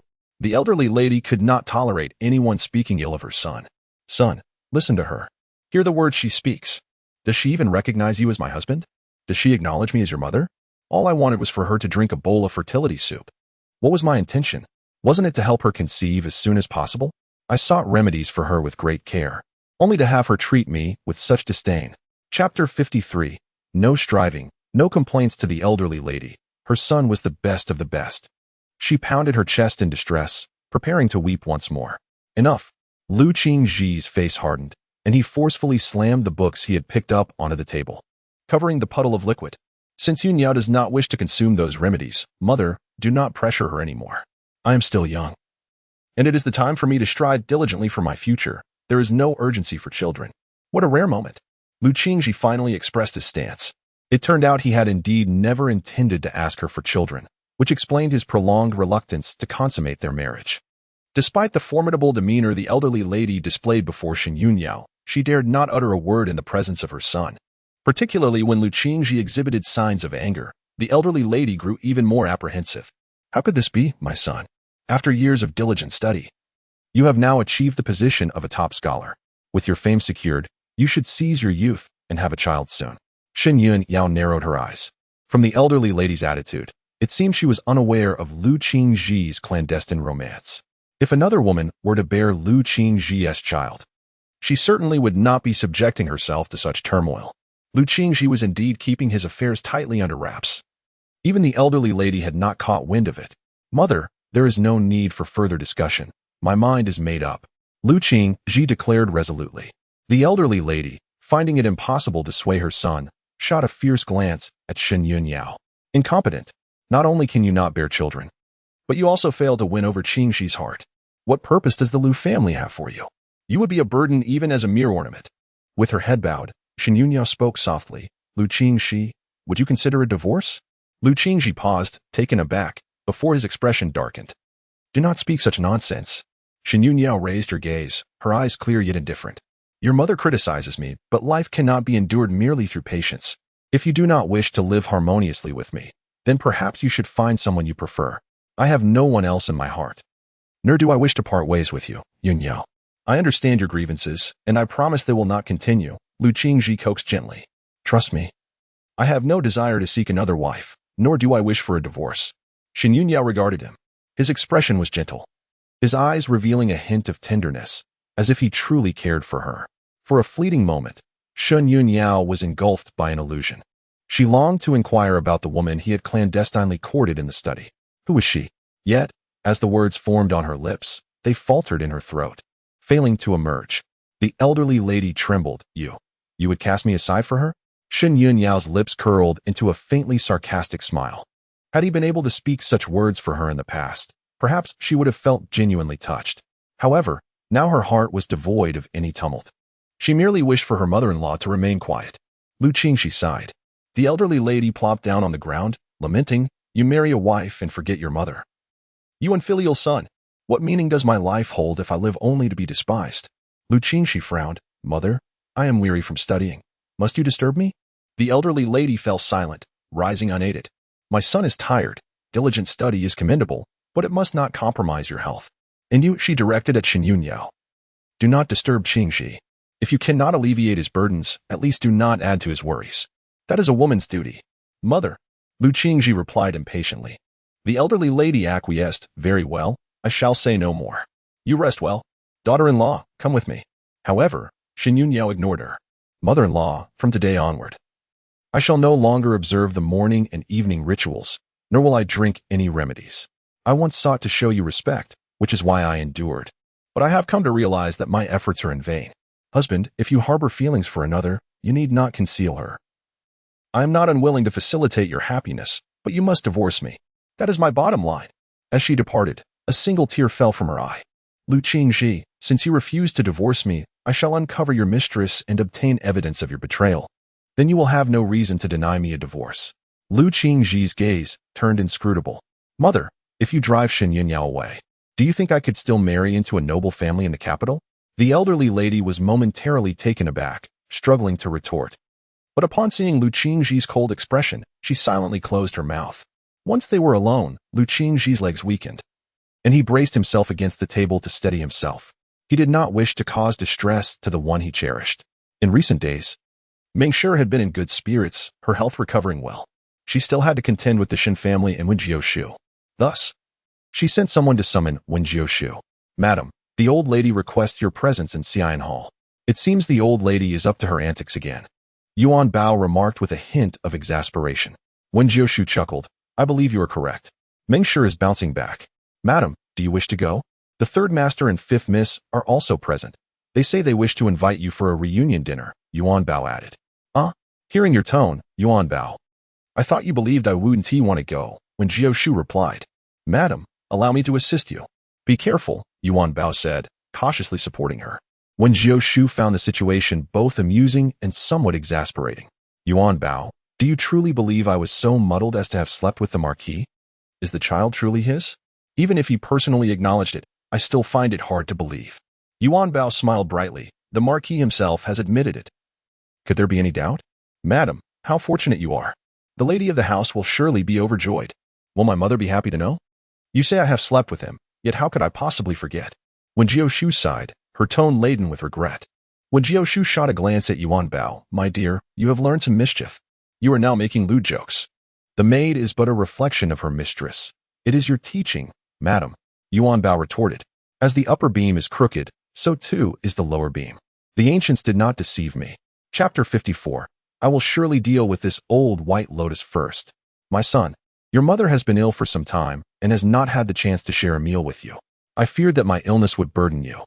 But now that I have recovered, I wish to gather you all for a reunion dinner. In Xi'er, I apologize if I have spoken harshly to you before. Do not take it to heart. I have instructed the kitchen to prepare many of your favorite dishes, so please eat more. My child, you seem to have lost weight. As Wen Jiushu arrived at Xi'an Hall, she overheard Meng Shi feigning concern for her younger brother and sister. Among the Shen siblings currently at home were only Shen Yunhui and the unmarried Shen Yunxi. The eldest, the Pingnan Marquis, had yet to return from the south, while the third, Shen Yunhui, remained unmarried. Shen Yunyao, the fourth, had an elder sister above her. The original text described the Shen siblings as having a deep and harmonious bond. Shen Yun, she sat quietly, her head bowed, not engaging in conversation. Meng Shi's smile faltered momentarily, a flicker of hatred passing through her eyes. Lin Che was imprisoned, having been injured by Shan Yunxi. He had almost been ruined. Thinking of this, Meng Shi could not restrain the fire in her eyes. Mother, regarding the recent theft at home, I estimated that Lin Yuanshan and his son owe us 500,000 taels of silver. I wonder if that can offset the loss from the theft. But tell me, where does Lin Yuanshan find 500,000 taels to compensate us? Shen Yunhui smiled mockingly. Why bring up such a sensitive topic? Is that not stabbing her where it hurts? 500,000 taels of silver. Even though her family ran a gambling den and made a profit, her share was merely a fraction of that. 500,000 taels was something she had saved for over a decade. To rescue her son from prison, she had exhausted all her savings. Yunhui, while Lin Yuanshan is at fault, you have extorted 500,000 taels from him. Isn't that enough? After all, he has served our Marquis diligently for over a decade. His imprisonment has already served as punishment for him and his son. We should show some mercy and not seek further trouble with them, all right? Meng Shi coaxed patiently, her smile straining. Thankfully, that 500,000 taels ultimately fell into the hands of the Shen family. Though it is true that Wen Jiushu now serves as the steward, she remains within the confines of the Marquis' residence. Once she eliminates the younger members of the Shen family, the Marquis shall undoubtedly belong to her, along with the substantial sum of 500,000 taels of silver. With this thought in mind, Meng's heart ached a little less. After all, in the end, it would all be hers. Wen Jiushu did not rush inside but rather slowed her pace, approaching the entrance.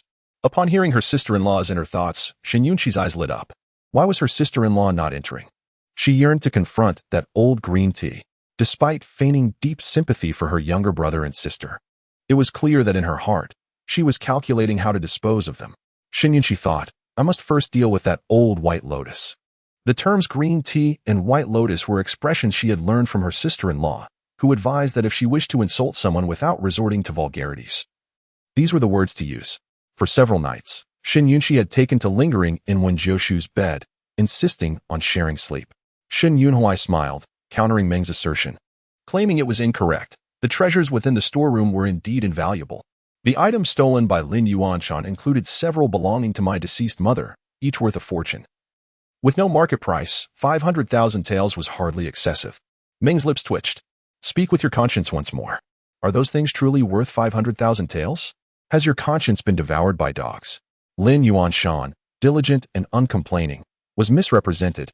The Shun family had not denied him a monthly salary. As the steward of the Marquis, he received 5 taels a month, a sum greater than that of ordinary stewards. We have not wronged him. It is he who has betrayed his master, and his imprisonment is merely the consequence of his own actions. Shin Yunhui continued, why is it that when my mother speaks, it seems as if I am unreasonable? What logic is this? Meng's eyes twitched, but she was left speechless, her rage simmering within her. With a forced smile, she said, Yunhui is right. It is my mother who has spoken poorly. Do not hold it against her. Shin Yunhui smiled and raised her gaze, asking sister-in-law, why do you not come in? Only then did Meng notice Wen Jiushu standing outside. A flicker of hatred passed through her eyes, but was quickly suppressed. Your daughter-in-law has arrived. How are you to serve her? Let her in. Wen Jiushu smiled. Today promises an entertaining spectacle. Sister-in-law, come and sit. Shin Yunxi pulled her over to sit beside her. Now that everyone is present, let us eat. We are family, and today we shall enjoy a fine meal together. Meng said with a facade of warmth. Shin Yunhui remarked on the hypocrisy of a stepmother. With a stepmother capable of changing her demeanor, one would wish to peel away her layers daily. Shin Yunxi rolled her eyes and muttered, eat, and choke on it. Wen Jiushu made no move to eat. Shin Yunxi and Shin Yunhui followed suit. Why is no one eating? I specifically instructed the kitchen to prepare dishes to suit your tastes. Come, taste them. You are all my children, Meng said, adding a serving of food to Shin Yunhui's bowl. Shin Yunhui glanced down, her eyes filled with disdain. I just ate before coming. I only came to avoid dampening your spirits, mother. Wen Jiushu spoke softly. I am also full. I dare not partake of the food from the Qian Hall. Who knows if it has been poisoned? Shin Yunxi murmured.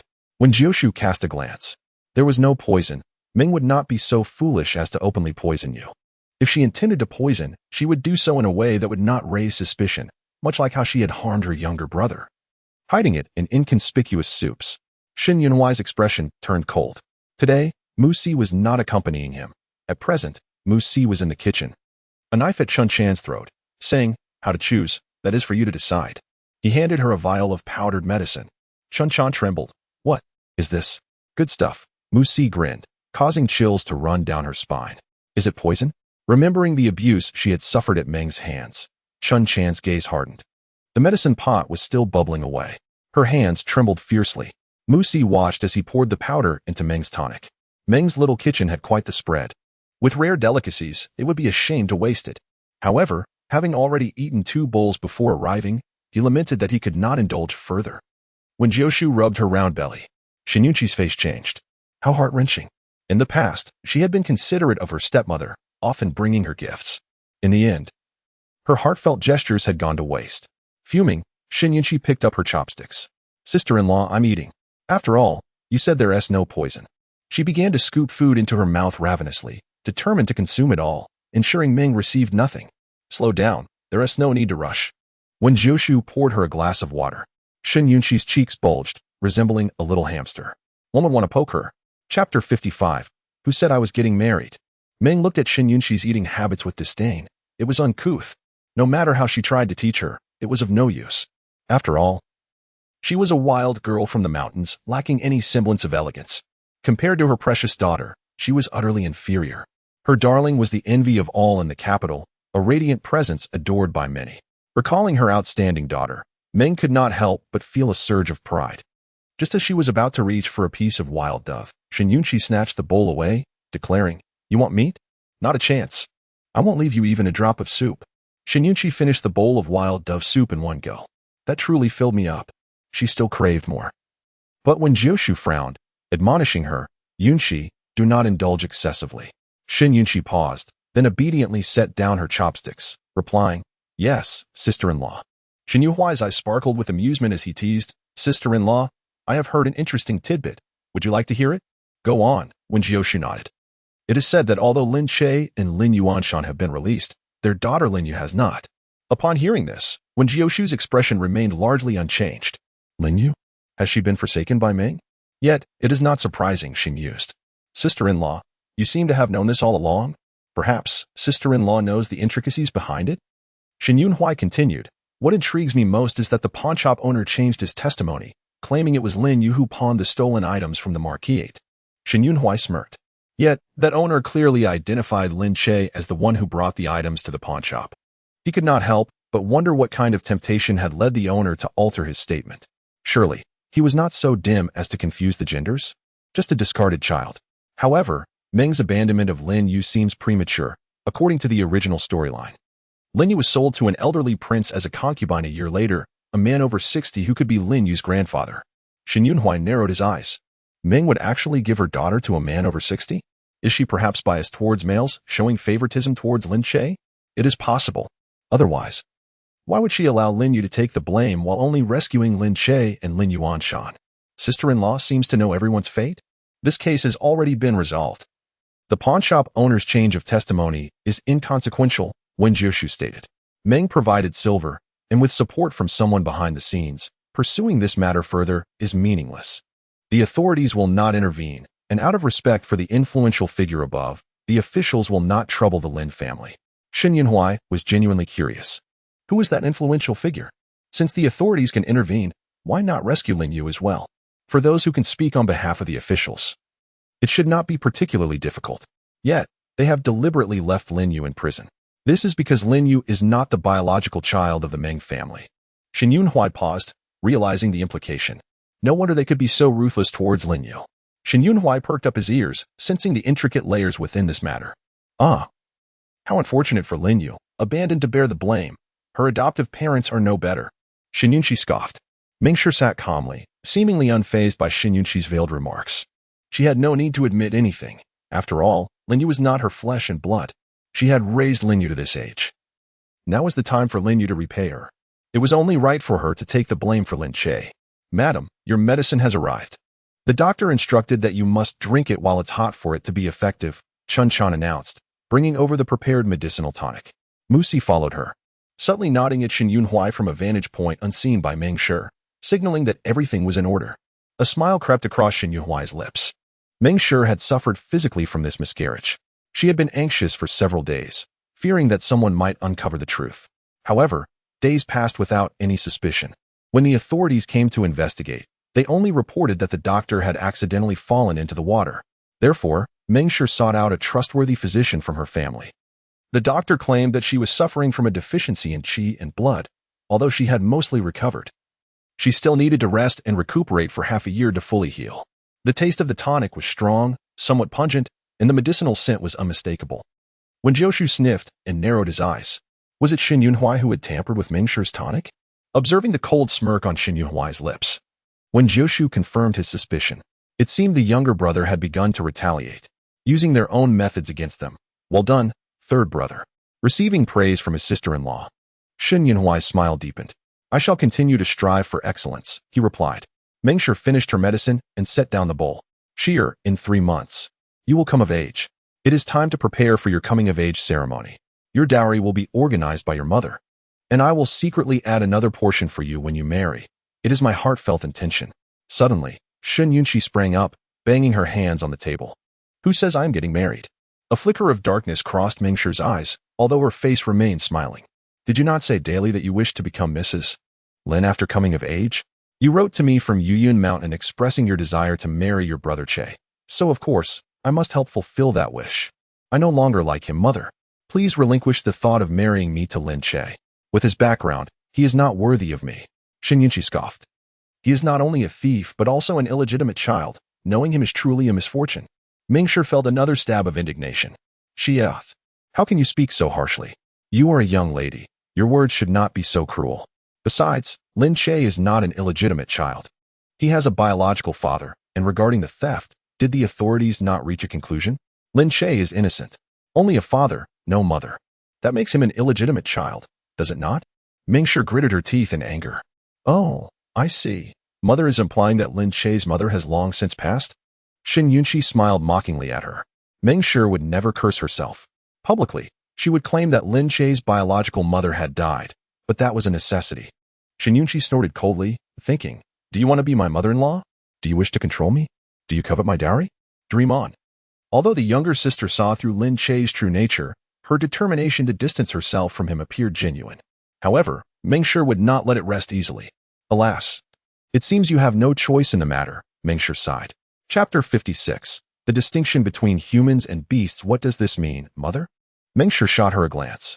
Have you forgotten how you used to boast daily about Lin Che being your beloved and that you wished to marry him? Now, who does not know that you are Lin Che's unwed wife? Shen Yunqi's face turned pale. She had indeed said those words. She had been certain she would marry Lin Che and live happily ever after. Whether among friends or elders, at every gathering, if anyone hinted at it, she would openly declare Lin Che as her beloved. Everyone would fall silent. Now, her past words became daggers, piercing her own heart. Shen Yunqi felt a chill envelop her, her eyes betraying a hint of fear as she sought help from her sister-in-law. Sister-in-law, I cannot agree with your words, Wen Jiushu interjected, furrowing his brow. Shen Yunqi's hands felt cold with dread. Wen Jiushu pulled her down, offering a reassuring glance. Ming Shi's expression darkened. What does it matter if you disagree? The outside world knows that she loves Lin Che, and that is enough. Shen Yunqi bit her lip, ready to retort, but was silenced by Wen Jiushu. How old was Yunqi when she said those words? Just 13 or 14, perhaps even younger. To put it plainly, Yunqi is merely a child. How can we take a child's words seriously? Ming Shi frowned, her eyes filled with resentment as she glared at him. Wen Jiushu smiled. Besides, who has not had their youthful folly? In our youth, distinguishing between man and beast is not a disgrace. We can consider it innocent childhood chatter. Beast? Are you insulting Lin Che? Very well. Little hoof, you are indirectly cursing my son. Your words ring true, sister-in-law. I too could not distinguish between man and beast in my youth. Moreover, Yunqi is still a child. What does she understand? Shen Yunhui loosened his clenched fists, sporting a faint smile. He nearly lost Shen Yunqi's reputation, but thanks to his sister-in-law's cleverness, she was spared. Ming Shi trembled with anger. We are Xia's family. We can think of her as a child, but the outside world may not share that perspective. Her feelings for Lin Che are indeed strong. Shen Yunqi's biological mother had left behind a considerable dowry for the girls. Ming Shi sought everything from the Ho residence, including that dowry. Shen Yunqi's two older sisters had married early, although Ming Shi had secretly withheld some. The dowries for Shen Yuyao and the others were still quite generous. If Shen Yunqi could marry Lin Che, she would be able to mold her as she pleased. Moreover, announcing their engagement at this time would also help restore Lin Che's reputation. In my childhood, I was very kind to the dog I raised, Wen Jiushu said. Should I marry that dog? Shen Yunqi broke into a smile. With her sister-in-law and third brother's support, she felt a sense of calm wash over her. Ming Shi was momentarily speechless, her gaze filled with venom, wishing to tear Wen Jiushu's mouth apart. Mother. As the saying goes, a sister-in-law is like a mother. Since my sister-in-law disagrees with Yunqi's engagement to Lin Che, as her brother, I too cannot approve. A child like Lin Che does not deserve my sister, and besides, Yunqi herself is unwilling. Did you not always indulge us? Are you really going to force Yunqi into marriage? Shen Yunhui made his stance clear. A sister-in-law is like a mother? Then what am I, your stepmother? Ming Shi retorted. Shen Yunhui was slapping her face. Ming Shi's lips quivered. She was outnumbered. How could she compete against three voices? Everyone knew she had a saintly disposition. She had to endure. Ming Shi gritted her teeth, forcing a smile. How could I ever force Xia? I am merely concerned that she may act impulsively. After all, she once adored Lin Che. What if she regrets it later? I worry for her future. I, Shen Yunqi, will never regret, the younger sister declared firmly. Ming Shi clenched her teeth. You think you can hurt Lin Che and simply walk away? Shen Yunqi, such things do not come easily. Do you refuse to agree? She has her own methods to ensure that the impudent girl will comply, whether she wants to or not. Shen Yunqi shrank closer to her. Sister-in-law, I am frightened. The turmoil in our own backyard is already brewing, yet there is still time to meddle in affairs of the heart. Lin Yuanshan is currently seeking solace in the arms of a beautiful young woman. Shen Yunhui was taken aback. How does sister-in-law know? He had just sent Chun Chan over to let Ming know what it feels like to have a green hat on her head. Chun Chan had quietly slipped away at some point, and Mu Si was nowhere to be found. This is surely going to be an exhilarating and dramatic show. But how can we let Meng know? She is still oblivious to the fact that her lover is being unfaithful. I wish to witness the drama, but alas, I have no justification to catch Lin Yuanshan in the act. Sister-in-law wants to go? Shen Yunhui raised an eyebrow. That must be arranged. In the next instant, a maid rushed in, whispering anxiously into Meng's ear. What? Meng exclaimed, her expression changing dramatically as she dropped her chopsticks. Mother, what is happening? Shen Yunhui feigned concern. Is that so? Grandmother is ill? Mother need not worry about us. Visiting grandmother is of utmost importance. No need. Meng's voice was sharp, and realizing her emotional outburst, she softened her tone. It's nothing serious, merely a slight cold. You need not accompany me. I will go alone. With that, she hurriedly left, not sparing a glance at Shen Yunhui. The anger on her face was barely contained. She is leaving in such haste. Meng's expression clearly shows her fury. It doesn't seem like her mother is ill, but rather as if someone has stolen from her. Could she have discovered her lover's infidelity? Shen Yunhui stood up. Sister-in-law, seeing mother in such a rush makes me uneasy. Why don't we go check on her together? Wen Jiushu squinted his eyes. Does he know something? It feels like he is aware of some hidden truths. All right. Wen Jiushu did not refuse. It is a perfect opportunity to witness the unfolding drama. My brother-in-law has done well. Her eyes sparkled with intrigue. Sister-in-law, I shall accompany you. Shen Yunshi immediately followed. Such an explosive spectacle, she cannot afford to miss it. Her stepmother's indiscretions, coupled with her lover's betrayal, are indeed of the same ilk. In Qingyan Alley, with a loud bang, Meng pushed the door open. Lin Che heard the noise and came out, easing his guard upon seeing Meng. Mother, why have you come at this hour? Step aside. Meng wasted no words and forcefully pushed past Lin Che. The courtyard was neither large nor small, with just 3 rooms. Meng headed straight for Lin Yuanshan's quarters. Darling, let me steal another kiss. You are driving me to distraction. You bite me. You've left marks. What if someone sees? I wish to consume you whole. The couple's illicit actions sent Meng's blood boiling, and her mind swirled with rage. Her eyes glinted with fury as she kicked the door open. She was determined to confront the shameless wretch who dared to seduce her beloved. Chapter 57. Insufficient stamina, seeking assistance? The occupants of the room were startled by the sudden banging. Meng strode in, finding Lin Yuanshan atop a woman, displaying his burgeoning belly. Lin Yuanshan. Wife. Please let me explain. Lin Yuanshan scrambled to pull his clothes tighter, hastily rising from the woman. Wife, please listen to me. Slap. Without hesitation. Meng struck Lin Yuanshan hard across the face, pointing at the woman on the bed. Who is she? Wife, please calm down. Let me explain. Lin Yuanshan. Do you dare betray me? Meng's eyes were filled with murderous intent. She was genuinely furious. After spending so much to bail Lin Yuanshan out of prison, he could not even remain faithful to her, indulging in illicit affairs instead. For his sake and their son, she had endured humiliation and this was how he repaid her? A wave of bitterness surged within her, and tears of frustration welled in her eyes. Lin Yuanshan, do you deserve my loyalty? I shall see for myself what kind of shameless creature dares to entice my man. The woman on the bed lay sideways, her disheveled form trembling slightly as she covered her face, seemingly terrified of Meng's gaze. In the next moment, Meng seized her by the hair, pulling her up with fierce determination. Old madam. Upon recognizing the face, Meng's expression contorted in fury. Slap. She raised her hand and struck the young, familiar face. You shameless wretch. Have you lost your mind to desire my man? Old madam, what are you saying? When has the steward ever belonged to you? Chun Chan bore the imprint of a slap on her face, yet her expression was one of defiance, even with a hint of provocation. You little wretch. I have treated you well, and this is how you repay me? I will make you pay for your betrayal. Meng grabbed Chun Chan's hair and delivered several more slaps across her face. Chun Chan, feeble and crying, called out, Elder brother Yuanshan, save me. Meng's eyes darkened with malice. Elder brother Yuanshan? Pa, you two are nothing but filthy creatures. Lin Yuanshan could be your father. How dare you betray me in such a manner? Are you not afraid of being ruined? What? Insufficient stamina, seeking assistance? Ah, old madam, have mercy. Do not strike me. Elder brother Yuanshan cherishes my skin. Chun Chan cried out loudly. She was not pleading for mercy, but rather stoking the flames of anger. Her cries drew the attention of neighbors. But the name Elder Brother Yuanshan struck a chord deep within Lin Yuanshan's heart. Chun Chan's delicate face had already received 7 or 8 slaps, and he felt a pang of sympathy. He rushed forward to pull Meng away, shielding the frail Chun Chan in his arms. Wife, please calm down. Chun Chan is merely serving you. Why must you be so harsh? Look at her face. It is swollen. You still recognize her as my servant, Lin Yuanshan? Even a rabbit would not touch grass near its burrow. Do you have any conscience left? Ming gritted her teeth.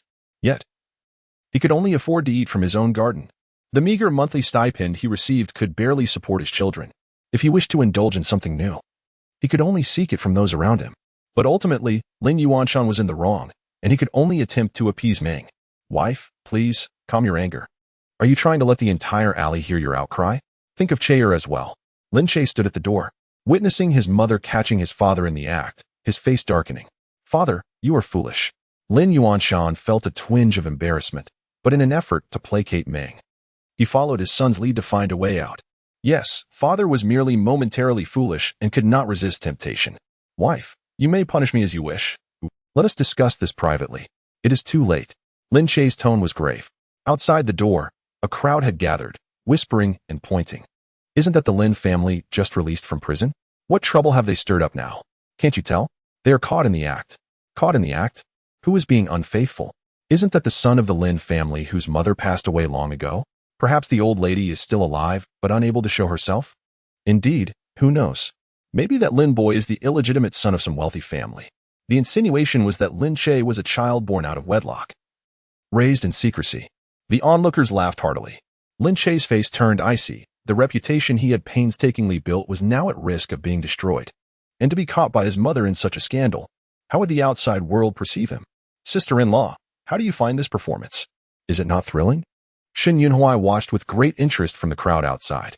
Indeed, it is quite captivating. Yet why is it Chun Chan? Wen Jiushu raised an eyebrow at him, and it seemed that his third brother was already aware.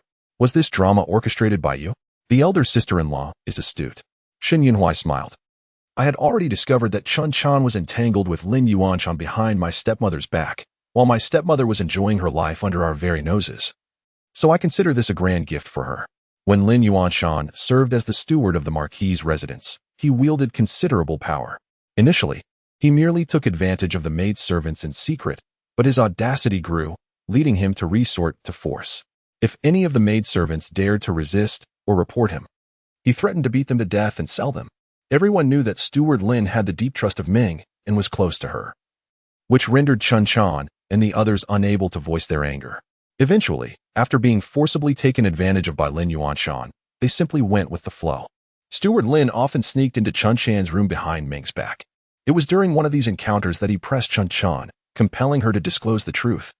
It was also he who hinted to Chun Chan to seek out Lin Yuanshan and subsequently relayed the information to Ming. Naturally, Ming would come to catch them in the act. This family, I betray you, you betray her, a fair enough exchange. Yet it is the servants of the Marquis' residence who suffer. It is likely that any maidservant with even a hint of beauty has fallen victim to Lin Yuanshan's advances. Hearing the elder sister-in-law's sentiments, Shin Yunshi was filled with indignation. He ought to be put to death. Such shamelessness is unprecedented in her life. Shin Yunhui's gaze was equally frigid. Because of their trust in Ming, Lin Yuanshan acted with impunity in the Marquis' residence. He truly deserves punishment. The stepmother need not be so enraged, for had she not also betrayed Lin Yuanshan? The elder sister-in-law once remarked that there are more than just Lin Yuanshan in Ming's pond. Shin Yunhui raised a mocking smile, a grin that was particularly piercing. Laugh. What is there to laugh at? Do you believe Lin Yuanshan has only betrayed Ming? Soon, you shall find yourself in tears. Chapter 58. Caught in Shin Yunhui's trap. Shin Yunhui felt a sudden chill running down his spine. Now that we are here, would it not be a waste to not allow Ming to show her face? Ming had her back turned to them, thus the onlookers failed to see her face. Mother, is it truly you? Shin Yunhui's astonished voice rang out, startlingly abrupt. Is that not the third Master Shin? The onlookers recognized Shin Yunhui, for his long face and nonchalant demeanor made him hard to forget. Upon hearing the voice, Ming stiffened and closed the door. Lin Che turned to close it. After serving as steward for over a decade, is Lin Yuanshan truly Ming's man? Shin Yunhui deliberately raised his voice, enunciating each word clearly. The onlookers outside heard every word without missing a beat. The furious figure inside. Is she the old matriarch of the Marquis' residence? This piece of gossip is monumental. Young Master Lin, could it be that you are truly the lost gem of the Marquis' household? Someone stifled a laugh, their tone laced with disdain. I am not. Lin Che gritted his teeth. Then that would imply that you and Third Master Shin are brothers? The onlookers jeered, laughter erupting once more. Third Master Shun, are you perhaps speaking in reverse? Nowadays, who in the neighborhood does not know that the Lin father and son were imprisoned for theft? It is said that they pushed their daughter forward to take the blame and paid a hefty sum to the Marquis' residence to secure their release. What a heartless man Lin Yuanshan is. What of the daughter? Is she not his child? How could a human do such a thing? Shen Yunhuai, you are not welcome here. Please leave. Lin Che bit down hard. He had toyed with the Shen siblings for so long, and now he was nearly capsized. And Shen Yunxi, so treacherous, who shamelessly proclaimed her desire to marry him. Had he not been upright, Shen Yunxi would have eagerly surrendered herself to him long ago. Had he known, he would not have remained so proper and reserved. Had he taken her sooner, she would have lost the boldness to confront him. There would have been no chance to humiliate him in prison. That kick had nearly crippled him. Thinking back, Lin Che's eyes blazed with fury, his gaze icy as he fixed it upon Shen Yunxi. Wen Jiushu remained composed, shielding her younger sister behind her. This scoundrel's eyes were far too lecherous and malicious. Should you dare to gaze upon my little crab again, I shall have your eyes. Wen Jiushu's eyes were cold, sharp as blades fixed upon Lin Che. A chill ran through Lin Che's heart. This time, his mother may have misjudged, for Wen Jiushu was anything but a mindless fool. How could a fool possess such a terrifying gaze? Shen Yunxi felt deeply moved. The elder sister-in-law is truly wonderful. I adore her immensely. Shen Yunhuai sneered. Lin Che, I did not come seeking you. I came to find my stepmother. I would appreciate it if you could summon her. A vein throbbed in Lin Che's forehead. At this moment, to claim that the person inside was not his mother, with so many eyes upon them, would only serve to further incriminate him. To admit it would destroy his mother's reputation. Shen Yunhuai's sudden appearance was like a fire roasting him and his mother. Lin Che sometimes truly harbored resentment. He resented his parents for bestowing upon him such a disreputable lineage. Otherwise, with his intelligence, he would have needed only a modicum of effort to become a figure of prominence. Meng could feel the scorching gazes piercing her back like knives, slicing into her flesh. Though she was furious, she managed to regain her composure. At this moment, she found herself in a predicament and required a perfect excuse to extricate herself. Her eyes burned with venomous hatred, wishing to flay Chun Chan alive. Shen Yunhuai, was this intentional? A cold sweat broke out on Meng's brow. Did she feel as though she had been ensnared? Had Shen Yunhuai discovered the affair, thus deliberately luring her to catch them in the act? Was it truly to seize her weakness? The more she contemplated, the more alarmed she became. It seemed she had fallen into Shen Yunhuai's trap. Could it be that Shen Yunhuai had begun to suspect her, thus targeting her and Lin Che? But Lin Yuanshan truly deserved death. Lin Che instantly comprehended his mother's intentions. He ceased his resistance and graciously opened the door. Brother Shen, please come in. Upon hearing this, Shen Yunhuai realized that Meng intended to push Chun Chan forward as a shield against calamity. It seemed she was asking for confirmation on whether to enter. What do you gaze upon? If you wish to enter, then enter. Wen Jiushu maintained her composure. Shen Yunhuai stepped into the courtyard. This place must not be inexpensive. After all, Lin Yuanshan had served as steward for a lifetime and could likely only afford a corner of a latrine. Is this residence perhaps also purchased with funds pilfered from our Shen family? Lin Che's expression darkened. Third Master Shen, please be cautious with your words regarding matters without evidence. There is evidence. Lin Che's pupils constricted. The money has already been compensated to you, and the authorities have rendered a verdict. If Brother Shen has anything to say, feel free to present it to the authorities rather than sulking here like a woman. Have you been humiliated? Shen Yunhuai's words were more grating than a dog's bark. A wastrel, what does he have to boast about? One day, when he stands at the pinnacle, I shall throw him into the latrine. A flicker of malice passed through Lin Che's eyes. Bang! As Wen Jiushu and the others entered, Lin Che slammed the door shut with a forceful thud. He would not allow the onlookers to witness anymore. Meng pressed at the corner of her eye, feigning tears, supporting herself against the door with a sigh. It is my failure to properly manage the people in the courtyard that has allowed you to witness this farce. This wretched maid has brought shame upon our Shen family, and I shall surely punish her severely.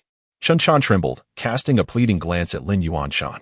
Lin Yuanshan, reluctant to let his young and delicate lover suffer, attempted to persuade her. My lady, silence.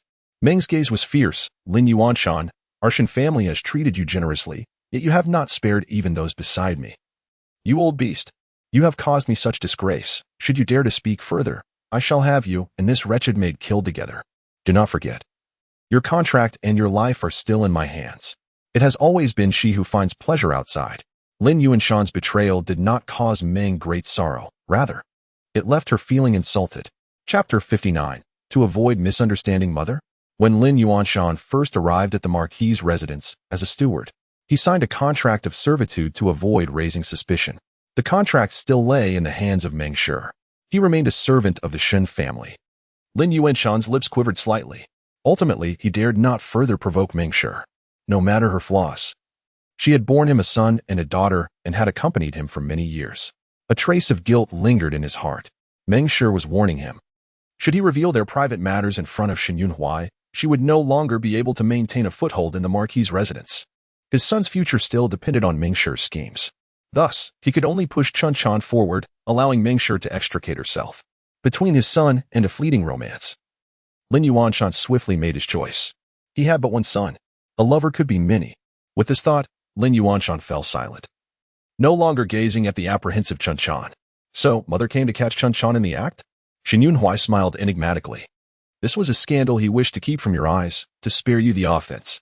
Meng Shi, both angry and resigned, lamented, this wretched girl, behind my back, engages in infidelity.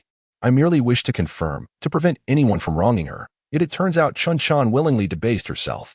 Meng Shi's words revealed her fierce desire to flay Chun Chan alive. I was just outside the door and heard mother seemed particularly furious, saying Chun Chan had approached your man. Shen Yunhuai scoffed. Meng Shi's eyelids twitched. There were too many prying ears at the door. Did you hear incorrectly? I merely scolded Chun Chan a few times, and you all came. Is that so? Chun Chan's hair was disheveled, as if she had been caught like a bird in a nest. Chun Chan nearly faced death at mother's hands. How could she lie with her eyes wide open? We all witnessed it. Shen Yunshi coldly interjected. Meng Shi's expression darkened. Chun Chan is my maid. If she engages in such shameless acts, it would not be excessive for me to beat her to death. Shen Yunshi was momentarily speechless. Meng Shi's statement was irrefutable. After all, Chun Chan was a maid brought from the Meng family by the stepmother. As mother's servant, they were naturally in no place to speak. However, Shen Yunhuai, unable to bear seeing his sister bullied, smirked and said, Lin Yuanshan has betrayed the Marquis' residence. Should not his contract be handed over to me for disposal? Obtaining Lin Yuanshan's contract might just lead to catching a bigger fish behind the scenes. My understanding of you is profound, dear sister-in-law. Shen Yunhuai's smile was compelling. Wen Jiushu merely observed quietly, refraining from fanning the flames. Meng Shi gritted her teeth. Lin Yuanshan's betrayal warranted handing his contract to Shen Yunhuai, allowing him to deal with Lin Yuanshan. Yet, she still needed Lin Yuanshan to oversee matters. Just as she was about to speak, Shen Yunhuai prodded at his ear, Mother, unbeknownst to you, my hearing is exceptionally acute, far better than yours. Given how loudly you reprimanded, I cannot have misheard. Otherwise, I might inquire with those outside to see if they heard incorrectly, to avoid misunderstanding Mother. Lin Yuanshan's complexion shifted. Madam, I have already faced punishment. I implore you to show mercy. He feared that Meng Shi would hand over his contract. Meng Shi shot him a glare. Old wretch, now you know fear? Are you pleading for my mercy? It seems I have not seen Lin Yuanshan's contract since taking charge. I suspect my mother-in-law has withheld it. When Jiushu looked puzzled, Lin Yuanshan addressed her as Madam, not Mother. He regarded Meng Shi as his own wife. Realizing his slip, Lin Yuanshan quickly corrected himself. Old Madam, I recognize my mistakes. I beseech you to show mercy. Now that Yunhuai seeks to act against you, what good is my plea for mercy? Meng Shi's voice turned cold. Third Master, I have erred. Considering my years of service to the Marquis' residence, I implore you to spare me.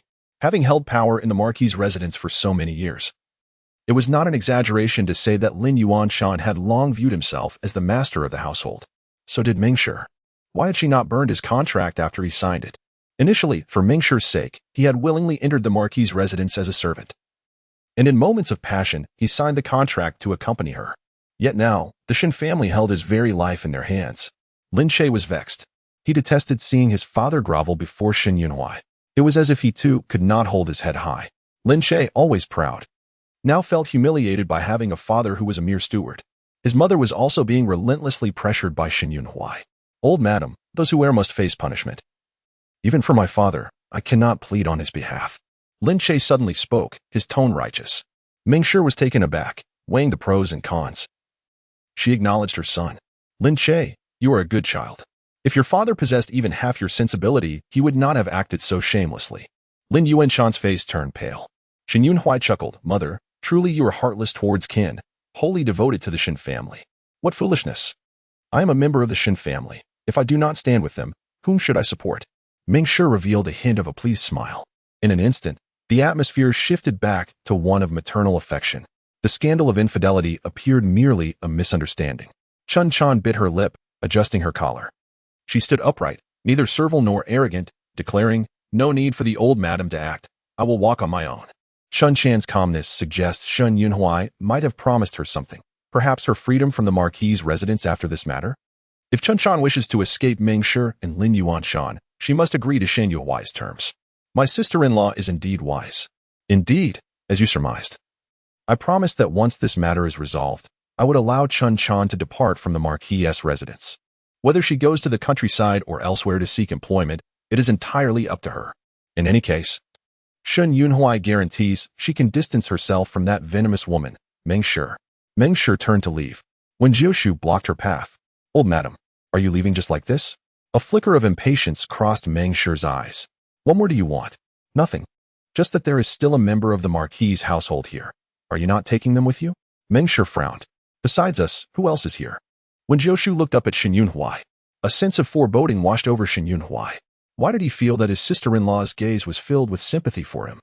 Are you ready to cry? Shen Yunhui. Shen Yunchi handed him a handkerchief. Third brother, take this. For wiping your tears. Shen Yunhui rolled his eyes. Yet he saw Wen Jiushu raise his chin. Aren't you going to come out? Who is my sister-in-law referring to? Shen Yunhui pursed his lips. The person beneath the bed. The expressions of those present changed in unison. They all turned to look beneath the bed. There was someone hiding under there? Chapter 60. 3 people walking, while having grass growing on one's head is certainly uncomfortable. Being kept in the dark and appearing foolish is even more distressing. Hence, it is better to be painfully aware. Shen Yunhui, I am quite uncomfortable right now. He glanced toward the bed, his gaze icy. There is still someone hidden here? Lin Yuanshan, you truly are resilient. I find myself somewhat admiring you. Lin Yuanshan's lips trembled. Chun Chan looked bewildered. It seemed she had no idea there was still someone present. Lin Che clenched his fists, glaring at his father. Does father even know what he is doing? If this gets out, how will he show his face to anyone? There was silence beneath the bed. All she wanted now was to quickly rid herself of Wen Jiushu and Shen Yunhui. Lin Che's expression was already quite grim. His father's disgrace brought him shame as well. Yet she could not comfort her son.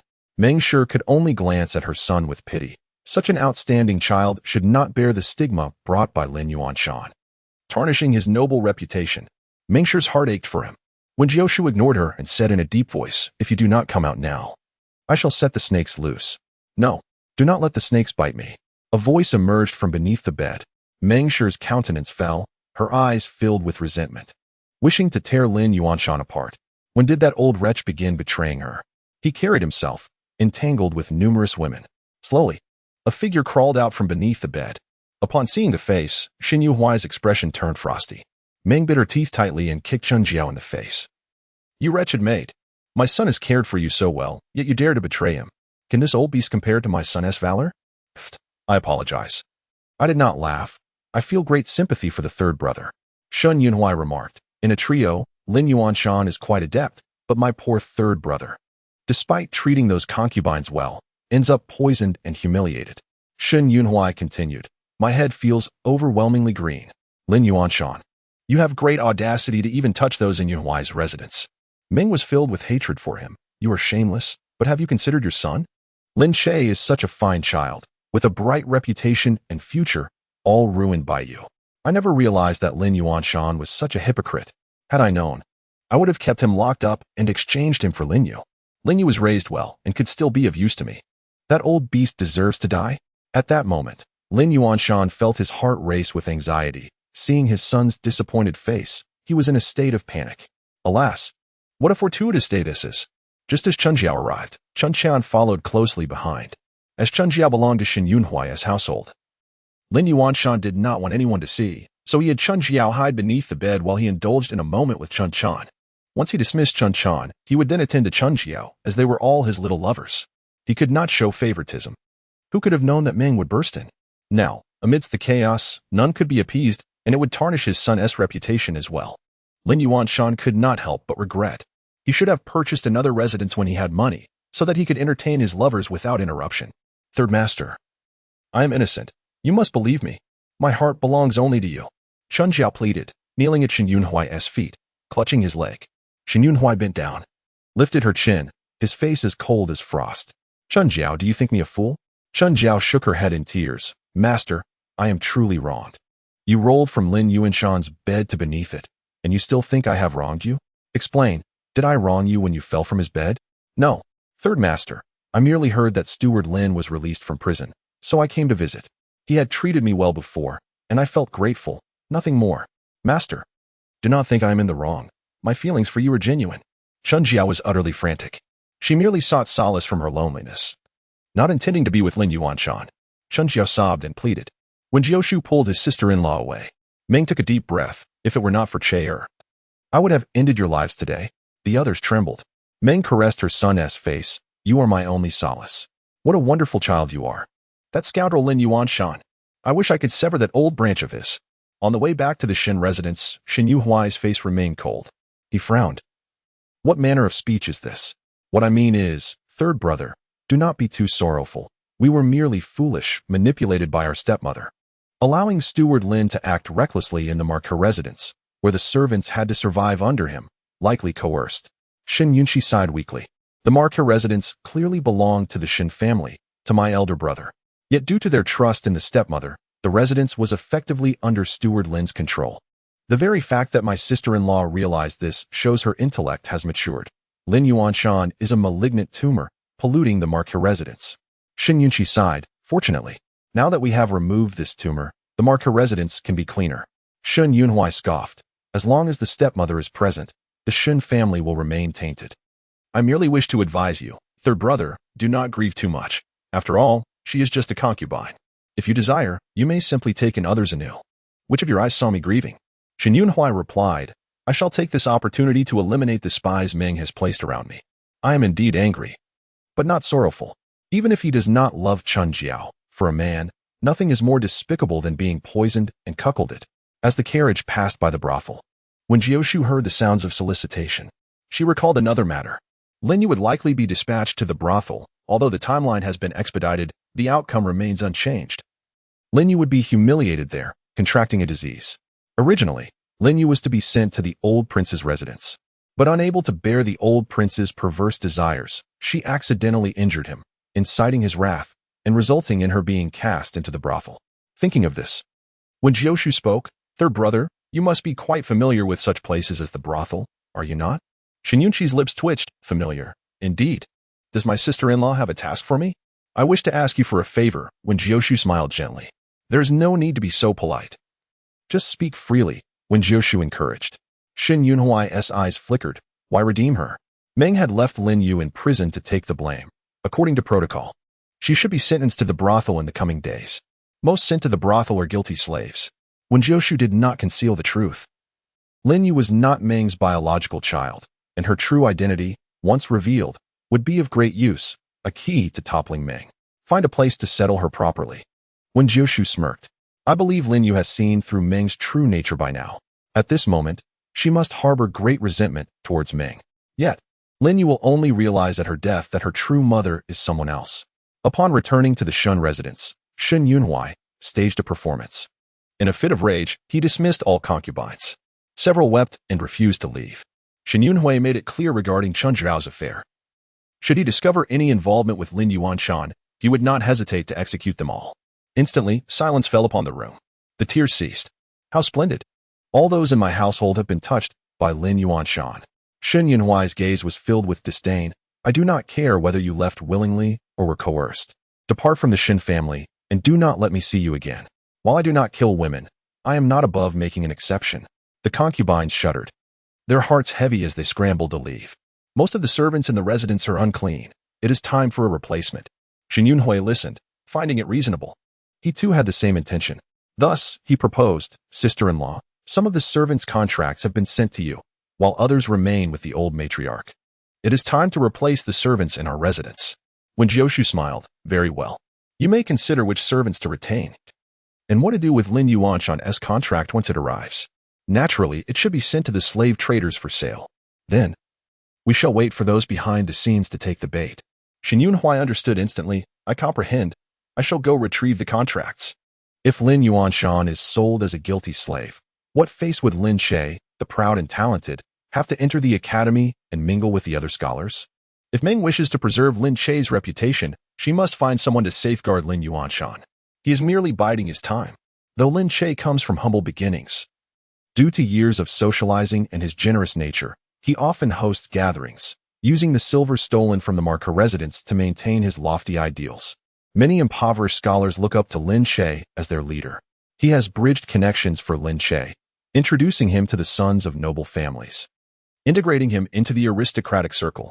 It was he who pulled Lin Che from the mire, cleansing him for public appearances. He regarded Lin Che as his dearest friend.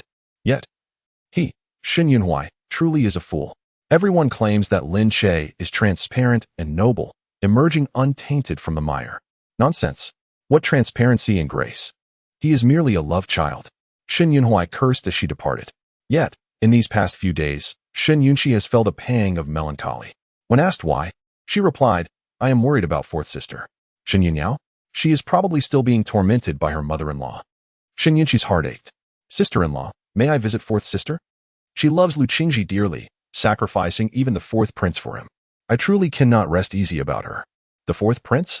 Since Shen Yunyao has rejected him, naturally someone else will want him. Observing Shen Yunxi's cheerfulness, Wen Jiushu couldn't help but smile slightly. It seems I have, indeed, begun to think of myself as part of the Shen family. It appears that people can develop feelings over time. Sister-in-law's words are not quite right. The notion of feelings developing over time cannot be applied to them. It is only applicable to the elder brother. When Jiushu summoned Yua Bao, instructing her to deliver a message to the Lu family, Shen Yunxi followed with reminders, make sure to see my fourth sister first. It's your first time, so don't be frightened by that old hag. Yes. Yuan Bao obediently set off. Sister-in-law, do you miss the elder brother? Shen Yunxi teased as she leaned closer. Sister-in-law mentions the elder brother even in her messages, so she must miss him. Wen Jiushu, do you have a better reason? Should I send a message under the Meng family name? Rest assured, I believe the elder brother misses you as well. In moments of silence, the best response is often to remain quiet. Thus, when Jiushu chose to be silent, Shen Yunxi understood that her sister-in-law had not spent much time with the elder brother, and their relationship lacked the fervor of newlyweds. Therefore, she had already written to the elder brother. Affection can be cultivated gradually. As long as the elder brother and sister-in-law think of each other, even if they are apart, their hearts remain intertwined. When Shen Yunhui received the slave contract, she delivered it to the slave trading house, informing them that this was a household servant with unclean hands. The slaves at the trading house were those who had offended their masters and were sold off. Such servants, even when purchased, were relegated to hard labor, treated as less than human. Thus, when Lin Yuanshan was brought in, his hands bound and confined within an iron cage, he was utterly devastated. He was the head of the Marquis' household, and the matriarch was his woman. His son would one day inherit the title. How dare they treat him like a beast? He was seething with rage. However, when Shen Yunhui took him away, Lin Che advised him to refrain from causing trouble and to stay there quietly for a few days. His son would find a way to rescue him. His son knew many dignitaries and had numerous connections. He believed his son would surely rescue him. For now, he would endure, Lin Yuanshan continuously reassured himself. Suppressing his fury, he sat in the cage, disdainfully snorting, his expression one of contempt. I say, old rascal, what are you snorting about? You're not satisfied, huh? Still consider yourself the steward of the Marquis' household? Come on, drag him out. The overseer commanded. Lin Yuanshan was immediately yanked from the cage. What do you want? My son is Lin Che. He is the esteemed disciple of the head of the Jingong Academy, destined to be the top scholar. Let go of me. The overseer, wielding a whip, spat in Lin Yuanshan's face. You might be the king of heaven, but here, you must bow your head.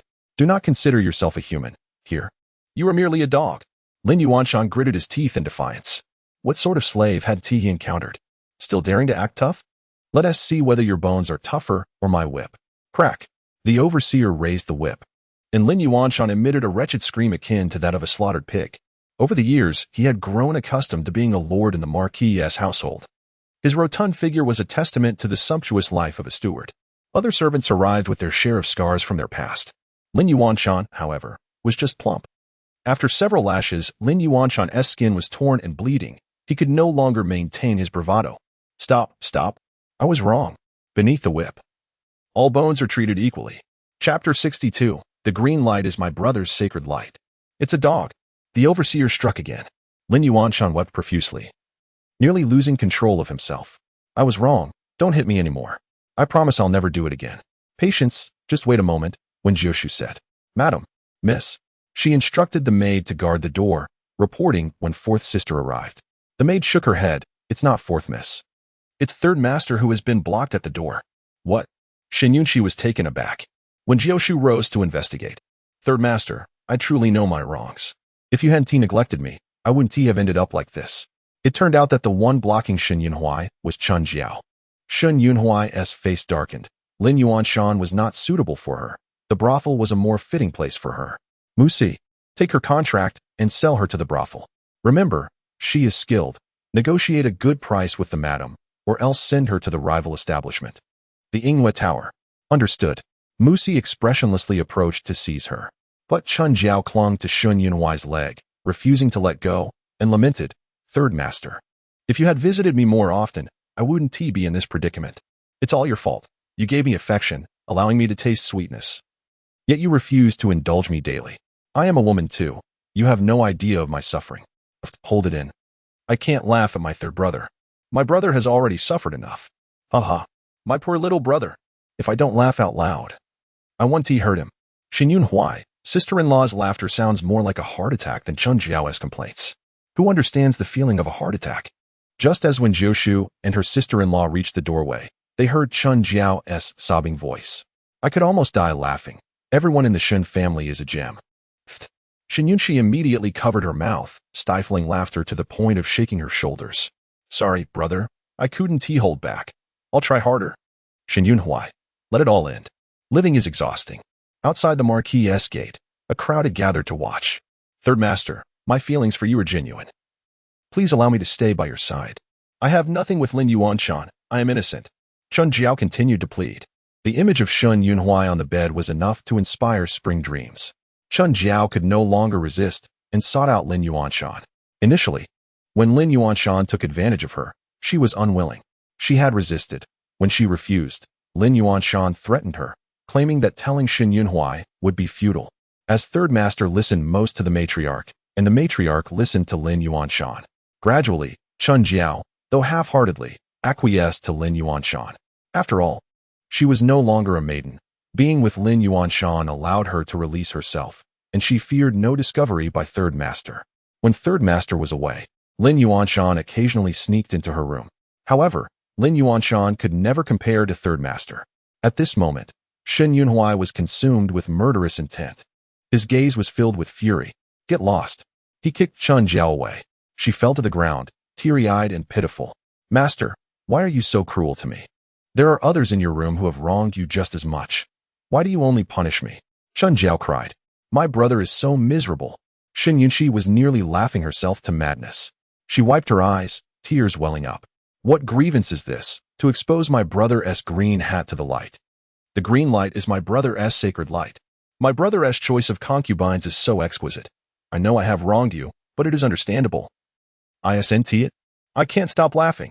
Shen Yunhui, Musi, dead man, move her, drag her out. Do you wish for his infidelity to be known to the world? Third master, I shall take her away at once. Musi hastily covered Chun Jiao's mouth and forcefully dragged her away. Shen Yunhui turned, casting a sorrowful glance at Wen Jiushu, sister-in-law. Wen Jiushu pursed her lips, approached him, and gently patted his shoulder, her expression grave.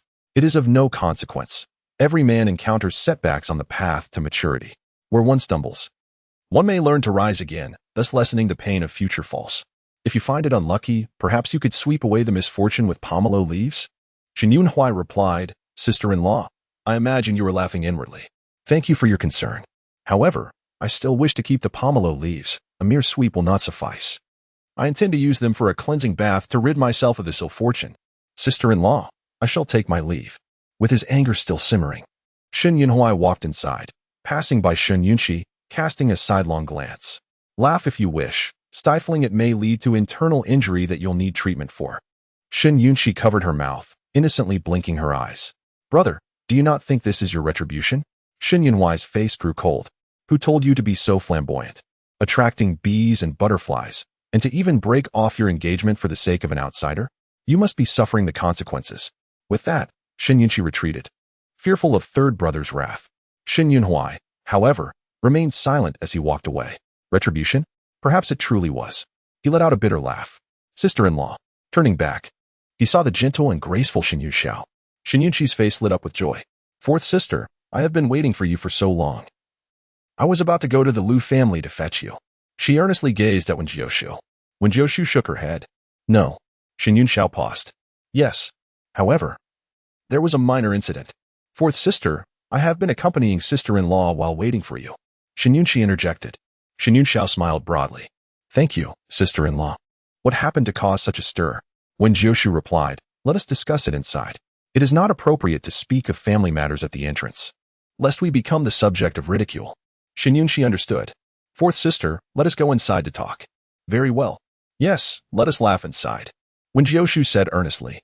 Chapter 63, Sister-in-law is her deity. Shen Yunqi pressed her lips into a thin line and hurriedly pulled fourth sister into the manor. Once seated, Shen Yunqi burst into laughter. Fourth sister, do you not think third brother is quite pitiable? None of his concubines are sincere. He nearly became a laughingstock. How tragic. Shen Yunxiao replied. Is it truly appropriate to mock our brother so? She glanced at sister-in-law, noticing her calm demeanor, with a faint smile in her eyes. Shen Yunxiao suddenly chuckled. Should I not go to comfort third brother then? Who will comfort you if you seek to comfort him? Shen Yunqi's smile froze like cement. Fear not. I shall comfort fourth sister instead. She gestured, and a maid brought forth the prepared delicacies. Fourth sister, do try this. It is a new fruit preserve from Chongsen Lu, with a cheese flavor. Shen Yunxiao's expression shifted. The creamy fruit preserved before her exuded a sweet aroma. This is best enjoyed warm.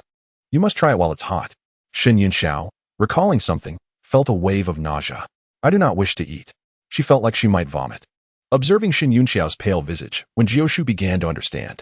Sister, please take this away. It is akin to plunging a knife into fourth sister's heart. Huh?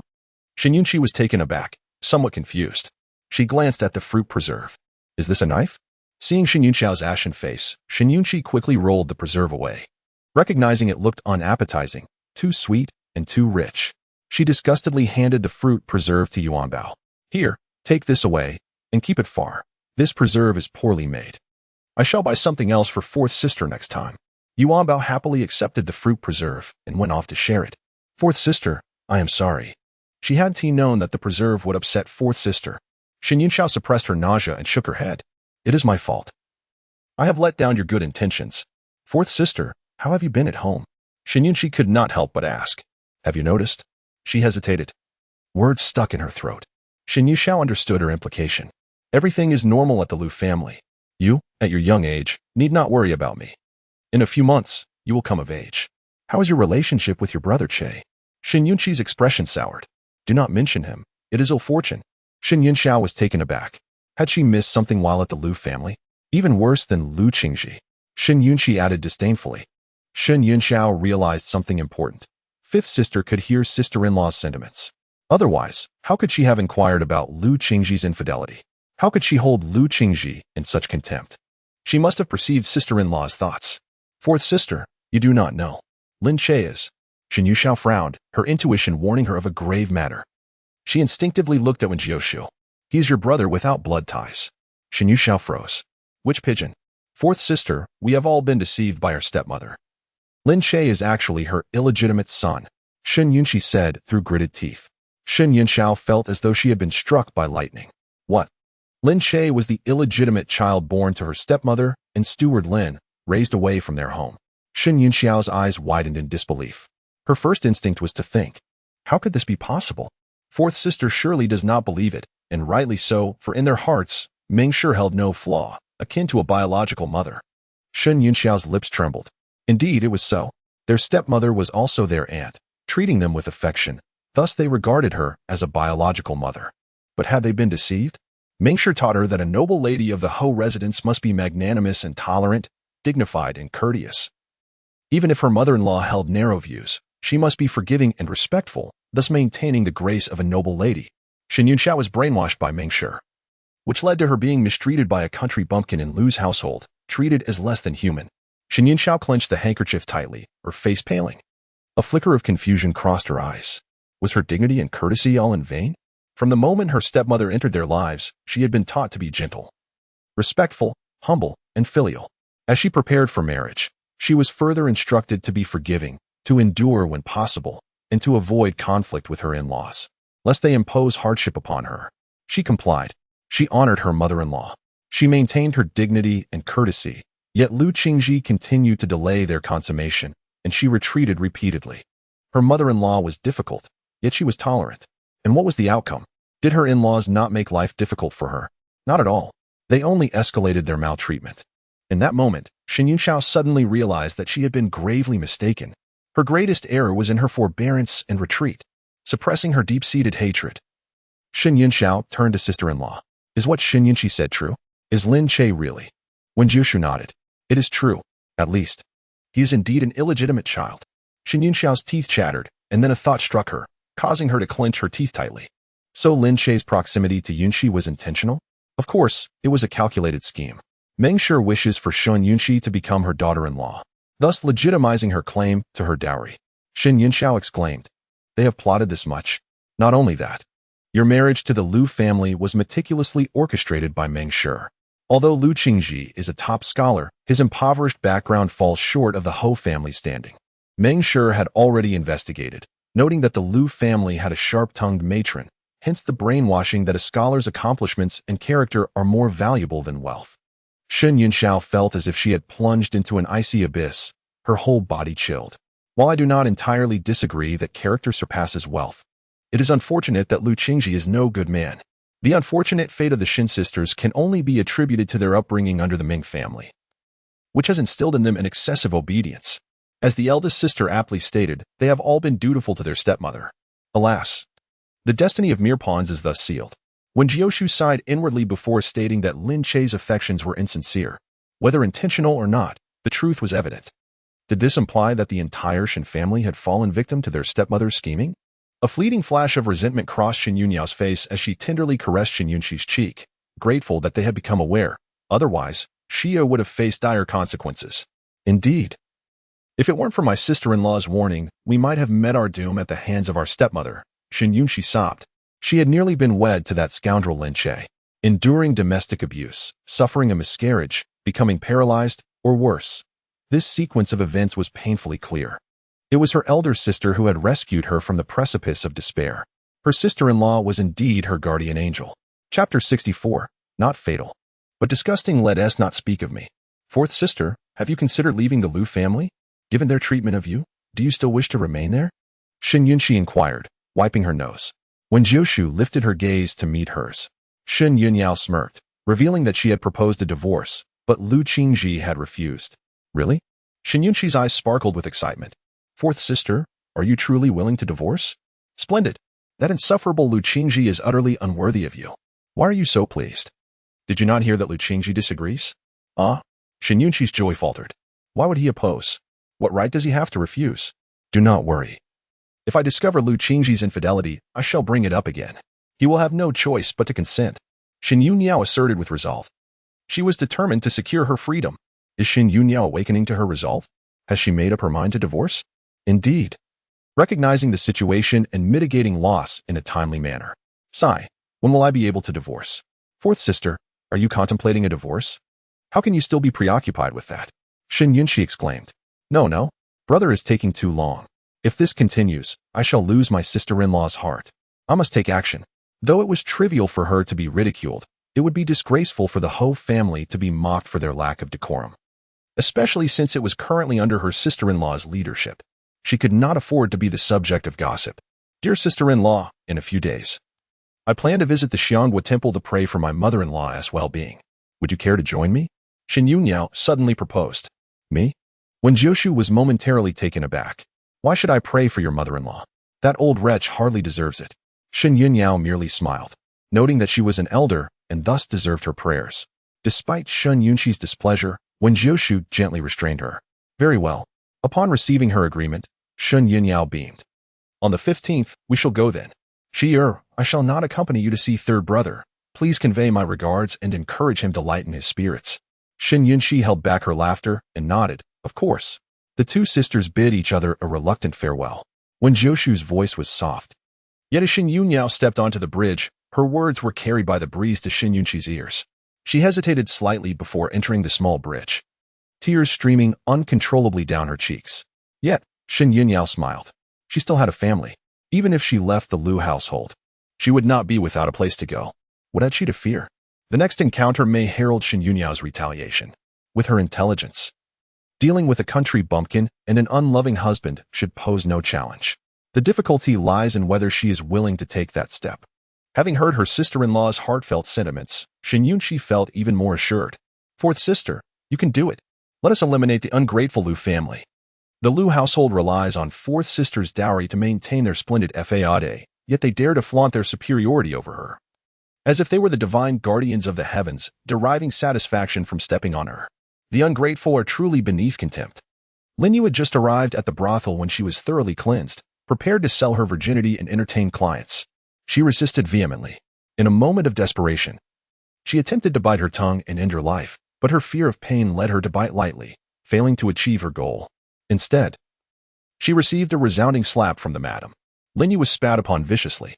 You enter the brothel and still wish to remain pure? How naive. The profound humiliation left her unable to lift her head. Tears cascaded down her cheeks as despair slowly consumed her. Seeing Lin Yu subdued and unwilling to resist, the madam scoffed, throwing a book at her. Study this well. If you dare cause me any trouble, you will be sold to the lowest class brothel. Lin Yu trembled at the threat, once again resenting her parents' cruelty. They favored Lin Che, never valuing her, no matter her pleas or attempts to gain their affection. They cast her aside. Opening the book, she was instantly flushed with shame, indignantly throwing it away. An illustrated guide to carnal pleasures. How dare they make her study such filth? Was this meant to teach her how to please men? Enraged, Lin Yu watched as the madam returned, the book landing near her feet. She trembled with fear. I didn't mean to. She attempted to retrieve the book, but the madam seized her chin, saying, Consider yourself fortunate. Now, strip her of her garments and replace them with her original attire. Send her out. When she spotted Shin Yunhui, it felt like salvation. Brother Yunhui, is that really you? Yet, Shin Yunhui merely cast a fleeting glance in her direction from the carriage, stating, Come with me. Elated, she reached out. But the carriage had already departed without her. Lin Yu bit her lip in grievance, lifting her skirt to follow Shin Yunhui out the back door of the brothel. Brother Yunhui, she called out, yearning to get closer to him. However, Shin Yunhui recoiled as if she were venomous, his eyes reflecting disdain. Do not call me brother. I have only 2 sisters and no inclination to adopt more. Lin Yu was taken aback. Shin Yunhui had redeemed her from suffering. Yet why did he treat her so coldly? As she attempted to step closer, he barked, Stay away from me. I have a dislike for women. Chapter 65. She is about to unleash her power. What kind of ailment is that? Young Master Shen, are you unwell? Lin Yu inquired, feigning concern. I am indeed ill. Gravely so. If you wish to live, do not come near me. Shin Yunhui appeared somewhat unhinged. Upon returning to the Shin residence, he first took a bath, feeling refreshed and clean, before seeking out his sister-in-law. Wen Jiushu struggled to suppress her tea from flowing back up, managing to swallow it down the proper way. Lin Yuanshan has lived a carefree life in the home mansion, enjoying a life of luxury in his youth. It is only fitting that he now suffers in his old age, she remarked calmly. Shin Yunhui smiled. Having instructed those involved in the slave trade to properly discipline Lin Yuanshan. However, I am curious, who is Lin Yu's biological mother? Someone you would never expect. Shin Yunhui replied. Sister-in-law mentioned that Ming has raised a son and a daughter outside.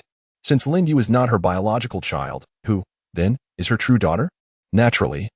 She was taken away and raised in a life of luxury. Wen Jiushu was about to disclose, but suddenly paused.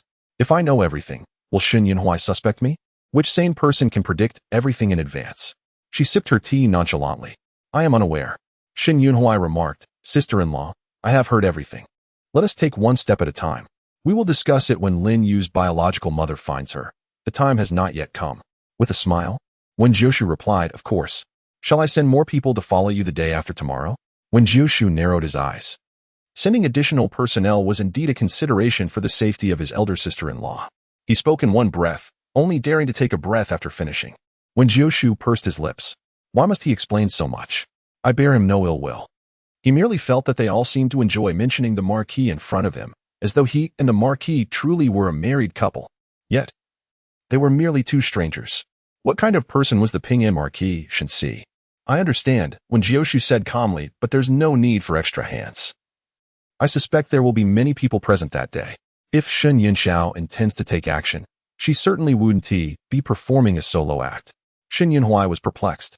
Was there something he had missed in his absence? Then it shall be as elder sister-in-law wishes. Shen Yunhui wished to hear more. Yet his elder sister-in-law seemed to have nothing left to say. Reluctantly, he took his leave. On the 15th day, Wen Jiushu rose early, taking Shen Yunxi out, but encountered a young servant from the post station at the door. This letter is for the Marquis's wife, the young servant said, hurrying forward upon seeing her. This is Our Lady. Yuan Bao, standing beside Wen Jiushu, remarked. The young servant immediately bowed respectfully. Madam, this letter comes from the south, addressed to you. A letter from the south. For some reason, Wen Jiushu's fingers twitched. She suddenly thought of the Pingnan Marquis and the previous letter he had sent. Wait for me. The four powerful characters flashed in her mind. It seemed that aside from the Marquis, no one else would write to her from the south. Wen Jiushu accepted it calmly, saying, Thank you, Yuan Bao, please give him a small token for tea. Yuan Bao produced a few pieces of silver to reward the young servant, who gladly accepted. Wen Jiushu held the thin letter, somewhat lost in thought. What would the Marquis say this time? She felt as if she were picking up a message in a bottle, strangers exchanging letters. Higi, big brother must be missing sister-in-law. Which is why he wrote to her. Sister-in-law, you must see what big brother has written. Shen Yunxi teased, thinking to herself that big brother had indeed taken her advice to heart, writing to sister-in-law to strengthen their bond. Wen Jiushu smiled, casually tucking the letter into her sleeve. Seemingly indifferent. Sister-in-law.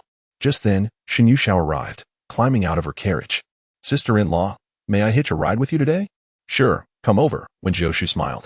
The Marquis's carriage was quite spacious, and the three of them felt no crowding. However, the Liu family's small carriage was different. It was narrow, accommodating only one person. Shen Yunxi felt increasingly indignant. Fourth sister had married into the Liu family, and that old woman wouldn't even allow her to ride in the carriage. How absurd. That old lady set out with 7 or 8 maids in a grand carriage, as if she were afraid others might not realize she was a false noblewoman. The Marquis's carriage was far more comfortable. As soon as Shen Yunxiao sat down, she remarked, Today Shen Yunxiao seems different. There was a vivaciousness about her, as if she were about to escape a cage and embrace a new life. Very well. Shen Yunxiao rejected the notion, asserting that such a fine carriage was unworthy of the Liu family. Hearing this, Wen Jiushu became increasingly convinced that she was about to make a bold move. In the past, for the sake of Liu Qingji's reputation and face, she had refrained from extravagance, significantly lowering her standards of living, all to preserve Liu Qingji's shred of dignity. Reflecting on it, it was truly foolish. The carriage moved smoothly towards Xianghua Temple. It was still early, the sunlight just beginning to wash over the sound of morning bells and evening drums. Shen Yunxi first led her to a crooked tree, saying, Sister-in-law, this is the tree of love. It's said that if you write the name of your beloved and hang it here, it will be effective. As she spoke, Shen Yunxiao pressed a piece of red silk into her hand. Sister-in-law, you must write big brother's name and hang it yourself for it to work. Wen Jiushu replied, Sister-in-law, you write first. Shen Yunxi had something else in mind. Rolling up her sleeves, she embraced the tree and climbed up with a couple of pushes. Shen Yunxiao was stunned. Sierra, what are you doing? Come down. Be careful not to fall. How can you step on the love tree? Wen Jiushu smiled. She is looking for her own name. My sister-in-law and Lin Shay have also come to hang red silk.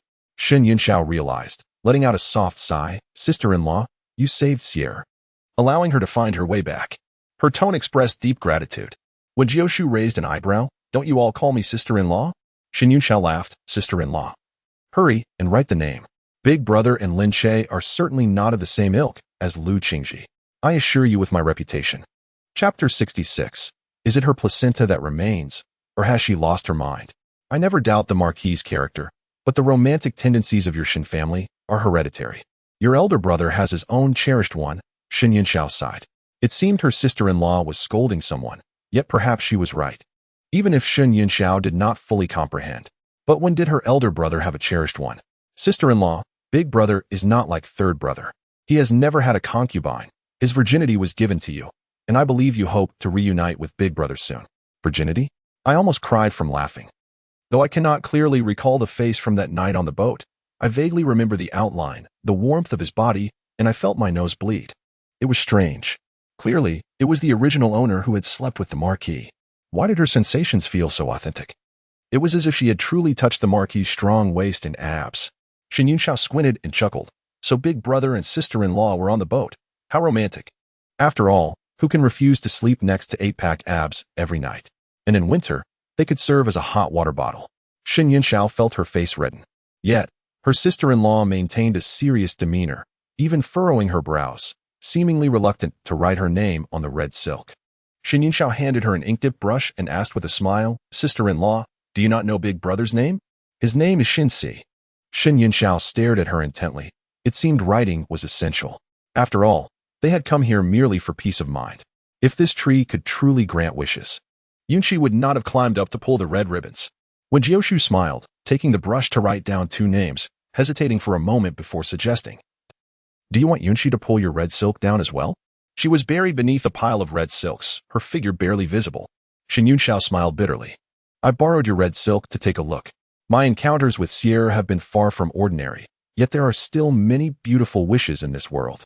You and Big Brother are worthy." "Worthy? That is hard to say." Wen Jiushu remained non-committal. "However, sister-in-law, your characters." Shen Yunxiao chuckled. "They are somewhat endearing." "My handwriting is poor, I know." She acknowledged her lack of skill in calligraphy, saying it was neither graceful nor elegant, but rather round and twisted. In short, it was unattractive.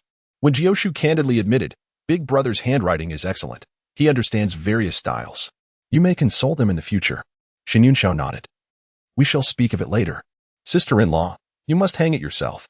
Having written it, they should at least hang it symbolically." After leaving, Wen Jiushu could let the wind carry the red ribbon away. "All right." Just as Wen Jiushu hung the red silk, someone exclaimed, "Oh, who climbed the tree? Aren't you afraid of falling? What if you trample on the red silks hung by others? It's disrespectful of their wishes." Shen Yunxiao looked over and immediately pulled Wen Jiushu closer. Shen Yunxiao greets the princess. The figure before her donned plain attire, yet exuded an air of solemnity and grace. Is this the esteemed princess? Accompanying her were several women. "Sister-in-law, I've caused a bit of a stir." A hand emerged from the branches as Shen Yunxi descended from the tree. However, her foot slipped, and she landed directly at the feet of the princess. "There is no need for such grand gestures," the princess chuckled lightly. Shen Yunxi blinked in surprise, recognizing her, and quickly rose to her feet, brushing off the dust. "Your Highness, it is you." Yunxi pays her respects to the princess.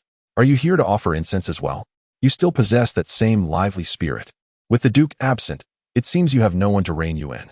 What were you doing up in that tree?" The princess replied with a smile. "The Duke Pingnan holds a formidable reputation. With such a supporter, the new emperor will soon grasp power firmly. It can be said that the emperor's position has been solidified by the Duke's contributions. The princess, being the emperor's elder sister, is well aware of the Duke's merits and reciprocates with kindness towards the Shen family, maintaining an approachable demeanor. Yet, it is regrettable that such a wise and noble princess does not meet a favorable fate." Shen Yunxi gulped audibly, fortunate that her sister-in-law's thoughts remained unheard by outsiders. Otherwise, such remarks could lead to severe consequences. Her sister-in-law even suggested that the princess's fate is not a fortunate one. She dared not inquire further. Shen Yunxiao also appeared stunned.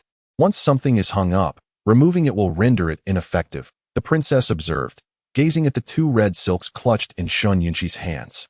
"That is precisely why I desire it to be ineffective," Shen Yunxi muttered with bitterness. The princess immediately sensed something amiss. "Has that rascal Lin Che bullied you?" She had met Lin Che, a lad of literary talent and modest demeanor, a commendable youth. Shen Yunxi had taken a liking to him early on, and Ming Shi even contemplated a match between Shen Yunxi and the lad from the Lin family. However, as Shen Yunxi had yet to come of age, they decided to wait. "I have prepared a generous gift for you, and that young man from the Lin family," the princess said kindly. Who among the gathered noblewomen was unaware that Shen Yunxi had set her sights on the impoverished Lin Che? Many had privately mocked her judgment. She spurned a young general from the Hua family, preferring to play the matron in the Lin family as humble abode. When her parents bore her, did they leave behind the placenta but discard her intellect? "Oh dear, princess, do not mention Lin Che. It brings bad luck." Shen Yunxi's eyes started, and she began to sob. "Your Highness, you are unaware of the depths of my misfortune. That scoundrel deceived me terribly. He not only misled me emotionally but also swindled my money. Lin Che colluded with his father to steal from my family's treasury. How could I have trusted him so deeply? He has been using me all along. I am utterly heartbroken." She squeezed out a few tears. Wen Jiushu observed her little sister-in-law's dramatic display with quiet contemplation. After all, Yunshi was merely a young girl yet to come of age. It was only natural for a child to feel wronged and to weep. Who could have imagined that Lin Che was such a person? It was known that Lin Che was indeed the son of a steward, and it was pitiful that the fifth miss was misled, being so young and easily deceived. Reactions among the onlookers varied. Some expressed surprise, others scorn, while a few reveled in her misfortune. Princess, not only did Lin Che deceive me, but he is also an illegitimate child. Yunshi continued to wail and perform. The noble women were taken aback. An illegitimate child? The princess frowned, asking, "Where did you hear such claims?" Lin Che's father was his mother's secret lover, hidden away because of his shameful birth. They have long claimed his mother had passed away. Yunshi cried, her hands rubbing her dry eyes, forcing them to redden. She resembled a small rabbit, pouting in utter indignation. "Ladies, do you think I am laughable and pitiful? My family has been robbed, and when my brother reported it, do you know what Lin Che and his father did? They left Lin Yu to take the blame while they escaped." The princess furrowed her brow. She was aware that Lin Che had a sister. How could two grown men allow their sister to bear the guilt? Such behavior is beyond comprehension. Yunshi's eyes were glistening with tears. The noble women joined in her condemnation, exclaiming that the Lin father and son were inhumane. The theft had been kept a secret by Ming Shi, with few in the know. Yunshi's tears would soon spread the word throughout the capital. Wen Jiushu's lips curled into a faint smile. These words were taught to you by Yunshu, were they not? Upon disembarking, Yunshu had pulled her aside for a hushed conversation. I surmise Yunshu's visit to pray today was not a mere whim. She intended to encounter the princess and her companions. Yunshu smirked, "Sister-in-law, your insight is unerring. I feel so wretched. I even hung red silks with him. I regret it deeply." Yunshi crouched down, hugging her knees and burying her head in them, sobbing. "Let me catch my breath first. Crying is exhausting." "Ah, dear fifth miss, do not grieve too much. You are still young, and it is natural to be deceived. Now that you have seen the truth, do not fall for such tricks again," a woman consoled, kneeling beside Yunshi and gently stroking her head. After all, she was merely a young girl yet to come of age, still innocent to the ways of the world. It is a pity that the world has grown so unkind. Someone lamented.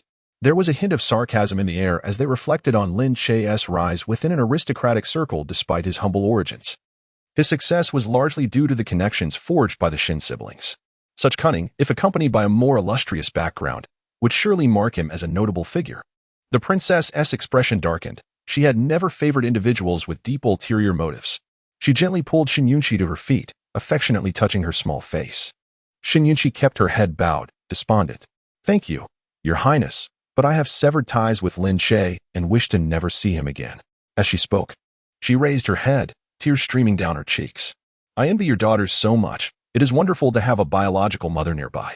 If only mine were here, I would not have been deceived." This sentiment struck a chord among the noble women, each of whom had daughters of their own. They understood that Shin's family was a stepmother.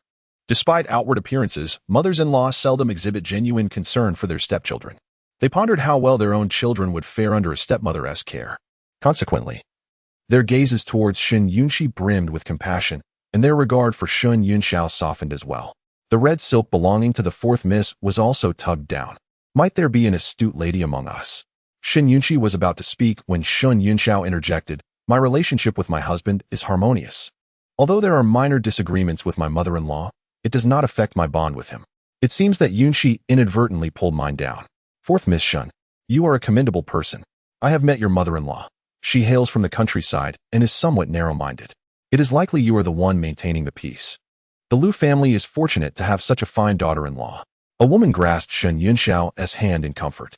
"Liu Qingji is a golden phoenix who has flown from a remote village." The woman's remarks, though tinged with jest, contained genuine sentiment. Yunshu offered an appropriate smile. "You flatter me, madam. Serving my mother-in-law is my duty. Now, cease your tears. There are so many eyes upon us." Realizing Lin Che's true nature is not without its merits, the princess consoled Yunshi. Her words rang true. It was far better to discover the deception before marrying into the Lin family than to find oneself ensnared in a web of lies afterward. "Indeed, your biological mother must be watching over you," she continued. "Fifth miss, from now on, you must remain vigilant and avoid being deceived." As the woman spoke, she hesitated, sensing her words might be inappropriate. With a gentle smile, she fell silent. Yet the underlying message was clear to all. Be wary of that stepmother at home and guard against deception. At that moment, the princess caught sight of Wen Jiushu. The expression of the grand princess was one of evident surprise. Wen Jiushu knelt and bowed respectfully, greeting the grand princess, wishing her longevity. You are the young lady of the Wen family? The grand princess scrutinized her from head to toe. Yes, Wen Jiushu replied, neither humble nor arrogant. Wen Jiushu, you seem quite different from the rumors, the grand princess remarked. The women observing Wen Jiushu displayed a spectrum of expressions. A merchant's daughter had ascended to the Marquis, a stroke of good fortune. Yet, Wen Jiushu's infatuation with the third prince rivaled Shen Yunqi's past obsession with Lin Che. She followed him around like a devoted shadow. Suddenly, for reasons unknown, she married the Marquis. It was said that while the Marquis was valiant, he had erred in his choice of women. In a city teeming with noble ladies, he had chosen her. There were even whispers of an unclear relationship between Wen Jiushu and her uncle. The Marquis was surely not without his suspicions. Having entered the Marquis, she needed to focus on managing it, ensuring the Marquis had no worries. The Grand Princess's words served as a subtle reminder to Wen Jiushu, advising her to refrain from past reckless behavior. Previous indiscretions had only tarnished her own reputation. Any further folly would now bring disgrace upon the Marquis. Wen Jiushu was acutely aware of the stakes involved. The Marquis was aligned with the Emperor, while the other princes were no trifles. The Grand Princess had to soothe the Shen family on behalf of the Emperor and caution her, reminding her not to stray. The Grand Princess spoke softly, yet her innate authority instilled a sense of respect. Wen Jiushu lowered her head, murmuring, I shall remember your teachings. She had already heard from Yuan Bao about the illustrious past. Her obsession with the third prince had been shameless, met with disdain. Even stray dogs on the street found her unappealing. The original owner of her identity had even been poisoned in a scheme targeting the third prince. According to the original text, the third prince would rather engage in solitary pursuits than touch her. Wen Jiushu sighed. The original owner had tasted the fruit, and now it was her turn to endure the consequences. As long as you understand, the Grand Princess sighed. She had never held high hopes for Wen Jiushu. Yet since the Marquis chose to marry her, although she was the Grand Princess, it was not her place to interfere in a subject's marriage. Observing now, Wen Jiushu conducted herself with propriety. Whether genuine or feigned, she appeared far less unruly than before. The Grand Princess and her consort had shared decades of love, a bond that evoked envy among many. Shen Yunxiao spoke at the opportune moment, redirecting the Grand Princess's attention. Speaking of her consort softened the Grand Princess's demeanor, her eyes sparkling with joy. You and Lu Qingji are also a loving couple. The Grand Princess and her consort exemplified the ideal of marital affection in the capital. The consort's birthday was approaching, and the Grand Princess had come to offer her blessings. Each year, she personally organized the festivities. Her companions eagerly anticipated the occasion. You need to flatter me, the Grand Princess laughed, her face radiant with happiness. Which year did I not invite you all to celebrate the consort's birthday? Indeed. We are not jesting with the Grand Princess. We genuinely envy you. The women responded, their admiration evident. The Grand Princess beamed. She and her consort had 2 children. He cared for her tenderly, often treating her like a child. She felt profoundly content. The Grand Princess's heart was as sweet as honey. Isn't it sweet? After tasting sweetness, can bitterness be far behind? Shen Yunqi interjected, eager to hear any gossip from the Grand Princess. You are correct, she said, feeling lighthearted. Aside from the pain of having been deceived by Lin Che, she felt no other distress. Shen Yunxiao's lips twitched, finding her sister-in-law's sentiments amusing. Yet she remembered the purpose of her visit. With a gentle sigh, Shen Yunxiao recounted how her mother had been a devout Buddhist, leaving her a rare copy of the Tripitaka. Unfortunately, she could not comprehend the scriptures, rendering it somewhat wasted. Today, having inadvertently offended the Grand Princess and climbed the tree of fate, she wished to present the rare volume to the Grand Princess as an offering to the Buddha, hoping the deity would forgive their sisters. She clasped her hands in prayer, murmuring a chant. The women regarded Shen Yunxiao as thoughtful. The Grand Princess smiled. Are you willing to part with it? That was your late mother's keepsake. Just as a sword is suited to a hero, a rare text is wasted without an appreciative reader. If it remains with me, it will only gather dust. If I bring it forth, it will reflect my respect for the Buddha, Shen Yunxiao replied. Your intentions are commendable. I shall accept it, the Grand Princess agreed. Thus, the group descended the mountain, heading towards the Lu residence. Naturally, the women were eager to accompany the Grand Princess. They were keen to witness the rare Buddhist scripture. and Shen Yunxiao was more than willing to indulge in this opportunity. The more, the merrier. Meanwhile, Wen Jiushu maintained her composure, secretly eager for the unfolding drama. Shen Yunxiao clenched her fists, knowing she would soon uncover the truth. After enduring so many days of uncertainty, could Lu Qingji really withstand the temptation of a secret affair? The Lu household was unusually quiet, intensifying her suspicions of an event. A maid was dispatched to inform the master, but Shen Yunxiao stopped her, stating, "My husband is diligently studying. There is no need to disturb him. We women must not inconvenience him." The maid, unable to escape, could only fret. In the room, two figures entwined in breathless intimacy. "Did you miss me?" One hand caressed Lu Qingji's hip. Came a soft moan, seemingly indifferent yet inviting. "Can you handle it?" The hand playfully smacked his rear. Then, with force, Lu Qingji was pushed down, his clothing ripped apart. A glimmer of enjoyment flickered in his eyes. He relished the rough treatment. "The rougher, the better," he urged. As the door opened quietly, the women outside were oblivious to the sounds within, engrossed in their own anticipation. "Qin Yuan, you're hurting me. If it doesn't hurt, how can you feel pleasure?" Just as the group of women approached, they halted, shocked. "Qin Yuan? Isn't that the fourth princess name?" Excitement rippled through them, each straining to get a glimpse of the unfolding scene. "Quickly, don't block the view," they urged, eager to witness the spectacle. The grand princess's expression darkened. Wen Jiushu found herself pushed aside, her shoe stepped on in the commotion. She grimaced slightly, acknowledging the innate human instinct to indulge in gossip. "How intriguing," she sighed. "Qin Yuan, be gentle. The doorway is too narrow." Shen Yunxiao stood in the threshold, wishing she could shove her way in. Could there truly be another name like the prince? The thought was absurd. Surely, the prince wouldn't come to the Lu residence seeking pleasure. "Oh dear." The women's eagerness reached a fever pitch. "What did you call me?" Came the heated breaths from within. "Ah Yuan, my prince." Unable to contain herself, Shen Yunxiao burst through the door, exclaiming, "What are you doing?" The two startled figures on the bed quickly pulled the covers over their exposed bodies. Yet, the three women, along with the grand princess, had seen enough. Two men lay entwined before them. One person lay down, while the other knelt. "Get out." The fourth prince, Qin Yuan, barked angrily. "This is my home. Where does the prince wish for me to go?"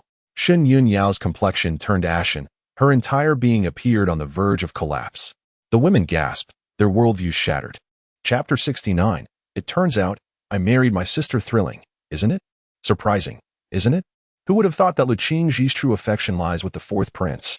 Poor fourth sister, merely a stumbling block in her husband's pursuit of the fourth prince's favor. If not for Lu Qingji's interference, perhaps Shen Yunyao would have chosen the fourth prince after all. Shen Yunyao's face drained of color, her nails digging painfully into her palms. Lu Qingji's betrayal pierced her deeply, as if her heart had been torn apart. A chilling wind rushed in, making her shiver. She had believed he merely kept a lover. She had never imagined he was someone else's kept man. When the Marquis' residence had sought a match for her, the fourth prince had once come to visit. Then Lu Qingji appeared, refined and gentle, unlike the ever-aloof fourth prince. Just when she was indecisive about whom to choose. One day at a banquet, she inadvertently stepped on her gown and nearly fell, only to be steadied by Lu Qingji. That moment was witnessed by Meng Shi and others. She had indeed developed feelings for Lu Qingji. The fourth prince then ceased his pursuit, allowing her to choose. Shen Yunyao had thought she had persuaded the fourth prince with her emotions and reasoning. But it turned out, he had been fixated on her husband's affections. How revolting. Shen Yunyao felt nauseous, her stomach churning, rendering her pale as a sheet. Wen Jiushu moved swiftly, stepping forward to gently support her. "Are you all right?" Shen Yunyao clutched her hand tightly, her gaze fixed on the two figures on the bed. Wen Jiushu could feel her trembling. "Why? Sister-in-law. Why do they treat me this way?" Tears blurred Shen Yunyao's vision. "Lu Qingji, why must you humiliate me so?" "Oh, the truth is harsh.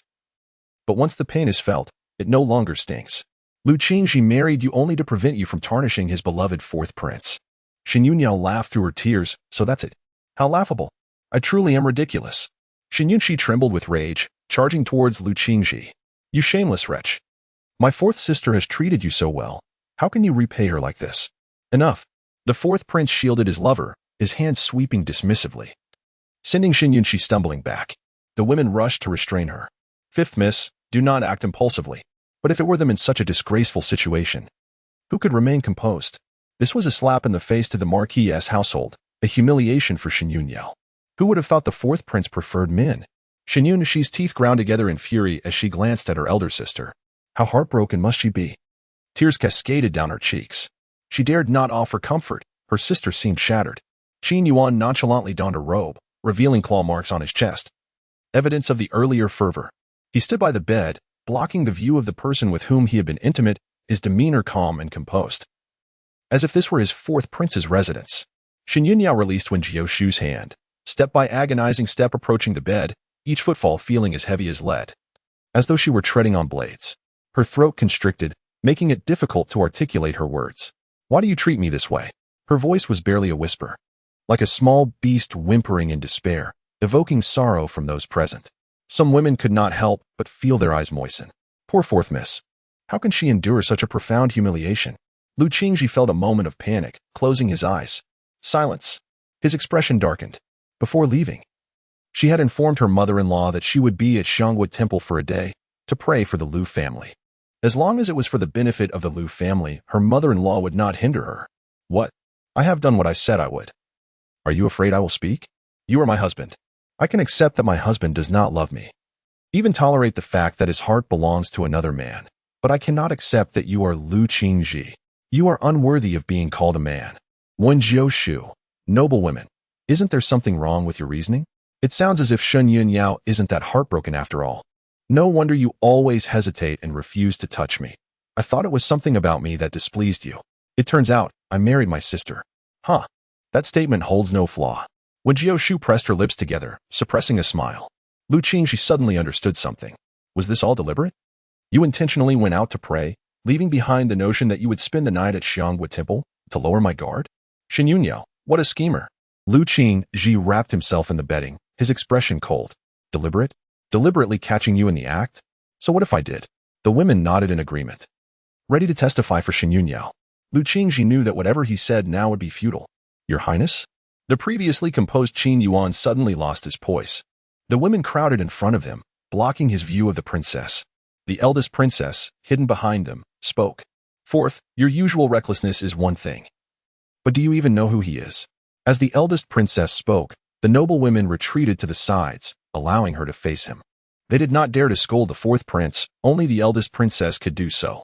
Qin Yuan's expression darkened, and he cast a sidelong glance at Shen Yunyao. Saying, Sister, we are all men here, no one stands to lose. Listen to this. Is that even human speech? Is this not a direct affront to my fourth sister? Sister, do not focus solely on playing the part of the brokenhearted. If you are to act, make it more genuine, with greater emotional intensity. Raise your hand. Use some force. Do not hold back your slap. Smack. Lu Qingji had just adjusted his attire when he stepped out from behind the fourth prince. Seemingly unwilling to let his beloved face the eldest princess's admonition alone, Shen Yunyao's slap landed. With all her strength, she struck Lu Qingji's face. It hurt. Shen Yunyao grimaced, the impact stinging her palm. Lu Qingji's legs buckled, nearly causing him to fall. The fourth prince swiftly caught him, raising his hand in anger. Ready to strike Shen Yunyao. Shen, you are being outrageous. The fourth princess' blow was far more forceful. Shen Yunyao squeezed her eyes shut, her lashes trembling. A clean, fragrant aroma wafted into her nostrils, and she felt a breeze. Opening her eyes, she saw her sister-in-law's slender figure standing protectively in front of her. Chapter 70. Who still indulges her? Holding on to the fourth prince's arm, Wen Jiushu's voice rang clear. Your Highness, truly, in front of the eldest princess. What face do you have to strike my fourth sister? You are the Wen family? Qin Yuan scoffed coldly. Your skin is thicker than mine. You begged my third brother for just a glance. What gives you the right to lecture me? Get out of my way. So the fourth prince was aware of his own thickness of skin. When Jiushu chuckled lightly, no matter how thick my skin, I have never pursued a married man. As for refuse, I have no attachment. If I tire of trash, I simply discard it. Lu Qingji, you should be cautious with your words. Lu Qingji supported himself, defending his beloved. The prince is of royal blood. Speaking in such a manner is an affront to the royal family. When Jiushu regarded him with disdain, hush, sister, you are neither male nor female. What are you? Lu Qingji fumed, clenching his jaw. Shen Yunyao inhaled deeply.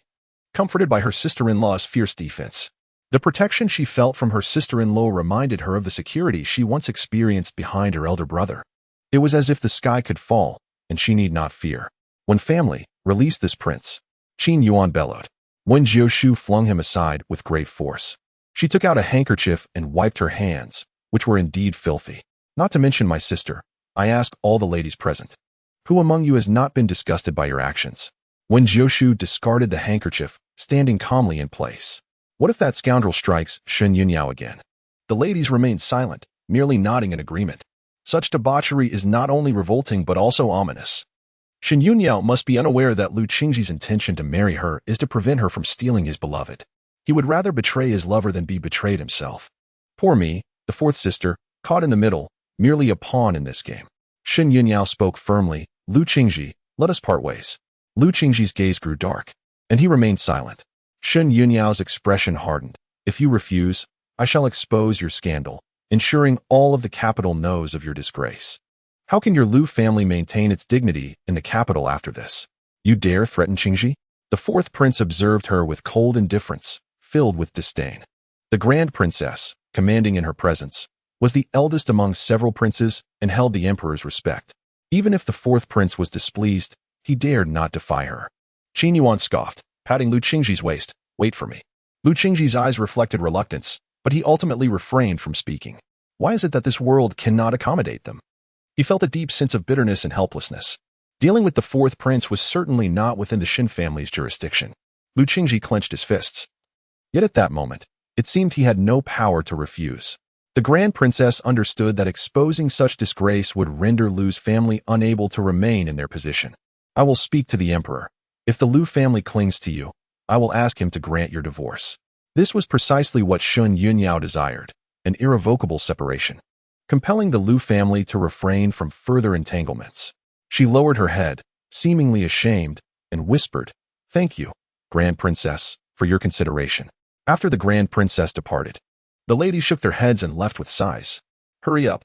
Such scandalous affairs must not be allowed to spread. They accumulate great moral debt. Yunyao, you orchestrated all of this. Once everyone had exited, Lu Qingji finally spoke. I had no idea you possessed such cunning. His gentle gaze now brimmed with venom toward Shen Yunyao. She fixed her gaze upon him. Did I design you to strip and expose yourself to the fourth prince? Shen Yunyao mocked. Lu Qingji's brows furrowed tightly. Why are your words so coarse? Shen Yunyao smiled, her expression dripping with sarcasm. You find being bare disgraceful, yet you are offended by my speech? In the eyes of scholars like you, what constitutes propriety and honor? Lu Qingji found himself at a loss for words. She intended to ruin both him and Qin Yuan. Such a ruthless heart she possessed. Either you write the divorce decree today, or I will seek the emperor and the grand princess to demand they grant me a divorce. Shen Yunyao declared, standing tall. Lu Qingji, you disgust me. I never wish to see you again in this lifetime. As matters escalated, Lu Qingji often pondered why the world could not accommodate a resolution for both parties involved. What has transpired? An elderly lady rushed in, sensing something amiss, particularly upon seeing Shen Yunqi and Wen Jiushu, two outsiders. Her expression darkened. Shen Yunyao, have you summoned your sister here? Do you feel wronged in my Lu family and seek her sympathy? Earlier, she had encountered the grand princess and several noble ladies she usually sought to curry favor with. She had hoped to invite them in for tea, but they had turned away with scornful faces, even hurling a few sarcastic remarks. The elderly lady sensed something was off, indeed. It was yet another affair involving the Marquis's household. She despised the implication that her Lu family was somehow inferior to the Marquis's family, believing her son to be exceptional. She felt that not only the daughters of the Marquis, but even the princesses were worthy of her son. Taken aback, the elderly lady's expression soured. Shen family. What are you implying? Shen Yunqi rushed forward, seizing the gold hairpin from the elderly lady's head. My sister says to take it off. Ah. The elderly lady's white hair was caught by the hairpin, tugging painfully at her scalp. She cursed vehemently. You little wretch. Do you have no decency to snatch away an old woman's belongings? How audacious. Shen Yunqi grimaced in disgust. You eat my sister's food, wear her clothes, flaunt her dowry. And yet you dare to present yourself as something respectable? The elderly lady trembled with rage. You. Who dares to flaunt my sister's precious dowry? Oh, it is you. You old hag. She had yet to grasp the severity of the situation, trembling with indignation. Once Shen Yunyao marries into the Lu family, everything she possesses belongs to the Lu family. I use my Lu family's possessions. What concern is it of yours? You have no business meddling here. Old hag. Does your family lack mirrors? Go take a look at your spiteful face. No wonder Lu Qingji is so shameless. It seems you taught him well. Shen Yunqi retorted. hands on her hips. Chapter 71. You must write the divorce decree. Lu Qingji's face turned ashen. Shen Yunyao, is this how your family raises you? Shen Yunyao replied coolly, good upbringing is reserved for those deserving of it. Is your family among them? He had never realized before how sharp-tongued Shen Yunyao could be. Previously, your demeanor was merely a facade. Lu Qingji mocked coldly. Facade? If you say it is a facade, then it is. What of it? Your Lu family is unworthy of my decorum. I, Shen Yunyao, am now awakened. Noticing the time, Wen Jiushu frowned slightly. She disliked the scent of the Lu family, which always carried an air of nocturnal fragrance. The Shen family felt far more comfortable. Very well. Shen Yunxi cheerfully set about packing her belongings, moving swiftly. Shen Yunyao's expression remained cold. The elderly lady believed she could still control her, as Shen Yunyao had previously always complied with her commands. You may wish to divorce me, but I fear that is not up to you, Shen Yunyao replied coldly. Humph. Since you do not wish to be divorced, you shall behave obediently and ensure no unsavory outsiders visit. Stay home and serve Qingji well. Slap. Another resounding slap landed on Lu Qingji's face. He looked up to find Shen Yunyao's icy countenance before him. If your mother utters another word maligning my family, I shall strike you again. She is of an age. I refrain from striking her to avoid her retaliation, so you, as her son, shall pay the price. Ah. Seeing her son struck, the elderly lady trembled. Shen Yunyao, you have gone mad. You dare strike my son. Utter another word, and I will strike him again. Shen Yunyao glared at the elderly lady. Today he has wronged me. If I were to kill him, outsiders would only say that I acted justifiably. The elderly lady's lips quivered. Her son was her Achilles heel. With a fierce glare, the elderly lady shot daggers at Shen Yunyao. Shen Yunyao, proudly holding her head high, declared, Lu Qingji, write the divorce decree. Your mother should be unaware of your disgrace. The elderly lady had long hoped for Lu Qingji to produce an heir, yet alas, he could not conceive. Otherwise, wouldn't her wish to hold a grandchild have been fulfilled by now? Shen Yunyao's expression was laced with mockery. What disgrace? Son, what is she referring to? The elderly lady queried, utterly confused. Lu Qingji, wishing to keep his mother in the dark, turned and went to write the divorce decree. Only then did the elderly lady begin to regain her composure. Are you truly writing it? She had merely intended to frighten Shen Yunyao. She wanted to control her. The elderly lady hurriedly stepped forward to see. She could not read. Son, are you truly going to write a divorce decree? Her eyes widened. A divorce decree consists of 2 characters. What you are writing has 3. A separation decree? That cannot be allowed. We must not part ways. The elderly lady immediately intervened, lowering her voice as she whispered in Lu Qingji's ear. My dear son, you must draft a divorce document. If it is a separation agreement, she will not be able to take away her dowry. In a divorce, the woman is entitled to her dowry. However, if it is a divorce initiated by the husband, he can retain the dowry. This is information I gathered from some women after arriving in the capital. As soon as she spoke, Lu Qingji understood her intentions. He hesitated, his pen pausing. The old lady fanned the flames further. Son, we cannot allow her to take the dowry. We must keep it for you to find a suitable bride in the future. Lu Qingji frowned. Did his mother want him to use Shen Yunyao's dowry to marry another? He prided himself on his integrity and refused to engage in such a disgraceful act. Even though he faced ridicule for his feelings towards Qin Yuan, he remained steadfast in his principles. However, after a divorce, if he were to covet his ex-wife's dowry, it would tarnish his dignity. He would not stoop so low. Let her take the dowry. I do not want a single coin. Lu Qingji resumed writing the divorce documents, preparing 3 copies, one for himself, one for Shen Yunyao, and a third to be filed with the authorities after both parties affixed their fingerprints. Moreover, he had already found someone he cherished and did not wish to remarry, fearing it would waste the time of another young lady. One Shen Yunyao was already a headache enough, and he was weary of the turmoil she brought. The old lady was frantic. This cannot be. Lu Qingji had swiftly pinned the 3 divorce documents and stamped them with his fingerprint, leaving only Shen Yunyao's to be signed. There was no need for him to speak. Shen Yunyao stepped forward without hesitation, pressing her fingerprint into the red ink. Subsequently, she picked up her copy and turned away without a second thought. Sister-in-law is right. There is no need for sentimentality over trash. Yunyao. Lu Qingji's voice held a trace of regret. In the end, I owe you. I hope you. No need. I find it ominous. She would thrive without his blessings. Shen Yunyao turned her back on him. Sister-in-law, let us go.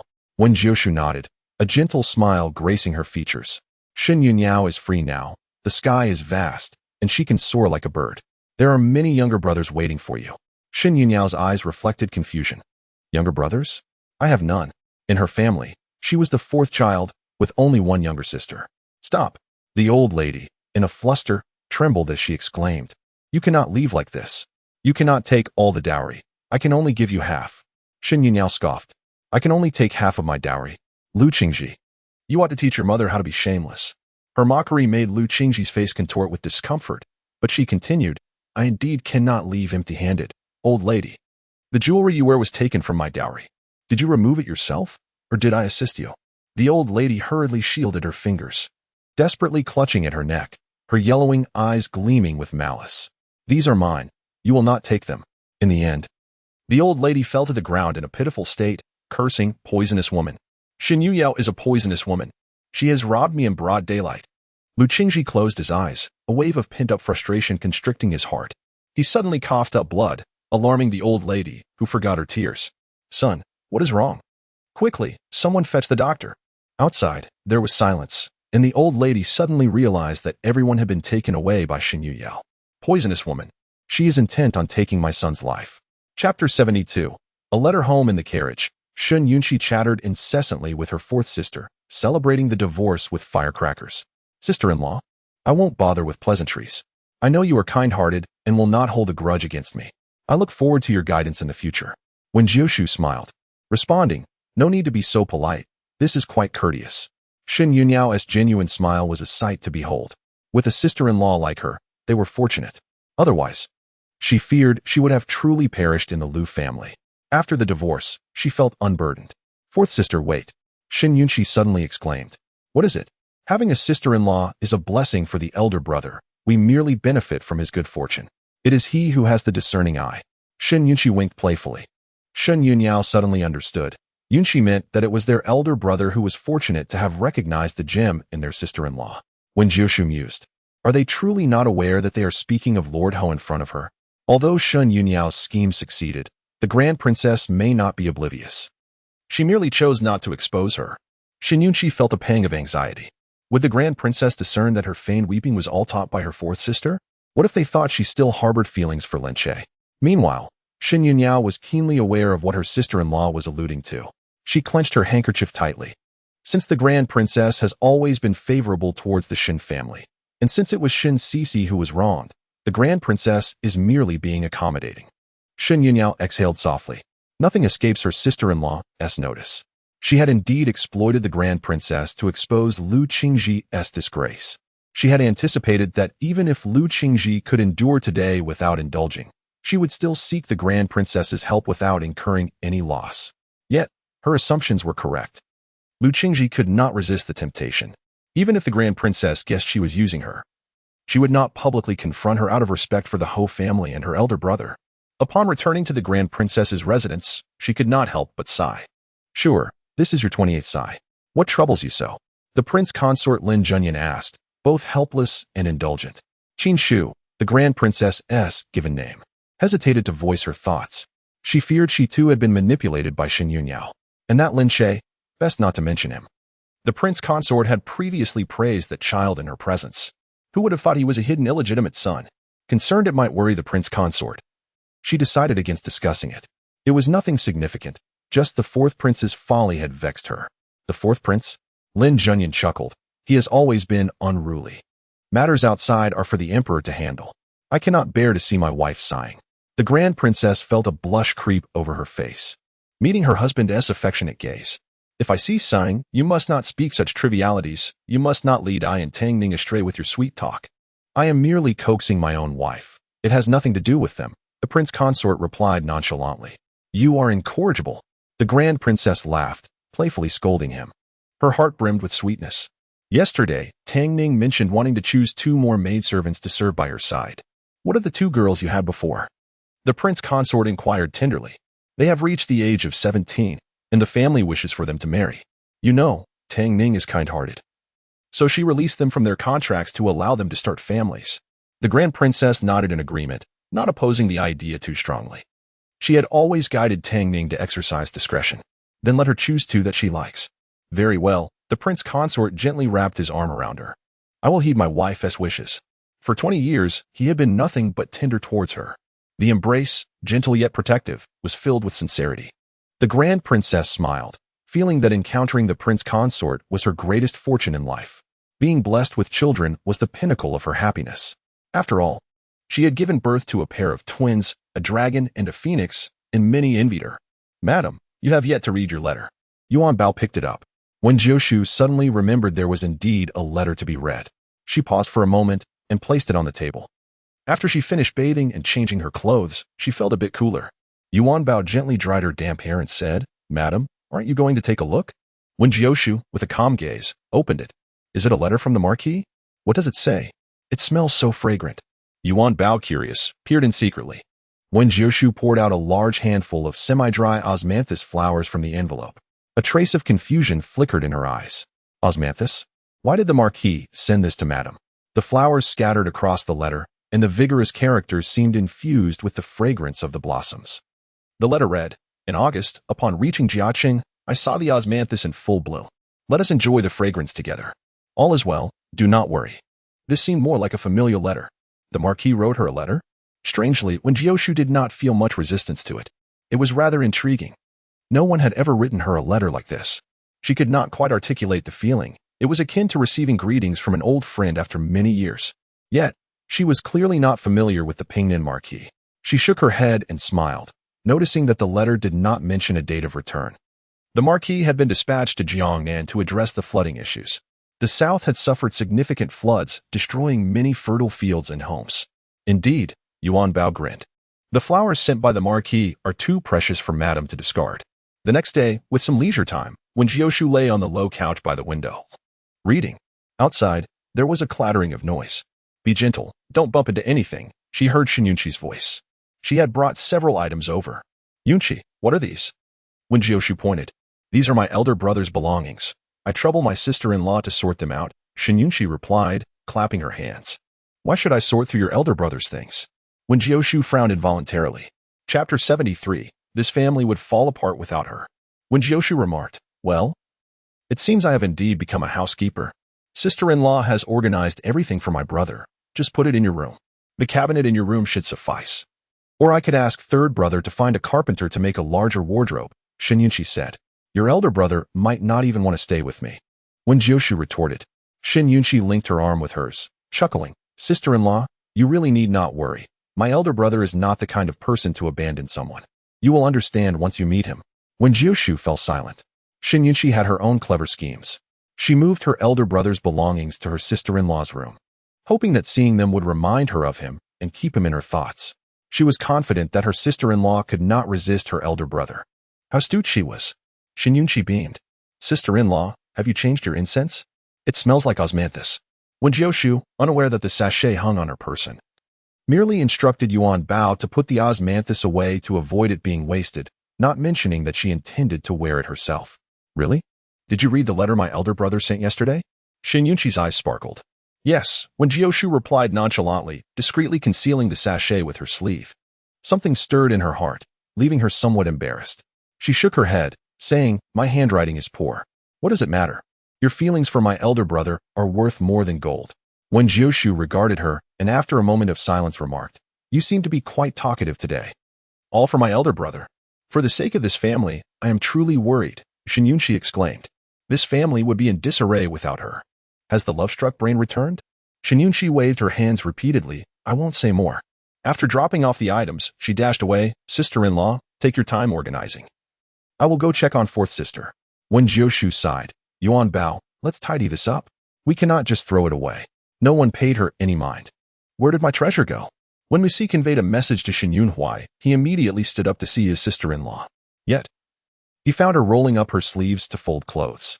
"Is something the matter, third brother?" Wen Jiushu glanced briefly. "This is what Yunqi brought over. She said it belonged to the Marquis, and I should organize it." She smiled slightly. Shen Yunhui sensed that his sister-in-law's smile was somewhat reluctant. He quickly grasped Shen Yunqi's intentions. Ignoring her hesitance, he whispered, "There is news from the slave traders. Someone has purchased Lin Yuanshan." Wen Jiushu paused her movements. "Does third brother know who it is?" "The Grand Princess," he noted, observing the change in her expression. How could it be the Grand Princess? This morning, The slave traders sent word that the Grand Princess had bought Lin Yuanshan. Wen Jiushu seemed unfazed, continuing to fold clothes as she softly inquired, "What does third brother think?" Shun Yunhui speculated. The Grand Princess had a good impression of Lin Che, and Princess Tongning also admired him. Is it possible that the princess is interested in Lin Che and rescued Lin Yuanshan from the traders? Beyond that, he could think of no better explanation. Wen Jiushu raised her gaze to him, a glimmer of appreciation in her eyes. Shun Yunhui became increasingly convinced of his own deduction. He was truly brilliant. Such a gifted mind should not be wasted on idleness. He decided not to skip classes anymore. He would excel in the imperial examination and dazzle everyone. Your imagination is commendable, but unfortunately, it is not correct, Shun Yunhui stated. The Princess Tongning could never be interested in Lin Che, nor could they ever be together. Shun Yunhui was taken aback. No rush with studying. Your mind is still muddled. Have you settled Lin Yu? Wen Jiushu suddenly asked. According to sister-in-law's instructions, he has already been arranged to stay on the outskirts of the city. Wen Jiushu nodded. Find an opportunity for the Grand Princess to meet Lin Yu. Shun Yunhui was even more bewildered. Let the Grand Princess meet Lin Yu? Wen Jiushu met his gaze, her eyes clear and meaningful. Suddenly, it dawned on Shun Yunhui. Could Lin Yu's background be related to the Grand Princess? Wen Jiushu smiled. Shun Yunhui understood immediately. I will take care of it right away. However, he was unaware that someone had purchased Lin Yuanshan in the name of the Grand Princess. Before departing, Shun Yunhui paused. Is there anything else? Wen Jiushu inquired. He shook his head. Sister-in-law, you resemble a virtuous wife. After saying that, he hurried off. Wen Jiushu pondered. Is my brother-in-law jesting with me? A virtuous wife? A good mother. She clenched her fists as if she wanted to strike someone. She shook off the thought. Recalling the fifth Miss S instructions not to assist the madam in tidying up. The clothes the madam folded were not merely garments. They represented her relationship with the Marquis. Yin Yao, how foolish you are. How can you consider divorce? Ultimately, the news of the divorce could not be concealed. Upon seeing her, Mengsher pointed out. Our Marquis household is a respectable family. Is this really worth causing a divorce over? Yun Yao, you used to be the most composed one. Why can't you bear with it this time? Without the steward around, she had truly become oblivious. Shin Yun Yao chuckled coldly, a self-deprecating sigh escaping her lips. She's not my biological mother. I can understand that she doesn't care for me. However, my separation from Lu Qingji is a fact. If the Shin family has no place for me, I will find a place to live and move out, so as not to tarnish my mother's virtuous name. The term virtuous name was emphasized heavily. If it were not for the reputation of the Marquis household, she would have exposed her scandalous behavior. How could one preach morals while maintaining a lover and an illegitimate child outside? Your words are harsh, cutting into your mother's heart. Chapter 74. Are you quite proud? Her heart brimmed with compassion, truly not blaming them for having been deceived by Mengsher in the past. Without the heartfelt words of her sister-in-law, they would still be entangled in the same deception. Mengsher had indeed performed remarkably well. It was a shame she did not pursue a career in the theater. Shin Yunyao tightly clutched her handkerchief. At this moment, it is you, mother, who is chastising me and accusing me of gossiping. You keep a concubine. Indeed indifferent to your reputation. How do you even associate with the word virtuous? Meng's face darkened, the resentment in her eyes nearly bursting forth, almost unable to maintain her composure. Yin Yao, Lu Qingji is the top scholar. What fault does he possess that necessitates a divorce? I understand your mother-in-law is somewhat narrow-minded, but she is merely a countrywoman. As a noble lady, you ought to be more forgiving. Why must you bicker with a rural woman? Your life is shared with Lu Qingji, not with your mother-in-law. Her admonishments were heartfelt. Shin Yunyao chuckled coldly. Lu Qingji has wronged me. Naturally, I must seek a divorce. I cannot fathom. Does mother truly wish for me to suffer such grievances? You have stated that I am a noble lady. How could the Lu family possibly be worthy of our Ho residence? Mother is so eloquent. No wonder Madame Lu constantly seeks to ingratiate herself with you. Surely there is an emotional bond between you two. The stepmother, aware of how Madame Lu tormented her, remained silent. How could she have once thought her stepmother cared for her? Sister-in-law was right. The Shin family seems to have some issues. During her time in the Lu household, the old lady's sharp tongue largely stemmed from Meng. Meng frequently praised her in front of the old lady, claiming she was obedient and understanding. Yet such obedience merely indicated her vulnerability to bullying. Who could she blame if her maternal family did not support her? She had been ingrained with the virtues of gentleness and submissiveness by Meng, hence she endured time and time again. If not for her elder sister-in-law, she might have succumbed to the Lu family. Behind the stepmother's benevolent facade lay a heart as cold as a serpent S. Why does mother not inquire what Lu Qingji has done? Meng, with a forced smile, questioned, what wrong has Lu Qingji committed? That you must escalate matters to divorce? Is it because he intends to take a concubine? It seems that a man taking a concubine is the ultimate intolerable offense for a woman. Madame Lu has tormented you, yet you have borne it. Why can you no longer endure now? After contemplating, it must be that Lu Qingji desires a concubine. Noble ladies, too, can be petty, unwilling to share their husbands. Shen Yunyao sneered, taking a concubine is indeed legitimate, yet some people prefer to indulge in secrecy. Do you not agree, mother? Meng's smile faltered. How could her words sound like veiled insinuations? No, Shen Yunyao could not have uncovered her secret. Are you suggesting that Lu Qingji is being unfaithful? Meng scrutinized her. Shen Yunyao smiled. The one he is unfaithful with is not an ordinary person. Has mother not heard the whispers circulating? Surely the news must have spread. She was not in the mood to listen to external gossip. She had been too preoccupied with joy these past few days. Her son had been accepted as a disciple by the president of the Taixue. It is known that graduates from Taixue are bound to be renowned. Meng sighed, Yunyao. It seems you have grown distant from your mother. Do you think I feel you're disobedient? Yes, I am disobedient. The Shins have all distanced themselves from her control. Shen Yunyao clenched her fingers. Hidden behind her smile was a dagger. Not only did she wish to undermine her, but she also aimed to sow discord between her and her sister-in-law. Wen Jiushu certainly knows how to win hearts. After a while, Shen Yunyao rose. If mother has no other matters, I shall take my leave. Wait. Meng breathed a sigh of relief. Thankfully, she had not benefited the Lu family. Shen Yunyao was not too foolish. I have entrusted my dowry to my sister-in-law for safekeeping, she added, to avoid it being stolen from the storeroom. After all, it is challenging to guard against internal thieves. Meng's expression visibly soured. Now that her sister-in-law was in charge, it was only right for it to be kept with her. Once Shen Yunyao left, Meng swept aside the teacup beside her, her eyes filled with resentment. The Shen family truly had no room for her voice anymore. Wen Jiushu must not be allowed to remain. Foolish thing, look at the absurdities you have committed. Your memorials have reached my desk, the emperor exclaimed, slamming the memorial down on the fourth prince's head.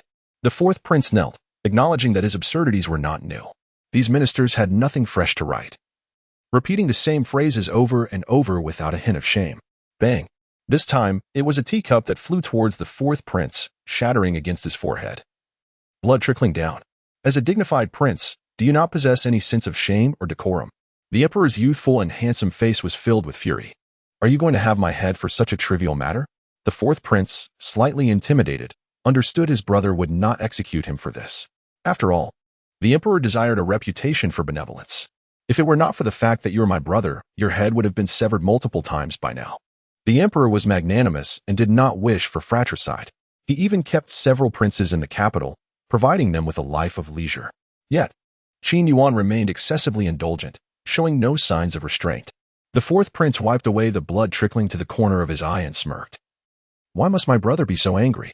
My relationship with them is consensual. No one is forced. I understand that my fondness for men seems absurd to you. But my brother does not indulge in such pleasures and cannot comprehend the delight it brings. The emperor's face darkened. The fourth prince, undeterred, continued. But I do not know which law of the great Qin forbids liking men. Our laws do not seem to declare that loving men is a crime, do they? At most, it is considered improper, but I find pleasure in it, and I believe it is worthwhile. The emperor retorted, Are you still so proud? Do you believe I will not crush you with the imperial seal? I do not dare to be proud, merely average, replied the fourth prince, his tone dripping with arrogance. The emperor was on the verge of ordering his execution. Do not blame me for not warning you. Your absurdities outside are one thing. But if your antics reach my court, I will have your 2 liang of flesh severed. You find joy in such pursuits. Without that part, you can still find pleasure. In the court, which young and handsome official has not been harassed by him? However, some people, out of concern for their dignity and the royal identity of Qin Yuan, chose to remain silent. The fourth prince's expression darkened. That cannot happen. The emperor coldly regarded him. Do you dare to pursue Lu Qingji? Do you know who he is? He is the brother-in-law of the Pingnan Marquis, who is down south managing flood control and aiding disaster victims. You, on the other hand, cannot even help me and are dragging my name through the mud, making a mockery of it before my elder sister. Do you still possess any sense of shame? Chapter 75. It is unlikely that he will concede first. The fourth prince was unconcerned. My relationship with Lu Qingji is mutual. Besides, he is a man. and his wife will not suffer. It is that Shin family girl who is petty. Moreover, the Pingnan Marquis is serving my brother. Would he abandon his duties for personal affairs? If he were to do so, he would not be worthy of your trust. There are many capable individuals who can handle matters for the emperor. He is not the only one. This sentiment left several princes quite displeased, harboring significant grievances against the Pingnan Marquis. The emperor, seizing the ink stone, was about to hurl it, causing the fourth prince to quickly shield his head. Brother, if you throw that, I truly will die. I only regret that the Pingnan Marquis is not my own brother, unlike you, who is merely a pleasure-seeking waste. The emperor's inkstone did not fly, but struck the table heavily. Proclaim the edict. The fourth prince is excessively indulgent. His salary will be docked for a year, and he will be sent to the Imperial Horse Department to wash horses for 3 months. If you persist in your ways, you will be banished to the northern border to eat dirt. Wash horses? That is a task for stable boys. Get out. The fourth prince, though dissatisfied, dared not provoke the emperor further.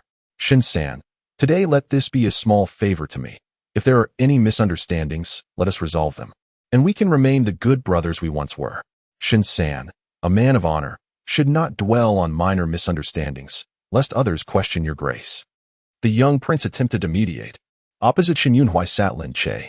The young prince summoned all his former friends and brothers, setting a table under the pretext of reconciling Shin Yunhui and Lin Che. They had all heard of the theft at the Shun residence. Lin Che sat with a slight frown, his demeanor remarkably composed. Among this group of frivolous companions, his elegance stood out, making the other young gentlemen appear as mere embellishments. Indeed, Brother Shun, let us speak openly. We all know Lin's character. Surely, your family's troubles are but a misunderstanding, someone chimed in.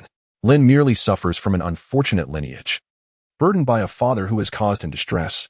Shin, you should be magnanimous and not vent your anger on Lin. After all, he has often shielded you from the master's reprimands, even covering for you when you skipped classes. Have you forgotten?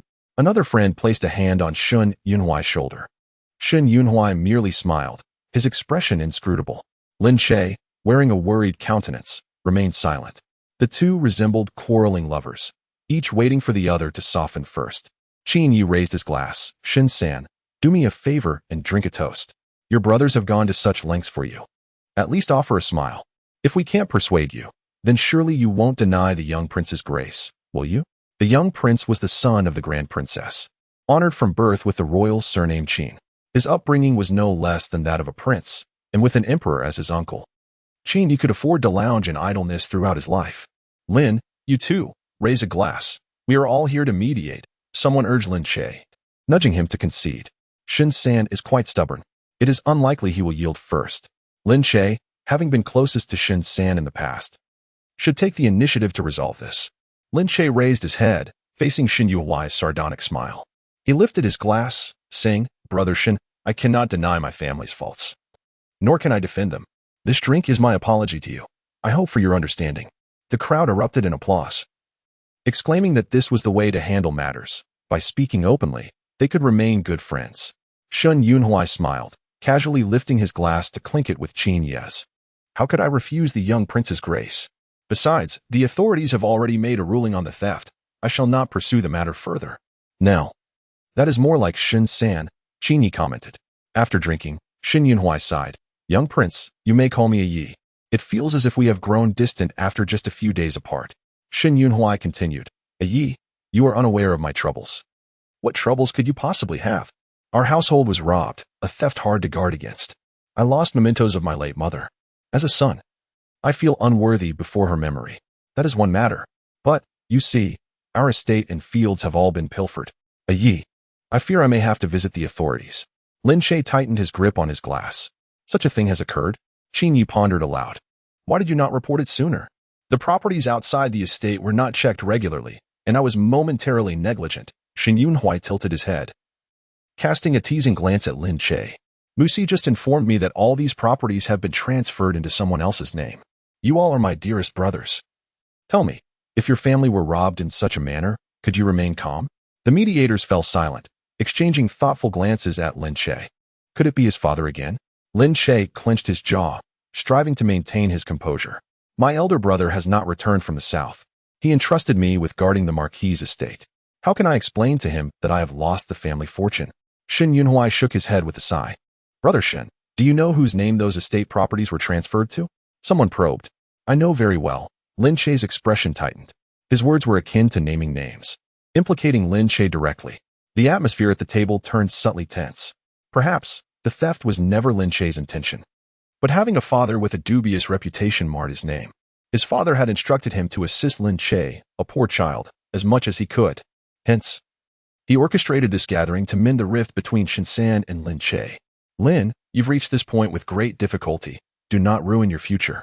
You have always been principled. Surely you can understand. Qin Yi admonished Lin Che. Lin Che lowered his gaze, appearing as if he was absorbing the lesson. I appreciate the young prince's kindness, and I will remember it, he replied. Now, let us drink and refrain from discussing such dreary matters. Brother Lin has been recognized as the principal disciple by the academy head.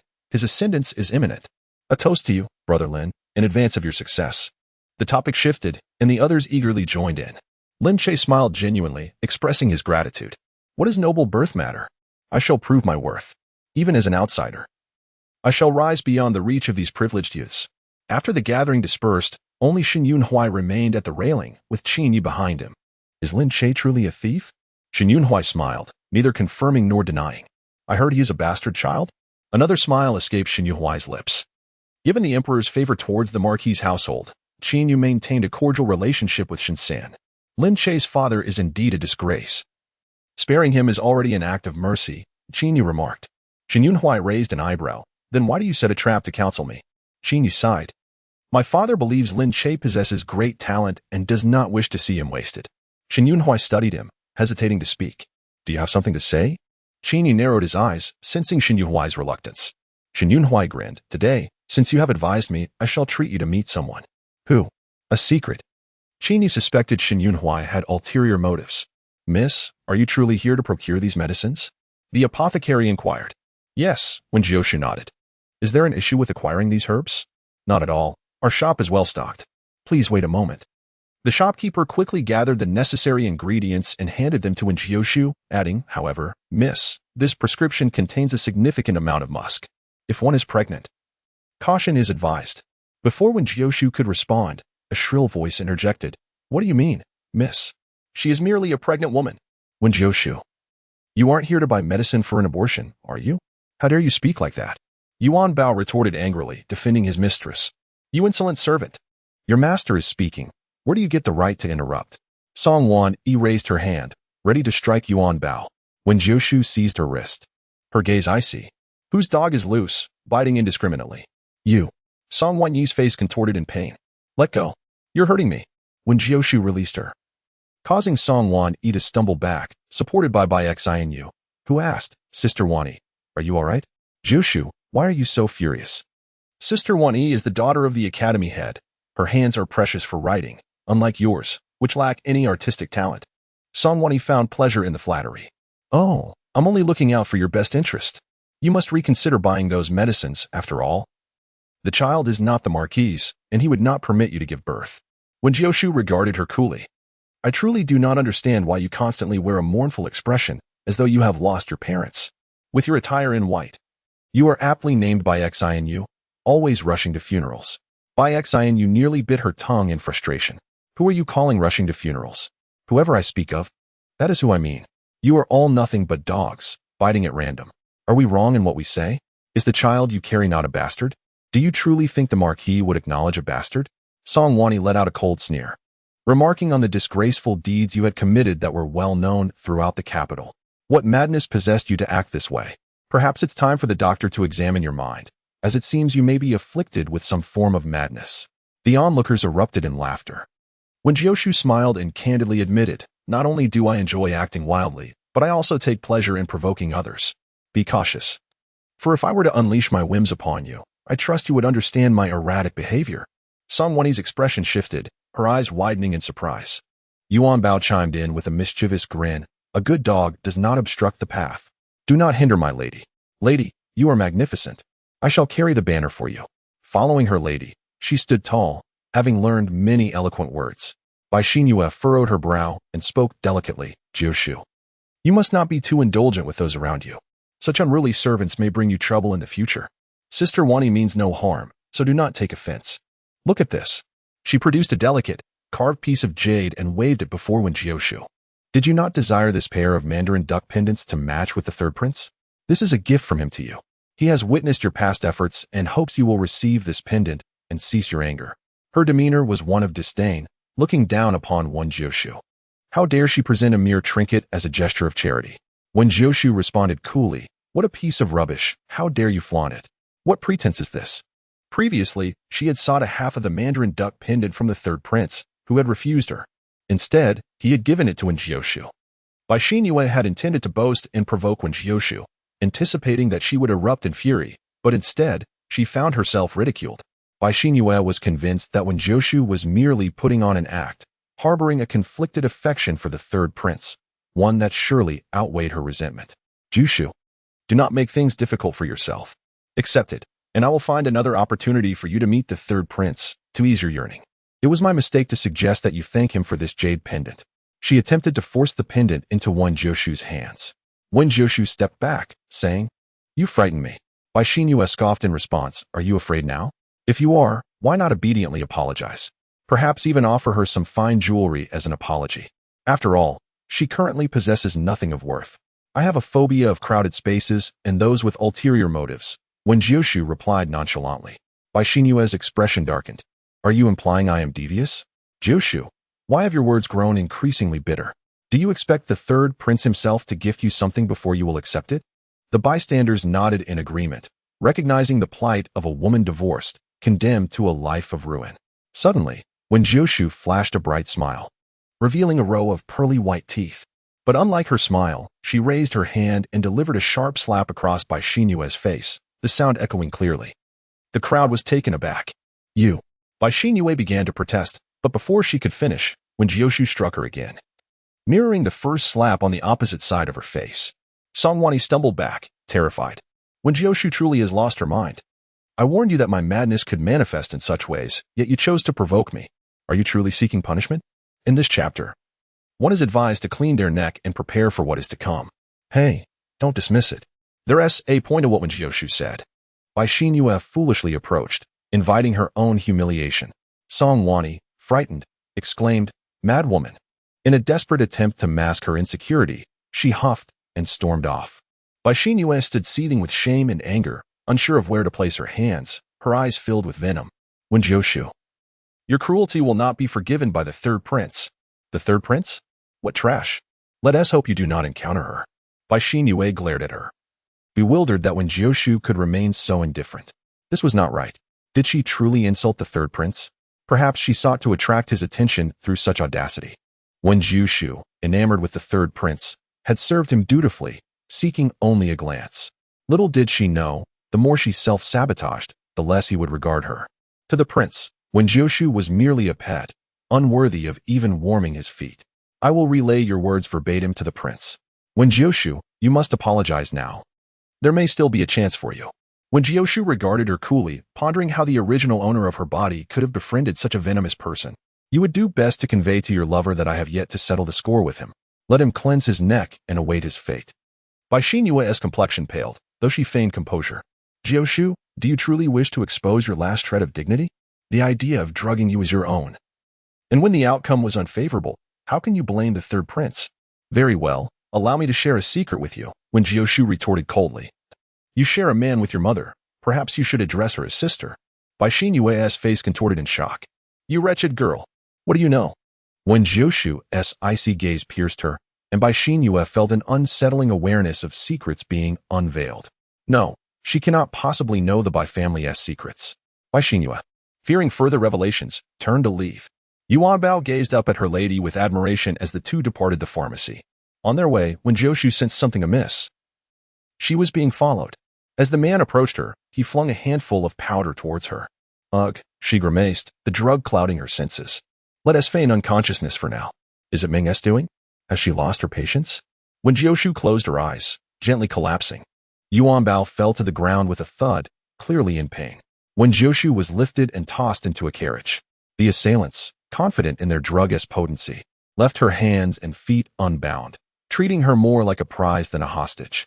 Wen Jiushu reclined, contemplating Meng S intentions, until she heard excited shouts. She grasped the situation. The carriage halted, and as she pretended to remain unconscious, a man carried her inside. The light dimmed as they entered a building, the noise around her swelling with raucous cheers.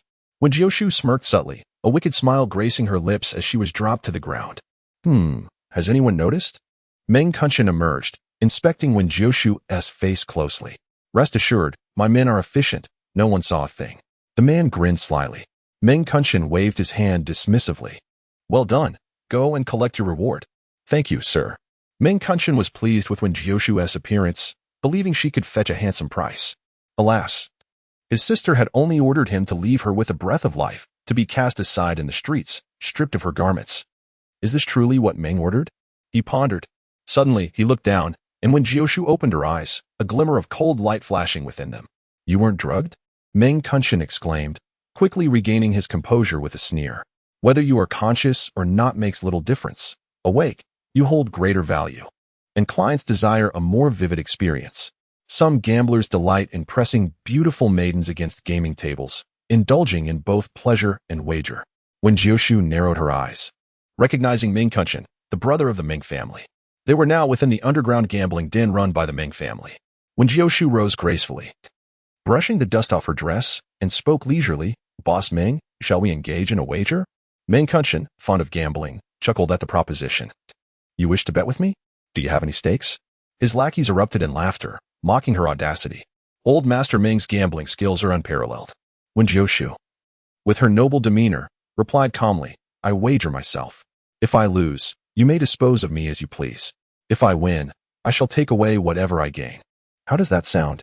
Meng Kunshan scrutinized her figure, a glimmer of lust evident in his gaze. You think you can set the terms after falling into my hands? Do you believe that will hold any weight? Unfazed, Wen Jiushu found a seat, crossing her legs. I am the lady of the Ho family. Should anything happen to me, the Ho residents will investigate, and your gambling den may not escape unscathed. However, since I am doing this voluntarily, it changes the circumstances. You would bear no responsibility. Wouldn't that be agreeable? Meng Kunshan hesitated, her reasoning appearing somewhat valid. What gambler could resist the thrill of a wager? Very well, I accept your challenge, he declared. Lady, you haven't yet played, so let us begin today. It was evident that they were eager to see Wen Jiushu humiliated. Master, the old matriarch of the Shin family has sent word, one of the lackeys reminded him. Once I give the command, it's my decision, Meng Kunshan asserted. The lackey dared not argue further. The gambling table was soon set, with Wen Jiushu and Meng Kunshan seated at opposite ends. My lady, are you familiar with the words behind you? They outlined the rules of the ever-victorious gambling house. Meng Kunshan kindly reminded her before the game commenced. Wen Jiushu turned to read the inscription. Willing to gamble, willing to lose. Life and death are fated. Fortune is sought amidst peril. It bore a striking resemblance to the warnings against smoking. How commendable, she mused, though she knew that gambling, much like smoking, was a vice difficult to abandon. Meng Kunshan picked up the shaker, shaking it with a flourish. My lady, you may not know this, but I am known as the ever-victorious general. Should you lose, you must honor your promise. Those who break promises are akin to dogs, Wen Jiushu quipped, a smile playing on her lips. After a few vigorous shakes, Meng Kunshan set the shaker down, declaring, the rules are simple, bid on high or low. Which will it be, my lady? As he shook, Wen Jiushu discerned the numbers rattling within 2, 3, 4, all small. However, the shaker he used was rigged, designed for deceit. Regardless of whether she called high or low, he could manipulate the outcome to his favor. Thus, she casually declared, low. With a flick of his finger, Meng Kunshan announced, open. Without even looking, he grinned triumphantly. My lady, you have lost. Now, you must comply with my demands, remove an article of clothing. A hush fell over the crowd, astonished by Meng Kunshan's audacity. One of his lackeys leaned in, nervously reminding him, Master, it was low. He gazed at Wen Jiushu in disbelief. Did you tamper with the dice? The dice and shaker belong to the gambling house and have remained in your possession. How could I have tampered with them? Wen Jiushu replied, amusement in her eyes. However, you mentioned tampering. Perhaps we should inspect the shaker and dice? Meng Kunshan's expression faltered, realizing his slip of the tongue. Indeed, as Wen Jiushu stated, the apparatus was his, and she could not have interfered. The small outcome must have been a fluke, an unexpected stroke of luck for her. My lady, fear not. The reputation of the ever-victorious gambling house is well known. This round belongs to you. Let us play again, he offered, though he was determined to regain his losses. Yet, Wen Jiushu interrupted, I have one. You are mistaken. I have declared otherwise, Meng Kunshan retorted. With 2 slender fingers, Wen Jiushu tapped the table. Realizing his blunder, Meng Kunshan's demeanor darkened. He motioned for his lackeys to distribute a pile of silver coins to her side. Wen Jiushu smiled, urging him to continue. Meng Kunshan shook again, but it was as if he were enchanted. High, low, still high? As the rounds progressed, sweat poured from his brow, his eyes bulging in horror. His hands trembled around the shaker. Whatever Wen Jiushu declared, the outcome aligned with her words. It was eerily uncanny. The shaker, which he had rigged, was now seemingly controlled by invisible hands. Meng Kunshan's resolve crumbled. He declared, I shall not gamble any longer. The ever-victorious general had met his defeat. Before Wen Jiushu lay a mountain of silver, he had lost everything. With eyes aflame, Meng Kunshan demanded, How did you accomplish this? He refused to accept that she could be so fortunate, consistently guessing right amidst his deceit. The onlookers were astonished, and many followed Wen Jiushu's lead, winning considerable sums as well. Why not continue? We haven't finished our fun, someone urged, reluctant to leave after a streak of wins. In a fit of rage, Meng Kunshan shouted, Get out. The gamblers scattered, leaving only Wen Jiushu and the remaining lackeys. Breathing heavily, Meng Kunshan sat back, conceding, It seems I underestimated you, girl. You possess some skill that has caught Meng Dajuan off guard. Wen Jiushu leisurely stowed away her winnings. May I take my leave now? Leave? Huh? You think you can walk away after cheating me? You and your silver shall remain here. Meng Kunshan threatened, his voice laced with malice. Sighing, Wen Jiushu replied, I anticipated your treachery, so I shall teach you a lesson in humility. Get her. Today, I shall strip her bare. Meng Kunshan coldly commanded as his lackeys surged forward. Moments later, Shen Yunhui arrived hurriedly. What greeted him was a sight to behold. Wen Jiushu, poised and dignified, had one foot resting squarely on Meng Kunshan's face, while the fallen lackeys groaned in agony. Are you all right, my lady?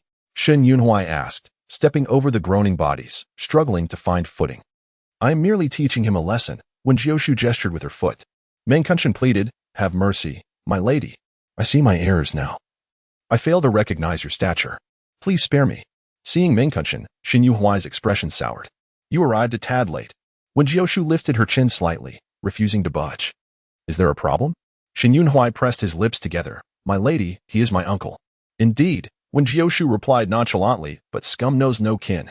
Shen Yunhui had brought along the Ho residence's guards, loyal retainers left by the Marquis. One need not question how Wen Jiushu knew he would come. He had dispatched people to keep an eye on her, whether for protection or surveillance.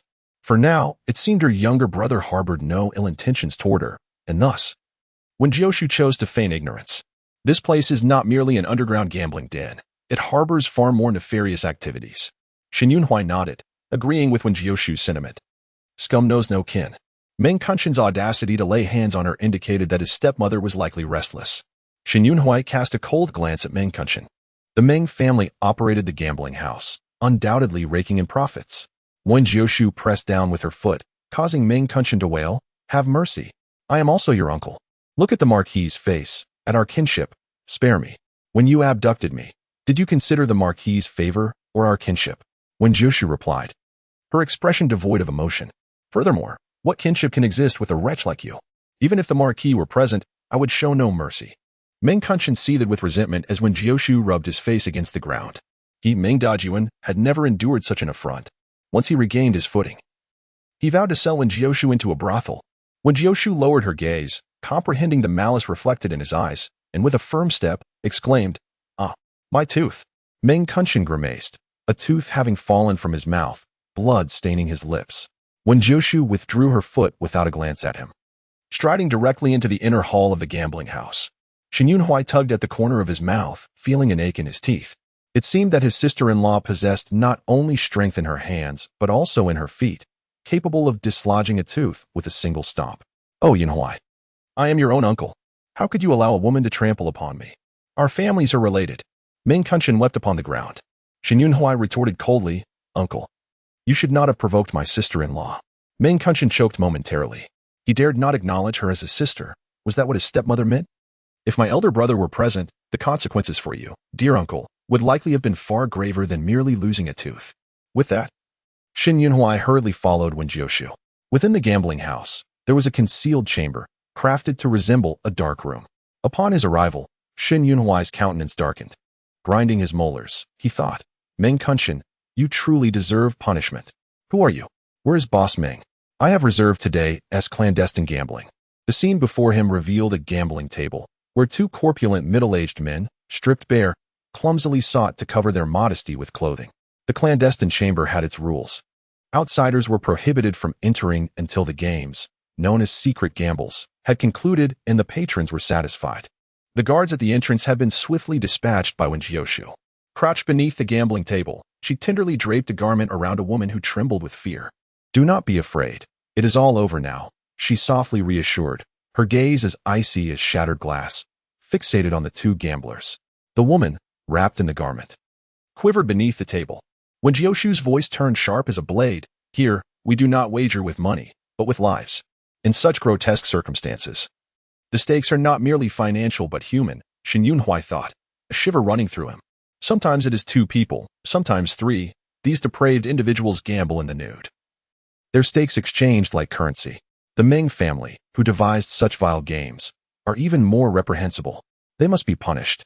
The competition among these twisted men drives them to squander their fortunes here. Hearing his sister-in-law's inner thoughts, Shen Yunhuai felt his face pale.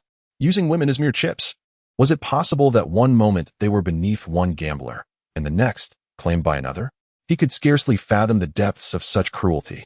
He could not bear to think of the term chips in relation to a young woman. Wen Jiushu gently helped the trembling woman to her feet, who had entered the room in a state of distress. Help me, the woman pleaded, her eyes filled with despair as she gazed at Wen Jiushu. She was weak, unable to stand. Wen Jiushu bent down, lifting the woman into her arms. Do not fear. You are safe now. The woman sobbed, tears streaming down her cheeks. She was in immense pain, terrified, feeling like a rag doll tossed about by their whims. She thought she might perish here, but before her demise, a glimmer of light appeared, illuminating her path and warming her broken spirit. Let not the unseemly be observed. Shen Yunhuai gently averted his gaze. Sister-in-law, please escort this young woman away. When Jiushu's expression remained frosty, we must report this to the authorities. Shen Yunhuai nodded in agreement. As they departed, Meng Kunshan stumbled in. Yunhuai, we are family. We cannot involve the authorities. Today, your uncle was foolish. I am willing to offer compensation. Those patrons are not ordinary men. Offending them brings no benefit to your household. Shen Yunhuai's demeanor turned ominous as he recognized the gamblers in the clandestine chamber. They were vile officials from the Dali Temple. In that moment, the two exposed men hastily covered themselves with their garments, angrily pointing at Meng Kunshan. You must provide us with an explanation, Boss Meng. Our stakes have vanished, and we were seen. If this reached the emperor's ears, their positions would be at risk. Meng Kunshan feigned an apologetic smile, pulling Shen Yunhuai aside. Cousin, we are kin. Even if you disregard the Meng family, think of your dear mother. Please, show mercy and pretend you saw nothing. Silence. Shen Yunhuai harshly rebuked. You have no right to mention my mother. The Meng family sent a venomous stepmother to our house to drain the Shun family's resources. Meng Kunshan extended 5 fingers, offering him 50,000 taels as hush money. While the underground gambling house might not warrant death, the use of young women as stakes, once exposed, would surely lead to dire consequences. Shen Yunhuai scoffed, refusing to engage. Meng Kunshan gritted his teeth and raised his hand again. I will add another 50,000 taels as compensation for your sister-in-law. She won a substantial amount from me today, which I shall overlook. Surely, this will suffice? Shen Yunhuai disdainfully advised his uncle. When it comes to the court, confessing will yield leniency. Perhaps you can secure a lighter sentence. Meng Kunshan's forced smile faltered. If this matter reached the courts, leniency would be a far-fetched hope. He seethed with rage at Shen Yunhuai's apparent lack of empathy. The Meng family is your blood relation. As Shen Yunhuai attempted to leave, Meng Kunshan obstructed him. Yunhuai, what benefit will it bring you if the Meng family falls? Do not forget, we are kin. If the Meng family faces calamity, your household too will suffer disgrace. To rid oneself of the leeches, one must be prepared to shed blood. Shen Yunhuai retorted coldly. Meng Kunshan's face twisted in fury. Profit sharing. Shen Yunhuai paused. I will offer you a share, as long as you do not publicize this. Meng Kunshan insisted. Shen Yunhuai scoffed again at his suggestion. Meng Kunshan trembled with rage, fully aware of the potential profits from the gambling house. Even a scoundrel could live comfortably for a lifetime. The authorities swiftly raided the underground gambling house, apprehending Meng Kunshan and the others involved. The Ming family was in a state of panic, akin to ants on a hot stove, desperately seeking connections. Sister-in-law, the gambling house has been shut down, and Ming Kunshan has been arrested. The authorities will determine the fate of this matter. My brother cannot take charge. Shen Yunhui sighed. Acknowledging his position as a son of the Marquis, yet without official power to influence the authorities. Wen Jiushu understood, her demeanor remaining aloof. You are acquainted with the prince. Please take that girl to the Long Princess's residence. What do you mean, sister-in-law? Wen Jiushu raised her gaze. The girl claims to be associated with Princess Tongning. Surely the princess can advocate for her. Shen Yunhui frowned, sensing that the situation was far more complex than it appeared. This matter extends beyond mere complications. It also involves the Bai family. The Ming family is merely an intermediary. In terms of foulness, the Bai family surpassed the Ming family. Remembering the events in the book, Wen Jiushu could not help but scoff. It is utterly absurd, fantastically ludicrous. Shen Yunhui inquired, please elaborate on the absurdity. The Bai family engages in prostitution. It is a government brothel.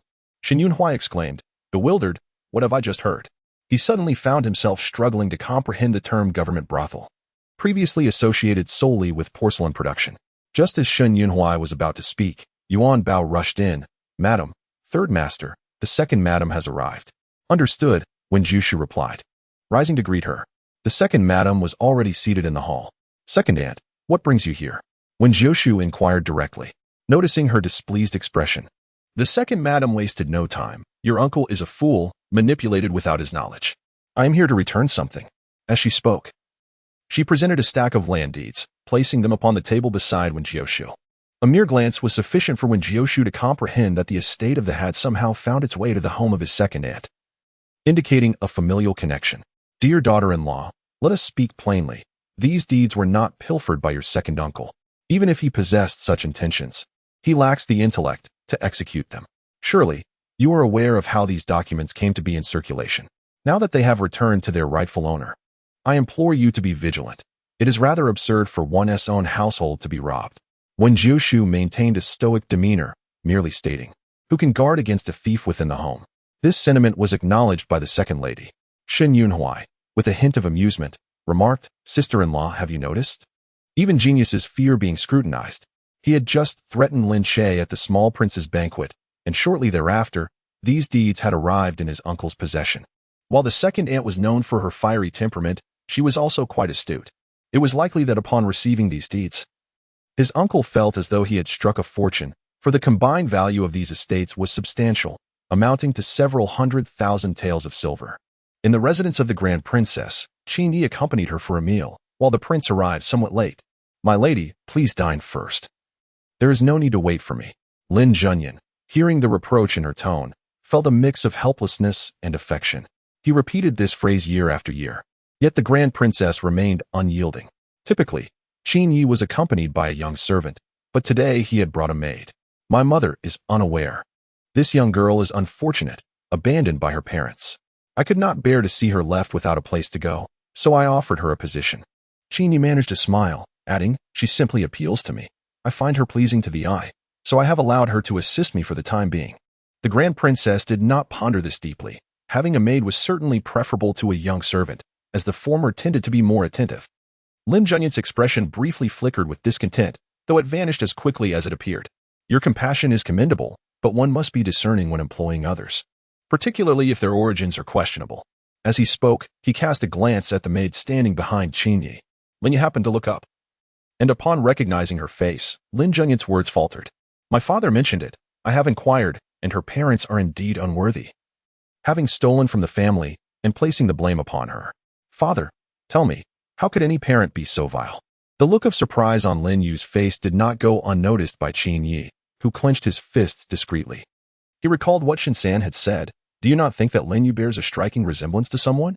That scoundrel Shinsan had insidiously introduced him to Lin Yu, claiming she was his biological sister. How could Qin Yi possibly believe such a thing? His father, who cherished their mother above all, had been deceiving her all along while secretly raising an illegitimate child. Yet Lin Yu's features left no room for doubt. She resembled their mother too closely. The Grand Princess furrowed her brow further with each passing moment, as if the conversation were alluding to Lin Che and his son. She lifted her gaze to her son, inadvertently catching sight of Lin Yu. The Grand Princess was taken aback. Qin Yi felt a surge of anxiety. Would his mother discern how closely Lin Yu resembled her? In this world, one encounters all manner of beings. It is not surprising to find those with the face of a human but the heart of a beast, Lin Junyan replied with a calm demeanor, though a glint of malice flickered in his eyes. Indeed, it is fortunate that my mother did not perceive anything amiss. Qin Yi felt a sense of relief, albeit tinged with unease. Lin Yu was stricken with anxiety, her lips pressed together as she felt the urge to speak. I am the Grand Princess's true daughter. I am the princess, she thought. Mother, please look at me. Noticing her distress, Qin Yi cast a sharp glance in her direction, a silent warning lingering in his gaze. He had cautioned her against revealing her identity without permission, fearing it might cause their mother undue distress. At that moment, as he beheld the joyful smile gracing his mother's face, he questioned how she would withstand such a harsh truth. Lin Yu dared not defy Qin Yi, gritting her teeth in silence. Upon learning that she was not of the Ming family but rather the daughter of the Grand Princess, she had nearly fainted from the overwhelming emotions. Qin Yi's mind was in turmoil. His family appeared harmonious, his parents affectionate, and everyone envied them.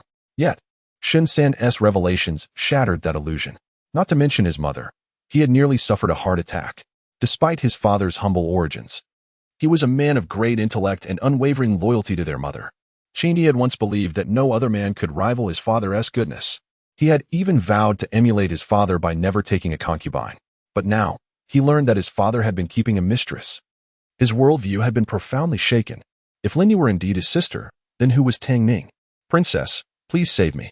I beg you, came a desperate voice from outside. Qin Yi sensed something was amiss.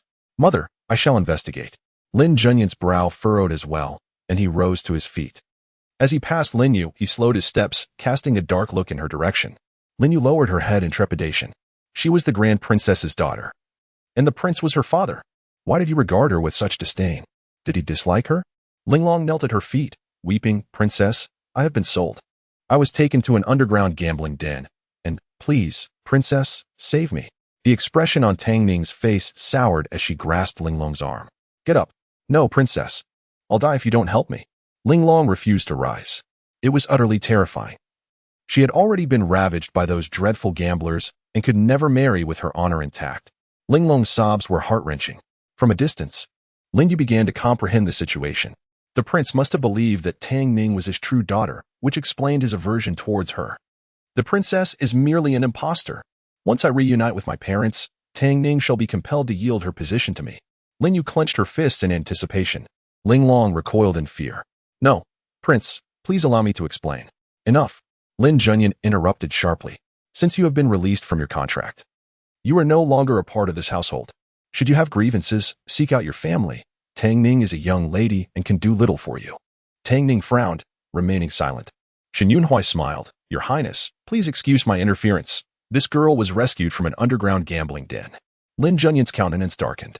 Tang Ning gritted her teeth. Shen San's words were tarnishing her reputation. Everyone knew she had released Linglong from her contract, and many praised her for her kindness. Yet now, Linglong had come to her seeking help, and if she turned her away, it would only lead to mockery. Princess, I implore you, save me. I beg you. Linglong continued to beg, striking her head against the ground. Within moments, her forehead was bruised. Tang Ning frowned. I did not say I would abandon you. Please, rise. She forcibly pulled Linglong to her feet. Shen Yunhui pretended to assist, but his true intentions were far from genuine. Qin Yi, standing nearby, muttered under his breath, Shen San. Must you stir up trouble in my household for your own amusement? Shen Yunhui chuckled, covering his mouth with his hand and whispering, Hush, I'm fishing. Prince. There seems to be an issue, Qin Yi remarked, rolling his eyes. Get out of my sight. Shen Yunhui, having sensed the underlying tensions, understood who the larger fish in the pond was. No wonder he had managed to extricate Lin Yuanshan from prison. Was this what they called love? A lover rescuing a lover? A lover helping a lover raise a child? The dynamics within the household were indeed harmonious. Ultimately, the Grand Princess decided that Linglong would remain in her residence. Shen Yunhui was unceremoniously kicked out by Qin Yi. You wish to sever ties with me? Then leave. The young prince gave him a disdainful glance before turning to shut the door. You should at least sever your ties before demanding such a thing. Shen Yunhui left with a spring in his step. Once back in his quarters, the Grand Princess furrowed her brow in distress. The elderly matron beside her advised, Your Highness, do not worry. Those trivial matters will be managed by the prince. Matron, do you not find it peculiar? How did Linglong's contract end up being sold to a gambling den? She is a person close to Tangning. Her body contract is not something anyone can touch except for a few masters in the residence. The old matron also harbored suspicions. Perhaps it was after Linglong left the manor that her contract was sold? The princess shook her head, recalling what Shinsan had said about the gambling house engaging in unsavory dealings. Did he speak those words without reason? The princess felt he was subtly reminding her of something. Was she being overly cautious? The matron dismissed the notion. Moreover, there was Yi, who also seemed off. The princess felt that everything was amiss. Just moments ago, she had seen Yi whispering to Shinsan, unaware of what secrets they were exchanging. Suddenly, the princess felt as though every family member harbored secrets, concealing them from her alone. However, the matron seemed contemplative, suggesting that the maidservant by the prince's side should speak openly, rather than being so reticent in the presence of the princess. The matron, who had nursed her, was her most loyal confidant. Gazing at the princess's face, the matron remarked that the maid seemed to bear a resemblance to her. The princess was taken aback, her teacup trembling in her hand, spilling its contents. The matron quickly caught it, warning her to be careful of the heat. Yet, the princess frowned, her expression darkening. Upon returning home, Shin Yunhui eagerly shared the developments with Wen Jiushu, keenly observing when the princess would begin to harbor suspicions. Wen Jiushu smiled, remarking that the princess's residence would soon be bustling, and that trouble would befall him as well. Shin Yunhui was taken aback. How so? What misfortune awaits me? The thought alone made him uneasy. He couldn't suppress a grimace. Your good brother is plotting to have you expelled from the academy. Shin Yunhui narrowed his eyes. Lin Che? In the original story, after the younger brother was expelled from the academy, Lin Che comforted him, leading him to completely abandon himself, ultimately falling into disrepute. Shin Yunhui smiled, determined to turn over a new leaf, refusing to become a wastrel. Elder sister, save my life. If I skip classes again, I will truly be expelled. How should I warn him to be cautious of his good brother? The younger brother respected her as his elder sister, and she was someone who understood the value of reciprocity. Suddenly, an idea struck her. I see that your complexion is darkening. Beware of scheming individuals and be vigilant in all matters. When out and about, young men must also protect themselves. Shin Yunhui chuckled, warmth blooming in his heart. Thank you for the reminder, elder sister. I will take heed. With that, Shin Yunhui prepared to leave. Yuan Bao entered, announcing, Madam, there is another letter from the south. It seems the Marquis of Pingnan is keen on sending letters. Wen Jiushu replied, casually accepting the letter. Then, as if recalling something, she called out to Shin Yunhui. Third brother, wait a moment. Shin Yunhui paused as Wen Jiushu rose and retrieved a delicate porcelain vial from a box. This is your antidote. If taken continuously for 7 days, the chronic poison within you will be resolved. She handed the vial to Shin Yunhui, a remedy she had crafted during her spare time. His fingertips trembled slightly. The vial still bore warmth. Elder sister, you have worked hard. I am deeply grateful. Thus, she had gone to the apothecary to procure medicine for him. She had encountered Song Wani and Bai Xin Yue as well. Waiting, he packed everything up, intent on seeking justice for his elder sister. Song Wani is also at the academy. The Bai family is entirely disreputable. What a scandal. Shin Yunhui, brimming with gossip, found himself reluctant to attend school, wishing instead to linger by his elder sister's side and savor the drama. After Shin Yunhui departed, Wen Jiushu opened the letter. Inside, there were still petals, this time, white chrysanthemum petals, just a few scattered across the paper. Madam, have you heard the tales of the talented scholars and beauties of Jianan? Yet, nature's calamity is merciless, leaving devastation in its wake. A few white chrysanthemum petals seemed to symbolize his mourning for the stricken. A handful of words left Wen Jiushu in contemplative silence. At the academy, students scoffed. Few regarded Shin Yunhui with respect. He was fortunate to have a brother like the Marquis of Pingnan. Otherwise, he would have been expelled long ago. Wastrel, good for nothing. What are you laughing at? Class is in session. The teachers were silenced the students. Lin Che glanced at the empty seat beside him, a smirk creeping across his face. In the past, he would have shielded Shin Yunhui, but now it seemed unnecessary. A waste of space, unappreciated by the teacher. He lowered his head, diligently studying, focusing on the lesson. Though he hailed from the lowest background, his academic prowess was undoubtedly the finest. The teacher, observing Lin Che's earnestness, stroked his beard, nodding in satisfaction. A promising talent. Indeed, it is a pity he is of lowly birth. Nonetheless, he may yet rise above. After class, Lin Che distanced himself from the crowd, walking toward the quiet lakeside. Now that his status as an illegitimate child had spread, the mocking glances from others filled him with disdain. He sought solitude, preferring to be unseen. Lin Che. Hearing the voice, Lin Che paused, continuing forward. Lin Che, why are you ignoring me? Song Wani caught up, grabbing his arm, her eyes sparkling. I brought you some pastries from Changxian Building. You must try them. Miss Song, please respect yourself. Lin Che gently shook her off. Song Wani appeared somewhat hurt. Lin Che, are you unhappy? I've heard the gossip at the academy. Lin Che, due to his status, faced ridicule. Yet she did not mind. What she liked was Lin Che himself. Standing with me will tarnish your reputation. Lin Che closed his eyes, wearing a gentle yet resolute expression. No, I could never burden you for life. You deserve a better man. No, I only want you. Song Wani tightened her grip on his sleeve. Lin Che, you have feelings for me, don't you? You need not feel unworthy. I have never looked down on you. The two were like star-crossed lovers, unable to be together. Shen Yunhuai observed from behind a rockery. Look at that. The foolish girl and the scheming boy, an ideal match. They should be united. Lin Che pressed his lips into a thin line. Song Wani, how presumptuous. How could you think you were worthy of me? Although Song Wani was the daughter of the headmaster, she lacked substance and was indeed unworthy of him. Yet he needed her as a stepping stone to ascend. Thus, he played along with her pretenses. Wani, the headmaster would never agree. I must take my leave. Lin Che attempted to walk away, but Song Wani would not relent. Where are you going? I will accompany you. Lin Che smiled faintly, carrying a tinge of sorrow. I must go pack my things. What do you mean? Are you leaving? Song Wani blocked his path, insisting that he clarify, if you don't explain. I won't let you go. Lin Che's smile was bittersweet. Miss Song, my origins are humble. It is only because Lord Shin vouched for me that I could enter the academy. Now that he has become estranged from me, given my father's offense, I fear the academy will have him without me, and me without him. His face bore the marks of hurt. Song Wani, indignant, retorted. Shin Yunhuai is nothing but a wastrel. How dare he expel you? You are my father's most promising disciple, destined for great achievements. He has no right. If anyone should leave, it should be Shen Yunhuai. Lin Che let out a sigh, acknowledging that Shin San, born into a noble family, was akin to a privileged gentleman.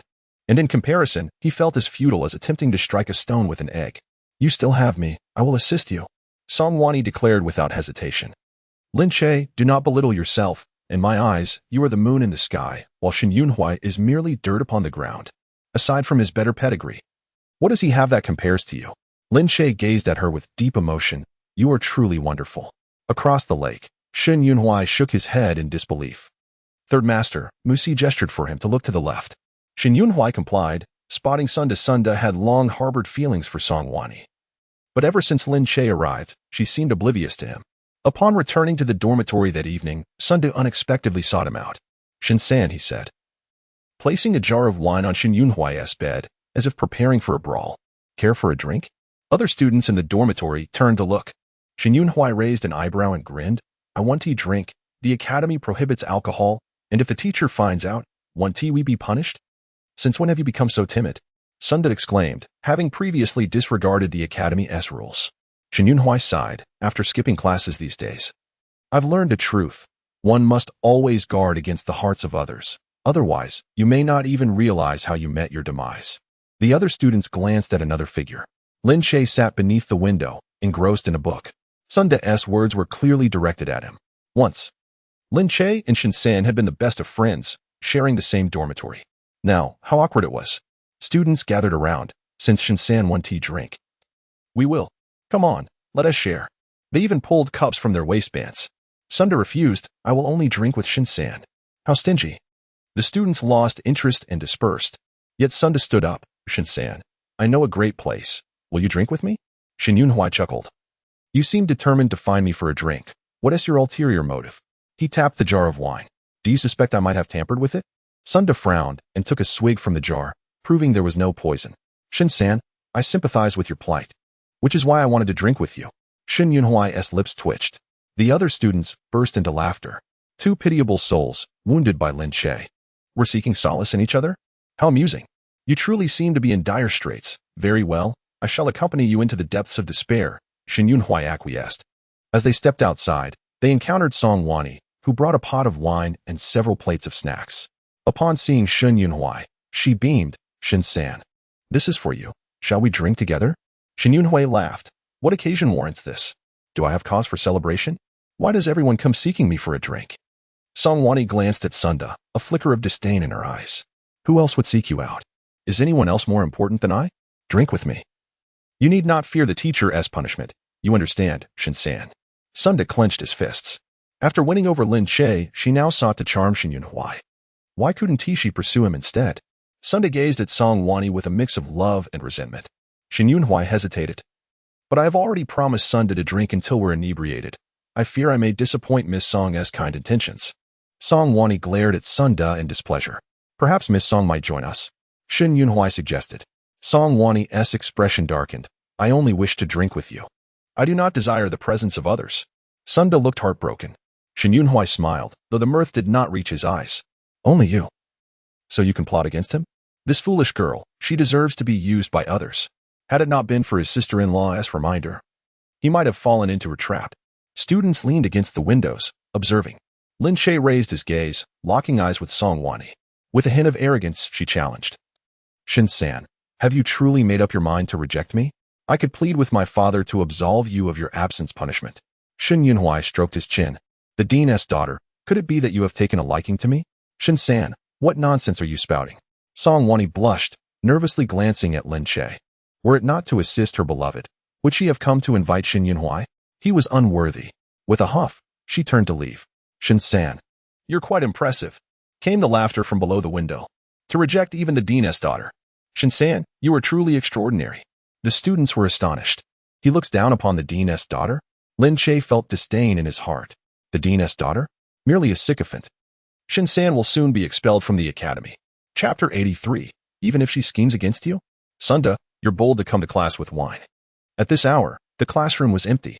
Sunda tossed the wine jar at him. Enough chatter. No one will disturb us here. Everyone is tired of the classroom and one tea come back. True enough. Who wishes to linger in class after lessons? Sunda continued. Why doesn't she like me? What do I lack compared to you and Lin Che?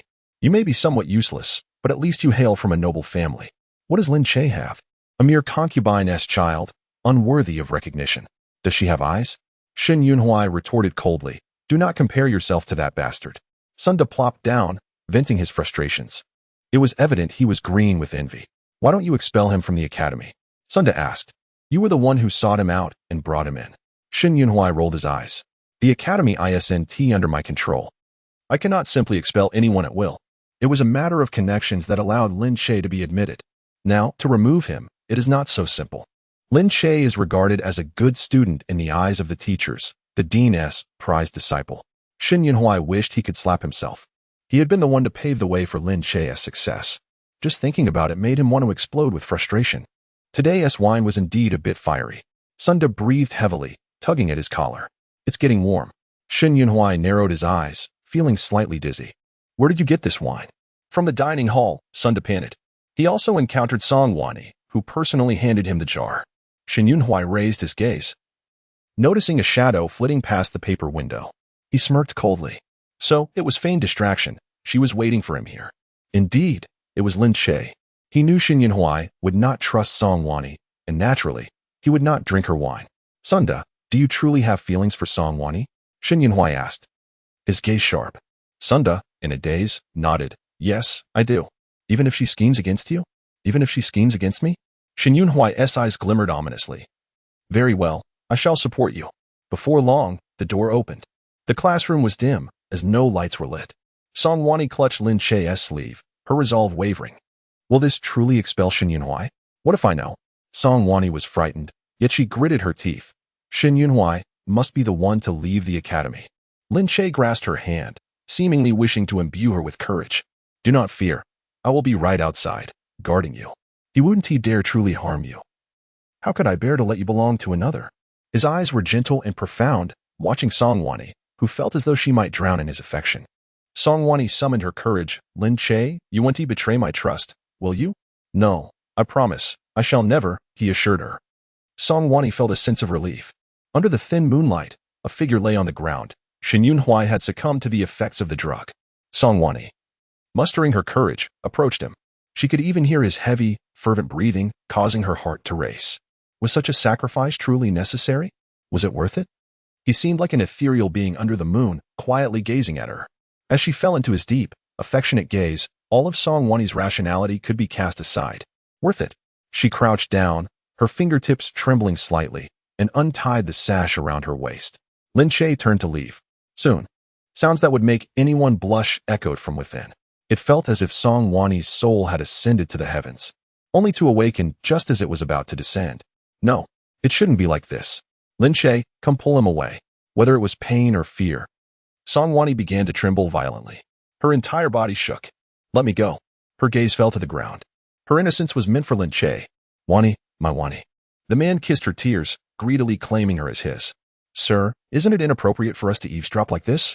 Musi blushed at the sounds. In the corner by the window, Shen Yunhui crossed his arms, leaning against the wall, and casually remarked, What's wrong with it? We are not the only ones eavesdropping. Lin Che is still guarding outside. Shen Yunhui had climbed out through the window. You are astute, or else we would have truly fallen into Sun Da's trap. Musi felt it was too easy on Sun Da. Sun Da was merely a pawn, used by others, if he had known the wine was tainted. Would he have drunk it himself? Sun Da was nothing but an ignorant pawn. The illegitimate child is truly malicious, and the dean's daughter is indeed foolish, Musi scoffed. A woman, having lost her purity, who would still want her? Shen Yunhui sneered, a truth even Musi understood but eluded Song Wanni. Shen Yunhui trusted no one. Only in his sister-in-law did he place his faith. Out in the world, he must protect himself. Trust in his sister-in-law ensures a long life. Lin Che's expression remained calm. Despite the unspeakable sounds inside, his heart was as still as water. He did not intervene in time. After Song Wanni's defilement, she would be even more humble in his presence, pleading for his pity. By seizing hold of the dean's daughter and the resources of the academy, he could make them serve his purpose. Estimating that Shen Yunhui's time was roughly up, he finally rose to find an audience. After everything concluded, Sun Da, satisfied, embraced the soft woman beneath him, his voice hoarse. Wanni, you are truly wonderful. Song Wanni retaliated with a slap. Shen Yunhui, go die. Sun Da was taken aback. Did she mistake him for Shen San? Just then, the intricately carved classroom door swung open. Students entered with lanterns, the warm yellow light illuminating Song Wanni's face. She hurriedly gathered her clothes around her and shouted, Get out. All of you. Leading the group, Lin Che, with a heart full of concern, asked, Song Shimi, what happened? Upon seeing her beloved, Song Wanni could no longer suppress her tears and cried out in grievance. It was him, that beast Shen Yunhui. Lin, why didn't you come sooner? Brother Shen, how could you treat Song Shimi in such an inhumane manner? Lin Che interrupted, refusing to let her continue. Sun Da, having received a slap, covered his face, momentarily stunned. Lin Che and Song Wanni had no doubt that the one who had violated her was Shen Yunhui. The students sensed something was amiss. As they drew closer with their lanterns, they exclaimed, Lin Che, are you mistaken? That isn't Brother Shen. Lin Che's expression shifted. Oh, everyone is so eager to learn? Out so late, coming to the classroom to review? Were you calling for me? A frivolous voice rang from the doorway. Everyone turned to see the tall figure leaning against the doorframe. It was none other than Shen San. Chapter 84. Let me be the judge. Lin Che's face shifted dramatically. What are you doing here? Shen Yunhui wore a carefree smile. Where else should I be? On the ground? Only then did everyone realize that it was Sun Da who lay on the floor. You all conspired against me, Song Wanni accused. Her face flushed with anger. What conspiracy? I was just enjoying my drink here. Wasn't it you who came in and disrobed? Sun Da replied lazily. Song Wanni, you've ruined my purity. You must give me an explanation. Sun Da started to tidy his robe. Song Wanni was furious. You still have the audacity to speak. How can you turn the tables on me? Who truly ruined whose purity? But you were looking for Shen Yunhui to drink. How could it be just you? Lin Che's face darkened, realizing Sun Da had benefited from the situation. Sun Da scoffed at him. Did Shen San leave first? Is that a problem? Should I report to you? Lin Che's expression soured at the mockery. The dean soon arrived. What are you all doing here at this hour? Do you all want to be punished? The students' expressions varied. We can sleep, but we fear you might not be able to. The dean shot them a glare. What are you mumbling about? The students instinctively stepped aside, not obstructing the dean's view. Wanni? The dean, having recognized her, was stunned, his eyes wide in shock. What? What has Sun Da done to my daughter? The dean's vision darkened, nearly causing him to faint. The students scattered in a frenzy. Song Wanni's face turned pale with fury. Father, he bullied me. You must kill him. Slap. A resounding slap landed on Song Wani's face. Enough. Do you think this academy is a place for shouting and fighting? Look at what you've done. Song Wani was taken aback, tears streaming down her cheeks. Father. You hit me. She felt utterly wronged, yet her father struck her. Sunda was clearly the one at fault. Lin Che quickly regained his composure. Dane. This matter does not rest on Song Shimi. Sunda was drinking during curfew, which is already wrong. He may have acted immorally while intoxicated. Song Shimi is a victim. You cannot simply take Sunda's word for it and blame her. Song Wani was deeply moved. Only Lin Che spoke up for her. Only he felt her pain. Yes. I only came to check because I saw someone drinking in the classroom. I had no idea. As she spoke, Song Wani burst into tears again. The students recognized their fault but insisted that it was not they who seduced Song Wani. Sunda's tone was firm. You claimed there was no seduction. So there was none. What evidence do you have? Song Wani gritted her teeth in fury, wishing she could bite him to death. This matter concerns Song Shimi's purity. She must speak cautiously. Shin Yunhuai's voice turned serious. Does Song Shimi mean to say that Sunda forced himself upon you? Indeed, he did force himself upon me. Song Wani accused vehemently. Sunda's expression darkened, ready to retort, but Shin Yunhuai interjected. Then why didn't you call for help? The group fell silent. Song Wani was momentarily stunned. What? You claim Sunda assaulted you. He was intoxicated. Did you also drink? If he forced you, why didn't you cry out? Surely someone would have heard you and come to your aid. Shin Yunhuai looked perplexed. Song Wani's expression froze. I did shout. Sunda suddenly interjected. She called quite beautifully. Shin Yunhuai nearly laughed out loud. The dean's face turned ashen. Lin Che looked as though he had swallowed a fly. Song Wani shouted, Sunda, go die. I want to kill you. Ignoring her disheveled state, she lunged to grab Sunda's hair, aiming to slap him, desperate to kill him. Sunda allowed her to grab and hit him. After receiving several scratches, he had no choice but to restrain her flailing hands, locking her in his embrace. Stop it. You've already scratched my back. If you tear my face, I won't be able to show my face to anyone. Shut up. The dean, unable to catch his breath, fainted. The academy was in chaos. Madam, the old lady requests your presence at the Cian Hall. From Ming's side, someone came to deliver a message. At the Cian Hall, Ming's expression was stern. I heard you went to the gambling house, causing quite a stir. I did. Ming did not offer her a seat, while Wen Jiushu found a spot to sit calmly. The gambling house is filled with all sorts of people. As the mistress of the Marquis' residence, how can you go to such a place? Isn't that tarnishing the family's reputation? She had received news from the Meng family that the gambling house had been investigated. Meng was furious. Her elder brother was also taken away. The sister-in-law scolded her, claiming she had poorly managed her daughter-in-law, leading to significant losses for the Meng family. Wen Jiushu smiled, remarking that there was no need for such a furious reaction from her mother-in-law. After all, was this not a consequence of her own actions? What do you mean? Meng Shi's face darkened. Wasn't it you who asked the gambling den owner, your own brother, to invite me? Wen Jiushu raised her eyebrows in surprise. Do you truly believe you were unaware of this? Do you trust your own words? Wen Jiushu shook her head, stating that she did not believe it at all. Meng Shi retorted that Wen Jiushu was utterly unpredictable. She instructed Meng Kunshan to teach Wen Jiushu a harsh lesson to ruin her. Little did she expect that the gambling den, which had been painstakingly built over the years, would instead be completely dismantled by Wen Jiushu. The cash cow was gone just like that. Does your mother know what heinous deeds your Meng family has committed? Wen Jiushu's voice turned icy. Meng Shi's eyelids twitched. I am no longer a part of the Ming family. Once married, I belong to another household. Do I need to teach you this basic principle? How would I know what the Ming family has done? She completely distanced herself. Wen Jiushu's smile was chilling. It matters not whether your mother knows. Those who commit vile acts will inevitably face retribution. Meng Shi scoffed. It's merely a matter of spending a little more silver for connections. Before long, Meng Kunshan will be released. Those officials have dirt on the Meng family. As she exited the courtyard, she happened to encounter Shin Yunhuai. Sister-in-law? Shin Yunhuai noticed her grim expression. What did your stepmother and sister-in-law say? Wen Jiushu nodded, choosing not to speak further. Shin Yunhuai glanced at the Cian Hall and then left with his sister-in-law. The authorities won't sentence Meng Kunshan to a heavy punishment, will they? Wen Jiushu whispered. Shin Yunhuai pursed his lips. Have you heard of the collusion between officials and businessmen? As long as the Meng family spends silver and uses the official secrets against them, Meng Kunshan will most likely escape. The world is such. Despite its injustices, sometimes one can do nothing but accept it. Unless one can reach the heavens and have the emperor order a thorough investigation, But I am not the elder brother without a decree. I cannot enter the palace to meet the emperor. I can only deliver a name card, but whether I can meet the emperor is uncertain. Shen Yunhui suddenly felt himself to be a small failure, unable to assist his sister-in-law. Wen Jiushu acknowledged. Since the authorities cannot judge Meng Kunshan, let me take it upon myself. Chapter 85. Wen Jiushu is not human. Shen Yunhui's heart stirred. What does sister-in-law intend to do?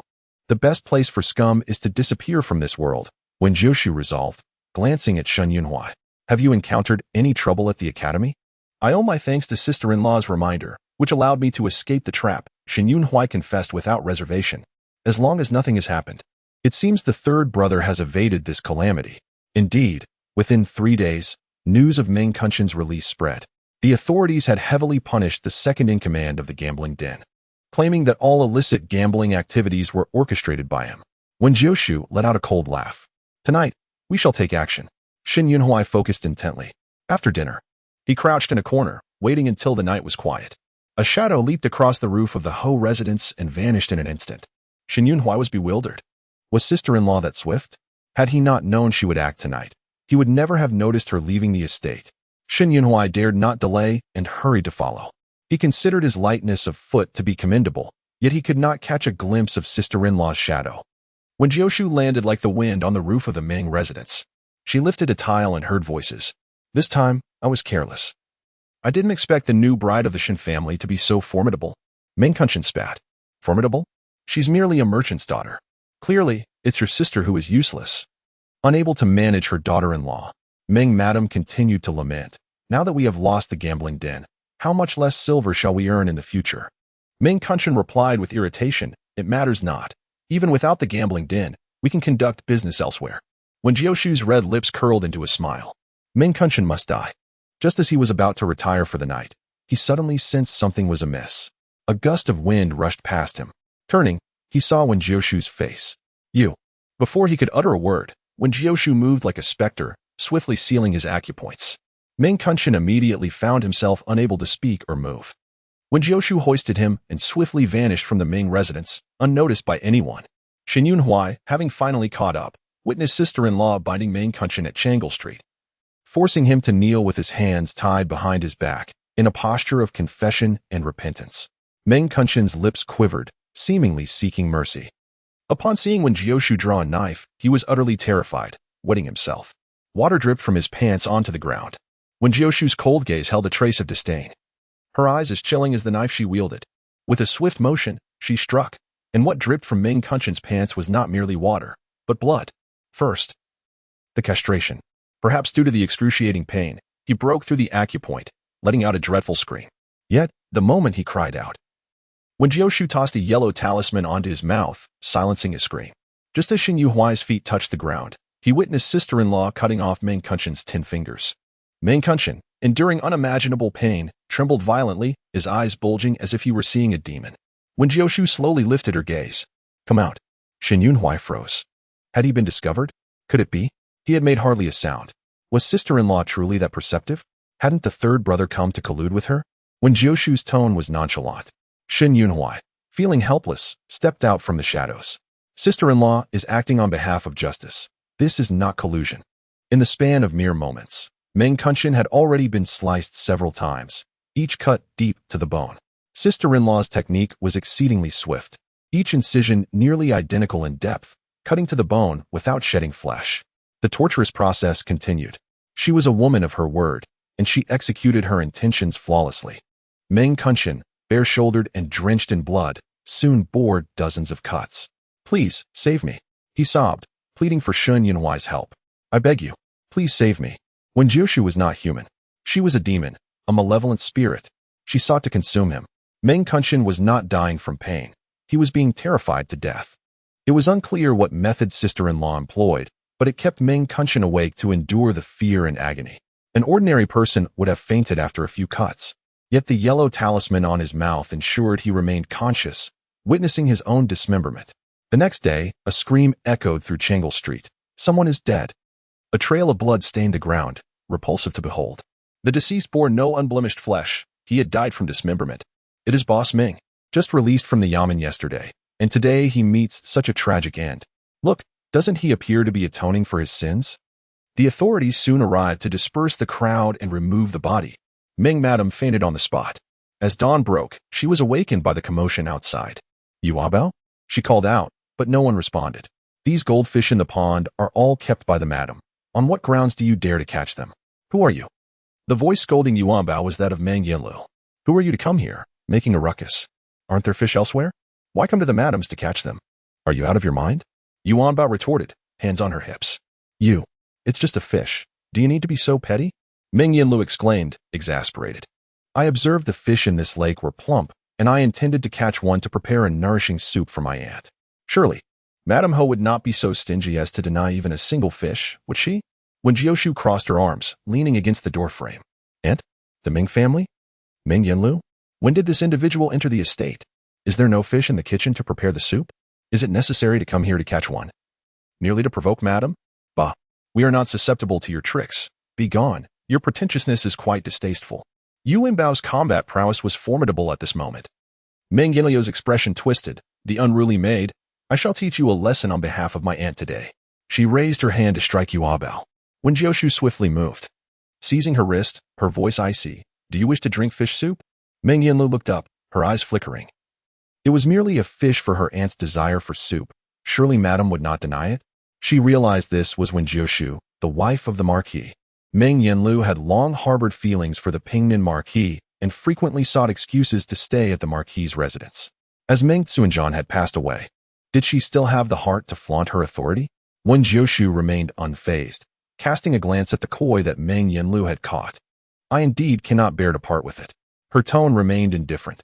Yet to catch the fish, one must do so personally to show filial piety. Before Meng Yanlu could react, Wen Jiushu kicked her into the water. Chapter 86. Do you wish to return home for morning? Help. Meng Yanlu floundered in the water. She could not swim. Yuanbao was taken aback. She was still too gentle. Her young mistress was far more decisive. Cousin, someone, come quickly, save my cousin. The maids and servants scrambled about, jumping into the water to rescue her. By the time Meng Yanlu was pulled out, her hair was disheveled, her clothes soiled. And she had swallowed a mouthful of water, resembling a drenched chicken. She glared at Wen Jiushu with resentment. You dare to kick me into the water? I will certainly inform my aunt.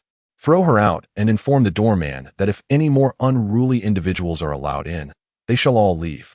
She spoke with a cold and authoritative tone. The servants lowered their heads, acknowledging her command. Madam, a letter. Yuanbao cheerfully produced a letter. Wen Jiushu paused. Another from the south? Yuanbao nodded. The Marquis sends letters with such frequency. Is it one a day? At this time, in the Jiacheng County office, a man sat at the main table, his brow lowered in writing. Wen. After putting down his pen, the man summoned his personal guard. Wen entered. Greetings, Marquis. The man lifted his gaze. The morning light illuminated his features, adding a touch of softness to his stern countenance. The sweet potatoes have dried perfectly, soft and sweet. She should surely appreciate them. Yes, Wen took his leave to attend to the matter. Wen, how many letters have you delivered? The man inquired again. Wen glanced at the letters in hand. This is the 5th. Wen shook his head. None. The man furrowed his brow slightly. His deep-set eyes dark as the abyss of stars. His brows and eyes strikingly noble, yet restrained. Is it that she cannot read? He appeared genuinely perplexed. Madam should be literate, Wen replied. Marquis, shall the letters still be delivered? Wen asked for confirmation. Shenxi pondered the letters sent by the 3rd and 5th. A slight smile gracing his lips. Family correspondence must indeed be sent. The madam may not know what to say to him. Meanwhile, Shen Yunxi and Shen Yunyao were at the Meng residence, listening to praises from Meng Yanlu. Shen Yunxi rolled her eyes in impatience. Shen Yunyao remained relatively composed. A maid hurried in. Old madam, something has happened. Cousin Shi. What has happened to Yanlu? Was she not going to catch fish to make soup? That child is always dutiful. The Shen sisters exchanged significant glances. Is this to imply we are undutiful? That a stepdaughter is inferior to a niece? Cousin has been expelled from the Marquis's residence. Upon hearing this, the Shen sisters burst into laughter. Indeed, it was the eldest sister's doing. Meng Yanlu, always so pretentious. Meng's expression altered. Why would madam do such a thing? Yanlu is a guest. What offense has she caused? To harbor such intense anger, so petty. Where is the demeanor of a lady of the Marquis's household? Cousin disturbed madam's sleep and even caught the koi raised by madam. Thus madam kicked her into the pond. the maid said softly. Shen Yunniao pressed her lips together, stifling a laugh. The eldest sister even kicked her into the pond. The eldest sister's temperament is surely to one's liking. If one can act, then there is no need for words. She ought to learn from this. Indeed, Shen Yunshi smiled, always behaving as if she were the lady of the Marquis' residence, strutting about as if she were the mistress rather than a guest. Meng's face fell sheer. Yinlu is your cousin. How can you speak so behind her back? At your young age, how can you mimic the prattling of an old woman? Mother, one must be sincere. I refuse to learn from those who feign propriety. The truth may sometimes be unpalatable, but it is genuine. Shen Yunshi smiled as she delivered her rebuttal. She speaks wisely. Sincerity is of utmost importance. Shen Yunniao chimed in. Meng was furious, wishing to cast them out. Just then, another maid rushed in, trembling as she knelt before Meng, her face marked with terror and sorrow. Old madam, the master has passed. Meng was taken aback. Who has passed? Our master, Meng Darren. He passed away this morning, the maid wept. With a sudden gasp, the maid looked up, eyes wide with fear. The master was subjected to slow slicing. Many witnessed it. Meng nearly fainted. Slow slicing? Many saw? What on earth transpired? Meng shouted in anger. Her eyes reddened, fingers digging into the armrests of her chair. What brings you here? To deliver a message from my mother, but it appears she is already aware. Wen Jiushu glanced at the quaking maid on the ground, smiling. Just yesterday I remarked, those who commit heinous acts will face retribution. I did not expect it to arrive so swiftly. Meng's chest heaved with rage. Was it she who killed Meng Xuanzhan? Meng fixed her stare on Wen Jiushu, suddenly gripped by a potent intuition. She must be connected to my brother's death. Yet, she had no evidence.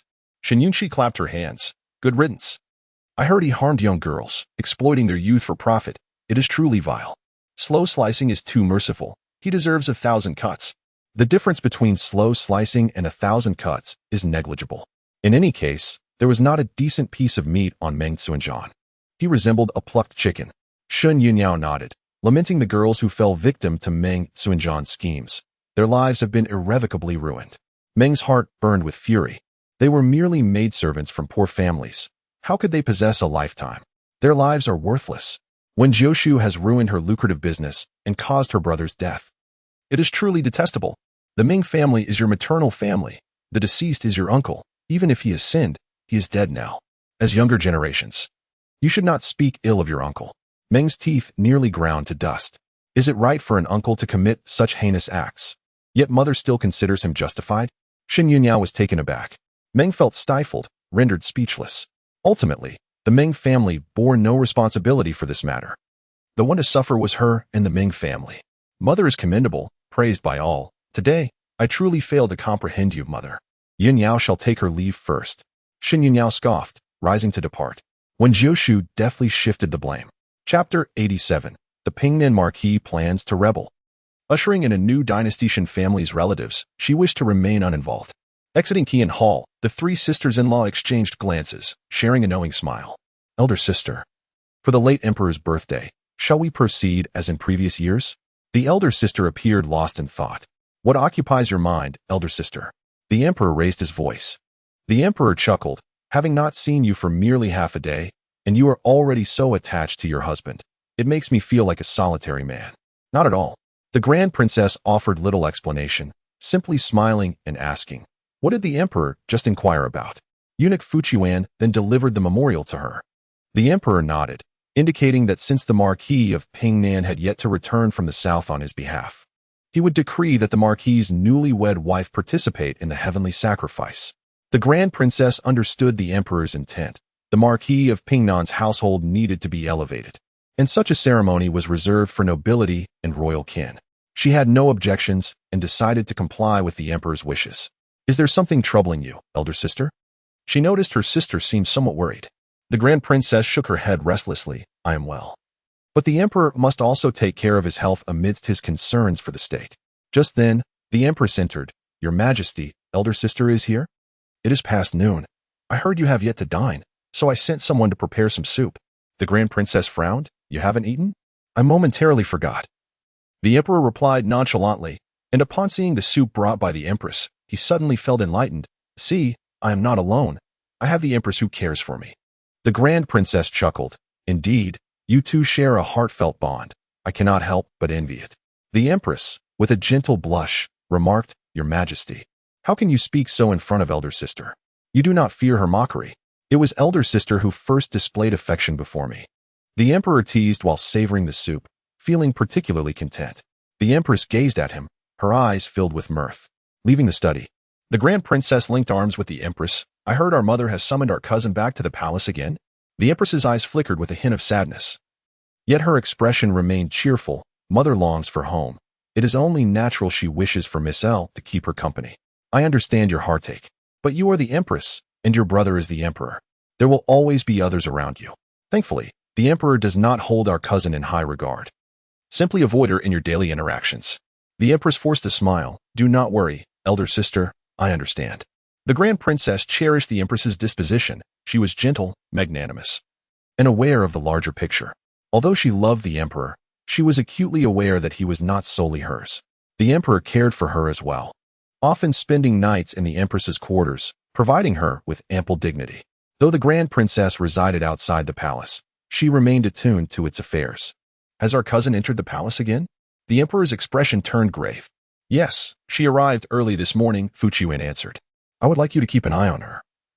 The empress has a gentle temperament and seldom voices her displeasure. Anyone who causes her unhappiness shall face my wrath, the emperor declared resolutely. Fuqiuan immediately complied. Understood. He knew he must provide the empress with a sense of security, alleviating her worries. In the afternoon, the imperial edict reached the Marquis' household, delivered personally by eunuch Fuqiuan. With his distinctive voice, he lavished praise upon Wen Jiushu before announcing that she was to stand in for the Marquis and attend the imperial sacrifice 5 days hence. After reading the edict, he cheerfully handed it to Wen Jiushu. Madam, receive the decree. Bowing her head, she accepted it. I humbly accept the decree, and thank the emperor for his grace. Wen Jiushu was not ignorant of protocol. She retrieved a pouch of silver from Yuanbao to reward Fuqiuan for his efforts. Thank you for your trouble, eunuch. I will not keep you any longer. Fuqiuan gratefully accepted. Then I shall thank you, madam. The emperor has heard of the theft at the Marquis' household and mentioned that with the Marquis away from the capital, you must guard the household well. With a smile, Wen Jiushu replied, I shall remember this, eunuch. Please take care. He has arrived. The emperor's time is short. Shen Yunhui gasped. The emperor's time is short? Shen Yunqi looked astonished, casting a furtive glance at her fourth sister. Her elder sister's thoughts were becoming increasingly alarming. Shen Yunyao cautiously inquired, Elder sister, is the heavenly sacrifice enjoyable? Enjoyable? Indeed. The emperor may be assassinated. How could it not be entertaining? Shen Yunyao's breath caught in her throat. The emperor could be assassinated? Although they were not well acquainted with him, the Shen family's honor was tied to the emperor's well-being. As long as he thrived, so would their eldest brother and the entire Shen family. After the emperor's assassination, he lingered in illness for half a year before passing. This is where the tale begins to unravel. The developments that follow are truly laughable. There is no limit to absurdity. The current princes are all plagued with ailments, while only the emperor remains relatively healthy. Once he passes, the imperial legacy will be in shambles. It is no wonder the Marquis of Pingnan ultimately revolted, leading to the change of dynasty. Shen Yunhui was taken aback. Was this something he should even hear? Just listening made him feel as though he had already conspired against the throne. Elder sister, do not frighten me. Will elder brother truly rebel? Rebellion? Is that true? If elder brother succeeds, could I not become a prince myself? How foolish of me to think so. He scolded himself. Rebellion was a crime punishable by extermination. Shen Yunqi's face paled, and she trembled involuntarily, fearing for her life. Elder sister, my neck aches, she lamented. How could elder brother possibly rebel? Anyone would deem it impossible. He is utterly loyal to the emperor. Wen Jiushu observed her shrinking neck and asked, have you slept awkwardly? More terrifying than that. If a blade were to slice down, it would leave a scar the size of a bowl. Chapter 88. The servant is your true daughter, Shen Yunqi cried. I must find a better pillow. I may never wake again. Wen Jiushu nodded, then turned to Shen Si and Yunyao. The heavenly sacrifice should be quite lively. Do you wish to attend? Shen Yunyao hesitated. Are we allowed to go? It should be permissible. No one has stated that family members are not allowed. However, I would prefer not to go. I fear it may be too shocking for you, as there may be assassins at the heavenly sacrifice. The emperor being poisoned and dying thereafter is simply too much to bear. Shen Yunhui exclaimed, not only can one die from holding in urine, but one can also die from panic. Elder sister, please elaborate. What do you mean it is too shocking? The secret was only half revealed. And Shen Yunhui's heart raced with anxiety. He desperately wanted to ask his elder sister how the elder brother's rebellion unfolded and whether it succeeded. If it did, could he not find a way to survive and become a prince himself? I have attended the heavenly sacrifice once, Xinyunqi shared. Before the ceremony begins, the emperor personally leads a hunt, offering the game caught as a sacrifice to seek blessings from the heavens for favorable weather and national peace. Later, she did not know who made the decision, but since Lin Che could not attend, she too opted out, all to protect Lin Che's pride. Xun Yunhui interjected. How could you say such a thing? Is he still my brother? That name, Lin Che, is a curse upon my life. Remembering the foolish things she had done for Lin Che, Xin Yunqi longed to pound her own chest in self-reproach. If fourth sister wishes to go, then we shall all attend together. I care more for Xun Yunyao than for Xin Yunqi. Xin Yunyao smiled. I will listen to elder sister and third brother. Previously, she had attended various banquets, but after marrying into the Liu family, she had been overshadowed by her former mother-in-law, who sought to flaunt her status.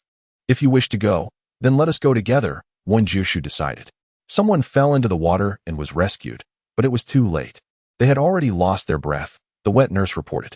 The grand princess felt a chill in her heart, grasping the wet nurse's hand. Was it truly an accident?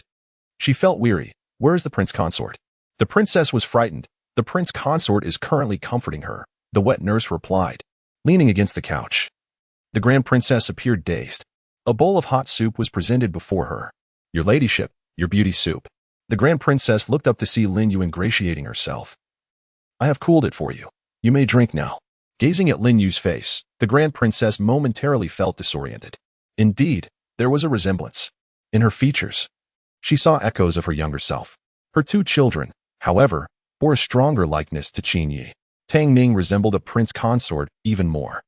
The princess tightened her grip on her handkerchief, and with a hint of urgency in her tone, she asked, What is your name? I am Lin Yu, the maid replied. Had the princess finally noticed her? Would she recognize her?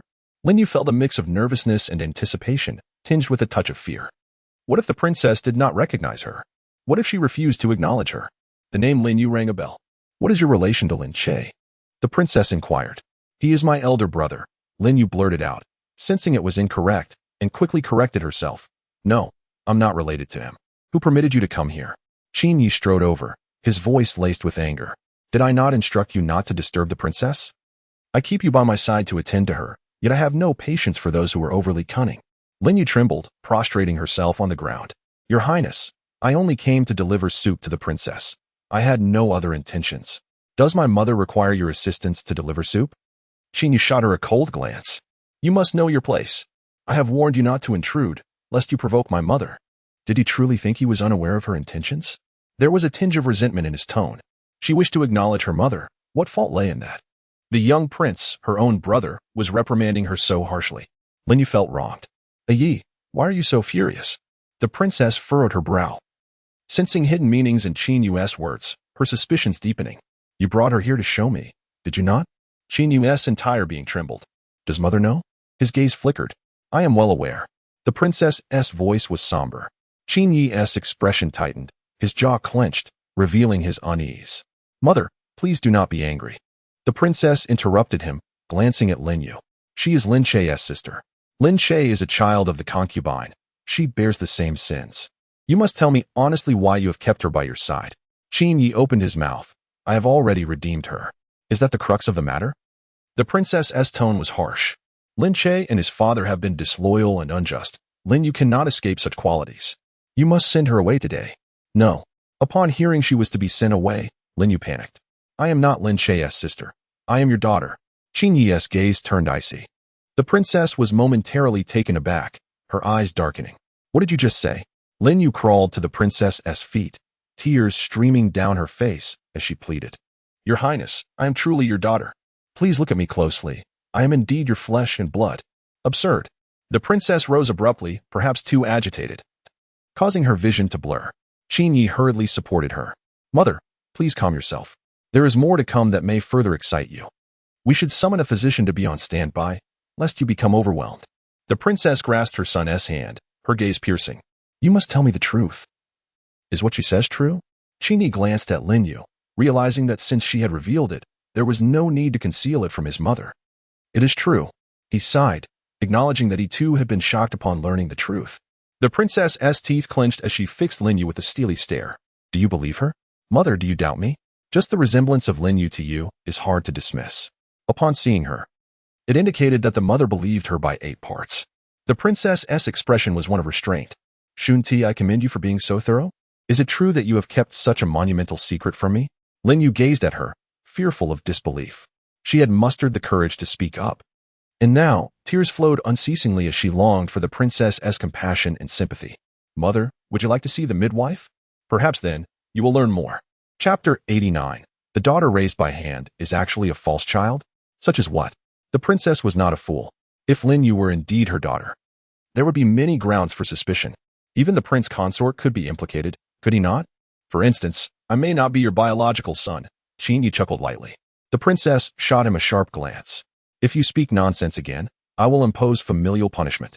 Forgive me, mother, he replied, wishing to alleviate her mood. Qin Yi adopted a tone that was both irreverent and serious. Tang Ning may not be your biological daughter, but I certainly am.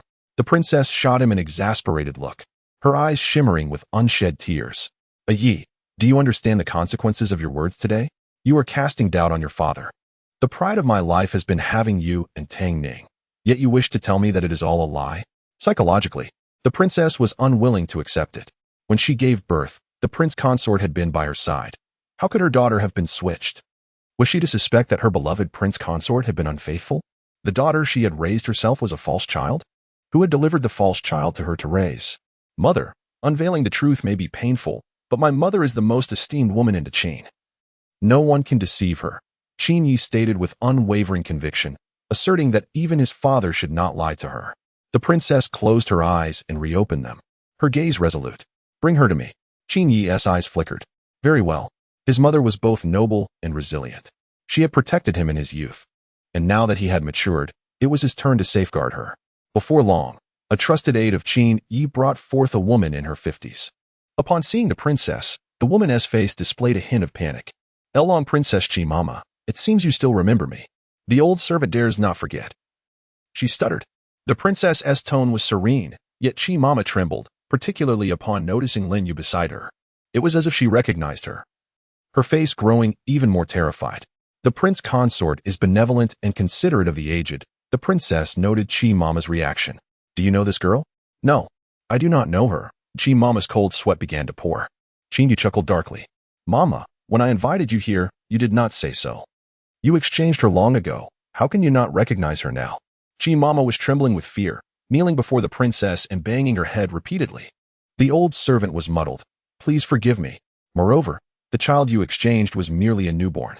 Over a decade has passed. How could you possibly recognize her grown form? However, Lin Yu resembles the princess too closely, so I speculated that she might be the princess's biological daughter. The old servant was blinded by ignorance. I am truly sorry, Qi Mama lamented, bowing her head in regret. The princess, however, stood in astonishment, suppressing her rising anger as she pointed at Qi Mama. So, you truly did switch my child? I am so sorry, princess. I am so sorry. Qi Mama repeated, her fear palpable. What good is your apology? The princess thundered, her fury palpable. Who instructed you to switch my daughter? Old servant, Qi Mama quaked in terror. If you do not speak the truth, I will have your children torn apart. The princess's wrath was akin to that of a sovereign. Qi Mama quaked in fear. No, it is the old servant's fault. I deserve death. Please, princess, spare my family. Very well, then. At that moment, the prince consort Lin Yin hurried over, his expression anxious, eyes filled with urgency and malice. Who has angered my wife? Yi, is this how you care for your mother? With that, he shifted the blame onto Qin Yi.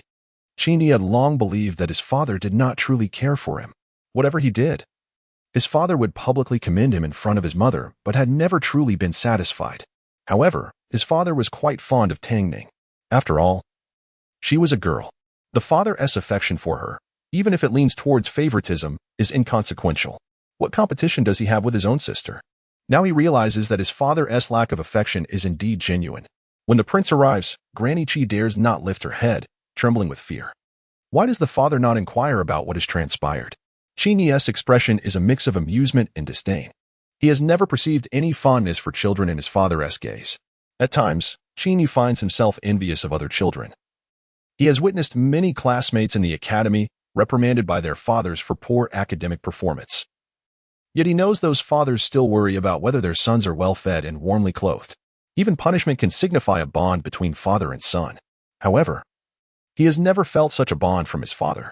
Lin Jiushu furrows his brow, his countenance grave. You've angered your mother. Do you have any justification? The princess fixates on Lin Jiushu, scrutinizing every nuance of his expression. With all her strength, she asserts that Tang Ning is not their biological daughter. How can this be? Lin Jiushu's expression shifts slightly. Madam, Tang Ning has grown up beside us. How could she not be our daughter?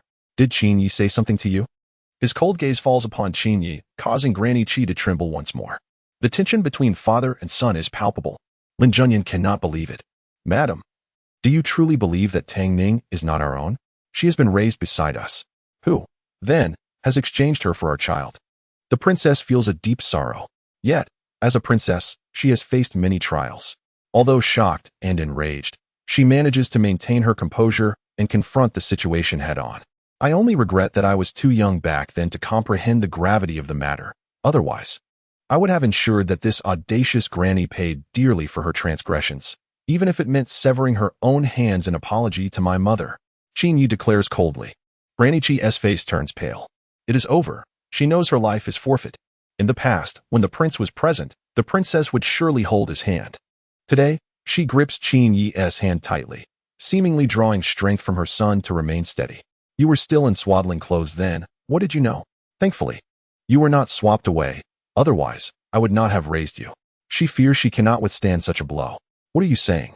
Chapter 90. Children should not have to choose. Tang Ning stands outside the door, her expression one of anguish. Am I not my mother's daughter? Then what am I? Who am I? Tears stream down the princess's face as she replies. Tang Ning, you are not my child. My daughter is she, pointing at Lin Yu. Tang Ning's gaze shifts, tears suddenly falling, her face a mask of pain and injustice. How can I not be my mother's child? Mother, you are deceiving me. Aren't you? I have met Lin Yu.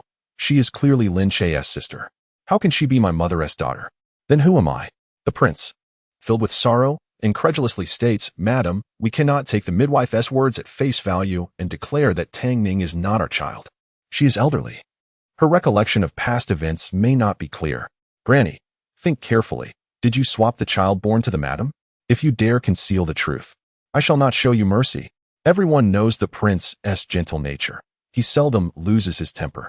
Yet, in this moment, Granny Qi clearly sees a glimmer of menace in his eyes. I am but an old servant. Indeed, Granny, think carefully before you speak. If any of your words are false, and you deceive the madam, I will not spare you. The prince and the county king she cannot afford to offend either. For both could end her life. It is a threat. This is indeed a threat. Qin Yi's brows are heavy with concern. His father is using Granny Qi's descendants as leverage against her. She likely will not dare to speak the truth. Just as Qin Yi suspects, Granny Qi suddenly kneels, her forehead striking the ground, and cries out, Old servant, I am sorry, princess. As she speaks, she coughs up blood and collapses. Having bitten her tongue to end her own life, Qin Yi clenches his fists. He underestimated her. This old woman acted swiftly, not daring to reveal the truth. She chose death as her only means of protecting her family. Mother, Qin Yi begins, but the princess glances at him, tears in her eyes, and he falls silent. The princess, regaining her composure, states, since the prince does not believe, Qin Yi, go fetch the royal physician. I shall perform a blood test to ascertain the truth of this precious child. Yes, he will go himself, unafraid of interference. Lin Jiushu grits his teeth. Madam, do you truly wish to proceed with this? Look at Tang Ning. She is heartbroken. Such actions may chill this child's heart. Tang Ning runs away in tears. The princess closes her eyes, her expression resolute. Does the prince not fear freezing my heart with such disbelief? The prince sighs softly, embracing her gently. His voice, as ever, is filled with tenderness. Madam, you know I cannot bear to see you in tears. I would never wish to chill your heart. You are more important to me than Tang Ning. There is no need for a blood test. If this matter were to leak, it would tarnish the reputations of both Tang Ning and you, my beloved. Even if Lin Yu is our daughter, Tang Ning has been with us for so many years. Can you truly bear to part with her? Observing Lin Yu's frightened expression, she chokes back her emotions. It is I who have wronged you, forcing you to be separated from your mother and endure much suffering. Lin Yu's grievances surge forth. Mother, I thought you would not acknowledge me. She embraces the princess, weeping profusely. In these days, she has been filled with dread. Watching Princess Tang Ning bask in the love of her parents, she feels both envy and sorrow. That affection should have been hers as well. Wen Jiushu, in search of leisure, brings Shenxi and Xinwu directly to Tianbao Pavilion. The manager of Tianbao Pavilion immediately approaches, addressing her as Mississippi. She nods lightly, waving her hand. Yunxi, take whatever you fancy. Shin Yunxi's eyes sparkle. Sister-in-law, can I really take anything? The jewelry here is worth a fortune. Yes, Wen Jiushu smiles. Yin Yao, you too. Choose 2 sets of jewelry you love. And if we are to go hunting, you must select 2 suitable riding outfits. Shin Yun Yao feels touched. Sister-in-law, these clothes are quite expensive. It is remarkable that she even knows she lacks riding attire. Not to mention hunting. During her time at the Liu family, she hardly acquired new clothing. Everything will be renewed from head to toe. Today is a grand shopping spree. Wen Jiushu raises her chin, urging her to explore the ready-made clothing. It is essential to choose what she likes and what fits well. Price is no concern, for her sister-in-law will cover it. Shin Yun Yao chuckles softly, her eyes glistening with unshed tears. Yet she holds it together. If that is the case, I am grateful to my sister-in-law. I shall not be polite. Wen Jiushu nods, allowing her to select. Shin Yunxi, in the jewelry section, is overwhelmed with excitement, picking and choosing, her face a picture of joy. Sister-in-law, are they beautiful? Are they beautiful? She holds 2 hairpins up to her head. Wen Jiushu chuckles lightly. They're lovely. The jewelry here is so exquisite, it is difficult to make a choice. Shin Yunxi is dazzled, unable to decide. Children need not make choices. If you like it, simply take it. For some reason, seeing their happiness brings me joy as well. Unbeknownst to me, I seem to have truly embraced these children of the Shin family as my own. Shin Yunxi beams. Is that all right? Wen Jiushu nods. Yes. Shin Yunxi is so moved she feels like crying. I am so fortunate. Chapter 91. Who is this beast barking wildly? Having a sister-in-law is indeed her blessing. Shin Yun Yao, choosing clothes, has laughter in her eyes that sparkles like starlight. It is a pity her sister-in-law is not a man. Otherwise, she would consider marrying her. Having a sister-in-law is a blessing for the Shin family. Miss T. A gentle voice whispers in Wen Jiushu's ear. She instinctively looks over, her gaze shifting. The youthful lad smiled gently. Is it green tea, miss? Do you fancy it? Wen Jiushu remained composed. Is it refreshing? This is new tea. Its flavor is naturally invigorating. Do give it a try. The young man beamed, revealing a charming dimple on his cheek. Wen Jiushu harbored a secret that she usually kept restrained yet very much real. She was, in fact, captivated by looks. Sister-in-law, who is he? What fresh meat? Shin Yunxi inquired with curiosity. Wen Jiushu quietly sipped her tea. I do not know him. I work at the Tianbao Pavilion, the young man replied gently. Madam instructed that if Miss arrives, she should meet with her. Is my mother also here? Madam is upstairs, reviewing accounts. Sister-in-law, you should go. I will stay with 4th sister. Shin Yunxi waved her hand. Once upstairs, Wen Jiushu knocked and entered the accounting room. Mother, you summoned me? Susher looked up, a smile gracing her lips as she paused her calculations. How have you been these days at the Ho residence? Has your mother-in-law given you any trouble? What became of that concubine? I heard the head of the Ming family has passed. Why do you still have time to come to Tianbao Pavilion today? Susher's questions came in a flurry. Let me answer them one by one, Wen Jiushu replied. Susher beckoned her closer, pulling her down to sit. After a moment's thought, Wen Jiushu said, I am quite well at the Shin family. My mother-in-law does not trouble me. That concubine was actually from the 2nd branch of the Shin family, and I have not inquired about their handling of the matter. Susher glanced downstairs. Have the 2 young ladies from the Shin family not gone to pay respects at the Ming family? Wen Jiushu shook her head. I have heard that the Shun children treat your stepmother quite well, as if she were their own mother. Why then do they not go to the Ming family for the memorial service? Wen Jiushu raised an eyebrow. Perhaps they have come to know their stepmother's true nature?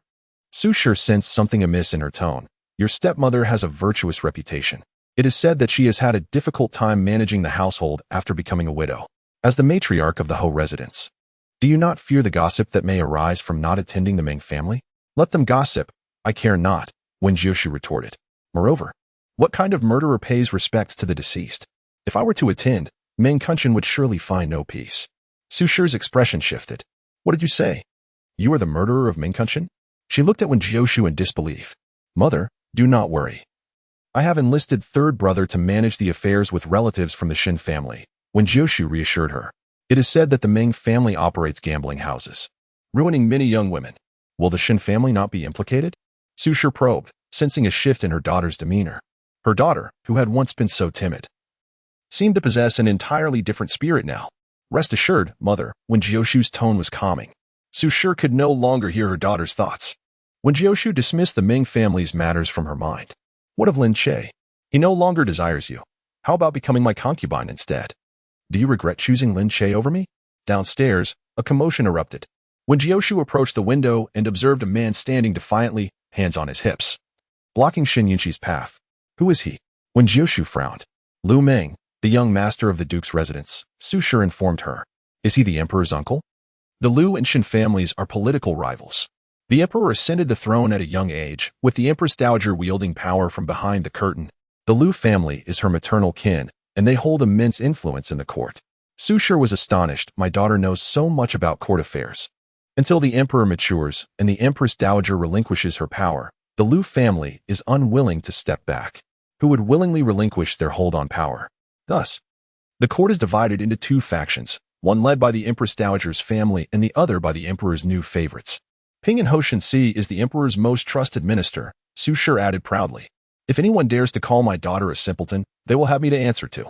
Young Master Lu, my fourth sister is divorced, not cast aside. Surely, after so many years of education, you can distinguish between divorce and being cast aside? Shin Yunqi boldly confronted him. Your words are laughable. Clearly, you've dozed off during class. As a daughter of the Ho family, do you really think I would lower myself to be your concubine? Our female scholars taught us to speak cautiously. Has your teacher never told you to think before you speak? Furthermore, my sister-in-law will not divorce. That is slander, and I can accuse you of defamation. Shin Yunqi stood her ground. Her brother had taught them to avoid trouble, but not to fear it. Though Lu Meng was arrogant, she could not cower. The Lu family and the Shin family are enemies. No wonder Lu Meng is targeting Shin Yunqi. Wen Jiushu descended the stairs slowly, her thoughts echoing in the minds of the Shin sisters.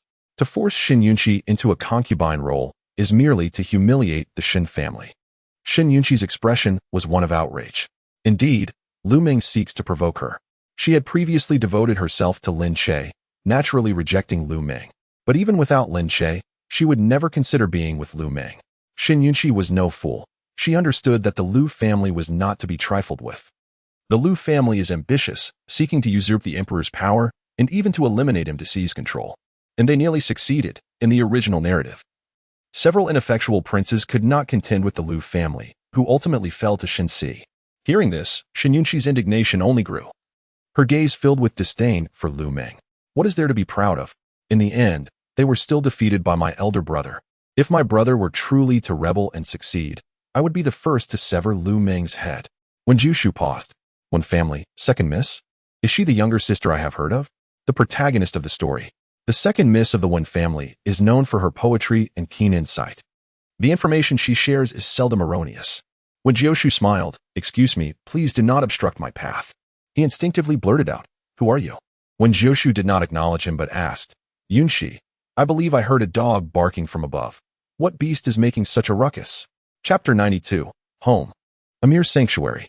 Indeed, my younger sister knows that Shin Si will divorce me, or even cast me aside. For in her divine perspective, I shall not survive until Shin Si's return. Su Shi's heart tightened. What do you mean I will not live to see the Marquis return? Wen Qin. Is she the one spreading rumors that Jiushu will be cast aside? While Jiushu may entertain thoughts of divorce, she cannot allow Wen Qin to propagate such tales. Shin Yunqi scoffed. Sister-in-law, there is quite a large dog here. It seems he wishes to bite me. Are you attempting to insult me indirectly? Lu Meng's expression darkened. Do you seek death? How dare you call me a dog? Wen Jiushu's gaze was cold. Have I been indirect? Is this not a direct insult? You.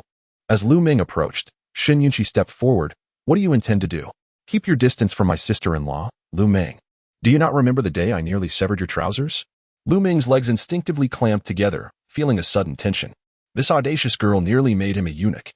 In their first encounter, when he suggested taking Shin Yunqi as a concubine, she had chased him for 3 streets, her blade narrowly missing his manhood. He retreated a few steps, positioning 2 attendants in front of him. If you dare lay a hand on me, I will not let you go. Do you think I would consider being your concubine? You ought to assess whether you are worthy. Shin Yunqi clenched her fists in threat. Unlike other young ladies, she had little interest in the arts. She preferred the practice of martial skills. Her training in the mountains was not in vain. Just you wait. Lu Meng, finally intimidated by this fierce girl, spat out some threats before fleeing. The onlookers dispersed. Upon exiting Tianbao Pavilion, Wen Jiushu noticed Shun Yunxiao's somber demeanor. Sister-in-law? She said with a faint smile, I understand. Despite her inability to feel joy upon seeing him, Wen Jiushu inquired, Yun Yao, do you find divorce to be shameful? Shun Yun Yao pressed her lips together, responding, divorce is inherently disgraceful. I have brought shame upon my brother and sister-in-law. Upon hearing this, Wen Jiushu realized that she had taken Lu Meng's words to heart. In this era, for women, whether it is a divorce or being cast aside, it is undeniably a matter of great humiliation. What shame do I carry? Your elder brother serves the nation and the people, as well as his family. Surely his heart is not smaller than mine. We do not perceive your actions as shameful, nor should you. A family is, after all, a sanctuary. As Wen Jiushu boarded the carriage, Shun Yun Yao's eyes reddened. Do you believe that my sister-in-law will protect us like my brother does? Shun Yun Yao nodded, expressing her unwavering faith. Without her sister-in-law, she would still be enduring trials in the Lu family, oblivious to the two scoundrels surrounding her. Inside the carriage, Wen Jiushu felt a warm glow in her heart. The two younger sisters have no significant flaws.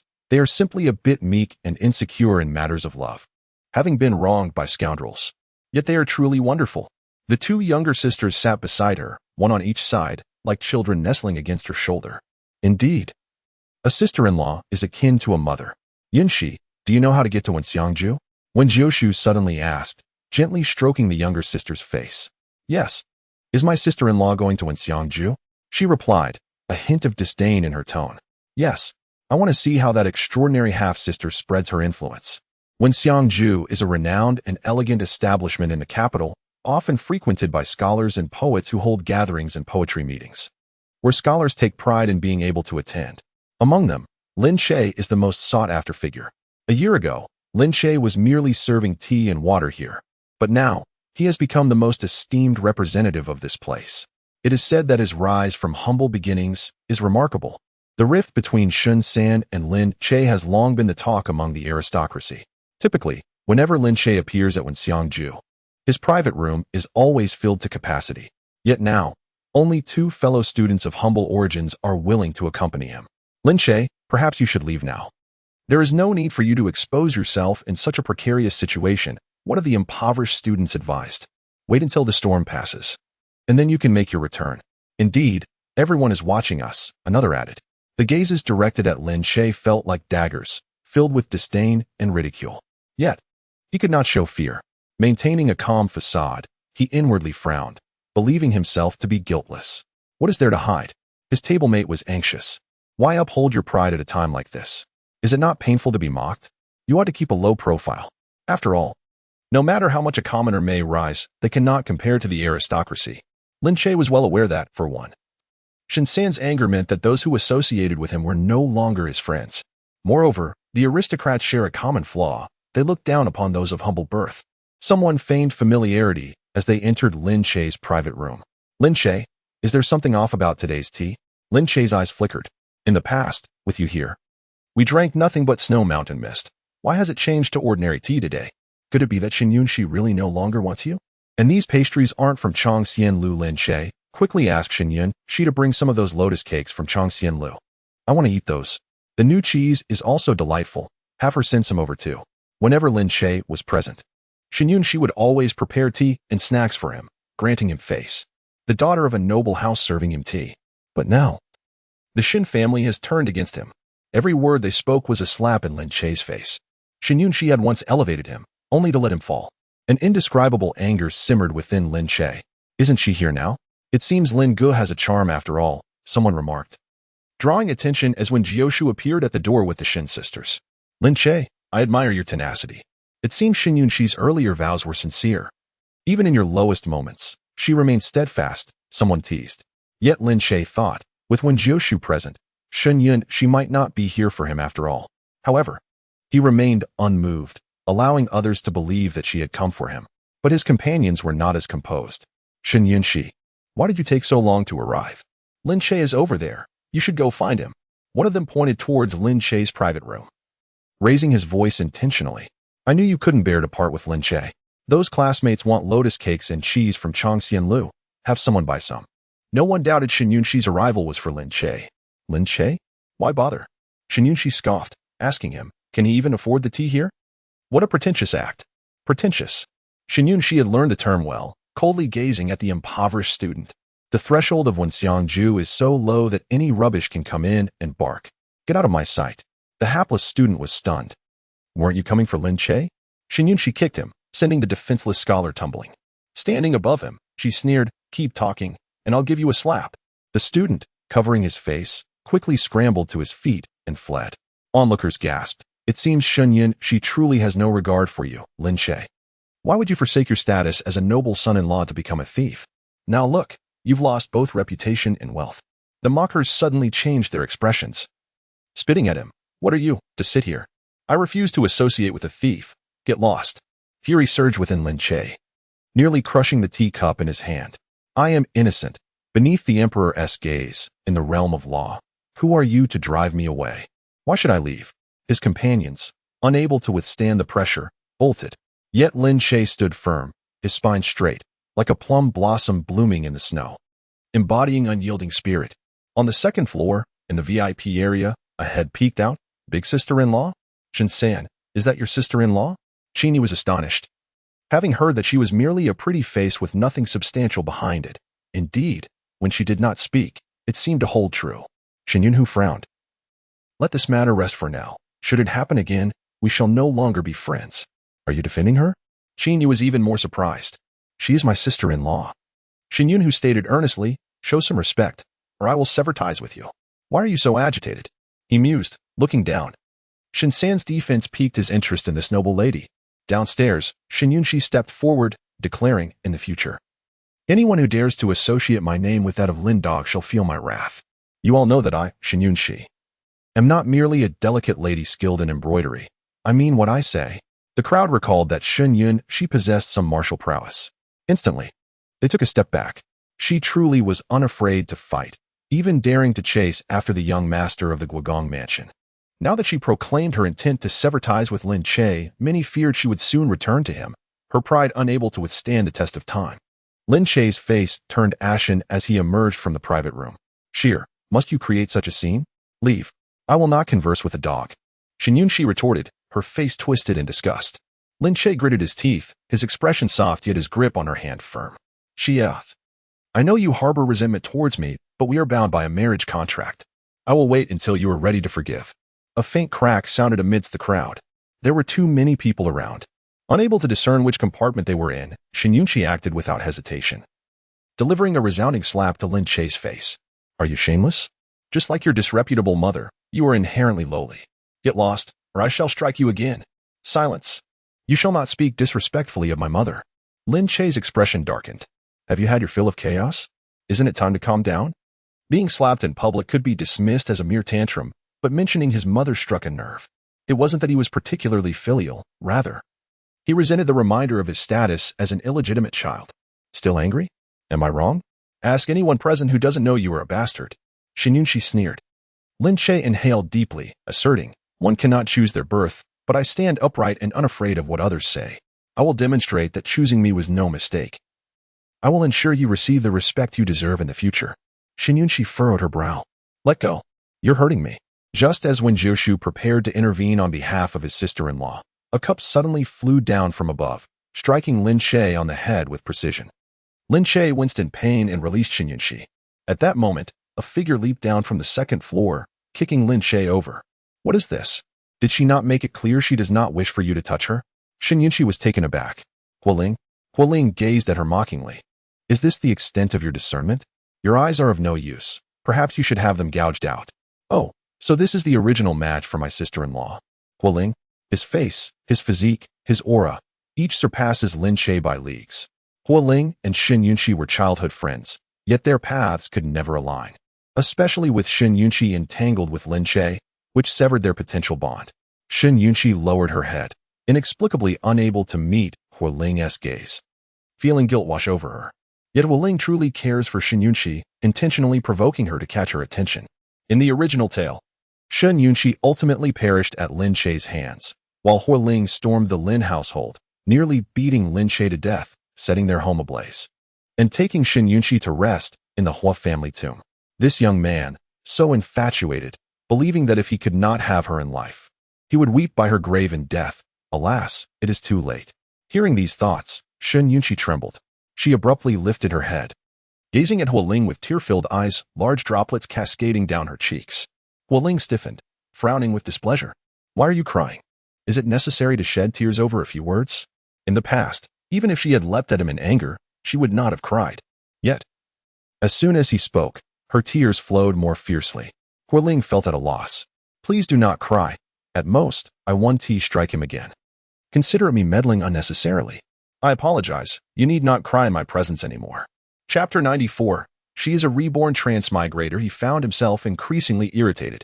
Initially, he believed the rumors circulating for days were true, that she had truly severed ties with Lin Che. Yet now, it seemed she could not bear to part with him. Even when Lin Che deceived and mistreated her, she accepted it willingly. Fearing he might drive himself to madness, Huoling turned to leave, only to have his sleeve tugged. She lowered her head, sobbing. Huoling felt as if 1,000 ants were crawling under his skin, an unbearable itch of frustration. What do you want from me? Must I apologize to Lin Che? Please, do not go. Shen Yunqi's throat ached, her desire to cry overwhelming. Huoling, seemingly at his wit's end, pulled out some small change and tossed it to the ground. Consider this for his medical expenses. Can I leave now? Shen Yunqi still did not release him. Huoling endured. Do not push me, Shen Yunqi. If you expect me to apologize to Lin Che, that is impossible. I have shown mercy by not killing him. Her sobs only intensified under his sharp tone. Huoling's temples throbbed, his fists cracking with tension, prompting those present to speculate he might lash out at any moment. Friends, who understands this feeling? This couple, if you truly wish to part, then do so directly. Shen Yunqi clung to but a fraction of his sleeve, with a mere tug. It could easily be torn free. Yet Huoling remained as if spellbound, unwilling to let go, tears streaming down her face. Shen Yunqi could not discern whether her cheeks were flushed from embarrassment or sorrow. After a moment of hesitation, she silently released Huoling's sleeve. Shen Yunxiao wiped her tears. She heard her sister-in-law's thoughts. Little did she know, Huoling harbored deep feelings for her. Shen Yunhui observed from the second floor, a glint of menace flashing in his eyes. Had Huoling not acted swiftly, he would have pummeled Lin Che himself. What manner of woman is Lin Che's mother? Qin, you stoke the flames. Isn't it Lin Yuan, Shan? Shen Yunhui merely smiled enigmatically. Qin felt a chill run down his spine. He recognized that smile all too well. Below, the crowd mocked Lin Che, demanding he leave. Those mocking Lin Che now will soon be asked to exit. Shen Yunhui narrowed his eyes. The one who needed to leave was Lin Che. Let us not forget, Lin Che has powerful connections. Those above have instructed that the people of Wenxiang Pavilion ought not to underestimate him. As expected, the manager interjected, You have mistaken who should leave. Lin Che is right there. Indeed, you should see clearly. It is that thief of an illegitimate child who should depart. The crowd erupted in laughter once more. The manager, disheartened, forced a smile. I must ask a few of you to leave. The others' expressions darkened, realizing the manager had not erred. They were being asked to leave. Being prominent young masters, they were instantly incensed. You dare to expel us? I shall never patronize this wretched establishment again. What a pitiful place, a den of thieves.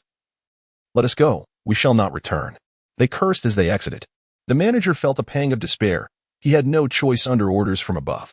He dared not offend that individual. Wen Jiushu gently patted his sister-in-law's head. Do not be disheartened. You misjudged him before, but you can change. That little bamboo horse is quite good. Shen Yunqi shook her head. He is wonderful, but I am unworthy. Huoling is exceptional, yet I find myself diminished. Qingqing, is that your elder sister? This trip was not in vain. We have witnessed a splendid drama. Why do I feel that Qingqing's sister seems different from before? Different? Is she not still golden on the outside, but rotten within? Laughter erupted among the others. When Jiushu lifted his gaze to the left side of the second floor, where several elegantly dressed young ladies stood, his eyes fell upon Wen Qingqing in the center. Do not speak ill of my elder sister. She is a pitiable soul. Wen Qingqing's voice was melodious, reminiscent of a lark, her presence radiating a captivating aura. This heroine's glow nearly blinds me. Wen Qingqing possessed gentle features, embodying softness and grace. The description fits her perfectly. Wen Qingqing looked down upon Wen Jiushu, a flicker of jealousy hidden in her gaze. Although Wen Jiushu was merely a supporting character, Her beauty surpassed that of any other in the narrative. Indeed, when Qingqing was reborn, not only had she returned, but she had awakened her memories. She was a transmigrated rebirth. In her past life, she had made the wrong choices, resulting in a tragic end. In this life, with a god's perspective, aware of everyone's fates, she was determined to alter her own destiny. According to the original plot, her supporting character sister's demise was imminent. Half-sister, are you the one spreading rumors about me? In the blink of an eye, Wen Jiushu had ascended to the second floor. When Qingqing was startled, does she walk this fast? She had barely noticed her arrival. A fool is indeed a fool, speaking without thought. My dear sister, your words are rather peculiar. I merely gathered with a few friends. Where is the so-called rumor you mention? When Qingqing smiled, asserting that there is no need to deliberately spread such tales, as I am sure everyone has already heard them. Half-sister, does she even know how to speak? Why is she always referred to as a half-sister? Doesn't she mind? When Qingqing forced a smile, declaring, I never uttered such words. Dear sister, you cannot wrongfully accuse me. Indeed, we can vouch for Qingqing. She has never spoken ill of anyone. How could a woman of such talent engage in gossip? As sisters, you and Qingqing are truly worlds apart. To have Qingqing as a sister is already a privilege for you. Wen Jiushu remained unfazed. A nameless character is merely there to highlight the protagonist. The corners of Wen Qingqing's mouth twitched, her eyes filled with disdain. Returning home? No chance. In this lifetime, she aimed for the Marquis of Pingnan. That man is destined to be the ultimate victor. Looking into Wen Jiushu's eyes, she felt a twinge of sympathy. For the sake of sisterhood, when you pass, I shall provide a splendid coffin for you. Chapter 95, She truly is a winner in life. This time traveler with prophetic abilities knows I won't survive until the Marquis returns, yet, she unfortunately remains unaware that I, too, have traversed here. Shen Yunhui narrowed his eyes, confident that the Shen family would protect the elder sister, until the elder brother returned safely. Half-sister. Wen Jiushu raised her hand, causing Wen Qingqing to flinch slightly. What are you doing? Fear not, half-sister. I merely wish to threaten you. Should I hear any more rumors about the Marquis seeking a divorce, I shall hold you accountable. She smirked. Did you witness how my sister-in-law dealt with others? I can do the same. My slaps are even harder, so be cautious. Wen Qingqing. After Wen Jiushu finished speaking, she turned and left. The others were intimidated by her cold demeanor. Once they regained their composure, they were all furious. How arrogant she was. Wen Qingqing ground her teeth. Wen Jiushu. Are you mad? What a lunatic. Who are you trying to scare? Leaning against the railing, Qin Yi remarked, your sister-in-law is rather interesting. Shen Yunhui cast him a sidelong glance, a smile playing on his lips. Do you wish to know the identity of Princess Tongming's biological mother? You know? His good mood was abruptly soured. Would you like to know who was supporting Lin Che from behind? Qin Yu's expression darkened. If you have something to say, just say it. No need for riddles. Shen San smiled as he descended the stairs. Qin Yu was at a loss for words. When had Shen San ever been this obedient? Even in front of his elder brother, he had never behaved so well. Following him downstairs, Shen San's eyes twinkled as he introduced, sister-in-law. This is Qin Yi, a small prince bestowed by the emperor. Wen Jiushu's gaze flickered. The son of the grand princess? His status is indeed noble, yet he is still a little cripple. Shen Yunhui glanced at Qin Yi's leg. Crippled? Little cripple? If he were truly crippled, he would be limping during the heavenly sacrifice ceremony. He was merely used as a stepping stone for Lin Che, ending up as Lin Che's lackey, a true victim. Shen Yunhui exclaimed, is the prince really in such a dire situation? He looked at Qin Yi in astonishment. The audacious little prince, reduced to being Lin Che's lackey? Madam, I pay my respects, Qin Yi said. Little prince. You likely cannot fathom that Princess Tongming is the biological child of the prince consort, while you are not. Shen Yunhui paused. Tongming was swapped at birth. Although she and Qin Yi were born of different mothers, they should share the same father. Why does my sister-in-law claim that Qin Yi is not the biological child of the prince consort? Shen Yunhui felt his thoughts falter. He wanted to hear more, but the sister-in-law had already walked far away. Qin Yi approached the owner of Wenyang Pavilion. Who instructed you to conduct business with Lin Che? The owner was startled. Small prince, you are a businessman, adept at reading the room. Lin Che's reputation is utterly ruined, yet you dare to offend the young masters of the aristocracy. Who compelled you to act in such a way?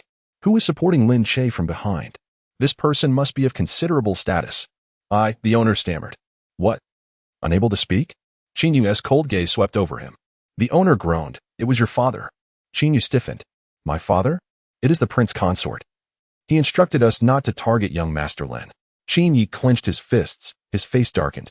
Even if his father admired Lin Che, there was no need to go to such lengths. His father did not seem to merely admire Lin Che. It felt more like he was protecting him. Like a father safeguarding his son? Qin Yi abruptly halted. What if Lin Che were indeed his father's son? He trembled uncontrollably. In other words, the concubine his father maintained was Lin Che's mother? The blood surged in Qin Yi's veins, leaving him cold all over. He took a deep breath. His eyes turning crimson. Could it truly be so? Su Shi inquired, where is Wen Qingqing? Mother, did you call for me? Su Shi was easily deceived. As long as she played along, once Wen Jiushu passed away, Su Shi would have no successors, allowing her to inherit her wealth. By then, she would possess not only immense riches, but also a man like the Marquis of Pingnan, revered and affluent. TSK, she truly is a winner in life.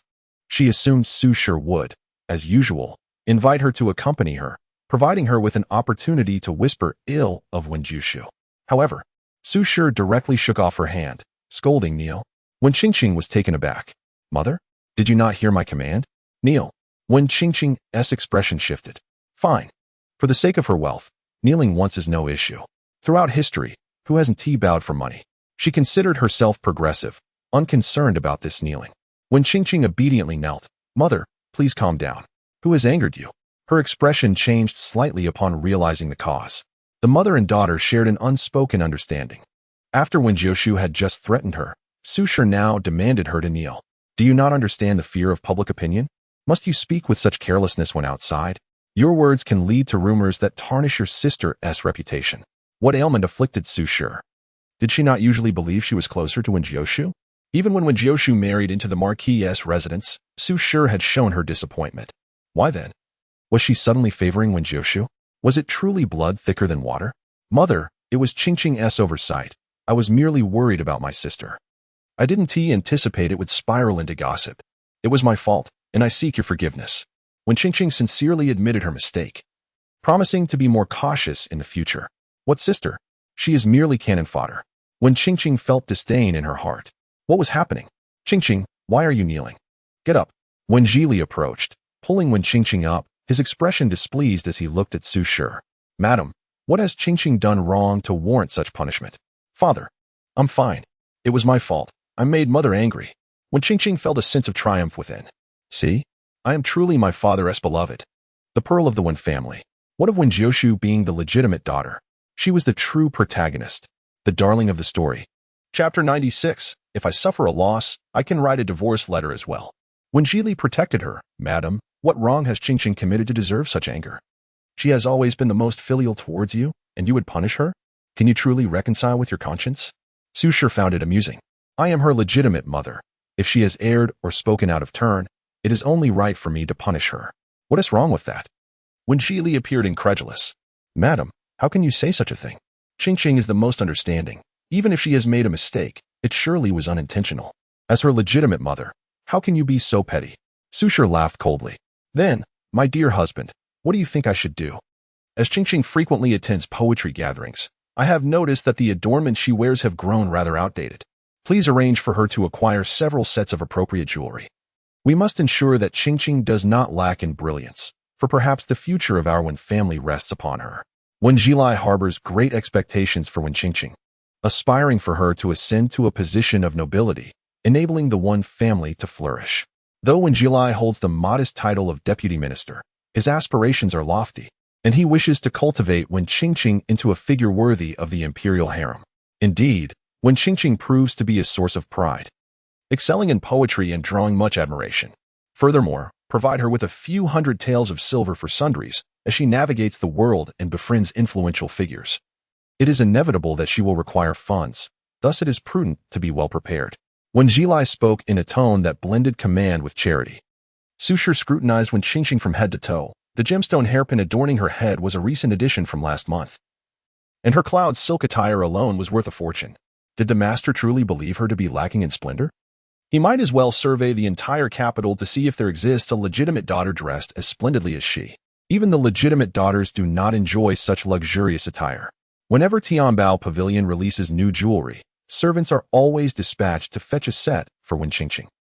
Su Shi previously did not pay much heed to these matters, but now she felt a twinge of regret. In the past, when Jiushu clashed with her, she had also been indifferent.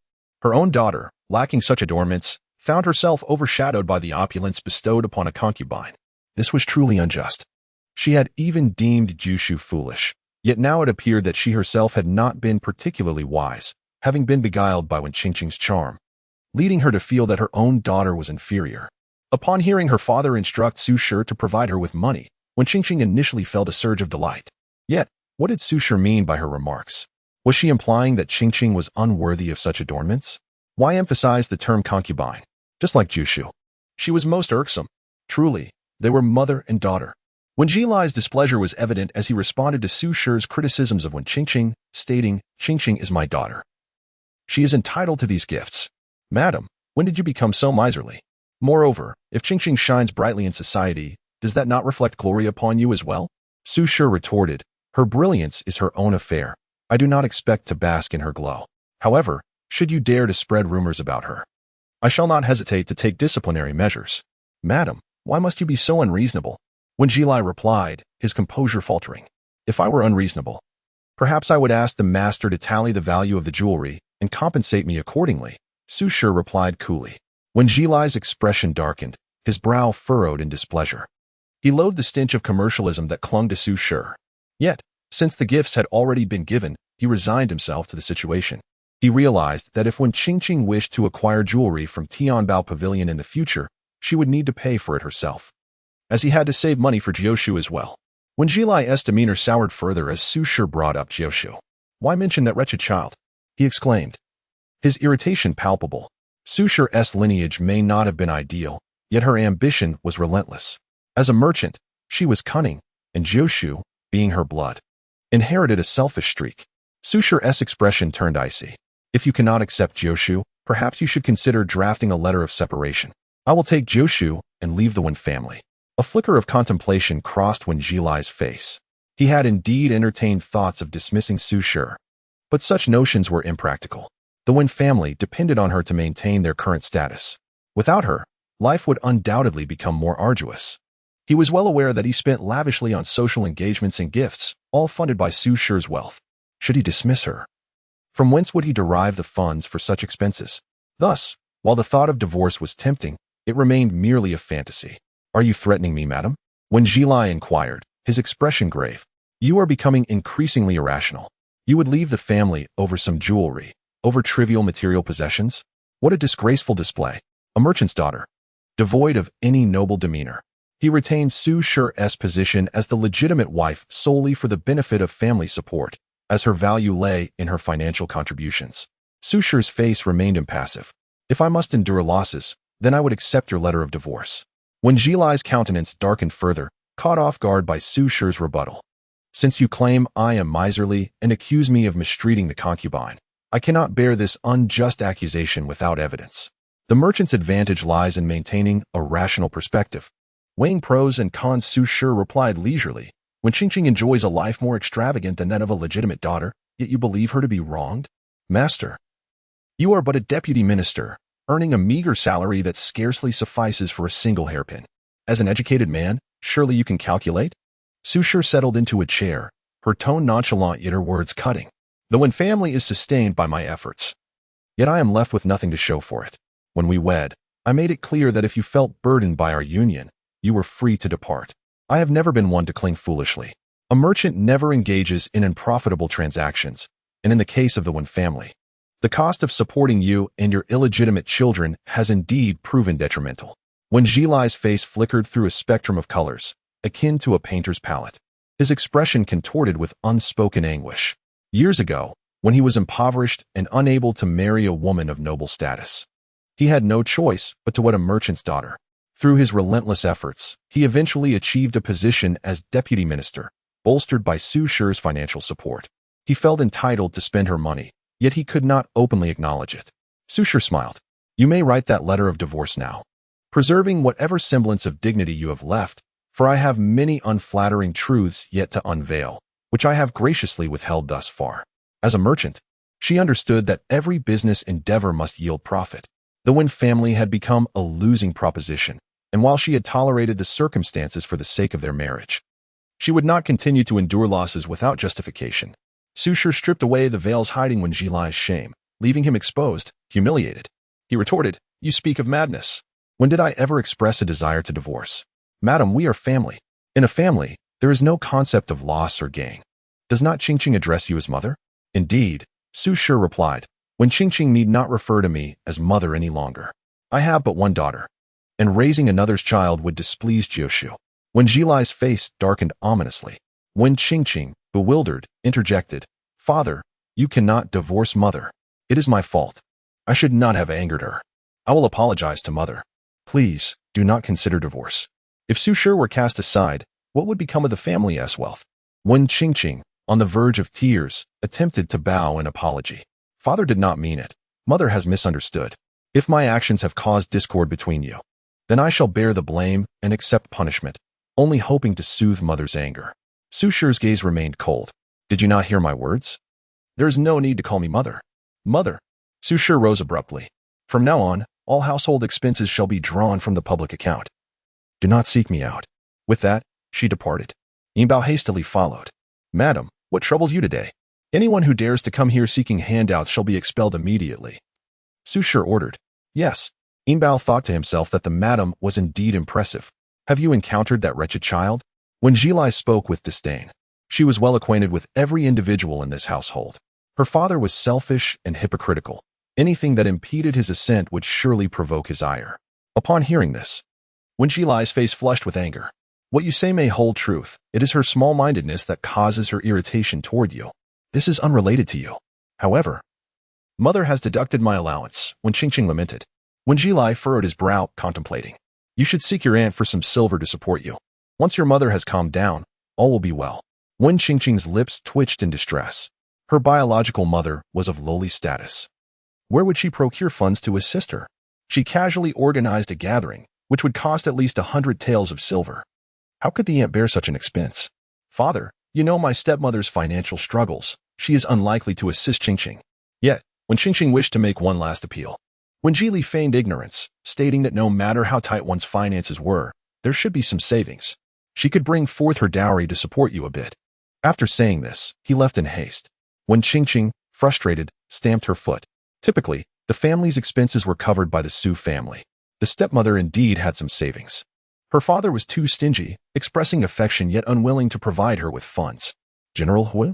Upon hearing her sister-in-law's voice, Shen Yunxi immediately lifted her head and spotted Huolin, her eyes momentarily brightening before quickly dimming again. She feared that even a second longer would lead her to tears. How foolish she was to have missed such an excellent opportunity with Huolin. The young general wore a grave expression. Did she not even wish to spare him a glance? Noticing the somber countenances of both, Wen Jiushu sighed. "Has General Hu come for something?" She gestured for Yuan Bao to serve tea. "Please, take a seat." The Hua family hails from a lineage of military leaders and maintains a good relationship with Shenxi. Thus they ought to be treated well.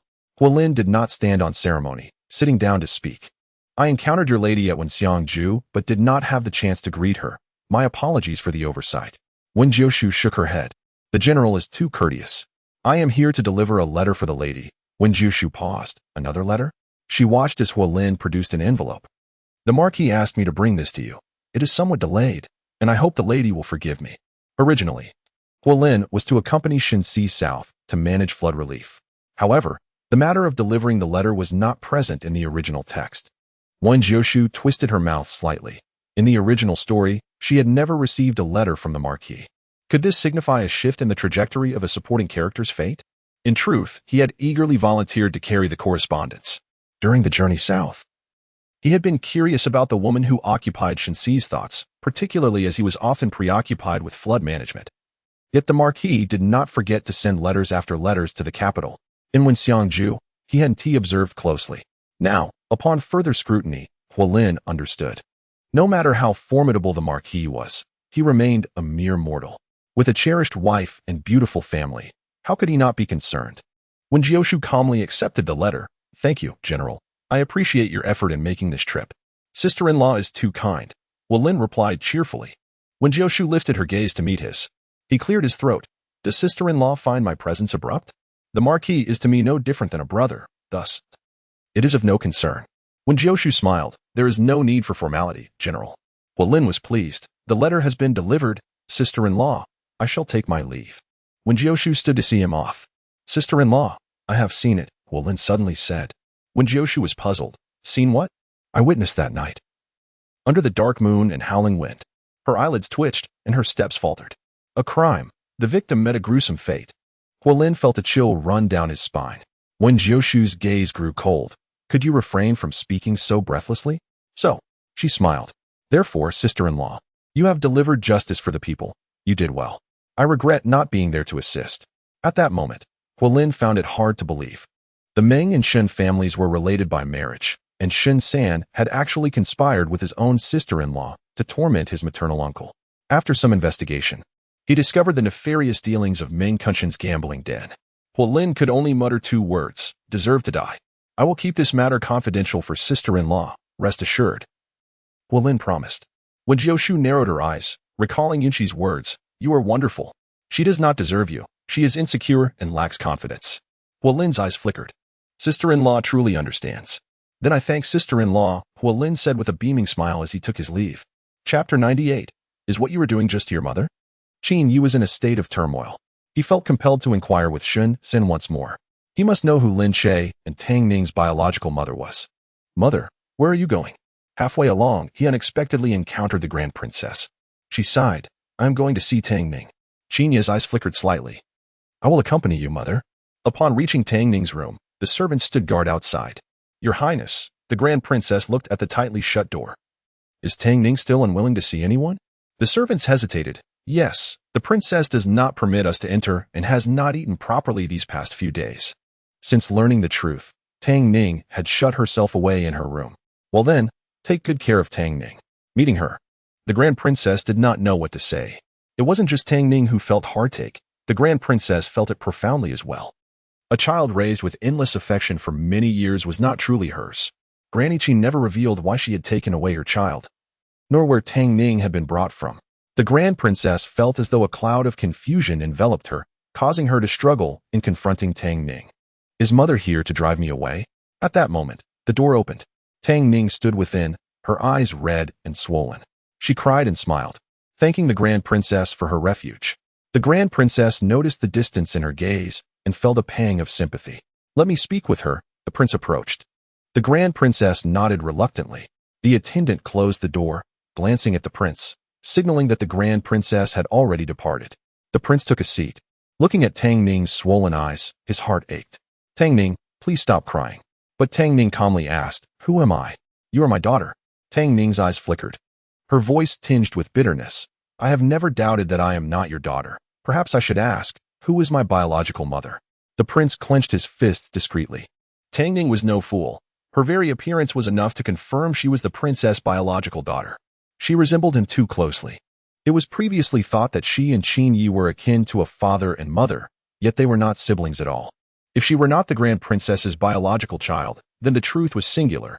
Her father had someone outside. Tang Ning, it is your father who has wronged you, causing you to suffer, the prince consoled. What use is an apology? Father, have you established a family outside?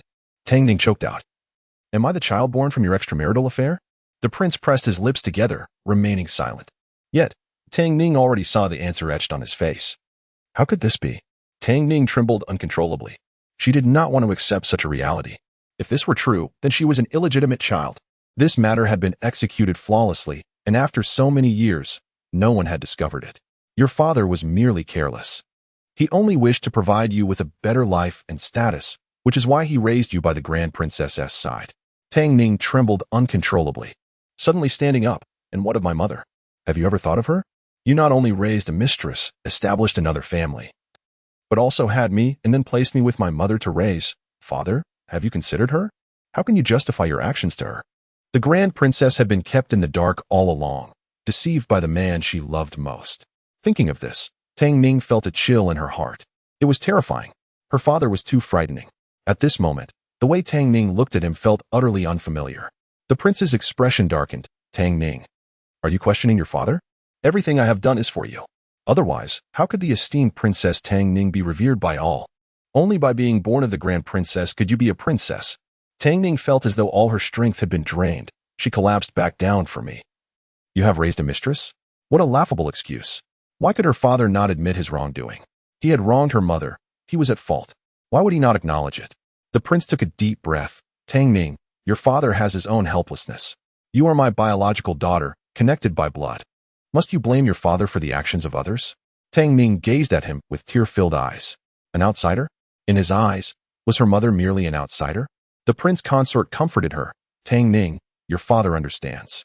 It's difficult to come to terms with the truth, but remember, we are the closest to you. Have you considered the consequences once your identity is revealed? Tang Ning couldn't help but shudder. Lin Che's status as an illegitimate child had been exposed, and he was mocked wherever he went. The thought of becoming like him was unbearable. What should I do? What are we to do? Tang Ning wept bitterly. The prince consort gently ruffled her hair. Do not fear, for your father is here. Mother, I encountered an interesting incident today. Would you like to hear about it? The princess fixed her gaze upon him. Your amusing tale is merely a harbinger of heartache. Qingyi smirked slightly. The princess settled herself. Go on. I am open to all revelations, especially now that our family is in such disarray. The household was on the verge of fracturing. Today, the owner of Wen Yuan Pavilion had driven away a group of noble young men to protect Lin Che. Upon hearing this, the princess furrowed her brow. Why is it always Lin Che? Does she not sense that Lin Che has a formidable protector behind him? Without support, given Lin Che's current reputation, he would surely be spat upon wherever he went. The princess understood. There is no need for further deliberation. If you can bear it, speak plainly. I have inquired. And it is indeed your father, Qingyi remarked with a smile that did not reach his eyes. Father instructed them not to target Lin Che. The princess clenched her hands tightly. Qingyi grasped her cool hands. I know you do not wish to doubt father, but upon reflection, his kindness towards Lin Che surpasses mere admiration. The princess felt her heart plummet. I always believed father's sternness stemmed from my inadequacies, Qingyi mocked lightly. But seeing his benevolence towards Lin Che, I suddenly comprehend that it is not due to my shortcomings, but perhaps because I am not Lin Che. The princess's hands trembled, her blood running cold. Do you comprehend the gravity of your words? Her voice quivered, as if her heart had been pierced repeatedly. He is not Lin Che. The implication was that he could not possibly be the prince consort's biological son. Or did it suggest that Lin Che was indeed the prince consort's true son? Qingyi's eyes darkened. Mother, I see your clarity. Yet I know you wish to deceive yourself. An illegitimate child cannot bestow upon Tang Ning the noble status she deserves. Tang Ning is, in fact, Lin Che's true sister. This revelation struck like 1,000 arrows to the heart. In the distance, a figure stirred but halted in its tracks. Hearing the truth unfold between mother and son, he felt both restrained and tense. Chapter 99. How could Wen Jiushu be worthy? The princess shook her head. Tears in her eyes. It cannot be so. You are indeed the child of both the prince consort and myself. There is no mistake. Does she truly believe that father regards me as his own? The princess's lips moved, yet no words escaped. The prince consort's harshness towards which she had thought was for his betterment, now seemed to lack the warmth of paternal affection. I had sought to please the prince consort, yet he remained indifferent, asserting that boys should not be overly indulged.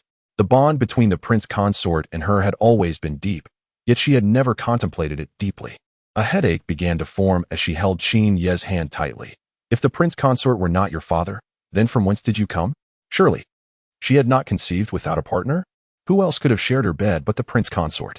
The atmosphere grew increasingly tense as Qingyi, like a small dog, plopped down beside the princess's legs, attempting to lighten her mood. Mother, allow me to tell you a joke. At this moment, her heart was heavy, leaving little room for humor. Yet, Qingyi continued unabated. Shunsan's sister is infatuated with Lin Che. Mother, you are aware of this. However, upon realizing Lin Che's true nature, she did not hesitate to kick him to the curb. If a girl from the Shin family possessed such resolve, surely a princess ought to have even greater fortitude. The princess cast him a sidelong glance, feeling a flicker of amusement amidst her sorrow. The blows were delivered by her son, but the comfort was also brought by him. How remarkable! If only she could see through the bars of her confinement, she might realize that there were many eligible men in the capital. The princess felt a twinge in the corners of her eyes, sensing that her son was about to utter something audacious. Mother could keep several concubines, living freely and joyfully, rather than clinging to a man who has deceived you. The princess retorted, You truly are my good son, encouraging me to take in concubines while risking your uncle's wrath. The princess felt her mood lift slightly. You shall visit the Pingnan Marquis' residence for me. For what purpose? Qingyi inquired. Deliver this invitation on my behalf. I wish to invite the Shin family to a recognition banquet. She intended to formally announce her identity for Linyu. However, there was no rush after the ceremony. She would have the energy to organize it. Qingyi nodded, understanding his mother's intentions. Upon hearing the prince consort's words, Tang Ming's heart raced with trepidation. Only in this way can you remain in the princess's residence and continue as a county princess. The prince consort pressed down on her hand, which concealed a packet of medicinal powder. On the day of the late emperor's memorial, all civil and military officials would attend. However, only those of noble status would participate in the grand ceremony, while others would remain outside. Wen Jiushu, still half asleep, was roused by Yuan Bao for grooming. Upon seeing the early dawn, she protested, My dear, is it necessary to be in such a hurry before daybreak?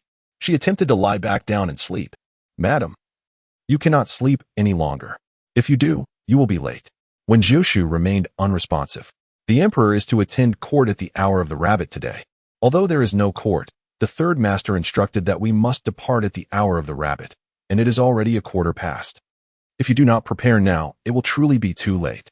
The officials attending the ceremony are already waiting at the palace gates to greet the emperor and depart for Qianlong Mountain, where the late emperor's tomb lies. Elder sister has not yet risen. Let me help her with her hair.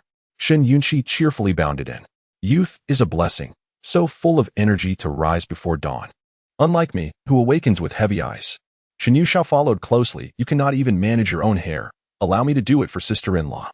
Yin Xiao clearly possessed a deft hand. Wen Jiushu squinted, her face weary yet appreciative. Well done. Shen Yunxiao smiled, taking the wooden comb from Yuan Bao to style Wen Jiushu's hair. They say that pregnant women often sleep poorly. Yet those who do not suffer from morning sickness are blessed with considerate children. When Jiushu opened her eyes slightly, to be honest, I have not experienced that at all. In many instances, she even forgot that she was pregnant. For months had already passed in her pregnancy, yet when Jiushu could eat and sleep well, merely struggling to awaken. Shen Yuxiao chuckled. Elders say that if a pregnant woman does not suffer from nausea, it means the child is considerate. When Jiushu glanced down at her flat abdomen, which had yet to show any sign of swelling, it was hard to imagine that there was already a small life within her. A sense of reverence washed over her, and a slight smile graced her lips. This child is a gift from heaven. All right, sister-in-law, do you like it? When Jiushu looked up to see that Shen Yunxiao had styled her hair simply yet elegantly. It is lovely, just to my liking. Shen Yunxiao beamed. Having grasped her sister-in-law's preferences over the past few days, she favored understated clothing and accessories. So she paired her with a similarly simple light green dress that complemented the pale flower in her hair. When Jiushu glanced at her two younger sisters, relieved to see they were all dressed in light colors, fitting for the occasion of honoring the late emperor, avoiding any overly garish attire. As soon as they stepped outside, Shen Yunhua was already waiting at the door. Sister-in-law, the journey to the sacrificial ceremony is long and arduous. If you feel any discomfort, please inform me immediately, he instructed. A warmth enveloped Wen Jiushu's heart as she replied, All right. Yunyao, you will share a carriage with sister-in-law. Take good care of her, Shen Yunhua added. Rest assured. Third brother, the three sisters-in-law, climbed into the carriage. The Marquis' carriage was spacious enough to accommodate them comfortably, while Shen Yunhua rode on horseback, accompanied by a dozen loyal guards. By the time they reached the palace gates, the sun had just risen, and numerous people were already gathered. Sister-in-law, we've arrived. We should disembark to greet the emperor, Shen Yunhua gently reminded. Sister-in-law, you're nearly dozing off, she added, noting the typical drowsiness of pregnancy. When Jiushu lazily opened her eyes and, with the assistance of her two younger sisters-in-law, stepped down from the carriage. Instantly, several gazes turned towards her. The Marquis family was positioned closer to the front, while the Wen family was situated further back. Seeing Wen Jiushu being treated with such care, Wen Qinqin felt something was amiss. Even more troubling was Wen Jiushu's presence here, as she had not attended the ceremony in her previous life. It had been the matriarch of the Shen family instead, along with Shen Yunyao and Shen Yunqi. Wen Qinqin sensed that something was not right. From a distance, she noticed Wen Jiushu, and a smile crept across her lips. Look, my dear husband, Jiushu is now the Marquis' legitimate wife. In this gathering, it is either the legitimate wife or the legitimate daughter. No illegitimate daughters are present, she remarked. When Qinqin's expression darkened at Su's public slight. How dare you undermine me? Wen Jiushu furrowed his brow and whispered, what does it matter if one is legitimate or illegitimate? We are all family, and besides, Qin has always been by your side. What difference does it make? He felt displeased seeing Wen Jiushu standing ahead of him. A closer position to the emperor, which he had never occupied, seemed undeserved for her. Chapter 100. Have you truly made a private vow with the Marquis? Wen Jiushu suddenly inquired. Third brother. Could you send 2 people to protect my mother? She continued. Given my father's lowly official position, he should not attend the sacrificial ceremony and will only be on the outskirts. However, there may be disturbances during the hunting event, so it's prudent to ensure my mother's safety. Shen Yunhuai had been attentive to her concerns, remembering that she had mentioned the emperor might face an assassination attempt during the ceremony. Very well, I will send someone to protect the Wen family, he affirmed. Just protect my mother, Wen Jiushu corrected him. Shen Yunhuai paused, understanding her intent. Before long, 2 agile guards in black uniforms arrived at the Wen family's entourage, positioning themselves behind Su. Who are you 2? Wen Jiushu inquired. We are the Marquis' personal guards, sent by the third master and mistress to protect Madame Su. They replied. Wen Jiushu felt a lump in his throat and coldly huffed, dismissing the matter. Su felt a warmth in her heart. Her daughter was indeed thoughtful. The emperor has arrived, a sharp voice announced. As the first rays of sunlight illuminated the palace gates, the emperor's carriage emerged. Everyone bowed and stood in place to welcome him. The carriage paused briefly, and a deep voice resonated from within. No need for excessive formalities. Let us proceed. The emperor's carriage moved forward, and the ministers followed suit, boarding in order of rank. Has the Marquis' wife arrived? The emperor quietly inquired. He had yet to lay eyes upon the wife of Shenxi. Empress, please help me observe this Marquis' wife. I have heard she differs from the rumors circulating outside. The emperor added with a knowing smile. She is bold enough to challenge even those under official protection. The empress's eyes flickered. Dare to kill? The Marquis' wife dares to take a life? While it may disregard the law, it could also be seen as a means of eliminating harm to the people. Thus, the emperor chose to remain oblivious. The empress nodded, expressing her curiosity. I would indeed like to meet her. The emperor held her hand tightly, saying, Hualing has assisted Shenxi in managing the floods. I wish to reward him. Too much reward may lead to arrogance. He ought to fulfill his duties as a minister, the empress remarked. The emperor gazed at her. He is your brother, and thus my brother. Rewards are fitting for good deeds. The empress was Hualing's elder sister. Half a day later, the carriage arrived at the foot of Qianlong Mountain, where a palace had been constructed specifically for the hunting and sacrificial ceremony. The emperor stood at the entrance of the palace as the accompanying officials disembarked from their carriages. As the time has passed, all ministers may take a brief respite. There is no need to accompany me further, the emperor announced. We obey your command. The officials replied in unison. Wen Jiushu noticed that the eldest princess's family had also arrived. The story shall be rewritten from here. After the emperor's demise, the 4th prince ascends the throne and commits an act so shocking that it drives the censors and ministers to collide with pillars. Shen Yunhuai raised an eyebrow, pondering the nature of this shocking act.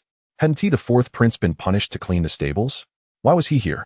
Oh, he was expected to pay respects to the late emperor. After being conferred as a male consort, the 4th prince's genuine love for men is unprecedented.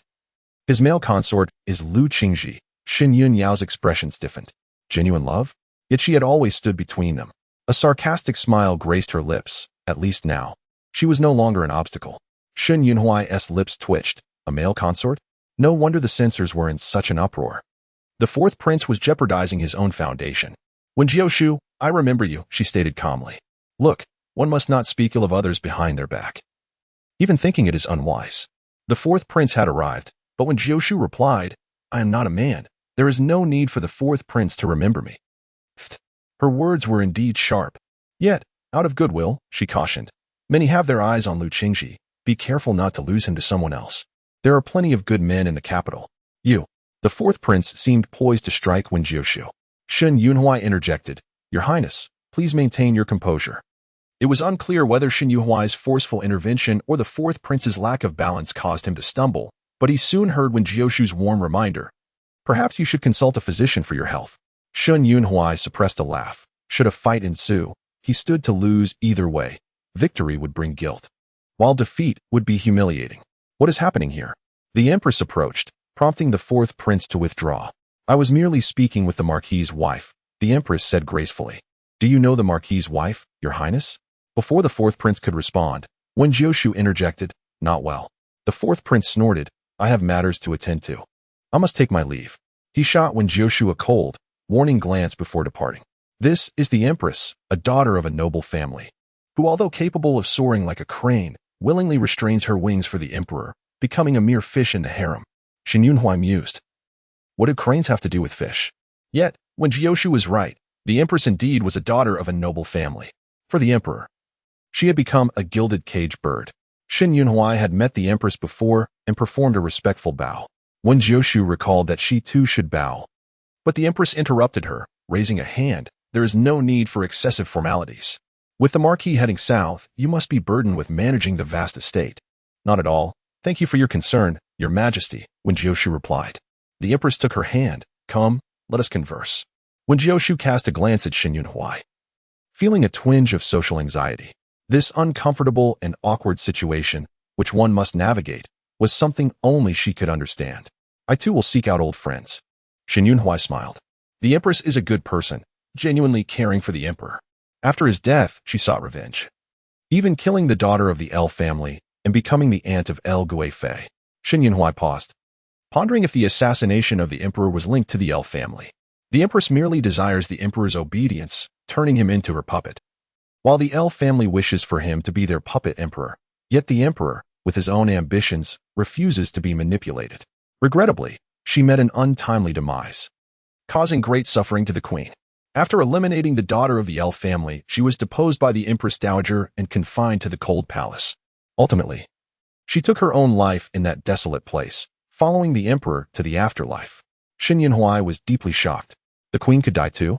Contemplating the absurd situation of the fourth prince ascending the throne and bestowing the title of male consort, it was no wonder that her elder brother ultimately chose to rebel.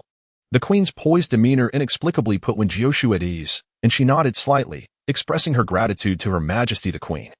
The Duke of Pingnan is loyal to the emperor, and you, as the Duke's wife, are akin to fellow travelers in the same boat. I am the first to meet you, and my intention is to establish your position as the Duke's consort. This statement from the Queen was quite candid. Wen Jiushu smiled, acknowledging the Queen's high regard.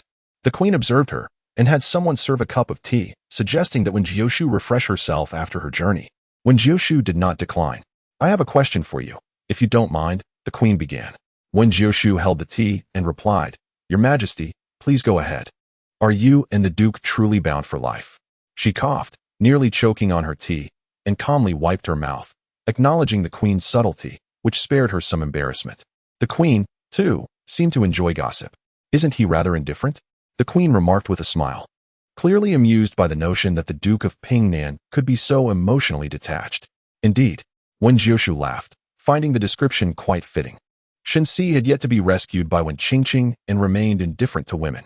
His aloof, ascetic persona undoubtedly suggested a lack of passion. The Queen's eyes sparkled with amusement. It had been a while since anyone had spoken so freely with her. Wen Jiushu took a sip of tea, then said, In truth, my relationship with the Duke is not one of lifelong commitment. Oh? The Queen appeared intrigued.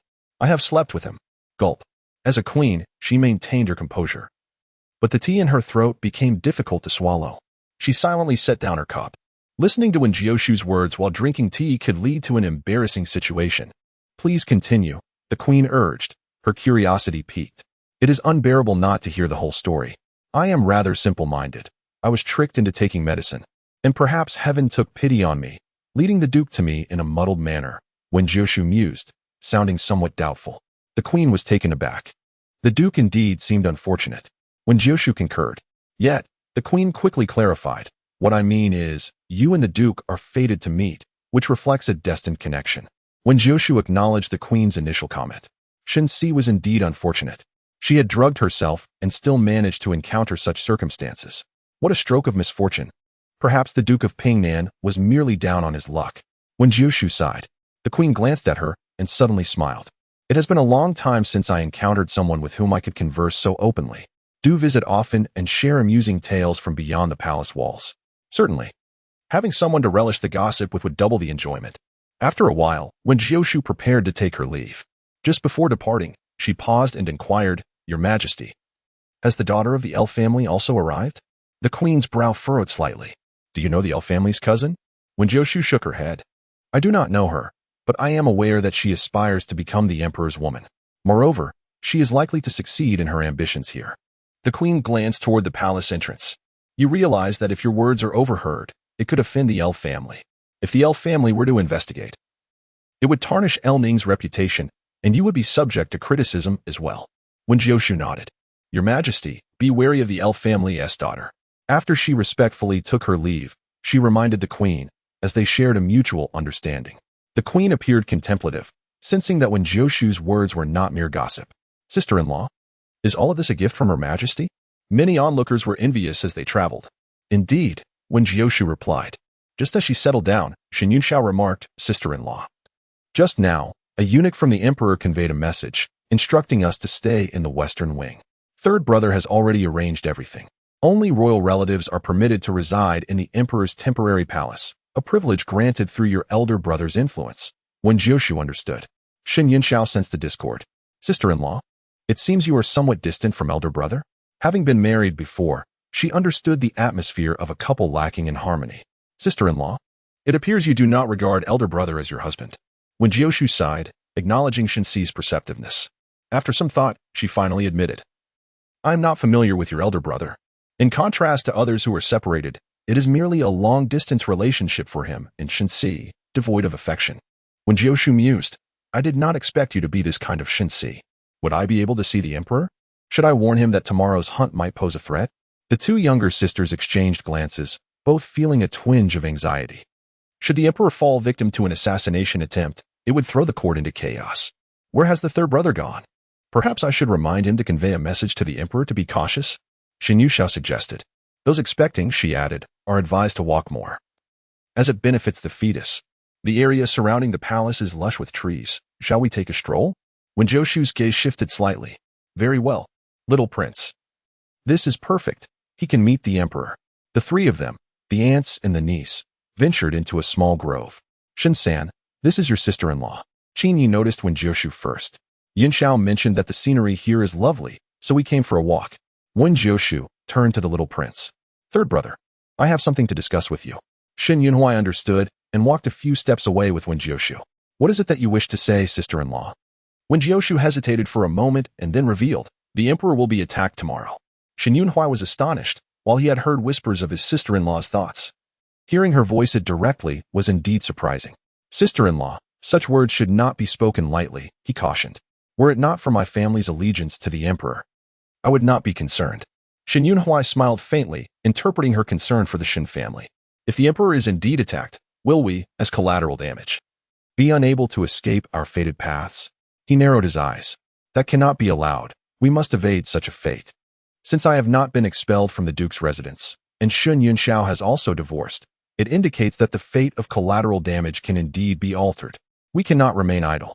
Wen Jiushu spoke earnestly. I am aware that words must be chosen carefully, but I sincerely assert that the emperor will be attacked. Shen Yunhuai pressed his lips together. What do you wish for me to do? Do you trust me? Wen Jiushu's gaze shifted. Since sister-in-law is acting with the best interests of the Shun family in mind, I naturally trust you. You seem to trust quite readily. Do you not have further doubts? Shen Yunhuai smiled. Wen Jiushu glanced at Qin Yi, stating, You may not be able to approach the emperor, but he can. Shen Yunhuai raised an eyebrow. Are you referring to the little prince? Indeed, Wen Jiushu nodded. It would be most appropriate for him to alert the emperor. The younger brother comprehended. Shen Yunhuai was perceptive. Wen Jiushu noticed that Qin Yi was speaking with Shen Yunxiao. Shenxi, congratulations on your divorce.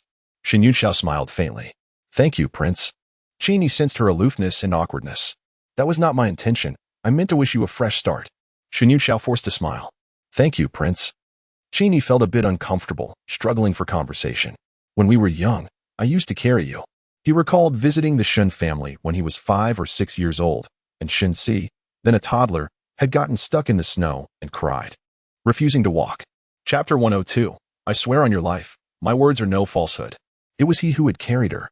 Shen Yunxiao stepped back, creating some distance, and with a tone of reluctance said, I was ignorant in my youth. I hope the prince can forgive me.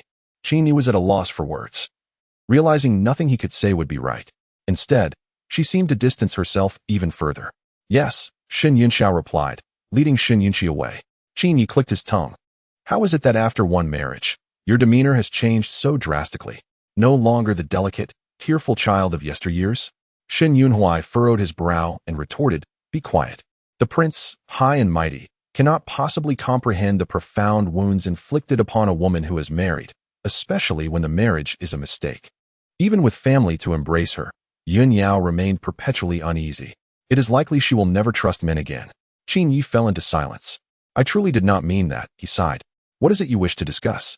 Shen Yunhuai's expression grew serious as he glanced around, shielding his mouth with his hand, and whispered discreetly into Qin Yi's ear. Qin Yi frowned. "Do you even realize what you are saying? I have warned you, and I have fulfilled my duty as a subject. Whether you believe it or not is up to you," Shen Yunhuai replied. "Did your sister-in-law tell you this?" Shen San is not one to speak carelessly. Just now, Wen Jiushu spoke with him and even glanced this way. Qin Yi sensed that these words were indeed taught to him by Wen Jiushu. "Do not question my sister-in-law. She knows many things, such as—" He paused, patting Qin Yi on the shoulder, his gaze lowering. "Be wary of those around you, little limper." Qin Yi's lips twitched. "Are you looking for a fight? How dare you call him a limper?" Shen Yunhuai leaned closer and lowered his voice. "The danger does not lie solely with the emperor. It also surrounds you. I swear on your life, there is no falsehood in my words. Trust me." "Get lost," Qin Yi retorted. "Swearing on my life? You scoundrel. Why not use your own life to swear?" Yet his expression turned serious. "Leave, I'm departing." Shen Yunhuai smiled. "I shall await your return." This remark was overheard by others. Shen San turned and bumped into someone, startled to find it was Leader Lu. "How is it that the leader walks without a sound?" "You nearly frightened me to death." "Young Master Shen, what were you discussing with the prince?" Lu Qin, the son of Duke Lu and nephew of the Empress Dowager, in charge of guarding the palace walls, inquired. Shen Yun Yao suddenly smiled mischievously. "A new singer has arrived at the Song Academy, her voice enchanting. I was just thinking of inviting the prince to listen to her. Are you interested too, leader?" Lu Qing seemed to have heard Shen Yunhuai refer to someone as a limper, but he did not catch it clearly. He remained skeptical of the Shen family, chuckling. "Young Master Shen is indeed charming, but such topics should not be broached at the ritual. It would be disrespectful to the late emperor." "Your lesson is duly noted, leader," Shen San replied playfully. "Once the ritual concludes, I shall seek out that singer." Lu Qing scoffed and departed. Shen Yunhuai's eyes darkened. Lu Qing commanded the imperial guards, who were also the emperor's close protectors. If the Lu family planned an assassination, it would be nearly impossible to defend against. Once Qin Yi arrived, the emperor dismissed those around him. The empress rose. "I shall take my leave first." The emperor's expression was grim, indicating he had urgent matters to discuss with the prince. "No need. You may sit," the emperor insisted, pressing her hand. "You are my wife. Stop treating yourself as an outsider." Qin Yi stated, "Uncle, do you know I have something to say?" "Silence. I shall ask you first." The emperor's brows furrowed, his demeanor cold yet authoritative. "Has the prince taken a woman outside?" The empress's eyes flickered, astonished. "Surely not. The prince and the eldest princess are so affectionate that even dogs envy them." Qin Yi paused, then chuckled bitterly. "So this is what you wish to discuss? Does this mean it is indeed true?" The emperor's countenance grew colder.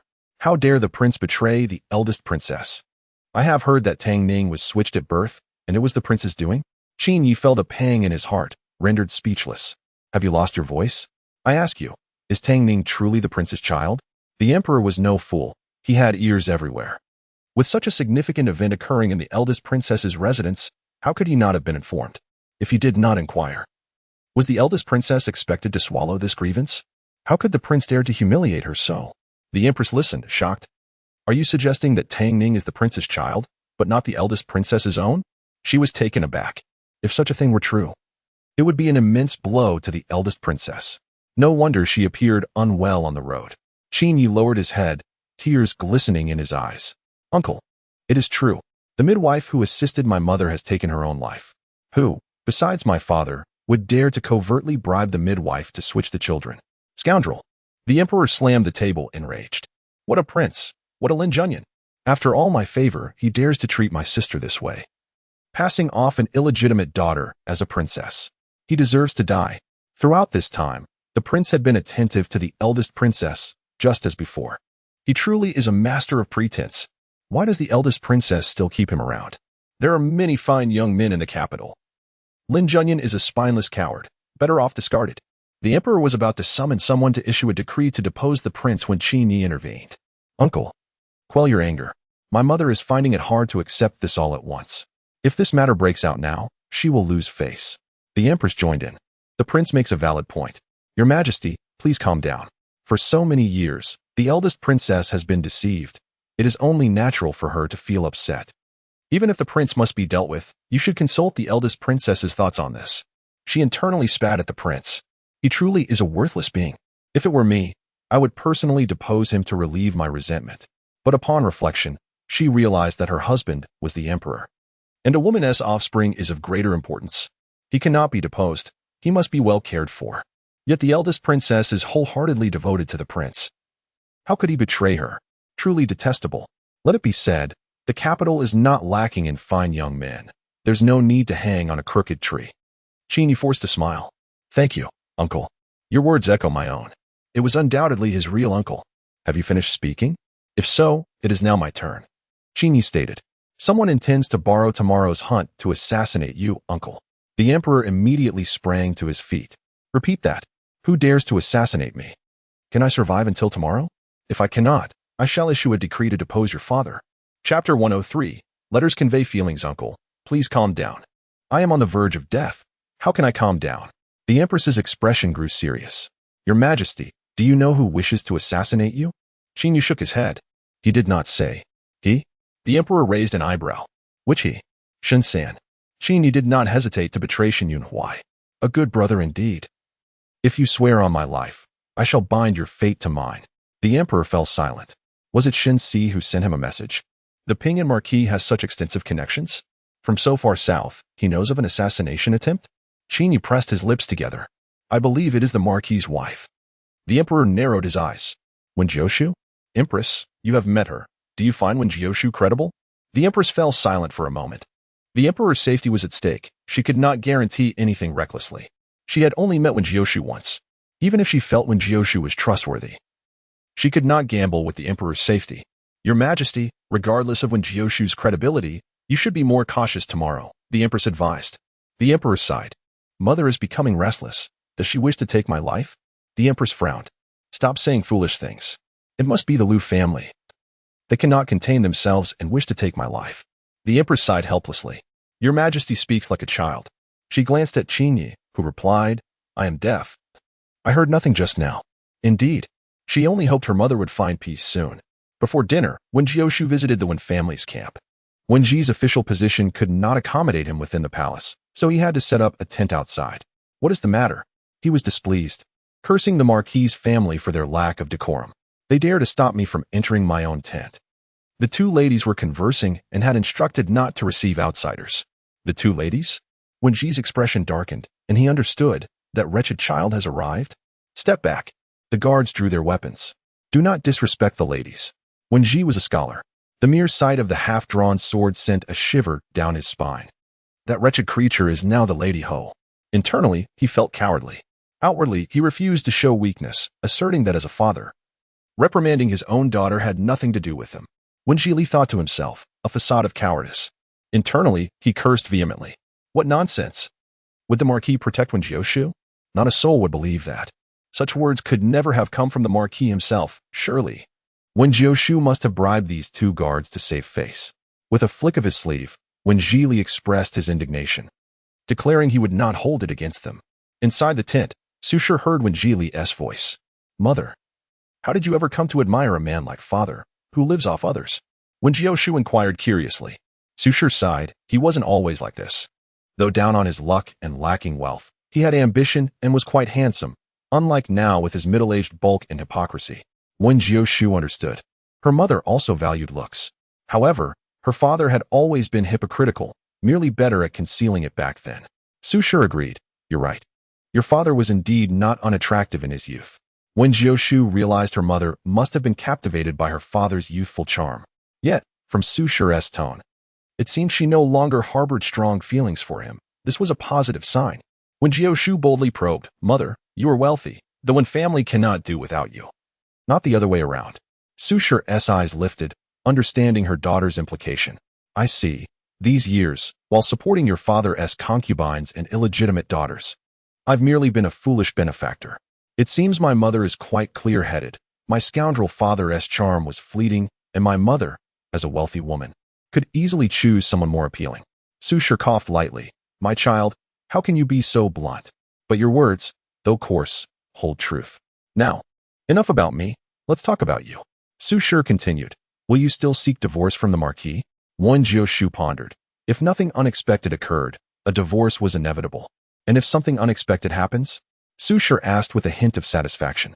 I hear the Marquis frequently sends you letters, even acknowledging in writing that the child you carry is his. What have you to say about that? Is my mother also curious about gossip? Su Shi smiled. Letters convey feelings. Who says the Marquis lacks understanding of familial bonds? I see he clearly comprehends. There are letters, but how can they convey feelings? A memory of the brief letters from Shinsi surfaced in Wen Jiushu's mind. Despite their brevity, they possessed a poignant resonance. Is this affection? Shinsi harbors feelings for me. Anyone would say I am being overly sentimental. Su Shi encouraged. Jiushu, you must have more confidence. I have passed down my most prized beauty to you. Your visage could easily outshine all in the capital. If the Marquis falls for you at first sight, he may find it impossible to part with you. Wen Jiushu thought. I am at a loss to determine if my mother is confident or merely vain. Her words make me blush. I know I am beautiful, but the Pingnan Marquis is not the type to be swayed by mere looks. And beauties abound in the capital. He has never shown interest in any of them. He seeks a partner of the heart. Even if Wen Qingqing is not a great beauty, her saving him has won his admiration. Su Shi's expression darkened. Wen Qingqing? When did she ever save the Marquis? Did she truly not know? Was she attempting to steal Jiushu's husband? To covet her own brother-in-law? Was this the virtuous young lady praised as pure as a lotus? If Shinsi is inevitably drawn to Wen Qingqing and they fall in love, then a divorce it shall be. At that time, I shall support my mother in finding a young companion. What companion? Su Shi did not grasp the implication. She nodded. In that case, if the Marquis remains devoted to you, you may rest easy as his lady. The Marquis's appearance surpasses your father's by far. It would be a pity to let him go. Wen Jiushu mused. My mother is quite the persuasive one. After conversing for a while longer, Wen Jiushu took her leave. He could not help but feel vexed. That wretched Wen Jiushu had not yet departed. The personal guard looked at him coldly. The lady has left. Then why do you still bar my way? This is my family's camp. Lady Su instructed that she did not wish to see him, thus. Lord Wen should find somewhere else to spend the night. Chapter 104. The most talented woman. Wen Jiu's nostrils flared in anger. Unbridled insolence. He shouted. Yet no one paid heed. The tent remained eerily silent. The personal guards maintained their stoic expressions. Should he dare approach, they would draw their swords. Do you have no regard for the law? Are you not afraid I will report you to the emperor for your insolence against an official? Wen Jiu felt humiliated and was thoroughly displeased. Su Shi had done this on purpose, deliberately humiliating him in such an important setting, exposing him to ridicule among his peers. Did she not understand the importance of face and officialdom? To openly reject him at the entrance, such a venomous woman. Will Lord Wen be able to meet the emperor alone? Do you think you can see the emperor? I possess the Marquis's decree. Would you like to borrow it to report your grievances to the emperor? Wen Jiu's hands trembled with rage, his eyes reddening. He had never encountered such insolence. Which guards dared speak so boldly to a current official? Regardless of his position, he was still an official. How outrageous. How outrageous indeed. Yet, before the Pingnan Marquis's household, he felt utterly powerless. Su Shi, inside the tent, had initially worried for the two guards, fearing they could not withstand Wen Jiu's wrath, as he was a man of words. Hearing the guards stand their ground, Su Shi felt reassured. Father, do not be angry. Wen Qingqing rushed in, seeing Wen Jiu on the verge of fainting from anger. Excessive anger can be harmful to your health. Please calm down. She had heard that middle-aged men who become excessively angry are prone to strokes. Wen Jiu's face was pale, speechless from fury. Wen Qingqing, fearing he might suffer a heart attack, hurried to soothe him. It was the lady's lack of understanding. How could she block you at the door in front of so many officials? Father treats the lady with such kindness. She should be more appreciative. In truth, Wen Qingqing was also incensed. Her father had brought her to the ceremony, but Su Shi had objected, claiming a concubine's daughter should not take the stage. It was only through her father's insistence that she was allowed to accompany him. He had even warned her not to call her mother, or else he would resort to punishment. Yet, in her previous life, Su Shi had happily brought her along. The personal guard scoffed. Was Wen Qingqing attempting to comfort Wen Jiu? Perhaps she was merely adding fuel to the fire, aiming to infuriate her father further? Wen Jiu gritted his teeth. A petty man of merchant origins, lacking vision. We shall leave. He decided to go to Wen Qingqing's tent, while she was promptly dismissed. Wen Zhili instructed her to find other ladies to spend the night with. The Wen family was small, with only 2 tents, one for Wen Zhili and Su Shi, and one for Wen Qingqing. Now, she found herself without a place to stay. Wen Qingqing stomped her foot in frustration, her agitation nearly prompting a scream. "Miss, where are we to stay?" a maid quietly reminded her, urging her to suppress her impending outburst. "Steady yourself. Remain composed." She could not afford to lose her temper. She was a lady, a talented woman, a paragon of virtue. Today I thought of a new poem and was just considering seeking guidance on it. Wen Qingqing brushed back a few strands of hair from her face. The maid's eyes brightened. "Miss, have you composed new verses? Surely many will rush to hear your poetry. Now, she need not worry about where to sleep." Wen Qingqing smiled with satisfaction. "Let me think. Which poem shall I compose today? I have it. I shall write The Bridge of Magpies." Even if she could not recite the entire poem, the 4 most renowned lines alone were sufficient to astonish the ancients. On that day, in merely half an hour, a timeless masterpiece emerged from Wen Qingqing's pen, spreading throughout the entire palace. Even the emperor had heard of it, and could not help but exclaim, "The Wen family girl is truly talented. She deserves to be called the foremost poetess." Once these words were spoken, it was as if the wind carried the emperor's praise to the ears of the officials and their families. The emperor's words were golden, even without an official title. Wen Qingqing's reputation as the foremost poetess was firmly established. Delicate clouds weave intricacies, flying stars convey sorrows. The silver river stretches far and wide in the dark. When the golden wind and jade do meet, it surpasses countless encounters in the mortal realm. If love is to last through time, does it matter if it is day and night? Marvelous, simply marvelous. Qingqing, you truly deserve the title of the foremost poetess. Even the emperor praises your poetry. How did you manage to compose such stunning verses in such a short time? You have certainly vindicated us women. How many men can match your intellectual prowess? When Qingqing basked in the accolades, she slightly raised her head, resembling a peacock princess, reveling in the adoration of the crowd. Everyone praised her, complimented her. She was the darling of the heavens. Lu Ning stood up and walked away from the throng of women. Turning back, she noticed no one saw her departure. Did they not notice my exit? The maids' heads were bowed. They were all surrounding Wen Qingqing. Lu Ning snorted softly, her expression disdainful. What is so remarkable about composing poetry? Only those who stand at heights can be revered. They deserve to kneel before her. Lu Ning strode away haughtily, returning to the Lu family tent. She pursed her lips, feeling displeased. I have paid my respects to the Empress Dowager, yet the Emperor's cousin shows little inclination to see me. Lord Lu, with a deepened smile, remarked, "But did you pay your respects to the Empress? The Empress is with the Emperor. He is also reluctant to let me see her alone." Lu Ning grew increasingly agitated. The Emperor's cousin is indeed protective of the Empress, preventing her from disturbing her. Isn't it just to guard against her? If the Emperor does not allow you to see her, must you abide by that? Lord Lu feigned reproach. The harem is under the Empress Dowager's authority. If you do not pay your respects to the Empress, you will provide others with ammunition. Since the Emperor is present, you could conveniently see your cousin. Lu Ning found his reasoning sound. You are right. I shall go at once. Lu Qing stepped forward, handing Lu Ning a food box. These are the Emperor's favorite snacks. Take them and say they are prepared by the Empress Dowager. Let someone deliver them first, without mentioning that you sent them. Once the Emperor has eaten, you may enter. Lu Ning instinctively felt something was amiss. If I do not enter, how will I know if the Emperor has eaten? This snack is significant, Lu Qing replied. Naturally. Someone by the Emperor's side will signal you, and it will be delivered to him. Brother, what is wrong with this snack? Lu Qing merely smiled. This snack will fulfill your long-cherished wish. A flicker of understanding crossed Lu Ning's eyes. Following Lu Qing's instructions, Lu Ning took the snack and proceeded to the Emperor's quarters. Father, are we truly going to let a Ning sacrifice her entire life like this? Is it not too cruel? Lu Qing sighed softly. Lord Lu dismissed it lightly.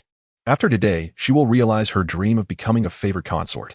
In the future, her children could ascend to the throne of Deqing. What is wrong with that? Lu Qing understood his father's intentions and ceased further discussion. The original plan was to assassinate the emperor the following day, once the emperor passed away. If the favored consort was with child, there would be hope to support a Ning's offspring in ascending to power. With the Lu family's influence and the Empress Dowager's backing, who would dare question?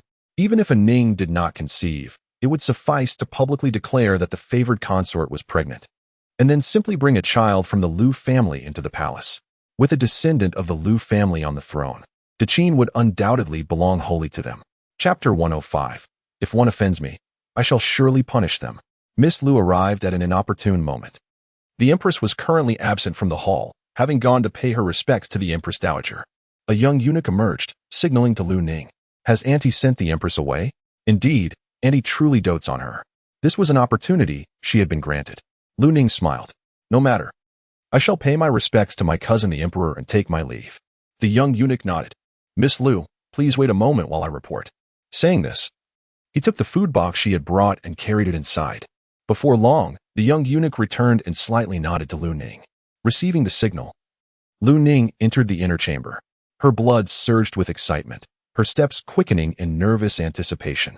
The eunuch promptly secured the door behind her, guarding against any interruptions. Inside, the chamber was empty. The Emperor's figure was partially obscured by a light veil draped over the bed. Cousin, Ning has come to pay her respects to you. A gentle breeze stirred the veil. Lu Ning caught sight of the Emperor seated on the bed, his robe open, revealing a captivating physique. Her heart raced uncontrollably. She approached the bed, gently lifting the veil, biting her lip and blushing as she spoke softly. Cousin, are you feeling warm? You are sweating profusely. Allow me to wipe it for you.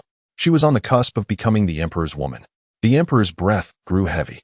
Who allowed you to enter? Before she could respond, a swift blow struck the back of Lu Ning's neck. Her vision blurred as she fainted. Cousin, is everything all right? The Empress inquired, glancing at Lu Ning with concern. Something is amiss, the Emperor replied hoarsely. Did Ning injure you? The Empress expressed her worry, only to have the Emperor grasp her wrist and pull her closer. The veil beside the bed fluttered. I need the Empress to save me, he breathed heavily. The Empress's ears flushed with heat. Realizing the Liu family had so shamelessly drugged the Emperor, she felt a surge of anger. Had it not been for Wen Jiushu's prior warning, Lu Ning might have succeeded, whether it was anger or annoyance. She bit down hard on the corner of the Emperor's mouth. Are you jealous? The Emperor asked, wincing. Of course I am, the Empress replied, pressing herself against his chest. A playful light danced in the Emperor's eyes as he flipped her over, pinning her beneath him. At dinner, Wen Jiushu merely sniffed the food before setting down her chopsticks. Why aren't you eating, sister-in-law? Is the food not to your taste? Shen Yunniao asked. The palace cooks prepare large quantities. The flavor cannot compare to our own kitchen. Sister-in-law. Do try to make do, Shen Yunxi urged. I cannot endure it, Wen Jiushu replied coldly. I do not have picky tastes, she insisted. Yet you cannot make do with this food? Shen Yunxi and Shen Yunniao exchanged glances, noting that those who were with child often had peculiar cravings. Sister-in-law. What would you like to eat? We will do our best to procure it for you. When Jiushu's gaze turned icy, her expression unreadable. Just make it plain. Shen Yunniao was taken aback. Shen San was the first to react. Sister-in-law is implying that someone has tampered with this food? A chicken leg fell from Shen Yunxi's mouth. Oh no, I've eaten it. Has someone poisoned it? Shen Yunhuai's face darkened as he prepared to investigate immediately. When Jiushu reassured them, there is no poison. You can eat without worry. It merely contains some safflower. Sister-in-law, you must not eat it. Shen Yunniao exclaimed in shock. Safflower can cause a miscarriage. I haven't eaten it. When Jiushu laughed lightly. Don't panic. Shen Yunniao sighed in relief. Thank goodness you noticed. Who is so despicable as to want sister-in-law to miscarry? Shen Yunxi nearly overturned the table in outrage. Shen Yuhuai's expression was equally grim. Could it be the fourth prince? Sister-in-law has only had a conflict with the fourth prince since arriving at the palace. To be so bold as to drug me fits the fourth prince's character. His preference for men, his inability to bear children, and his desire to meddle in others' offspring. How disgraceful. Shen Yunhuai and the Shen sisters echoed. Sister-in-law's accusations ring true. The fourth prince truly has no limits. Bring him to me. Shen Yunhuai summoned the guards of the Marquis and instructed them to fetch a few clean dishes from the kitchen, emphasizing the importance of closely monitoring the kitchen's activities. The guards, loyal servants left by her elder brother, were unwaveringly devoted to the Marquis. Sister-in-law, it must be the fourth prince who has poisoned the dishes. Should we expose him before the emperor? Shen Yunxi asked furiously. When Jiushu replied calmly, after all, the fourth prince is a royal relative. Such a trivial matter would not warrant severe punishment from the emperor. At most, he would receive a reprimand, which would be inconsequential. Shen Yunniao felt a pang of guilt. Had it not been for her, her sister-in-law would not have offended the fourth prince. The fourth prince and Lu Qingji were embroiled in an affair, and the emperor had merely punished him with a trivial task. The addition of safflower to the dishes might have been an oversight in the kitchen, and the fourth prince had ample reasons to absolve himself. It was clear that the emperor would likely turn a blind eye as well. It was she who had entangled her sister-in-law in this predicament, making them targets of the fourth prince's animosity. Shenxi is undoubtedly berating himself again, always taking the blame upon himself when he has done nothing wrong. He should not always be the one to apologize. Shen Yunyao smiled, appreciating her sister-in-law's perceptiveness. It seemed as if her thoughts were laid bare before her sister-in-law's discerning gaze. Shall we simply let the fourth prince off the hook? Shen Yunxi expressed her frustration. Sister-in-law is right. The one who should apologize is the fourth prince, not fourth sister. If you wish to take action, please instruct me, Shen Yunhui said, determined to show the fourth prince that the Marquis was not to be trifled with. You are correct, third brother, Wen Jiushu nodded. What does sister-in-law wish to do? Shen Yunhui asked with anticipation. Though her sister-in-law appeared calm and composed, Shen Yunhui knew her to be vengeful and intolerant of evil. Wen Jiushu smirked, let us dine first. If they have added safflower, should I not serve him a bowl of restorative soup in return? In human interactions, it is a matter of if one does not offend me. I will not offend them. Should they offend me, I shall exact my vengeance. Chapter 106.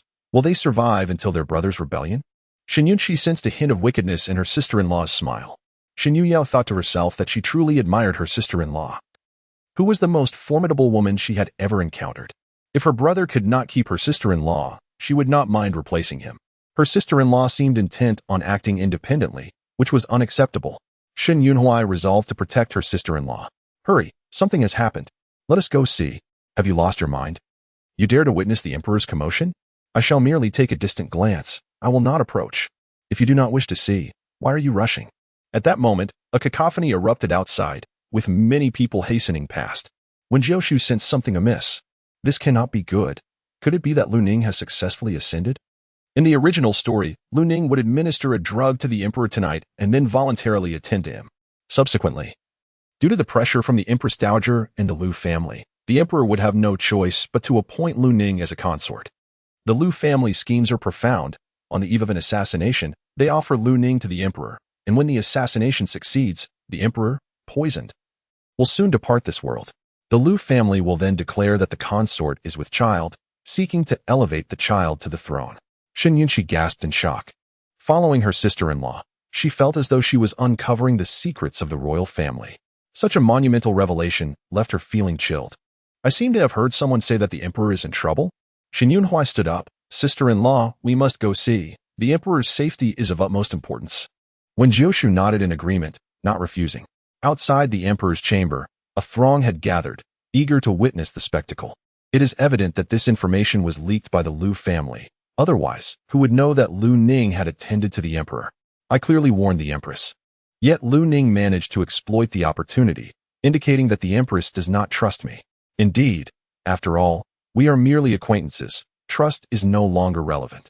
The courtiers and their families dared only to linger at a distance from the palace.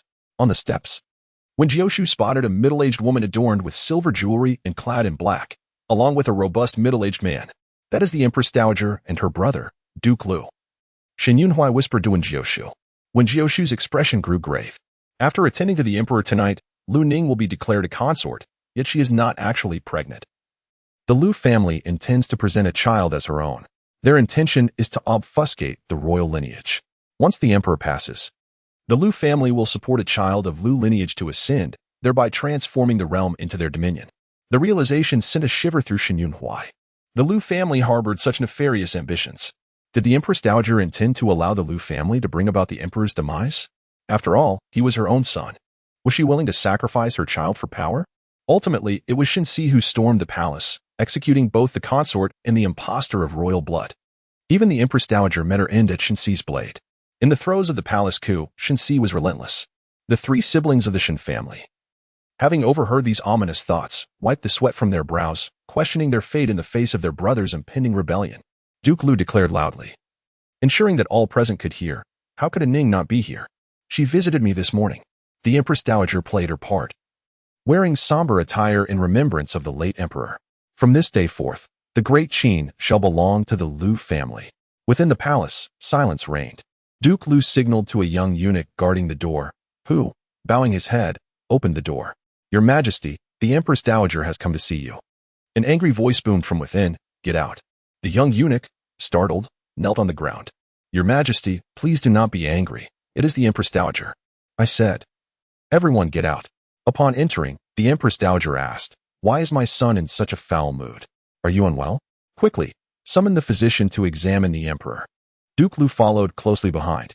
The Emperor's roar echoed, reaching Wen Jiushu outside. Undoubtedly, those present dared not approach, yet their curiosity was piqued. What transpired within the chamber to provoke such fury from the Emperor? The Emperor had yet to rise from his bed. Both Duke Lu and the Empress Dowager noticed a figure concealed behind the sheer drapery, a shadow that was at once indistinct and ominous. Duke Lu raised an eyebrow. Pride swelling within him, the plan had succeeded. He exchanged a knowing glance with the Empress Dowager, then, adhering to the decorum of a subject, he turned slightly, facing away from the bed and towards the entrance. What is not to be seen, must not be seen. The Empress Dowager appeared astonished. "My son, which concubine have you summoned to your side?" "Mother, do you intend to oversee every concubine I summon?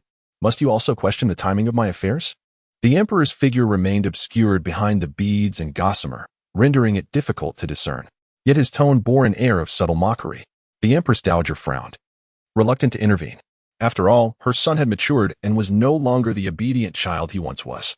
She could not help but feel a twinge of resentment. The Emperor inhaled sharply, as though someone behind him had pinched him. The Empress cast a furtive glare at the Emperor, questioning who it was that shared his bed. The Emperor, however, appeared content, his face alight with joy, as if he had secured a cherished secret. The Emperor's figure shielded the person behind him, leaving the Empress Dowager closest yet unable to discern who it was. "Aning, what are you waiting for? Come forth and express your gratitude for the favor bestowed upon you, which allows you to fulfill your desires." "Mother, I am the Emperor. Do you truly wish to leave me with no semblance of privacy?" The Emperor's voice was low, betraying no anger. Yet it was clear that the Empress Dowager's interference was unwelcome. The Empress Dowager's expression grew strained. The Emperor's indulgence of his concubines was his prerogative. If she were to meddle in this, it would not reflect well on her reputation. If she were wise, she should have taken her leave at that moment. Duke Lu subtly shook his head at the Empress Dowager. The Empress Dowager gritted her teeth, expressing her concern for the Emperor. She recalled that during this outing, the Emperor seemed not to have brought any consorts. Pausing for a moment, her tone grew somber. Could it be that the Emperor has taken a liking to another woman? At this remark, those eavesdropping outside were astonished. The Emperor, favoring another woman? They glanced at each other, checking if their daughters and wives were still present. Wen Jiushu's lips twitched. What expressions are these? Does the Emperor truly have an interest in their wives? Each of them appears as if they have been betrayed. The L family would only send their own daughters to the Emperor's bed. Shen Yunhui sighed, realizing that the Emperor must be in a predicament, suffering in silence. Wen Jiushu forced a smile. Who would want to be a puppet emperor? The bitter fruit must be swallowed alone. The Empress Dowager pressed on, even intending to personally lift the curtain. "Mother."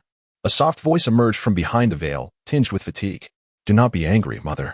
The Emperor has a headache from his nap, and I was merely massaging his temples when I accidentally fell asleep, leading to your misunderstanding. Why did you bring so many people to the Emperor's chamber?" The Empress Dowager's expression slackened, her face drooping. She lifted a corner of the curtain to see the Empress in her nightclothes, her eyes narrowing. "Empress, why are you here?" The Emperor had not brought any consorts, but had brought the Empress instead. Upon hearing the Empress's voice, Duke L's expression changed dramatically. He wanted to step forward, but was held back by propriety, his face dark as he wondered where Aning had gone. Chapter 107. Have you experienced it? The Empress donned her garments and stepped through the veil. "Are you inquiring about me, Duke?" Duke L immediately lowered his head. The Empress let her hair down. And despite his arrogance, he dared not look directly at her. "I meant no offense," he replied with restraint. "Is this a question directed at the Emperor, then?" The Empress replied with indifference. "Has the Emperor met with my cousin?" The Emperor, lounging lazily on the bed with a smile, propped his head on his hand. "I have not seen her. I only have the Empress here." Listening to their flirtation, the Empress Dowager's face darkened. "Enough." In broad daylight. "The Emperor indulges in such frivolities. What kind of behavior is this? Empress, you as well, as the Empress, should guide the Emperor. If you cannot even fulfill the duty of admonition, what good is your virtue? This is a ceremony. Your conduct is utterly disgraceful. How can you face the late Emperor?" The Empress Dowager appeared genuinely heartbroken. Her plan to have El Ning serve the Emperor crumbled, and she began to direct her ire toward the Empress. The Emperor's gaze turned cold as he rose to stand before the Empress. "Mother, Have you lost your senses? It is past the hour of the dog. This is not broad daylight. Even if I were to engage in something with the Empress, it cannot be classified as lewdness in daylight. The Empress Dowager trembled with rage. The Empress is my lawful wife, and serving me is her duty. Where is the fault in that? The Empress Dowager nearly choked. Moreover, it was I who had a headache. The Empress was merely massaging my temples, which shows no disrespect to the late Emperor. Your words are too harsh. The Emperor's expression was a mix of amusement and reproach. Mother, you barged into my chamber with a crowd, and then unjustly blamed the Empress. Are you not afraid of alienating my heart? The Empress Dowager's lips twitched, her eyes blazing. Look at you. Your lips are bruised. Yet you dare say the Empress has not broken decorum? This is sheer disrespect to the late Emperor. The Emperor touched his lips, replying, Mother, I hurt myself, and it has nothing to do with the Empress. How could you injure yourself so? The Empress Dowager scoffed. Clearly, it was the Empress who bit you. This is outrageous. She pointed at him, her face pale with anger. So, the Emperor is determined to protect your Empress, is he? You have grown up. My words carry no weight anymore. Very well, as a widow, I shall go speak with the late Emperor. The Empress furrowed her brow, realizing that the Empress Dowager's actions implied the Emperor's unfiliality. She opened her mouth to speak, but the Emperor interrupted. Empress, my head aches. Will you assist me once more? The Empress shot him an exasperated glance. You provoke the Empress Dowager, and I worry for you, she replied softly. The Emperor embraced her. There will come a day for that. Today. We have already navigated through this challenge, have we not? The Empress nestled against his chest, nodding slightly. She would remain by his side, supporting him in his quest for supremacy, and if that failed, she would accompany him to the afterlife. Duke El, in fury, shook his sleeves and followed the Empress Dowager out. Outside the hall, the ministers who had been watching the spectacle saw the Empress Dowager and Duke El leave with grim expressions and quickly dispersed. Wen Jiushu was taken aback. Is the Empress inside? El Ning has not ascended to prominence. It appears the Empress is now wary, which is splendid. The El family's plan has suffered a setback. But Duke El will not concede easily. Duke El's gaze inadvertently fell upon the Shin family, locking eyes with Shun Yunhui. Wen Jiushu nodded. Duke El seemed contemplative. I heard that the Empress had a private meeting with Wen Jiushu. The Empress Dowager did not understand why he suddenly raised this point, feeling agitated. The Empress merely wishes to elevate the Wen family. Elevating the Wen family means elevating the Shin family. The Emperor's only support now lies with the Shin family. Others are of little use. Shin Si is a tough nut to crack. The most pressing issue is that El Ning has not been conferred the title of noble consort. I have presented her to the Emperor, and she cannot even manage this trivial matter. What a waste of my efforts. After venting her frustrations, the Empress Dowager departed. Her original plan was to have El Ning conferred as noble consort. Even if she could not secure the Emperor, she would find a compliant heir within the imperial family to be raised under El Ning. El Ning would become a powerful Empress Dowager, and she would ascend to the status of Grand Empress Dowager. To mess up such a minor detail is utterly incompetent. Duke El, equally enraged, cursed El Qing. Find El Ning immediately. You have ruined my grand plan. El Qing lowered his voice. Father, if Aining fails, will it affect our plans? The Empress Dowager was unaware of the El family's scheme to replace the Emperor's heir with their own offspring. Otherwise, she would not have been so supportive. Indeed, Duke El's expression darkened. He would not allow the Emperor to perish tomorrow. Even if scrutinized, it would have no connection to the El family. As long as El Ning could serve the Emperor, the plan would remain unchanged. The Empress Dowager made her intentions clear, appearing as if she were on a mission to catch someone in the act. Little did she know that the one inside was the Empress. Lordly, who do you think the Empress Dowager is trying to catch? Lord Zhang, why are you calling my name? How would I know? Duke El's sour expression suggested otherwise. Could it be related to this matter? Everyone was aware of the implications.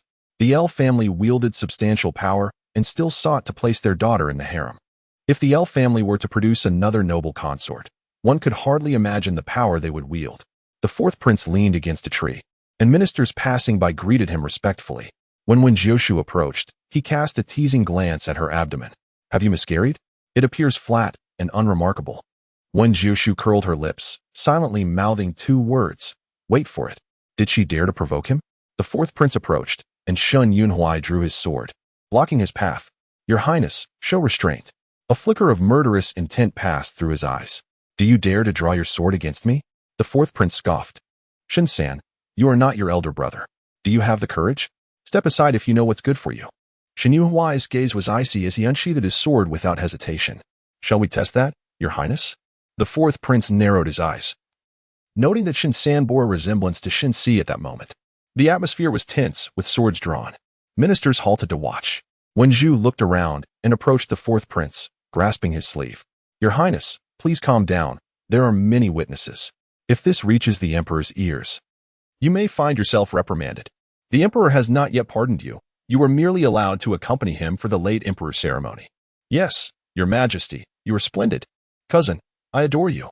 I am willing to serve you. Please hurry, Your Majesty. The fourth prince, who had been fuming, now turned his curiosity toward her. Who possesses such audacity to disrupt the festivities? Sister-in-law, shall we take a look? Who doesn't relish a bit of gossip? Wen Jiushu nodded, casting a glance at Shen Si and Shen Wu. You two ought not to go over. There may be scenes unfit for young eyes. Shen Yunqi protested, Sister-in-law. I am no longer a child. She yearned to witness it. Shen Yunxiao cleared her throat. Sister-in-law, I have seen my share of the world. After all, I have been married. Wen Jiushu shot her a glance, but have you engaged in any practical experience? Chapter 108, The Coarse Embrace with the Stable Hand. Shen Si and Shen Wu, a forthright sister-in-law. We cannot withstand this. Cousin, it hurts. Be gentler. In the underbrush. The sounds crescendoed. The fourth prince led the way, mockingly observing a spectacle of chaos in the thicket. Isn't that Miss Lu from the Lu family? With the sky as her blanket and the earth as her bed, Miss Lu knows how to indulge. The fourth prince laughed heartily. Indeed, it is Miss Lu. In this desolate wilderness, engaging in such disgraceful acts, how could a lady from a noble family behave like a wanton? The crowd was appalled. Among the ministers was an imperial censor, shaking his head at this debauchery. Isn't that the stable hand from my household? Someone in the crowd remarked. A stable hand? To be cavorting with one of the lowest class in the thicket. How could Miss Lu be so desperate? Could this be the Emperor's doing? To repay her with her own coin. Lu Ning has brought this upon herself. When Jiushu heard footsteps approaching. Someone is coming. What are you all looking at? Step aside. Lu Qing arrived with his entourage. Shen Yunhuai raised his hand, shielding Wen Jiushu first. Sister-in-law, be cautious. The crowd was driven away by the imperial guards. Yet it did not hinder their voyeuristic enjoyment of the unfolding debacle. Lu Qing's expression darkened. His sister was still lost in the embrace of a stable hand. Ning. Lu Ning's eyes were filled with desire. Upon hearing her brother's voice, her dazed gaze gradually regained clarity. The stable hand, oblivious to his impending doom, continued his indulgence. Lu Ning abruptly pushed him away, hastily gathering her garments to cover herself, her face pale. Brother, I sought the Emperor. I was struck unconscious. After that, I remember nothing. Surrounded by a throng, countless eyes cast disdainful glances at her, as if she were some filthy object. Lu Ning clutched her head, weeping in despair. How could this happen? What of the Emperor? Even now, she still clung to thoughts of him.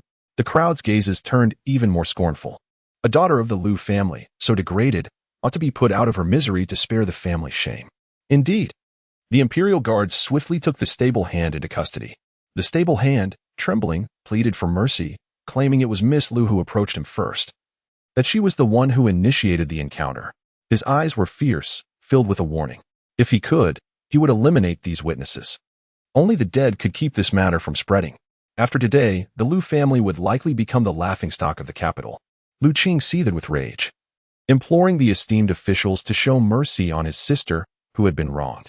The stable hand's fate served as a threat. Most were wary of the Lu family and dared not intervene. Having said this, he turned and walked away. Such matters are best kept under wraps. Yet, behind the scenes, word would surely spread. The reputation of the Lu family was irreparably tarnished. Even the Empress Dowager would share in the disgrace. When the news reached the Empress Dowager, she fainted in fury. Thankfully, the Empress was there. Otherwise, I would have been at a loss, the Emperor scoffed. The Empress felt a thrill of danger, crediting Lady Ho for her timely warning. Wen Jiushu? The Empress nodded, grateful to her. Otherwise, she would not have been prepared.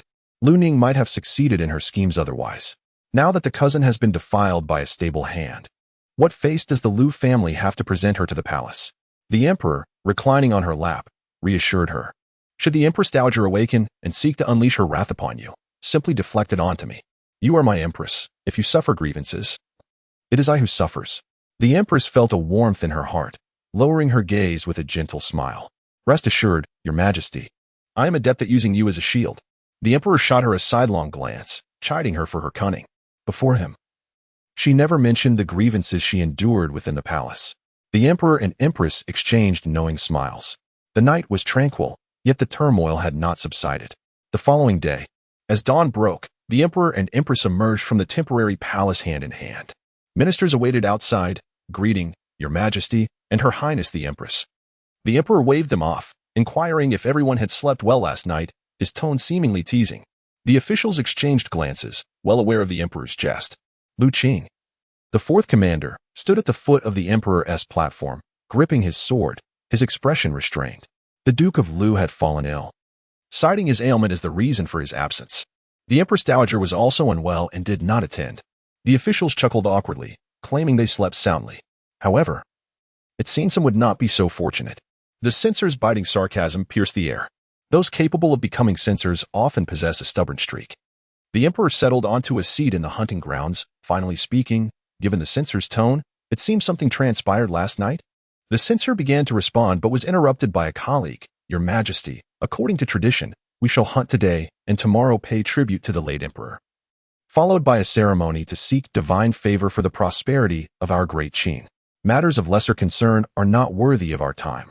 This colleague spoke out of loyalty, fearing the censor might offend the Lu family, which could lead to dire consequences. You speak wisely, my loyal subject. As the hour grows late, I shall forego the usual platitudes. Let us dispense with idle chatter. The rules are well known. The one who captures the most game shall receive a reward. The emperor rose, spreading his arms wide. The empress adeptly helped him remove his outer robe, revealing a fitted outfit beneath. Today, I shall personally partake in the hunt. You need not hold back. Each shall rely on their own skill. The officials bowed, acknowledging the emperor's decree. Most participants in the hunt were martial officials. The civil officials refrained from joining the fray. In the hunting grounds, those not participating could rest and socialize. The resting area of the Wen family was somewhat distant from the Marquis's residence. Wen Jiushu raised her gaze and spotted Wen Qingqing mingling among the noble ladies. Sister-in-law, have you heard of the poem composed by Wen Qingqing? As soon as Shen Yunqi spotted her, she exclaimed that her poem had spread throughout the temporary palace. Even the palace maids and eunuchs could recite a few lines. I have heard it. Wen Jiushu nodded. After 9 years of compulsory education, many have recited this poem. Everyone praises Wen Qingqing for crafting such exquisite verses, declaring her the foremost talent in the capital. Shen Yunqi was eager to continue, but Shen Yunxiao shook her head. Enough said. Shen Yunqi then recalled that her sister-in-law seemed to have a disagreement with Wen Qingqing. Sister-in-law, I did not mean to imply that Wen Qingqing surpasses you. Shen Yunqi hastily clarified, fearful of her sister-in-law misinterpreting her words. Wen Jiushu smiled, acknowledging that the poem is indeed exceptional, destined to endure through the ages. Hearing her sister-in-law praise Wen Qingqing, Shen Yunqi breathed a sigh of relief. As long as sister-in-law was not angered, all was well. Shen Yunhuai also commended Wen Qingqing's poem as remarkable, particularly the lines, when the golden wind meets the jade dew, it surpasses countless encounters in the mortal realm. If love is to endure, does it matter the day-to-day? Wen Jiushu glanced at him. Brother, I have a piece of advice for you. Sister-in-law, do enlighten me. Shen Yunhuai eagerly listened. A man must cherish himself. Though this poem is splendid, it bears no relation to you. A man who does not value himself is akin to a rotten cabbage. Do you understand? Chapter 109. At last, the couple can reunite. Shen Yunhuai, that stings, sister-in-law. Although he may be fickle, he does not engage lightly. Shen Yunhuai believed he still held a sense of self-worth. A poem that has been passed down for millennia cannot be lacking in merit. Such profound cultural heritage, with myriad verses like these that astound future generations, is beyond measure. To appropriate the works of predecessors and masquerade as a talented woman, Wen Qingqing, even in this era, has yet to fully memorize the entire poem, was astonished. The poem was not penned by Wen Qingqing, was speechless. The crowd exalted Wen Qingqing to celestial heights, singing her praises extravagantly. Yet, it turned out she had appropriated the verses. As the elder sister-in-law aptly remarked, she truly had a thick skin. Under the adulation of the masses, Wen Qingqing cast a triumphant glance at Wen Jiushu, believing herself endowed with unparalleled wisdom. How could Wen Jiushu possibly compare? Wen Jiushu retorted, I never intended to compete with you, so do not associate me with this folly. Today, Shen San shall hunt alongside me. The emperor approached. Shen Yunhuai was taken aback. Hastily bowing, Your Majesty, you wish for me to join you? The emperor waved his hand dismissively. his gaze fixed on Wen Jiushu. Shen Si is what a remarkable wife. The future of the Shen family is boundless. Wen Jiushu ought to pay her respects. The emperor interrupted her. No need for excessive courtesies. The future of the Shen family entirely depends on your majesty. Wen Jiushu replied respectfully. The prey is cunning, and hidden arrows are hard to guard against. I wish your majesty a bountiful return. Shen Si chose to become the emperor's trusted minister, thus intertwining the fate of the Shen family with that of the emperor. Should the emperor perish, so too would the Shen family. The emperor chuckled. Is one reminding me? Shen-san, accompany me, the emperor commanded, eliciting astonishment from the officials. Why does the emperor personally invite Shen Yunhui? They whispered among themselves. Shen-san held no official title. Was this not an excessive honor? Shen Yunhui, uncertain, inquired. Why do you wish for me to accompany you, your majesty? The emperor glanced sideways. Did you not say I might be ambushed? I need you to shield me. Shen Yunhui halted momentarily. Your majesty, do not jest. He forced a smile.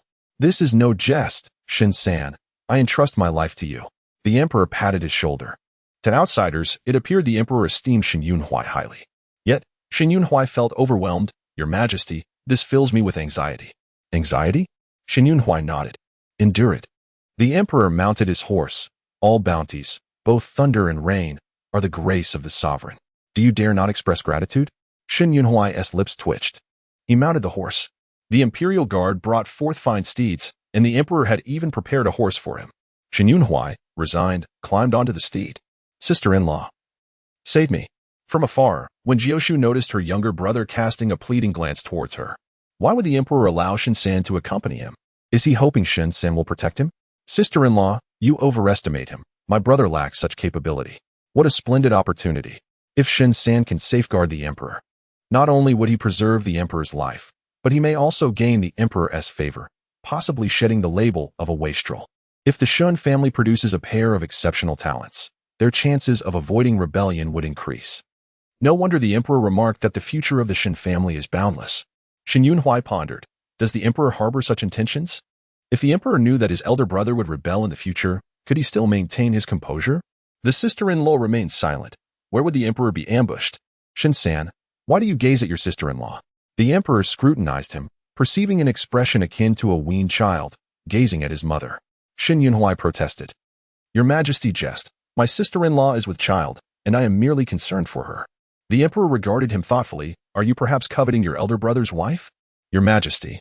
Even if Shen-san is no paragon of virtue, he would never covet my brother's wife. As a younger brother, it is my duty to protect my sister-in-law in my brother's absence. She is my family. He spoke earnestly, a serious demeanor upon his face. He regarded his sister-in-law as kin, without ulterior motives. Otherwise, heaven would strike me down. Shen Yunhui's eyes brightened. Thank you, your majesty, for your counsel. Remember to shield me. The emperor, having spoken, galloped ahead into the woods. Shen Yunhui followed suit. Very well. Today, I shall risk my life to protect the emperor and shed the label of a wastrel. The Shen family shall produce exceptional talents. I, Shen Yunhui, shall not disappoint. When Jiushu observed as Qin also entered the hunting grounds, resplendent in fine attire and spirited youth, she resolved to remember his current spirited demeanor, for upon his return, he would likely be a mere shadow of himself. The position of the empress was conspicuously prominent, and her two younger sisters complied obediently. When Jiushu, accompanied by palace maids, approached the empress, preparing to bow, when the empress extended her hand, no need for excessive formalities. Come sit. When Jiushu hesitated, glancing around at the many eyes upon her. I summoned you to converse with me, the empress whispered. They are hunting, and it shall not conclude for some time. When Jiushu noted the faint worry etched on the empress's brow, was she concerned for the emperor? The empress pulled her down to sit. Tell me. Do you believe the emperor will return safely? For some inexplicable reason, she felt compelled to inquire of Wen Jiushu. Wen Jiushu exuded a calming presence, yet she remained silent. The empress's heart sank. Why did she not speak? Did the young prince not claim she had informed Shen-san of the impending assassination? Uncertain. The empress questioned whether Wen Jiushu truly knew of the assassin's presence in the hunting grounds. Yet, inexplicably, she found Wen Jiushu trustworthy. The empress grasped her hand. And Wen Jiushu slowly smiled. The emperor is favored by heaven. Your majesty need not worry. The empress exhaled. I have yet to thank you. Had it not been for your warning, today, the palace would have likely gained another consort. When Jiushu smiled knowingly, I am honored by your majesty's trust. As she spoke, Her hand trembled slightly. The timelines seemed misaligned. It appeared they were to wait for Shinsan to face his trials before the Marquis returned. However, perhaps due to her intervention, deviations had occurred. Shinsan now sincerely regarded her as a sister-in-law, and she certainly could not stand idly by while he faced adversity. Shin Yunyao had also escaped from the confines of the Liu family.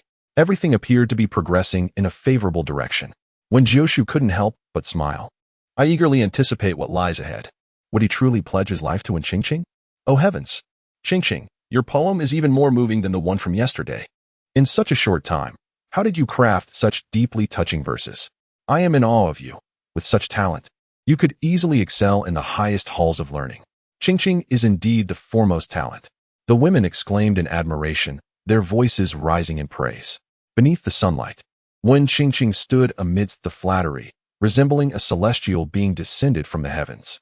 Such praises are but spontaneous expressions, she replied modestly, though her smile was difficult to suppress.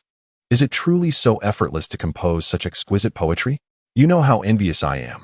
Had I but half your talent, I would not be forced by my mother to embroider daily. Do you see? This is the aura a leading lady should possess. Wen Qingqing held her head high. Do not flatter me so. It is merely 2 lines of poetry. My elder sister is equally outstanding. Her wealth surpasses my poetic talent. Her tone, innocent and devoid of malice, belied her envy. Yet she could not voice it. Reciting a couple of trivial verses was insignificant compared to wealth. The Su family intended to bequeath all their assets to Wen Jiushu. Wen Qingqing felt a pang of indignation. What was so commendable about her? What did wealth matter? Coming from a merchant background, she was hardly worthy of notice. Had she not married a marquis, would the empress have even glanced her way? Isn't it a pity for Miss Gu, who has known the marquis since childhood, to have been outpaced by Wen Jiushu? The women chuckled, casting glances at Gu Ruo. Gu Ruo appeared somewhat out of place, sitting quietly to the side. Her attire was distinct, clad in practical garments, one foot rested on a low table. Devoid of any semblance of the noble woman's grace. Compared to the resplendent daughters of illustrious families, she appeared rather coarse. Gu Ruo observed Wen Jiushu seated beside the empress, a flicker of cold light flashing in her eyes. Wen Jiushu had successfully garnered a wave of disdainful glares, but she remained unfazed. Let them mock, even if delayed. The day of reckoning would come. Wen Jiushu, the fool, would likely never be able to compose verses as exquisite as Qingqing's, let alone crafting poetry. Her understanding of these 2 lines is commendable. The ladies erupted into laughter once more. Upon hearing someone recite poetry, Wen Jiushu smiled at the lines. In the silent ascent of the western tower, the moon hangs like a hook, uncut yet entangled. It is the sorrow of parting. What a surprise, she thought. They have even invoked Ziyang Jianwen. The empress comforted her, saying, although Wen Qingqing's verses are indeed beautiful, you are not inferior to her. Pay no heed to the idle gossip. Wen Jiushu chuckled, appreciating the empress's concern. I have not taken it to heart. Those verses were not even penned by Wen Qingqing. She is merely a thief of words. With the resources of the future at her disposal, she glides through the capital with ease. The vast Qianlong mountain had been stocked with prey for the hunt. The emperor had already amassed quite a collection. With a swift draw of the bow, an arrow flew and struck a deer. Your archery is remarkable, your majesty. Your arrows seldom miss, Shinsan genuinely admired, surprised by the emperor's skill. No need for flattery. In such a vast hunting ground, it is not unlikely that both you and I may become the hunted, the emperor jested. Shen Yunhuai could not muster a smile, remaining vigilant and on edge. As they entered the hunting grounds, the group dispersed. At another location, an arrow was loosed, and a servant shouted, a hit. The Duke's aim is divine. The attendants rushed to retrieve the catch, having struck a rabbit. In the forest, a follower stealthily signaled from behind. A hidden arrow was aimed at Qin Yi, accompanied by a sudden rush of wind. The horses whinnied, startled. Watch out, Duke, the servant shouted. An arrow struck the horse, causing it to buck violently. Qin Yi, caught off guard, was thrown to the ground, the powerful steed rearing up and trampling him beneath its hoofs. Danger loomed not just for the emperor, but for him as well. Shinsan's warning echoed in his mind. That dog speaks with uncanny accuracy. Is the Duke in peril? Someone, quickly, save the Duke. As the hooves thundered down, Qin Yi felt a chill in his leg. A flash of cold steel appeared in his hand, a dagger. Blood dripped onto his face as the dagger plunged into the horse's thigh, causing it to collapse. The horse's hooves landed upon his leg, and Qin Yi's expression grew cold, his heart racing. Shinsan, the servant, stood stunned, swiftly helping Qin Yi up. Duke, are you unharmed? Your leg. Qinya's leg felt numb, as if it could not move. Guards encircled him. What good is your presence now? Someone shot my horse. Go after them. Qinya glared at the wound and the blood on the horse's rear, his expression darkening. Yes. Guards, apprehend the assailant. But the archer had long since vanished. Dragging his injured leg, he surveyed those around him. Sun Sin had warned him to be wary of those nearby. His gaze turning icy until it landed on a servant who deliberately averted his eyes, clutching a rabbit. You, come here, Qinya commanded, pointing the bloody dagger at the servant. With a thud, the servant knelt. Duke. Qinya chuckled coldly. So it was you. Speak, who sent you? Where are your accomplices? I do not understand what the Duke means. I merely gathered your prey, the servant stammered. Qinya limped closer. How long have you been following me? 3 years, the servant replied. 3 years, and yet you remain untrustworthy. Qinya's eyes turned icy as he swiftly slashed the servant's throat. The servant's eyes widened in shock, gasping for breath until he fell silent. The attendants and guards stood dumbfounded. The Duke was particularly fearsome at that moment. No one dared to investigate the Emperor's retinue. The archer was one of our own. We need only to scrutinize our own ranks. Anyone absent from the group is suspicious. Qinya mused, removing the arrowhead from his horse's rear, his gaze profound. Father, do you wish to eliminate me? The Emperor was engaged in the hunt when a glimmer of cold light suddenly emerged in the woods. With a swift whoosh, Shen Yunhuai heard the sound of slicing air. His eyes narrowed as he quickly drew his bow, releasing an arrow that struck the incoming cold arrow, causing its tip to fall to the ground. An assassin. Protect His Majesty. The Imperial Guards immediately shielded the Emperor. The Emperor glanced at the arrow Shinsan had deflected, raising an eyebrow. Shinsan, your archery is commendable. I fear they will not allow me to leave easily. No sooner had he spoken than several figures clad in black emerged from the forest, unleashing a barrage of arrows. The Imperial Guards fell in droves.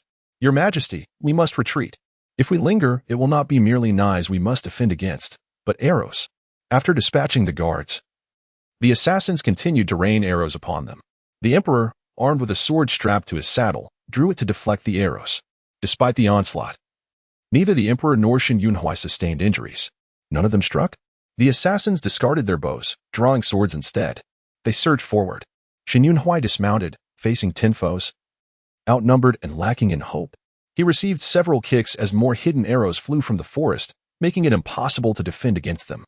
Just as Shen Yunhuai deflected a hidden arrow, an assassin's blade came dangerously close to his face.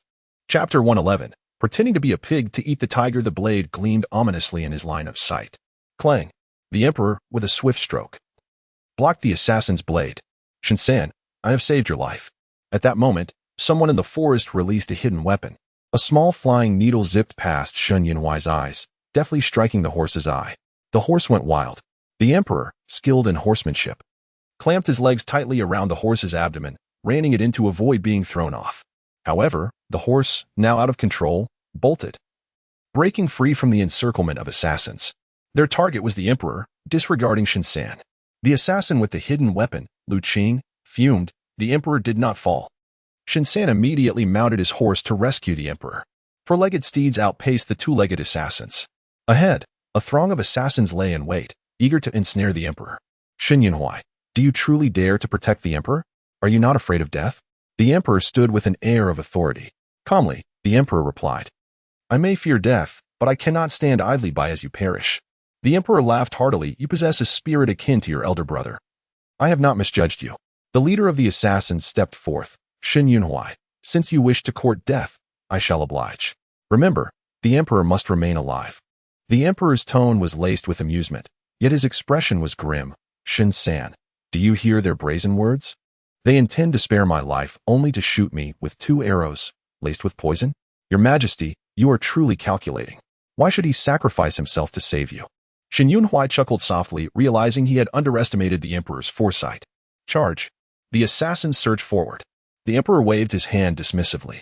Whoosh, whoosh, whoosh. A hidden contingent of Imperial Guards emerged from the forest, swiftly turning the assassins into a mass of casualties. In mere moments, the assassins were either dead or captured. The Emperor stood, hands clasped behind his back, exuding regal composure. Shin-san, you seem startled. Shen Yunhuai's lips twitched. Your Majesty, you exaggerate. The assassins, with blades at their throats, were forced to bow and reveal their boots. Do not hide them. We can all see, they revealed their true identities. clad in the official boots reserved for the Imperial Guards. The assassins' faces froze in horror. Discovered, they were doomed. The Emperor's expression was enigmatic, yet his gaze was frigid. Has Commander L not accompanied you? The assassin shrank back. All traces of his earlier bravado vanished. This man was the Emperor, the sovereign of all under heaven. How could they have thought him a mere fish in a barrel? In the end, they themselves were the ones caught. Commander L's dereliction of duty rendered him unfit for his position. The Emperor waved his hand, and the Imperial Guards led the assassin away. Shin-san, do you believe that the prey I have hunted will please the late Emperor? Am I not filial? The Emperor's words were laden with double meanings. Shin Yunhui, of course, understood. The identity of this prey was all too clear. In the resting area, others continued their idle chatter until a loud call broke the air, prompting everyone to rise in greeting. Wen Jiushu glanced at Shin Yunhui. Upon this thought, a group of black-clad assassins was escorted past by the Imperial Guards. Everyone believes the Emperor weak, lacking in both literary and martial prowess. However, this is far from the truth.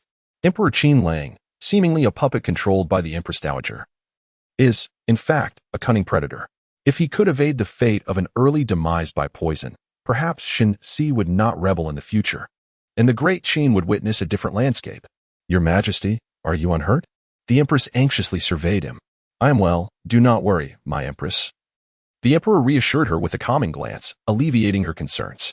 Commander L hurriedly arrived. The appearance of assassins at the hunting grounds is my oversight. Please punish me. Your Majesty, he immediately sought to atone. With the capture of the assassins, as the commander of the Imperial Guards responsible for the hunting ground's safety, he could not escape blame. The Emperor's countenance darkened, his voice rising in anger. Is Commander L here to collect corpses for me? L lowered his head. I dare not. In a fit of rage, the Emperor delivered a kick to L's chest. Yet, it was L who remained upright while the Emperor stumbled. The Emperor's attempt to kick had resulted in his own fall. Feigning once more, are we? Before others, weak and helpless as Lin Mei, behind closed doors, capable of uprooting the heavens. This is the true nature of the Emperor. Chapter 112. The Emperor's plight. Shin Yunhui wondered, does the eldest sister know Lin Mei? Wen Jiushu looked at him. Did I let something slip? Or can he hear my thoughts? Indeed, he could. Shin Yunhui murmured that the Lin family from the Ministry of Rites was part of this festival's procession. Wen Jiushu smiled. I do not know her. The eldest sister must be referring to another Lin Mei. The Emperor exhaled, vexed at his own lack of strength, unable to move L. How disappointing it is for me to have trusted you, trusting the L family, to entrust you with the position of commander of the Imperial Guards and my safety. I tasked you with the security of the festival, yet you allowed a large group of assassins to infiltrate. Were it not for Shin-san risking his life, you all would be here next year to pay respects to me. Shin-san interjected, Your Majesty, what a splendid performance. His words implied that the assassins were arranged by the L family. The ministers exchanged glances. Does the L family wish to commit regicide? They cast reproachful glances at L. Yet due to the L family's power and the Empress Dowager's backing, none dared to step forward to criticize them. No one wished to offend. L, furious, cursed inwardly, a bunch of useless fools, and they had been captured. Though his anger burned within him, he was compelled to bow his head. Your Majesty, please quell your anger. I am terrified. It was my momentary lapse. The hunting ground is vast, and it is inevitable that someone slipped through. I will investigate the source of the assassins and provide you with a satisfactory explanation. Otherwise, I am willing to die as penance. He feigned utmost loyalty. You possess some self-awareness. There is no need to wait for my decree of death. Just die now. The Emperor scoffed coldly. Before all the ministers, tell me, which assassin could wear the boots of the Imperial Guards? L nearly spat blood in frustration. How could that group of fools have changed their attire yet forgotten to change their boots? Such a gaping flaw. As the leader of the Imperial Guards, this left him with little room for defense. It is my dereliction to have allowed assassins to infiltrate the Imperial Guards. I am willing to accept punishment. He resolutely drew his sword, as if genuinely prepared to die for his transgressions. Your Majesty, an elderly minister's voice rang out. Commander L must oversee the entire hunting ground's safety and manage the Imperial Guards. A momentary oversight is to be expected. To punish him with death seems excessively harsh. It may chill the hearts of the Empress Dowager and Duke L. I implore you to reconsider. L feigned remorse while inwardly reveling in his cunning. Half of the court's ministers were his puppets. Once the elder finished speaking, others echoed his sentiments, urging the emperor to reconsider. The emperor clenched his fist in silence. a cold smile gracing his lips as he cast a fleeting glance at the pleading ministers. It seemed that in their hearts, Commander L's life held more value than his own. We dare not. The ministers bowed, yet having spoken, what was left to fear? Ah, the Emperor's plight is indeed tragic. Were it not for Shinxi's service, he would truly be fighting alone, daily pressured by the Empress Dowager, the L family, and his ministers. How pitiable the Emperor's position is. Shen Yunhui felt a twinge of sympathy for the Emperor. No wonder his elder brother often said the Emperor had great depths and lofty aspirations. He simply had not yet spread his wings. In the past, even he had considered the current Emperor mediocre, lacking in qualifications. Now he realized how short-sighted he had been, with such a grave transgression as the assassination attempt. The lack of investigation and the multitude pleading for leniency reveals the Emperor's humble position. Though he appears exalted beyond measure, in truth, he is unable to act on his own accord. The Emperor endures what others cannot, displaying remarkable resilience. Kneeling, L remained unperturbed, firmly believing that the Emperor would not execute him. Since the ministers are advocating for you, while the death penalty can be avoided, the lesser punishment cannot. Thus I decree 50 strikes of the rod. The Emperor spoke in a grave tone. L's complexion changed. 50 strikes of the rod were a death sentence. Your Majesty, if you wish to handle Commander L in accordance with your wishes, why not relinquish your throne to them? Who would dare accept such a proposition? The ministers bowed. We would not. L's negligence had resulted in assassins infiltrating the Imperial Guards, responsible for the safety of the entire hunting ground. Did they not fear the assassins' blades falling upon their kin? The ministers felt a chill run through them. The Emperor's words carried a hint of menace. His voice low. The Emperor declared that 50 strikes were lenient. What right did the ministers have to plead with him? The ministers' expressions were strained, shame preventing them from meeting his gaze. The Emperor mocked coldly. Since L cannot fulfill his duties as commander, after the punishment, let him yield his position. L was taken aback, wanting to speak. But the Emperor had already turned to leave. Wen Jiushu sighed. 50 strikes. Perhaps those executing the punishment will merely be going through the motions, and L will escape unscathed. Shen Yunhui narrowed his eyes, contemplating requesting permission to oversee the punishment, but he knew that such an action would bring trouble to the Shen family. Whoever undertook the task would inevitably offend the L family. Your Majesty, I request permission to oversee the punishment.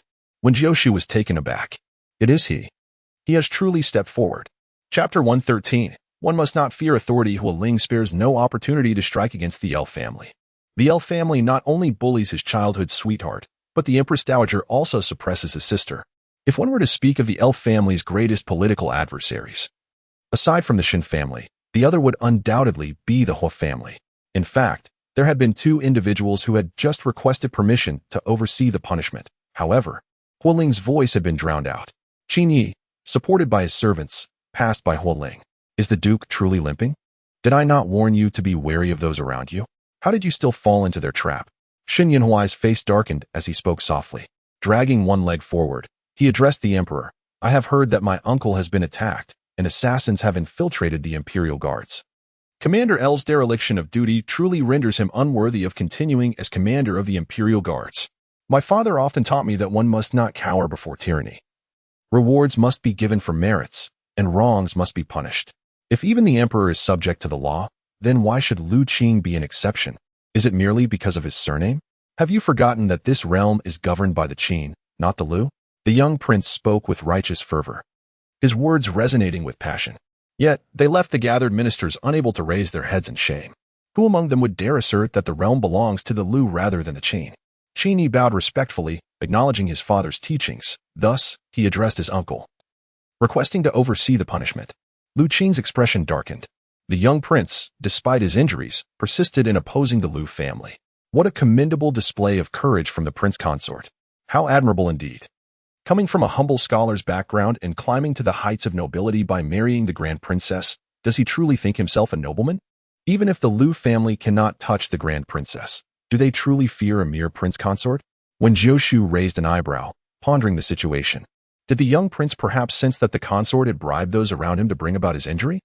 The Grand Princess would never suspect that the true father of her son was someone else. Yet, the specifics remained obscure, as the Grand Princess's family was but a supporting role in this narrative, receiving little elaboration.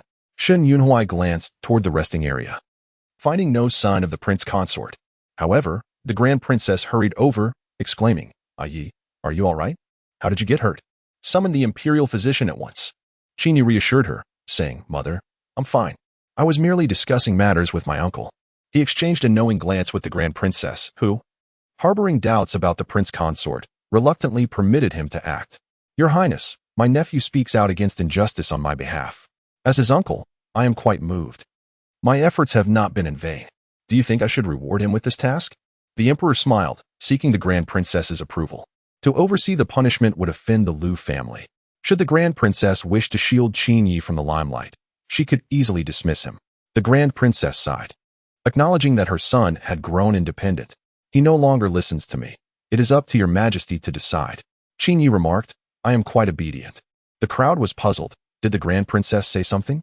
Understanding her implication, the Emperor declared, let the prince oversee the punishment, so all may witness what it means to stand against tyranny. The ministers felt humiliated, as if the Emperor had ground their faces into the dirt. I accept this decree. Qingyi replied with a smile as he ordered Lu Qing to be taken away, stripped of his armor. The imperial guards, though hesitant, complied and led Lu Qing away. Lu Qing cast a cold glare at Qingyi, who remained unfazed. I am a true royal. What is there for me to fear? Shen Yunhuai thought to himself. Do you take me for your servant? Yet, he feigned concern and approached. Qingyi leaned on him for support. Help me over there. Shen Yunhuai observed his limping gait. Feeling uneasy. Are you truly injured? Thanks to you. Qingyi scoffed. I am not limping. As the hooves of the horse struck the ground, his foot slipped. Just a hair's breadth away, his leg could have been crushed. The memory sent chills down Qingyi's spine. Then why are you still limping? Shen Yunhuai offered his arm as a crutch. I was scared. Is that not valid? I nearly died from fright, he exclaimed, recalling how his leg had tensed from the shock. I still feel that chill. It's as if I were truly injured. He remained frozen in place, unable to recover. Shen Yunhuai hesitated. Do you know who plotted against you? I.e., you are not actually the prince consort's son. Be wary of him. Qingyi halted, furrowing his brow as he regarded him. Now that you've said it all, what more can I say? Shen Yunhuai felt a weight lift off his chest at his words. You do not doubt me? Is this information from your sister-in-law? Qingyi inquired cautiously. Why do you ask? With your intellect, you would not discern such deep plots. The young prince chuckled. Ha ha, get lost. But Qingyi's expression turned serious. You mentioned the emperor might be assassinated, and that has come to pass. You said I would face danger, and it has also become true. Where did your sister-in-law acquire such information? Shensen chuckled. A secret. Do not ask what should not be asked. If it weren't for our shared childhood, I'd gladly teach you a lesson, Qingyi retorted. Upon arriving at the punishment site, Lu Qing was already bound to a bench, 2 guards preparing to carry out the sentence. Hearing the sound of the wooden rods, Qingyi cleared his ears and barked, Have you not eaten? Who dares to defy the decree and ease the punishment? I will be the first to have him executed. The executing guards trembled in fear. Lu Qing, with a fierce spirit, declared, I accept my punishment. Do not show mercy. Qingyi sneered, crouching beside Lu Qing. I will count personally. 50 lashes, commence. The guards dared not relent. With the first strike, Lu Qing stifled a groan. The sound of the rod striking flesh was unmistakable. Find out what happened during Ye's hunt, commanded the Grand Princess. A nearby maid immediately set off to inquire. Once the ceremony concludes, the prince consort will poison the Grand Princess, rendering her mad and delirious, thus securing the Grand Princess's household as his own. How should I warn the Grand Princess? If I speak up recklessly, it may backfire and alert the prince consort. That would not be wise. Wen Jiushu pondered. If my third brother were to step in and sound the alarm for the young prince, similar to how he alerted the emperor, it may be effective. The Grand Princess would not suspect her own son. The 2 young aunts exchanged incredulous glances. How could the dignified and gracious Grand Princess end up in such a fate? Shen Yunyao clutched her handkerchief tightly, fully aware of the dangers. A woman must never succumb to romantic delusions. Losing money is trivial, but losing one's life is grave. Trusting a man can lead to ruin. She whispered urgently in the Grand Princess's ear. The Grand Princess's expression shifted upon hearing her words. I understand, sister-in-law, Shen Yunyao replied. The 3 women prepared to depart. Shen Xiaowu, just a moment, pulling blocked their path. Shen Yunqi's eyes flickered, hesitant to meet his gaze. What is it? Why do you seem so timid? Like a frightened rabbit? Whatever happened to the confident Shen Yunqi? Huling observed her with an enigmatic expression. Hearing this, Shen Yunqi's face fell. Just as she was about to dismiss his concern, Huling presented a fluffy white object, for you." A silly, adorable rabbit dangled from his hands, kicking its legs. "Is this rabbit for me?" Shin Yunqi's eyes lit up. "I found it during the hunt. It's too thin to eat. So take it and fatten it up for me." A radiant smile graced Shin Yunqi's face. Seeing her genuine happiness, Wuling couldn't help but smile in return, though he quickly restrained his expression. "Oh dear, how could we eat such a cute rabbit? Braised is delicious and roasted is quite good as well. As long as you like it," Wen Jiushu replied with a double entendre. Meanwhile, those who had conspired against Qin Yi knelt before the prince consort, pleading for forgiveness. It was a near success. The prince consort's demeanor remained calm, betraying no emotion. "Forgive me, I almost succeeded. I saw the horse's hooves ready to crush Qin Ye's leg, but he managed to evade it. In the end, he killed the horse, and its hooves only grazed his leg, leaving him unharmed." The prince consort instructed. "The young prince may live, but he must be crippled." The failed assassin was one of the prince consort's trained agents. The prince consort sighed, not expressing anger but rather helping the would-be assassin to his feet. "It is of no consequence. The young prince is surrounded by many, and a momentary lapse can happen. Thank you, prince consort. Next time, I shall not fail in my mission," the assassin vowed.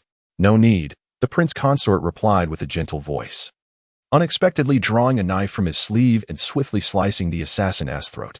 His movements were ruthless and decisive. The assassin could not believe what had just transpired. The prince consort withdrew a handkerchief to wipe the blood from his dagger, his countenance remaining gentle. A useless person need not live. A trusted aide entered the tent, glanced at the lifeless body on the ground without a flicker of emotion, and stepped over the corpse to approach the prince consort. "My lord, the princess is coming this way." Lin Junyan paused in his action of cleaning the blade, then, with a swift motion, drew the knife across his own arm, crimson blood instantly staining his sleeve. Just as the princess arrived outside the tent, the prince consort emerged with an anxious expression. "Madam, Yi is in danger. We must hurry to save him." His face was pale, one hand clutching his injured arm, fingers slick with blood. Had the prince consort been harmed? Who would dare to injure him? The princess was momentarily perplexed. Was he genuinely concerned for Qin Yi, or was this all a charade? If it was a ruse, he was playing his part exceedingly well, leaving her utterly unable to discern the truth. "Who has wounded you? How could you bleed so profusely?" No, something felt amiss. His injury should have elicited a more urgent response from her. She appeared concerned, yet strangely composed. She ought to have been frantically calling for a physician. In the past, whenever his safety was at stake, Qin Shu would prioritize him above all else. Had she truly begun to harbor doubts?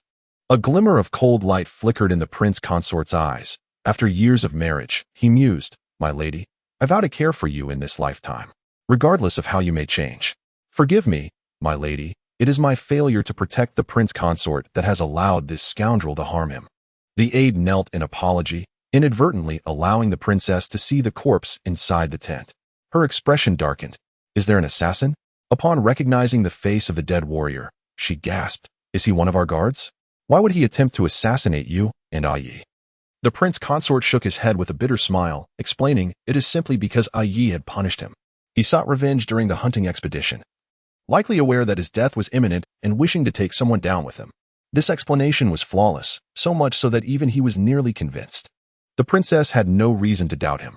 Chapter 116, a challenge to Wen Jiushu. Thus, it seemed the prince consort was entangled by Yi. The princess stepped closer to support him, glancing at the kneeling aide. "You should hurry and summon a physician to tend to your lord." The aide looked at the prince consort, then bowed his head and replied, "Yes." If one were to listen closely, they would detect a hint of derision in the princess's tone. The prince consort patted her hand reassuringly. "I am fine, my lady. Do not worry. It is merely a superficial wound. Has Yi been harmed?" His concern for Qin Yi had always seemed superficial, lacking any genuine depth. She had never noticed this before. The prince consort pondered. Even if he were not severely injured, being trampled by horse hooves would still cause some harm. His injury served as a reminder for the princess that the guards in her estate were not to be trusted. The prince consort's gaze flickered. "What do you mean?" "My lady, they dare to audaciously attempt to assassinate you and Yi. How can I be certain they do not have accomplices?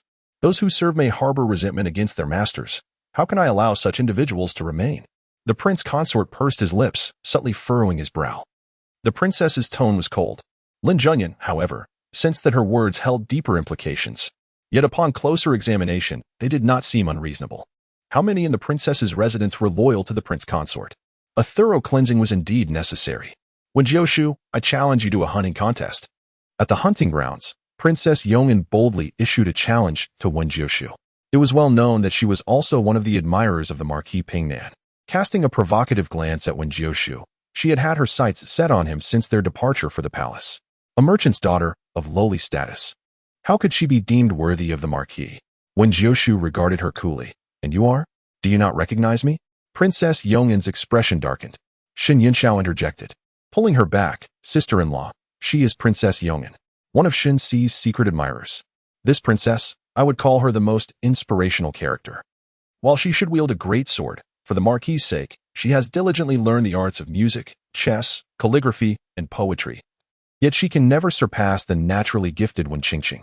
She even went so far as to express her feelings to the Marquis, willing to be a concubine, to remain by his side, only to be rejected. Shouldn't her ire be directed at Wen Qingqing instead? Why has the battle shifted towards me? Is it because I, a mere pawn, still occupy the position of the Marquis' wife that Princess Yong'an indiscriminately attacks? Shen Yunxiao was aware of Princess Yong'an's feelings for her elder brother. She positioned herself protectively in front of Wen Jiushu, saying, Princess, my sister-in-law is with child and should not engage in hunting. Please do not force her. You shall. You have changed.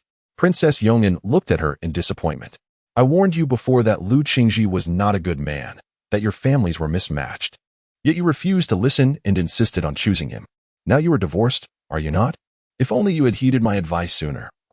You would not have found yourself in such a disgraceful situation.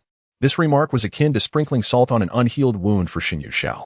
Before her marriage, she and Princess Yong'an had been close friends, but as time passed, their paths diverged, and they no longer maintained contact.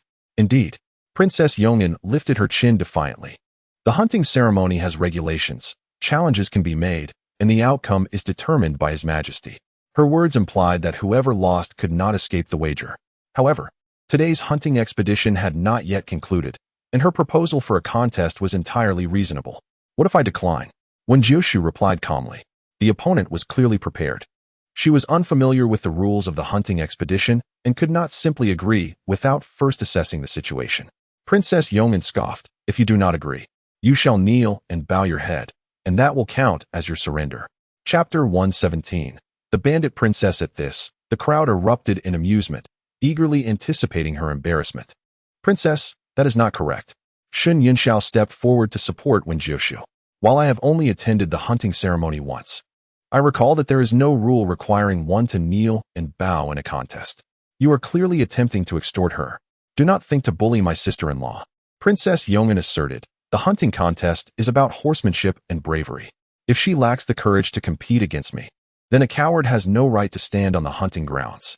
Shen Yunxiao gritted her teeth, although she was also unfamiliar with the rules of the hunting grounds. Kneeling and bowing was out of the question. With a swift motion, a concealed weapon was launched toward Princess Yong'an. She suddenly raised her hand to catch it. Who dares to ambush this princess? Your memory seems lacking. Perhaps you should eat some walnuts to improve it. A light mocking laughter rang out. As Hualing casually stepped forward. Since when did you rewrite the rules of the hunting grounds? What Princess Yong'an caught was indeed a walnut. Her face darkened. Hualing, what do you mean by this? Are you implying I lack intelligence? Ah, so the princess herself recognizes her own shortcomings. You. Princess Yong'an crushed the walnut in her hand, revealing that she was not merely a delicate noblewoman. Hualing would do well not to provoke her. Princess Yong'an's father is a bandit, and she is the daughter of the bandit leader. Their stronghold was a significant headache for the court, which later granted them amnesty. Her father distinguished himself on the battlefield, leading the emperor to bestow upon her the title of Princess Yong'an. The one responsible for the amnesty was Shen Si. At first glance in the bandit stronghold, Princess Yong'an had taken a liking to Shen Si, persuading her father to accept the amnesty. Otherwise, the stronghold would have been eradicated by Shen Si. Upon arriving in the capital, the bandit princess realized the disparity between herself and the noble ladies of the capital. Thus, for Shen Si's sake, she forced herself to learn the arts of music, chess, calligraphy, and poetry. Hence, Princess Yong'an has often been humorously dubbed the bandit princess. Why do you still bring your bandit ways to the capital? Hualing mocked. Who does not know that you, Princess Yong'an, grew up practicing martial arts in the mountains? Hunting is your comfort zone. Do you have the audacity to compete with a pregnant woman? Exactly. Then why are you meddling? Hualing remained unperturbed. positioning himself in front of Sun Yunxiao and Wen Jiushu, his gaze filled with sarcasm. A contest is fine, but do you think you are worthy of having the Marquis's wife kneel and bow to you? Are you not afraid of shortening your own life? The rules for issuing a challenge are indeed established. However, losing does not necessitate bowing one's head. The defeated party must either adhere to the conditions set prior to the contest, after all. A wager is typically established at the outset, or forfeit by relinquishing their most treasured possession to the victor, which serves as the price of forfeiture. This particular rule may not be explicitly documented, yet it stands as an unwritten convention during the ritualistic hunts. But the noble lady has yet to voice her thoughts. General Hua, why do you flail about so? Acting rashly and meddling unnecessarily. This is a contest between me and the lady. What concern is it of yours? Despite her apparent lack of intellect, it does not imply she is incapable of delivering a sharp retort. General Hua's fervent defense of another's wife raises suspicions of ulterior motives. After spending several years in the capital, she has learned the art of veiled sarcasm. In her initial days, she was oblivious to such jibes and often laughed along, only to later realize they were directed at her. Chapter 118. How dare Wen Jiushu insult her so? A malicious attack aimed at her heart. The Princess of Yong'an was consumed by jealousy, particularly upon observing Wen Jiushu's condition, which drove her to the brink of madness. Why should she alone bear the privilege of carrying the Lord's child? She intended to seize this hunting expedition as an opportunity to teach Wen Jiushu a lesson, even at the cost of her own dignity.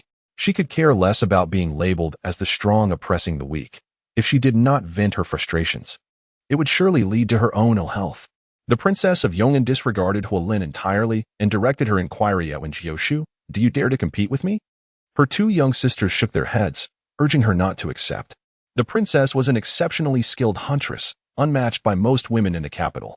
Wen Jiushu placated her sisters, lifting her gaze to the princess and inquiring, if you wish to challenge me, I presume there must be conditions attached. What do you desire?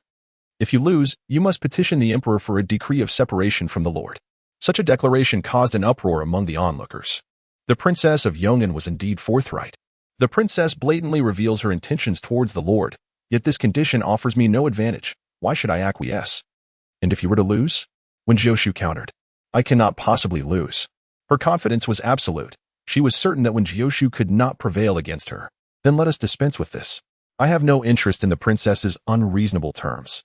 Wen Jiushu turned to leave. Halt, the princess commanded. If I lose, I shall kneel and bow to you. Wen Jiushu shook her head. That is insufficient. What more do you desire? The mere act of bowing would merely bruise her pride, inviting mockery for a couple of days, an inconsequential matter without true loss, whereas if I were to lose, the princess would demand a separation. You are quite calculating, my lady. The crowd recognized the inherent unfairness of the princess's stance. Was this not a blatant act of bullying? Yet, they were eager to witness the ensuing spectacle, whether it be at Wen Jiushu's expense or the princess's. Consequently, aside from Huolin, no one stepped forward to advocate on Wen Jiushu's behalf. What do you plan? The Princess of Yong'an was intent on tormenting Wen Jiushu. If you lose, you must marry a horse servant. Wen Jiushu spoke softly, her words deliberate. The crowd erupted in disbelief. A horse servant? Wen Jiushu was indeed cruel, suggesting the princess marry such a lowly figure. Yet, was it not amusing? A bandit wedded to a horse servant? Laughter rippled through the assembly. The Princess of Yong'an glared in outrage. You covet my husband. How is it that you can make unreasonable demands, yet I am forbidden from retaliating? Wen Jiushu interjected, her voice icy. I must ensure that the consequences of coveting my husband are made known. Additionally, I wish to impart a lesson to the princess. Do not covet what is not yours. The horse servant possesses considerable skills. Others have already tested his worth for the princess. I have taken your interests into account. The crowd's expressions twisted in shock. Had Wen Jiushu lost her mind? To offend the princess was one thing, but to provoke the El family was another. Who could forget how El Ning had been wronged by a horse servant?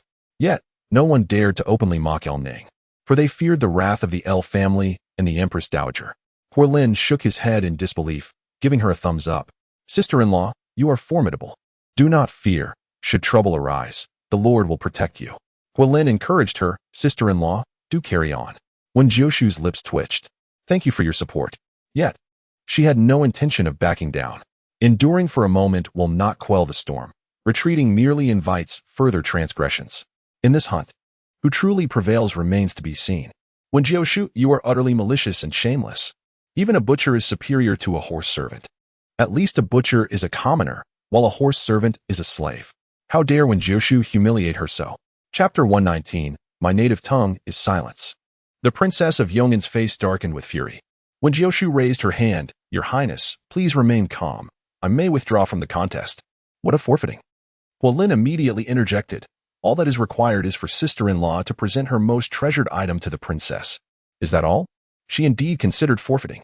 Wen Jiushu nodded, contemplating as she removed a hairpin from her coiffure, offering it to the princess. How about this? But think carefully, Your Highness. For the proud princess of Yong'an. This was nothing short of an affront.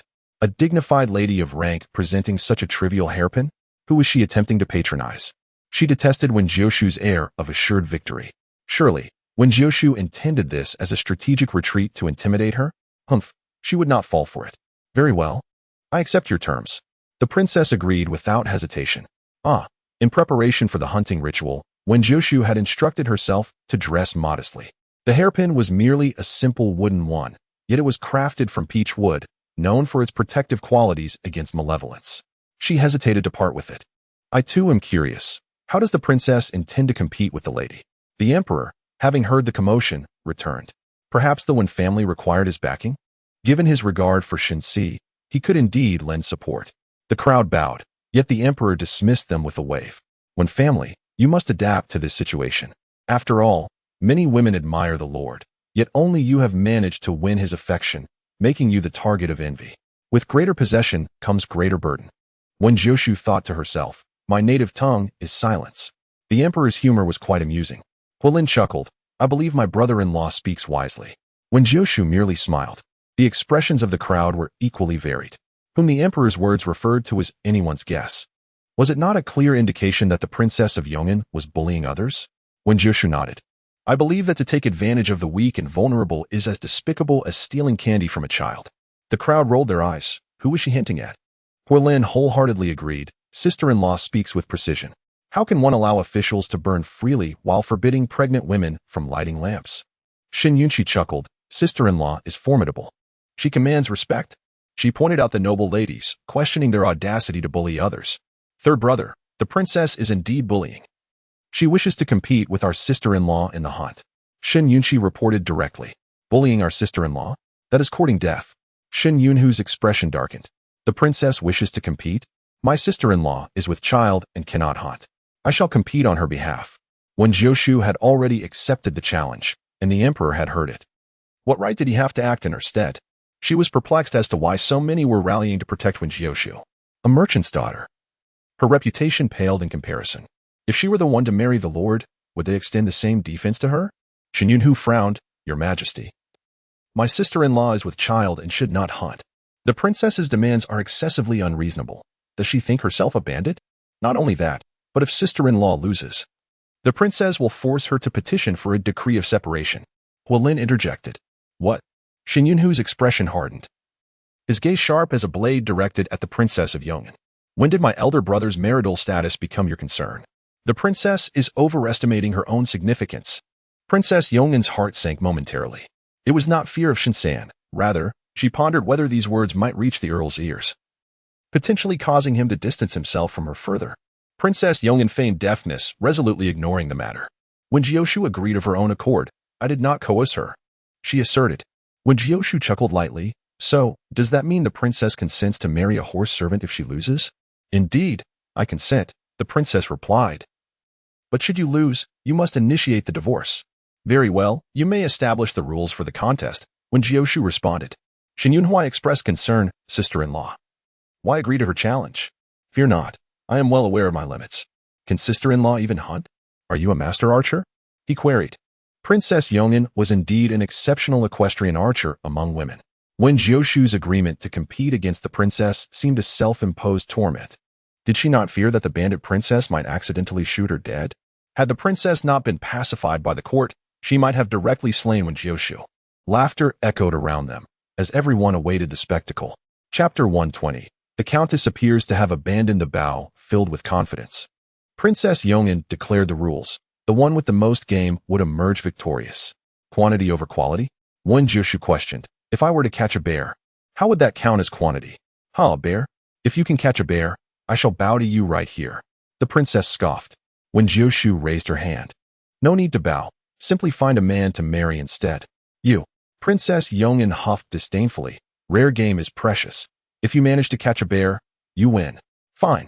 Wen Jiushu replied nonchalantly. The emperor smirked. Countess, have you made your decision? Compared to Princess Yongin's arrogance, Wen Jiushu's calm demeanor seemed to overshadow her. Well, as long as the princess has no regrets, Wen Jiushu stated. I have absolutely no regrets. The princess proclaimed, determined to drive Wen Jiushu from the earl's residence. Before the festival, she had encountered the earl's elderly lady, who appeared weary. Upon inquiry, she learned that Wen Jiushu had humiliated the old lady within the earl's household, even audaciously seizing her authority. Though the earl's old lady was a stepmother, she had devoted her life to the earl's family. While the earl was away, Wen Jiushu took advantage of her vulnerability. Princess Yongin had resolved then and there that if she encountered Wen Jiushu again, she would teach the Wen family a lesson. The earl's old lady had once claimed to be the favored daughter-in-law of the Shin family. Now, however, she could only lament that those were mere words. Very well. I shall serve as your witness. Whoever loses must fulfill their promise, the emperor declared, his words akin to gold. There would be no reneging on the outcome. Both Princess Yongin and Wen Jiushu shook their heads. If there are no objections, let us begin, the emperor gestured. The princess's servant brought her horse, and with a graceful leap, she mounted it, casting a haughty glance at Wen Jiushu. Shen Yunhuai, resigned, chose an excellent horse for his sister-in-law. Just as he worried whether she could ride, Wen Jiushu effortlessly mounted the horse with a swift motion, her long legs elegantly swinging over the saddle, holding the reins. Her slender figure sat upright, her face strikingly beautiful, exuding an alluring charm. As the drum sounded, Princess Yongin charged ahead into the hunting grounds. Shen Yunhuai handed her a sack, asking, Sister-in-law, can you manage alone? The sack is for the game, Wen Jiushu replied, shaking her head dismissively. A cage? No need for that either. Third brother, what is the most precious game in this hunting ground? Shinsan pursed his lips. It is the fire spirit fox. Rumored to have existed since the reign of the founding emperor, serving as the guardian of the royal tomb. Wait and see. Today, I shall show you the spirit beast. With that, Wen Jiushu spurred her horse into the forest. Meanwhile, she leisurely rode, even testing her bow. Too heavy, she mused, seemingly abandoning the bow. The imperial guards reported this to the emperor, who pondered, if she has forsaken the bow, how will the Wen family triumph over Princess Yongin? Or is it that she is merely seeking an opportunity to divorce? Shen Yunhuai worriedly questioned how his sister-in-law could hunt without being able to draw a bow. Reports from the guards indicated that Princess Yongin was continually amassing game, demonstrating her unyielding desire to win against Wen Jiushu. In stark contrast, Wen Jiushu ambled to an open area, where she spotted a stone tablet and dismounted to rest, beneath a sprawling ancient tree that provided ample shade. She plucked a leaf to test its sound with her lips. It was satisfactory. The countess was blowing a leaf. The guards relayed the developments of the contest. Chapter 121. Wen Jiushu's predicament. The emperor contemplated whether the Wen family had long desired a divorce. Princess Yongin was hitting her mark consistently, her game accumulating rapidly, while Wen Jiushu appeared to have no competitive spirit whatsoever. Laughter erupted from the crowd, questioning whether Wen Jiushu, aware of her inferiority, had deliberately chosen not to compete, thereby avoiding embarrassment. Guru Aluo was bewildered, wondering what benefit Wen Jiushu derived from her actions.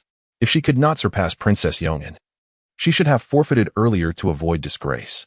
On the other hand, Princess Yongin was nearly finished hunting, ready to return triumphantly.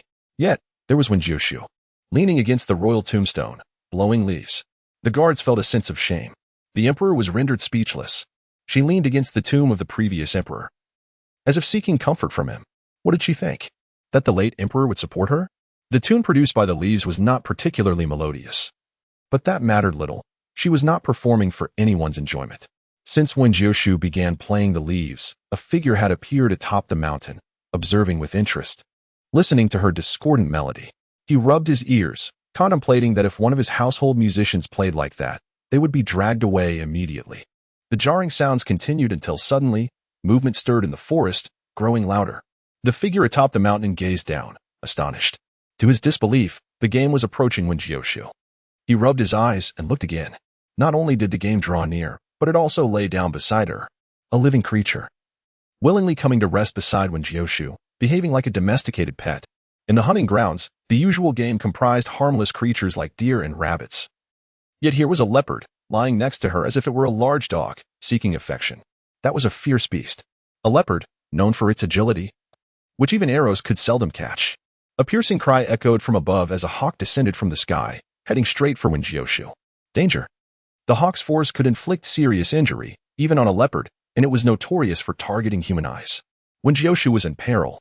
Lifting her gaze, she thought, "Do not assume that just because you are high up, I cannot see you. Just a nuisance." She had no interest in acknowledging it. With a calm gesture, the hawk that had been diving from thousands of meters above landed gracefully on her arm. Wen Jiushu's arm trembled slightly as she chuckled softly, "You are rather heavy." The hawk flapped its wings twice, lifting one claw to reassure her, "Not heavy at all." Moreover, the hawk was careful not to snag her sleeve. "You are quite the gentleman. Thank you." In her previous life, while following an old Taoist for cultivation, Wen Jiushu not only learned the art of medicine but also acquired skills in Taoist practices. Additionally, she possessed the ability to communicate with nature and its creatures. Although she rarely displayed this talent, the onlookers atop the mountain were astounded. Could Wen Jiushu train hawks?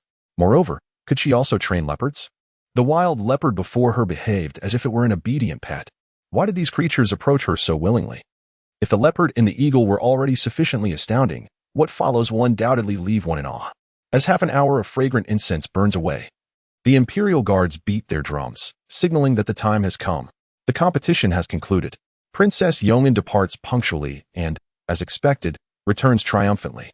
"Your Majesty, my prey is here. Please count it, and do not accuse me of bullying Wen Jiushu," she declared with pride. During the hunt, she did not even encounter Wen Jiushu. It is certain that Wen Jiushu is destined to lose.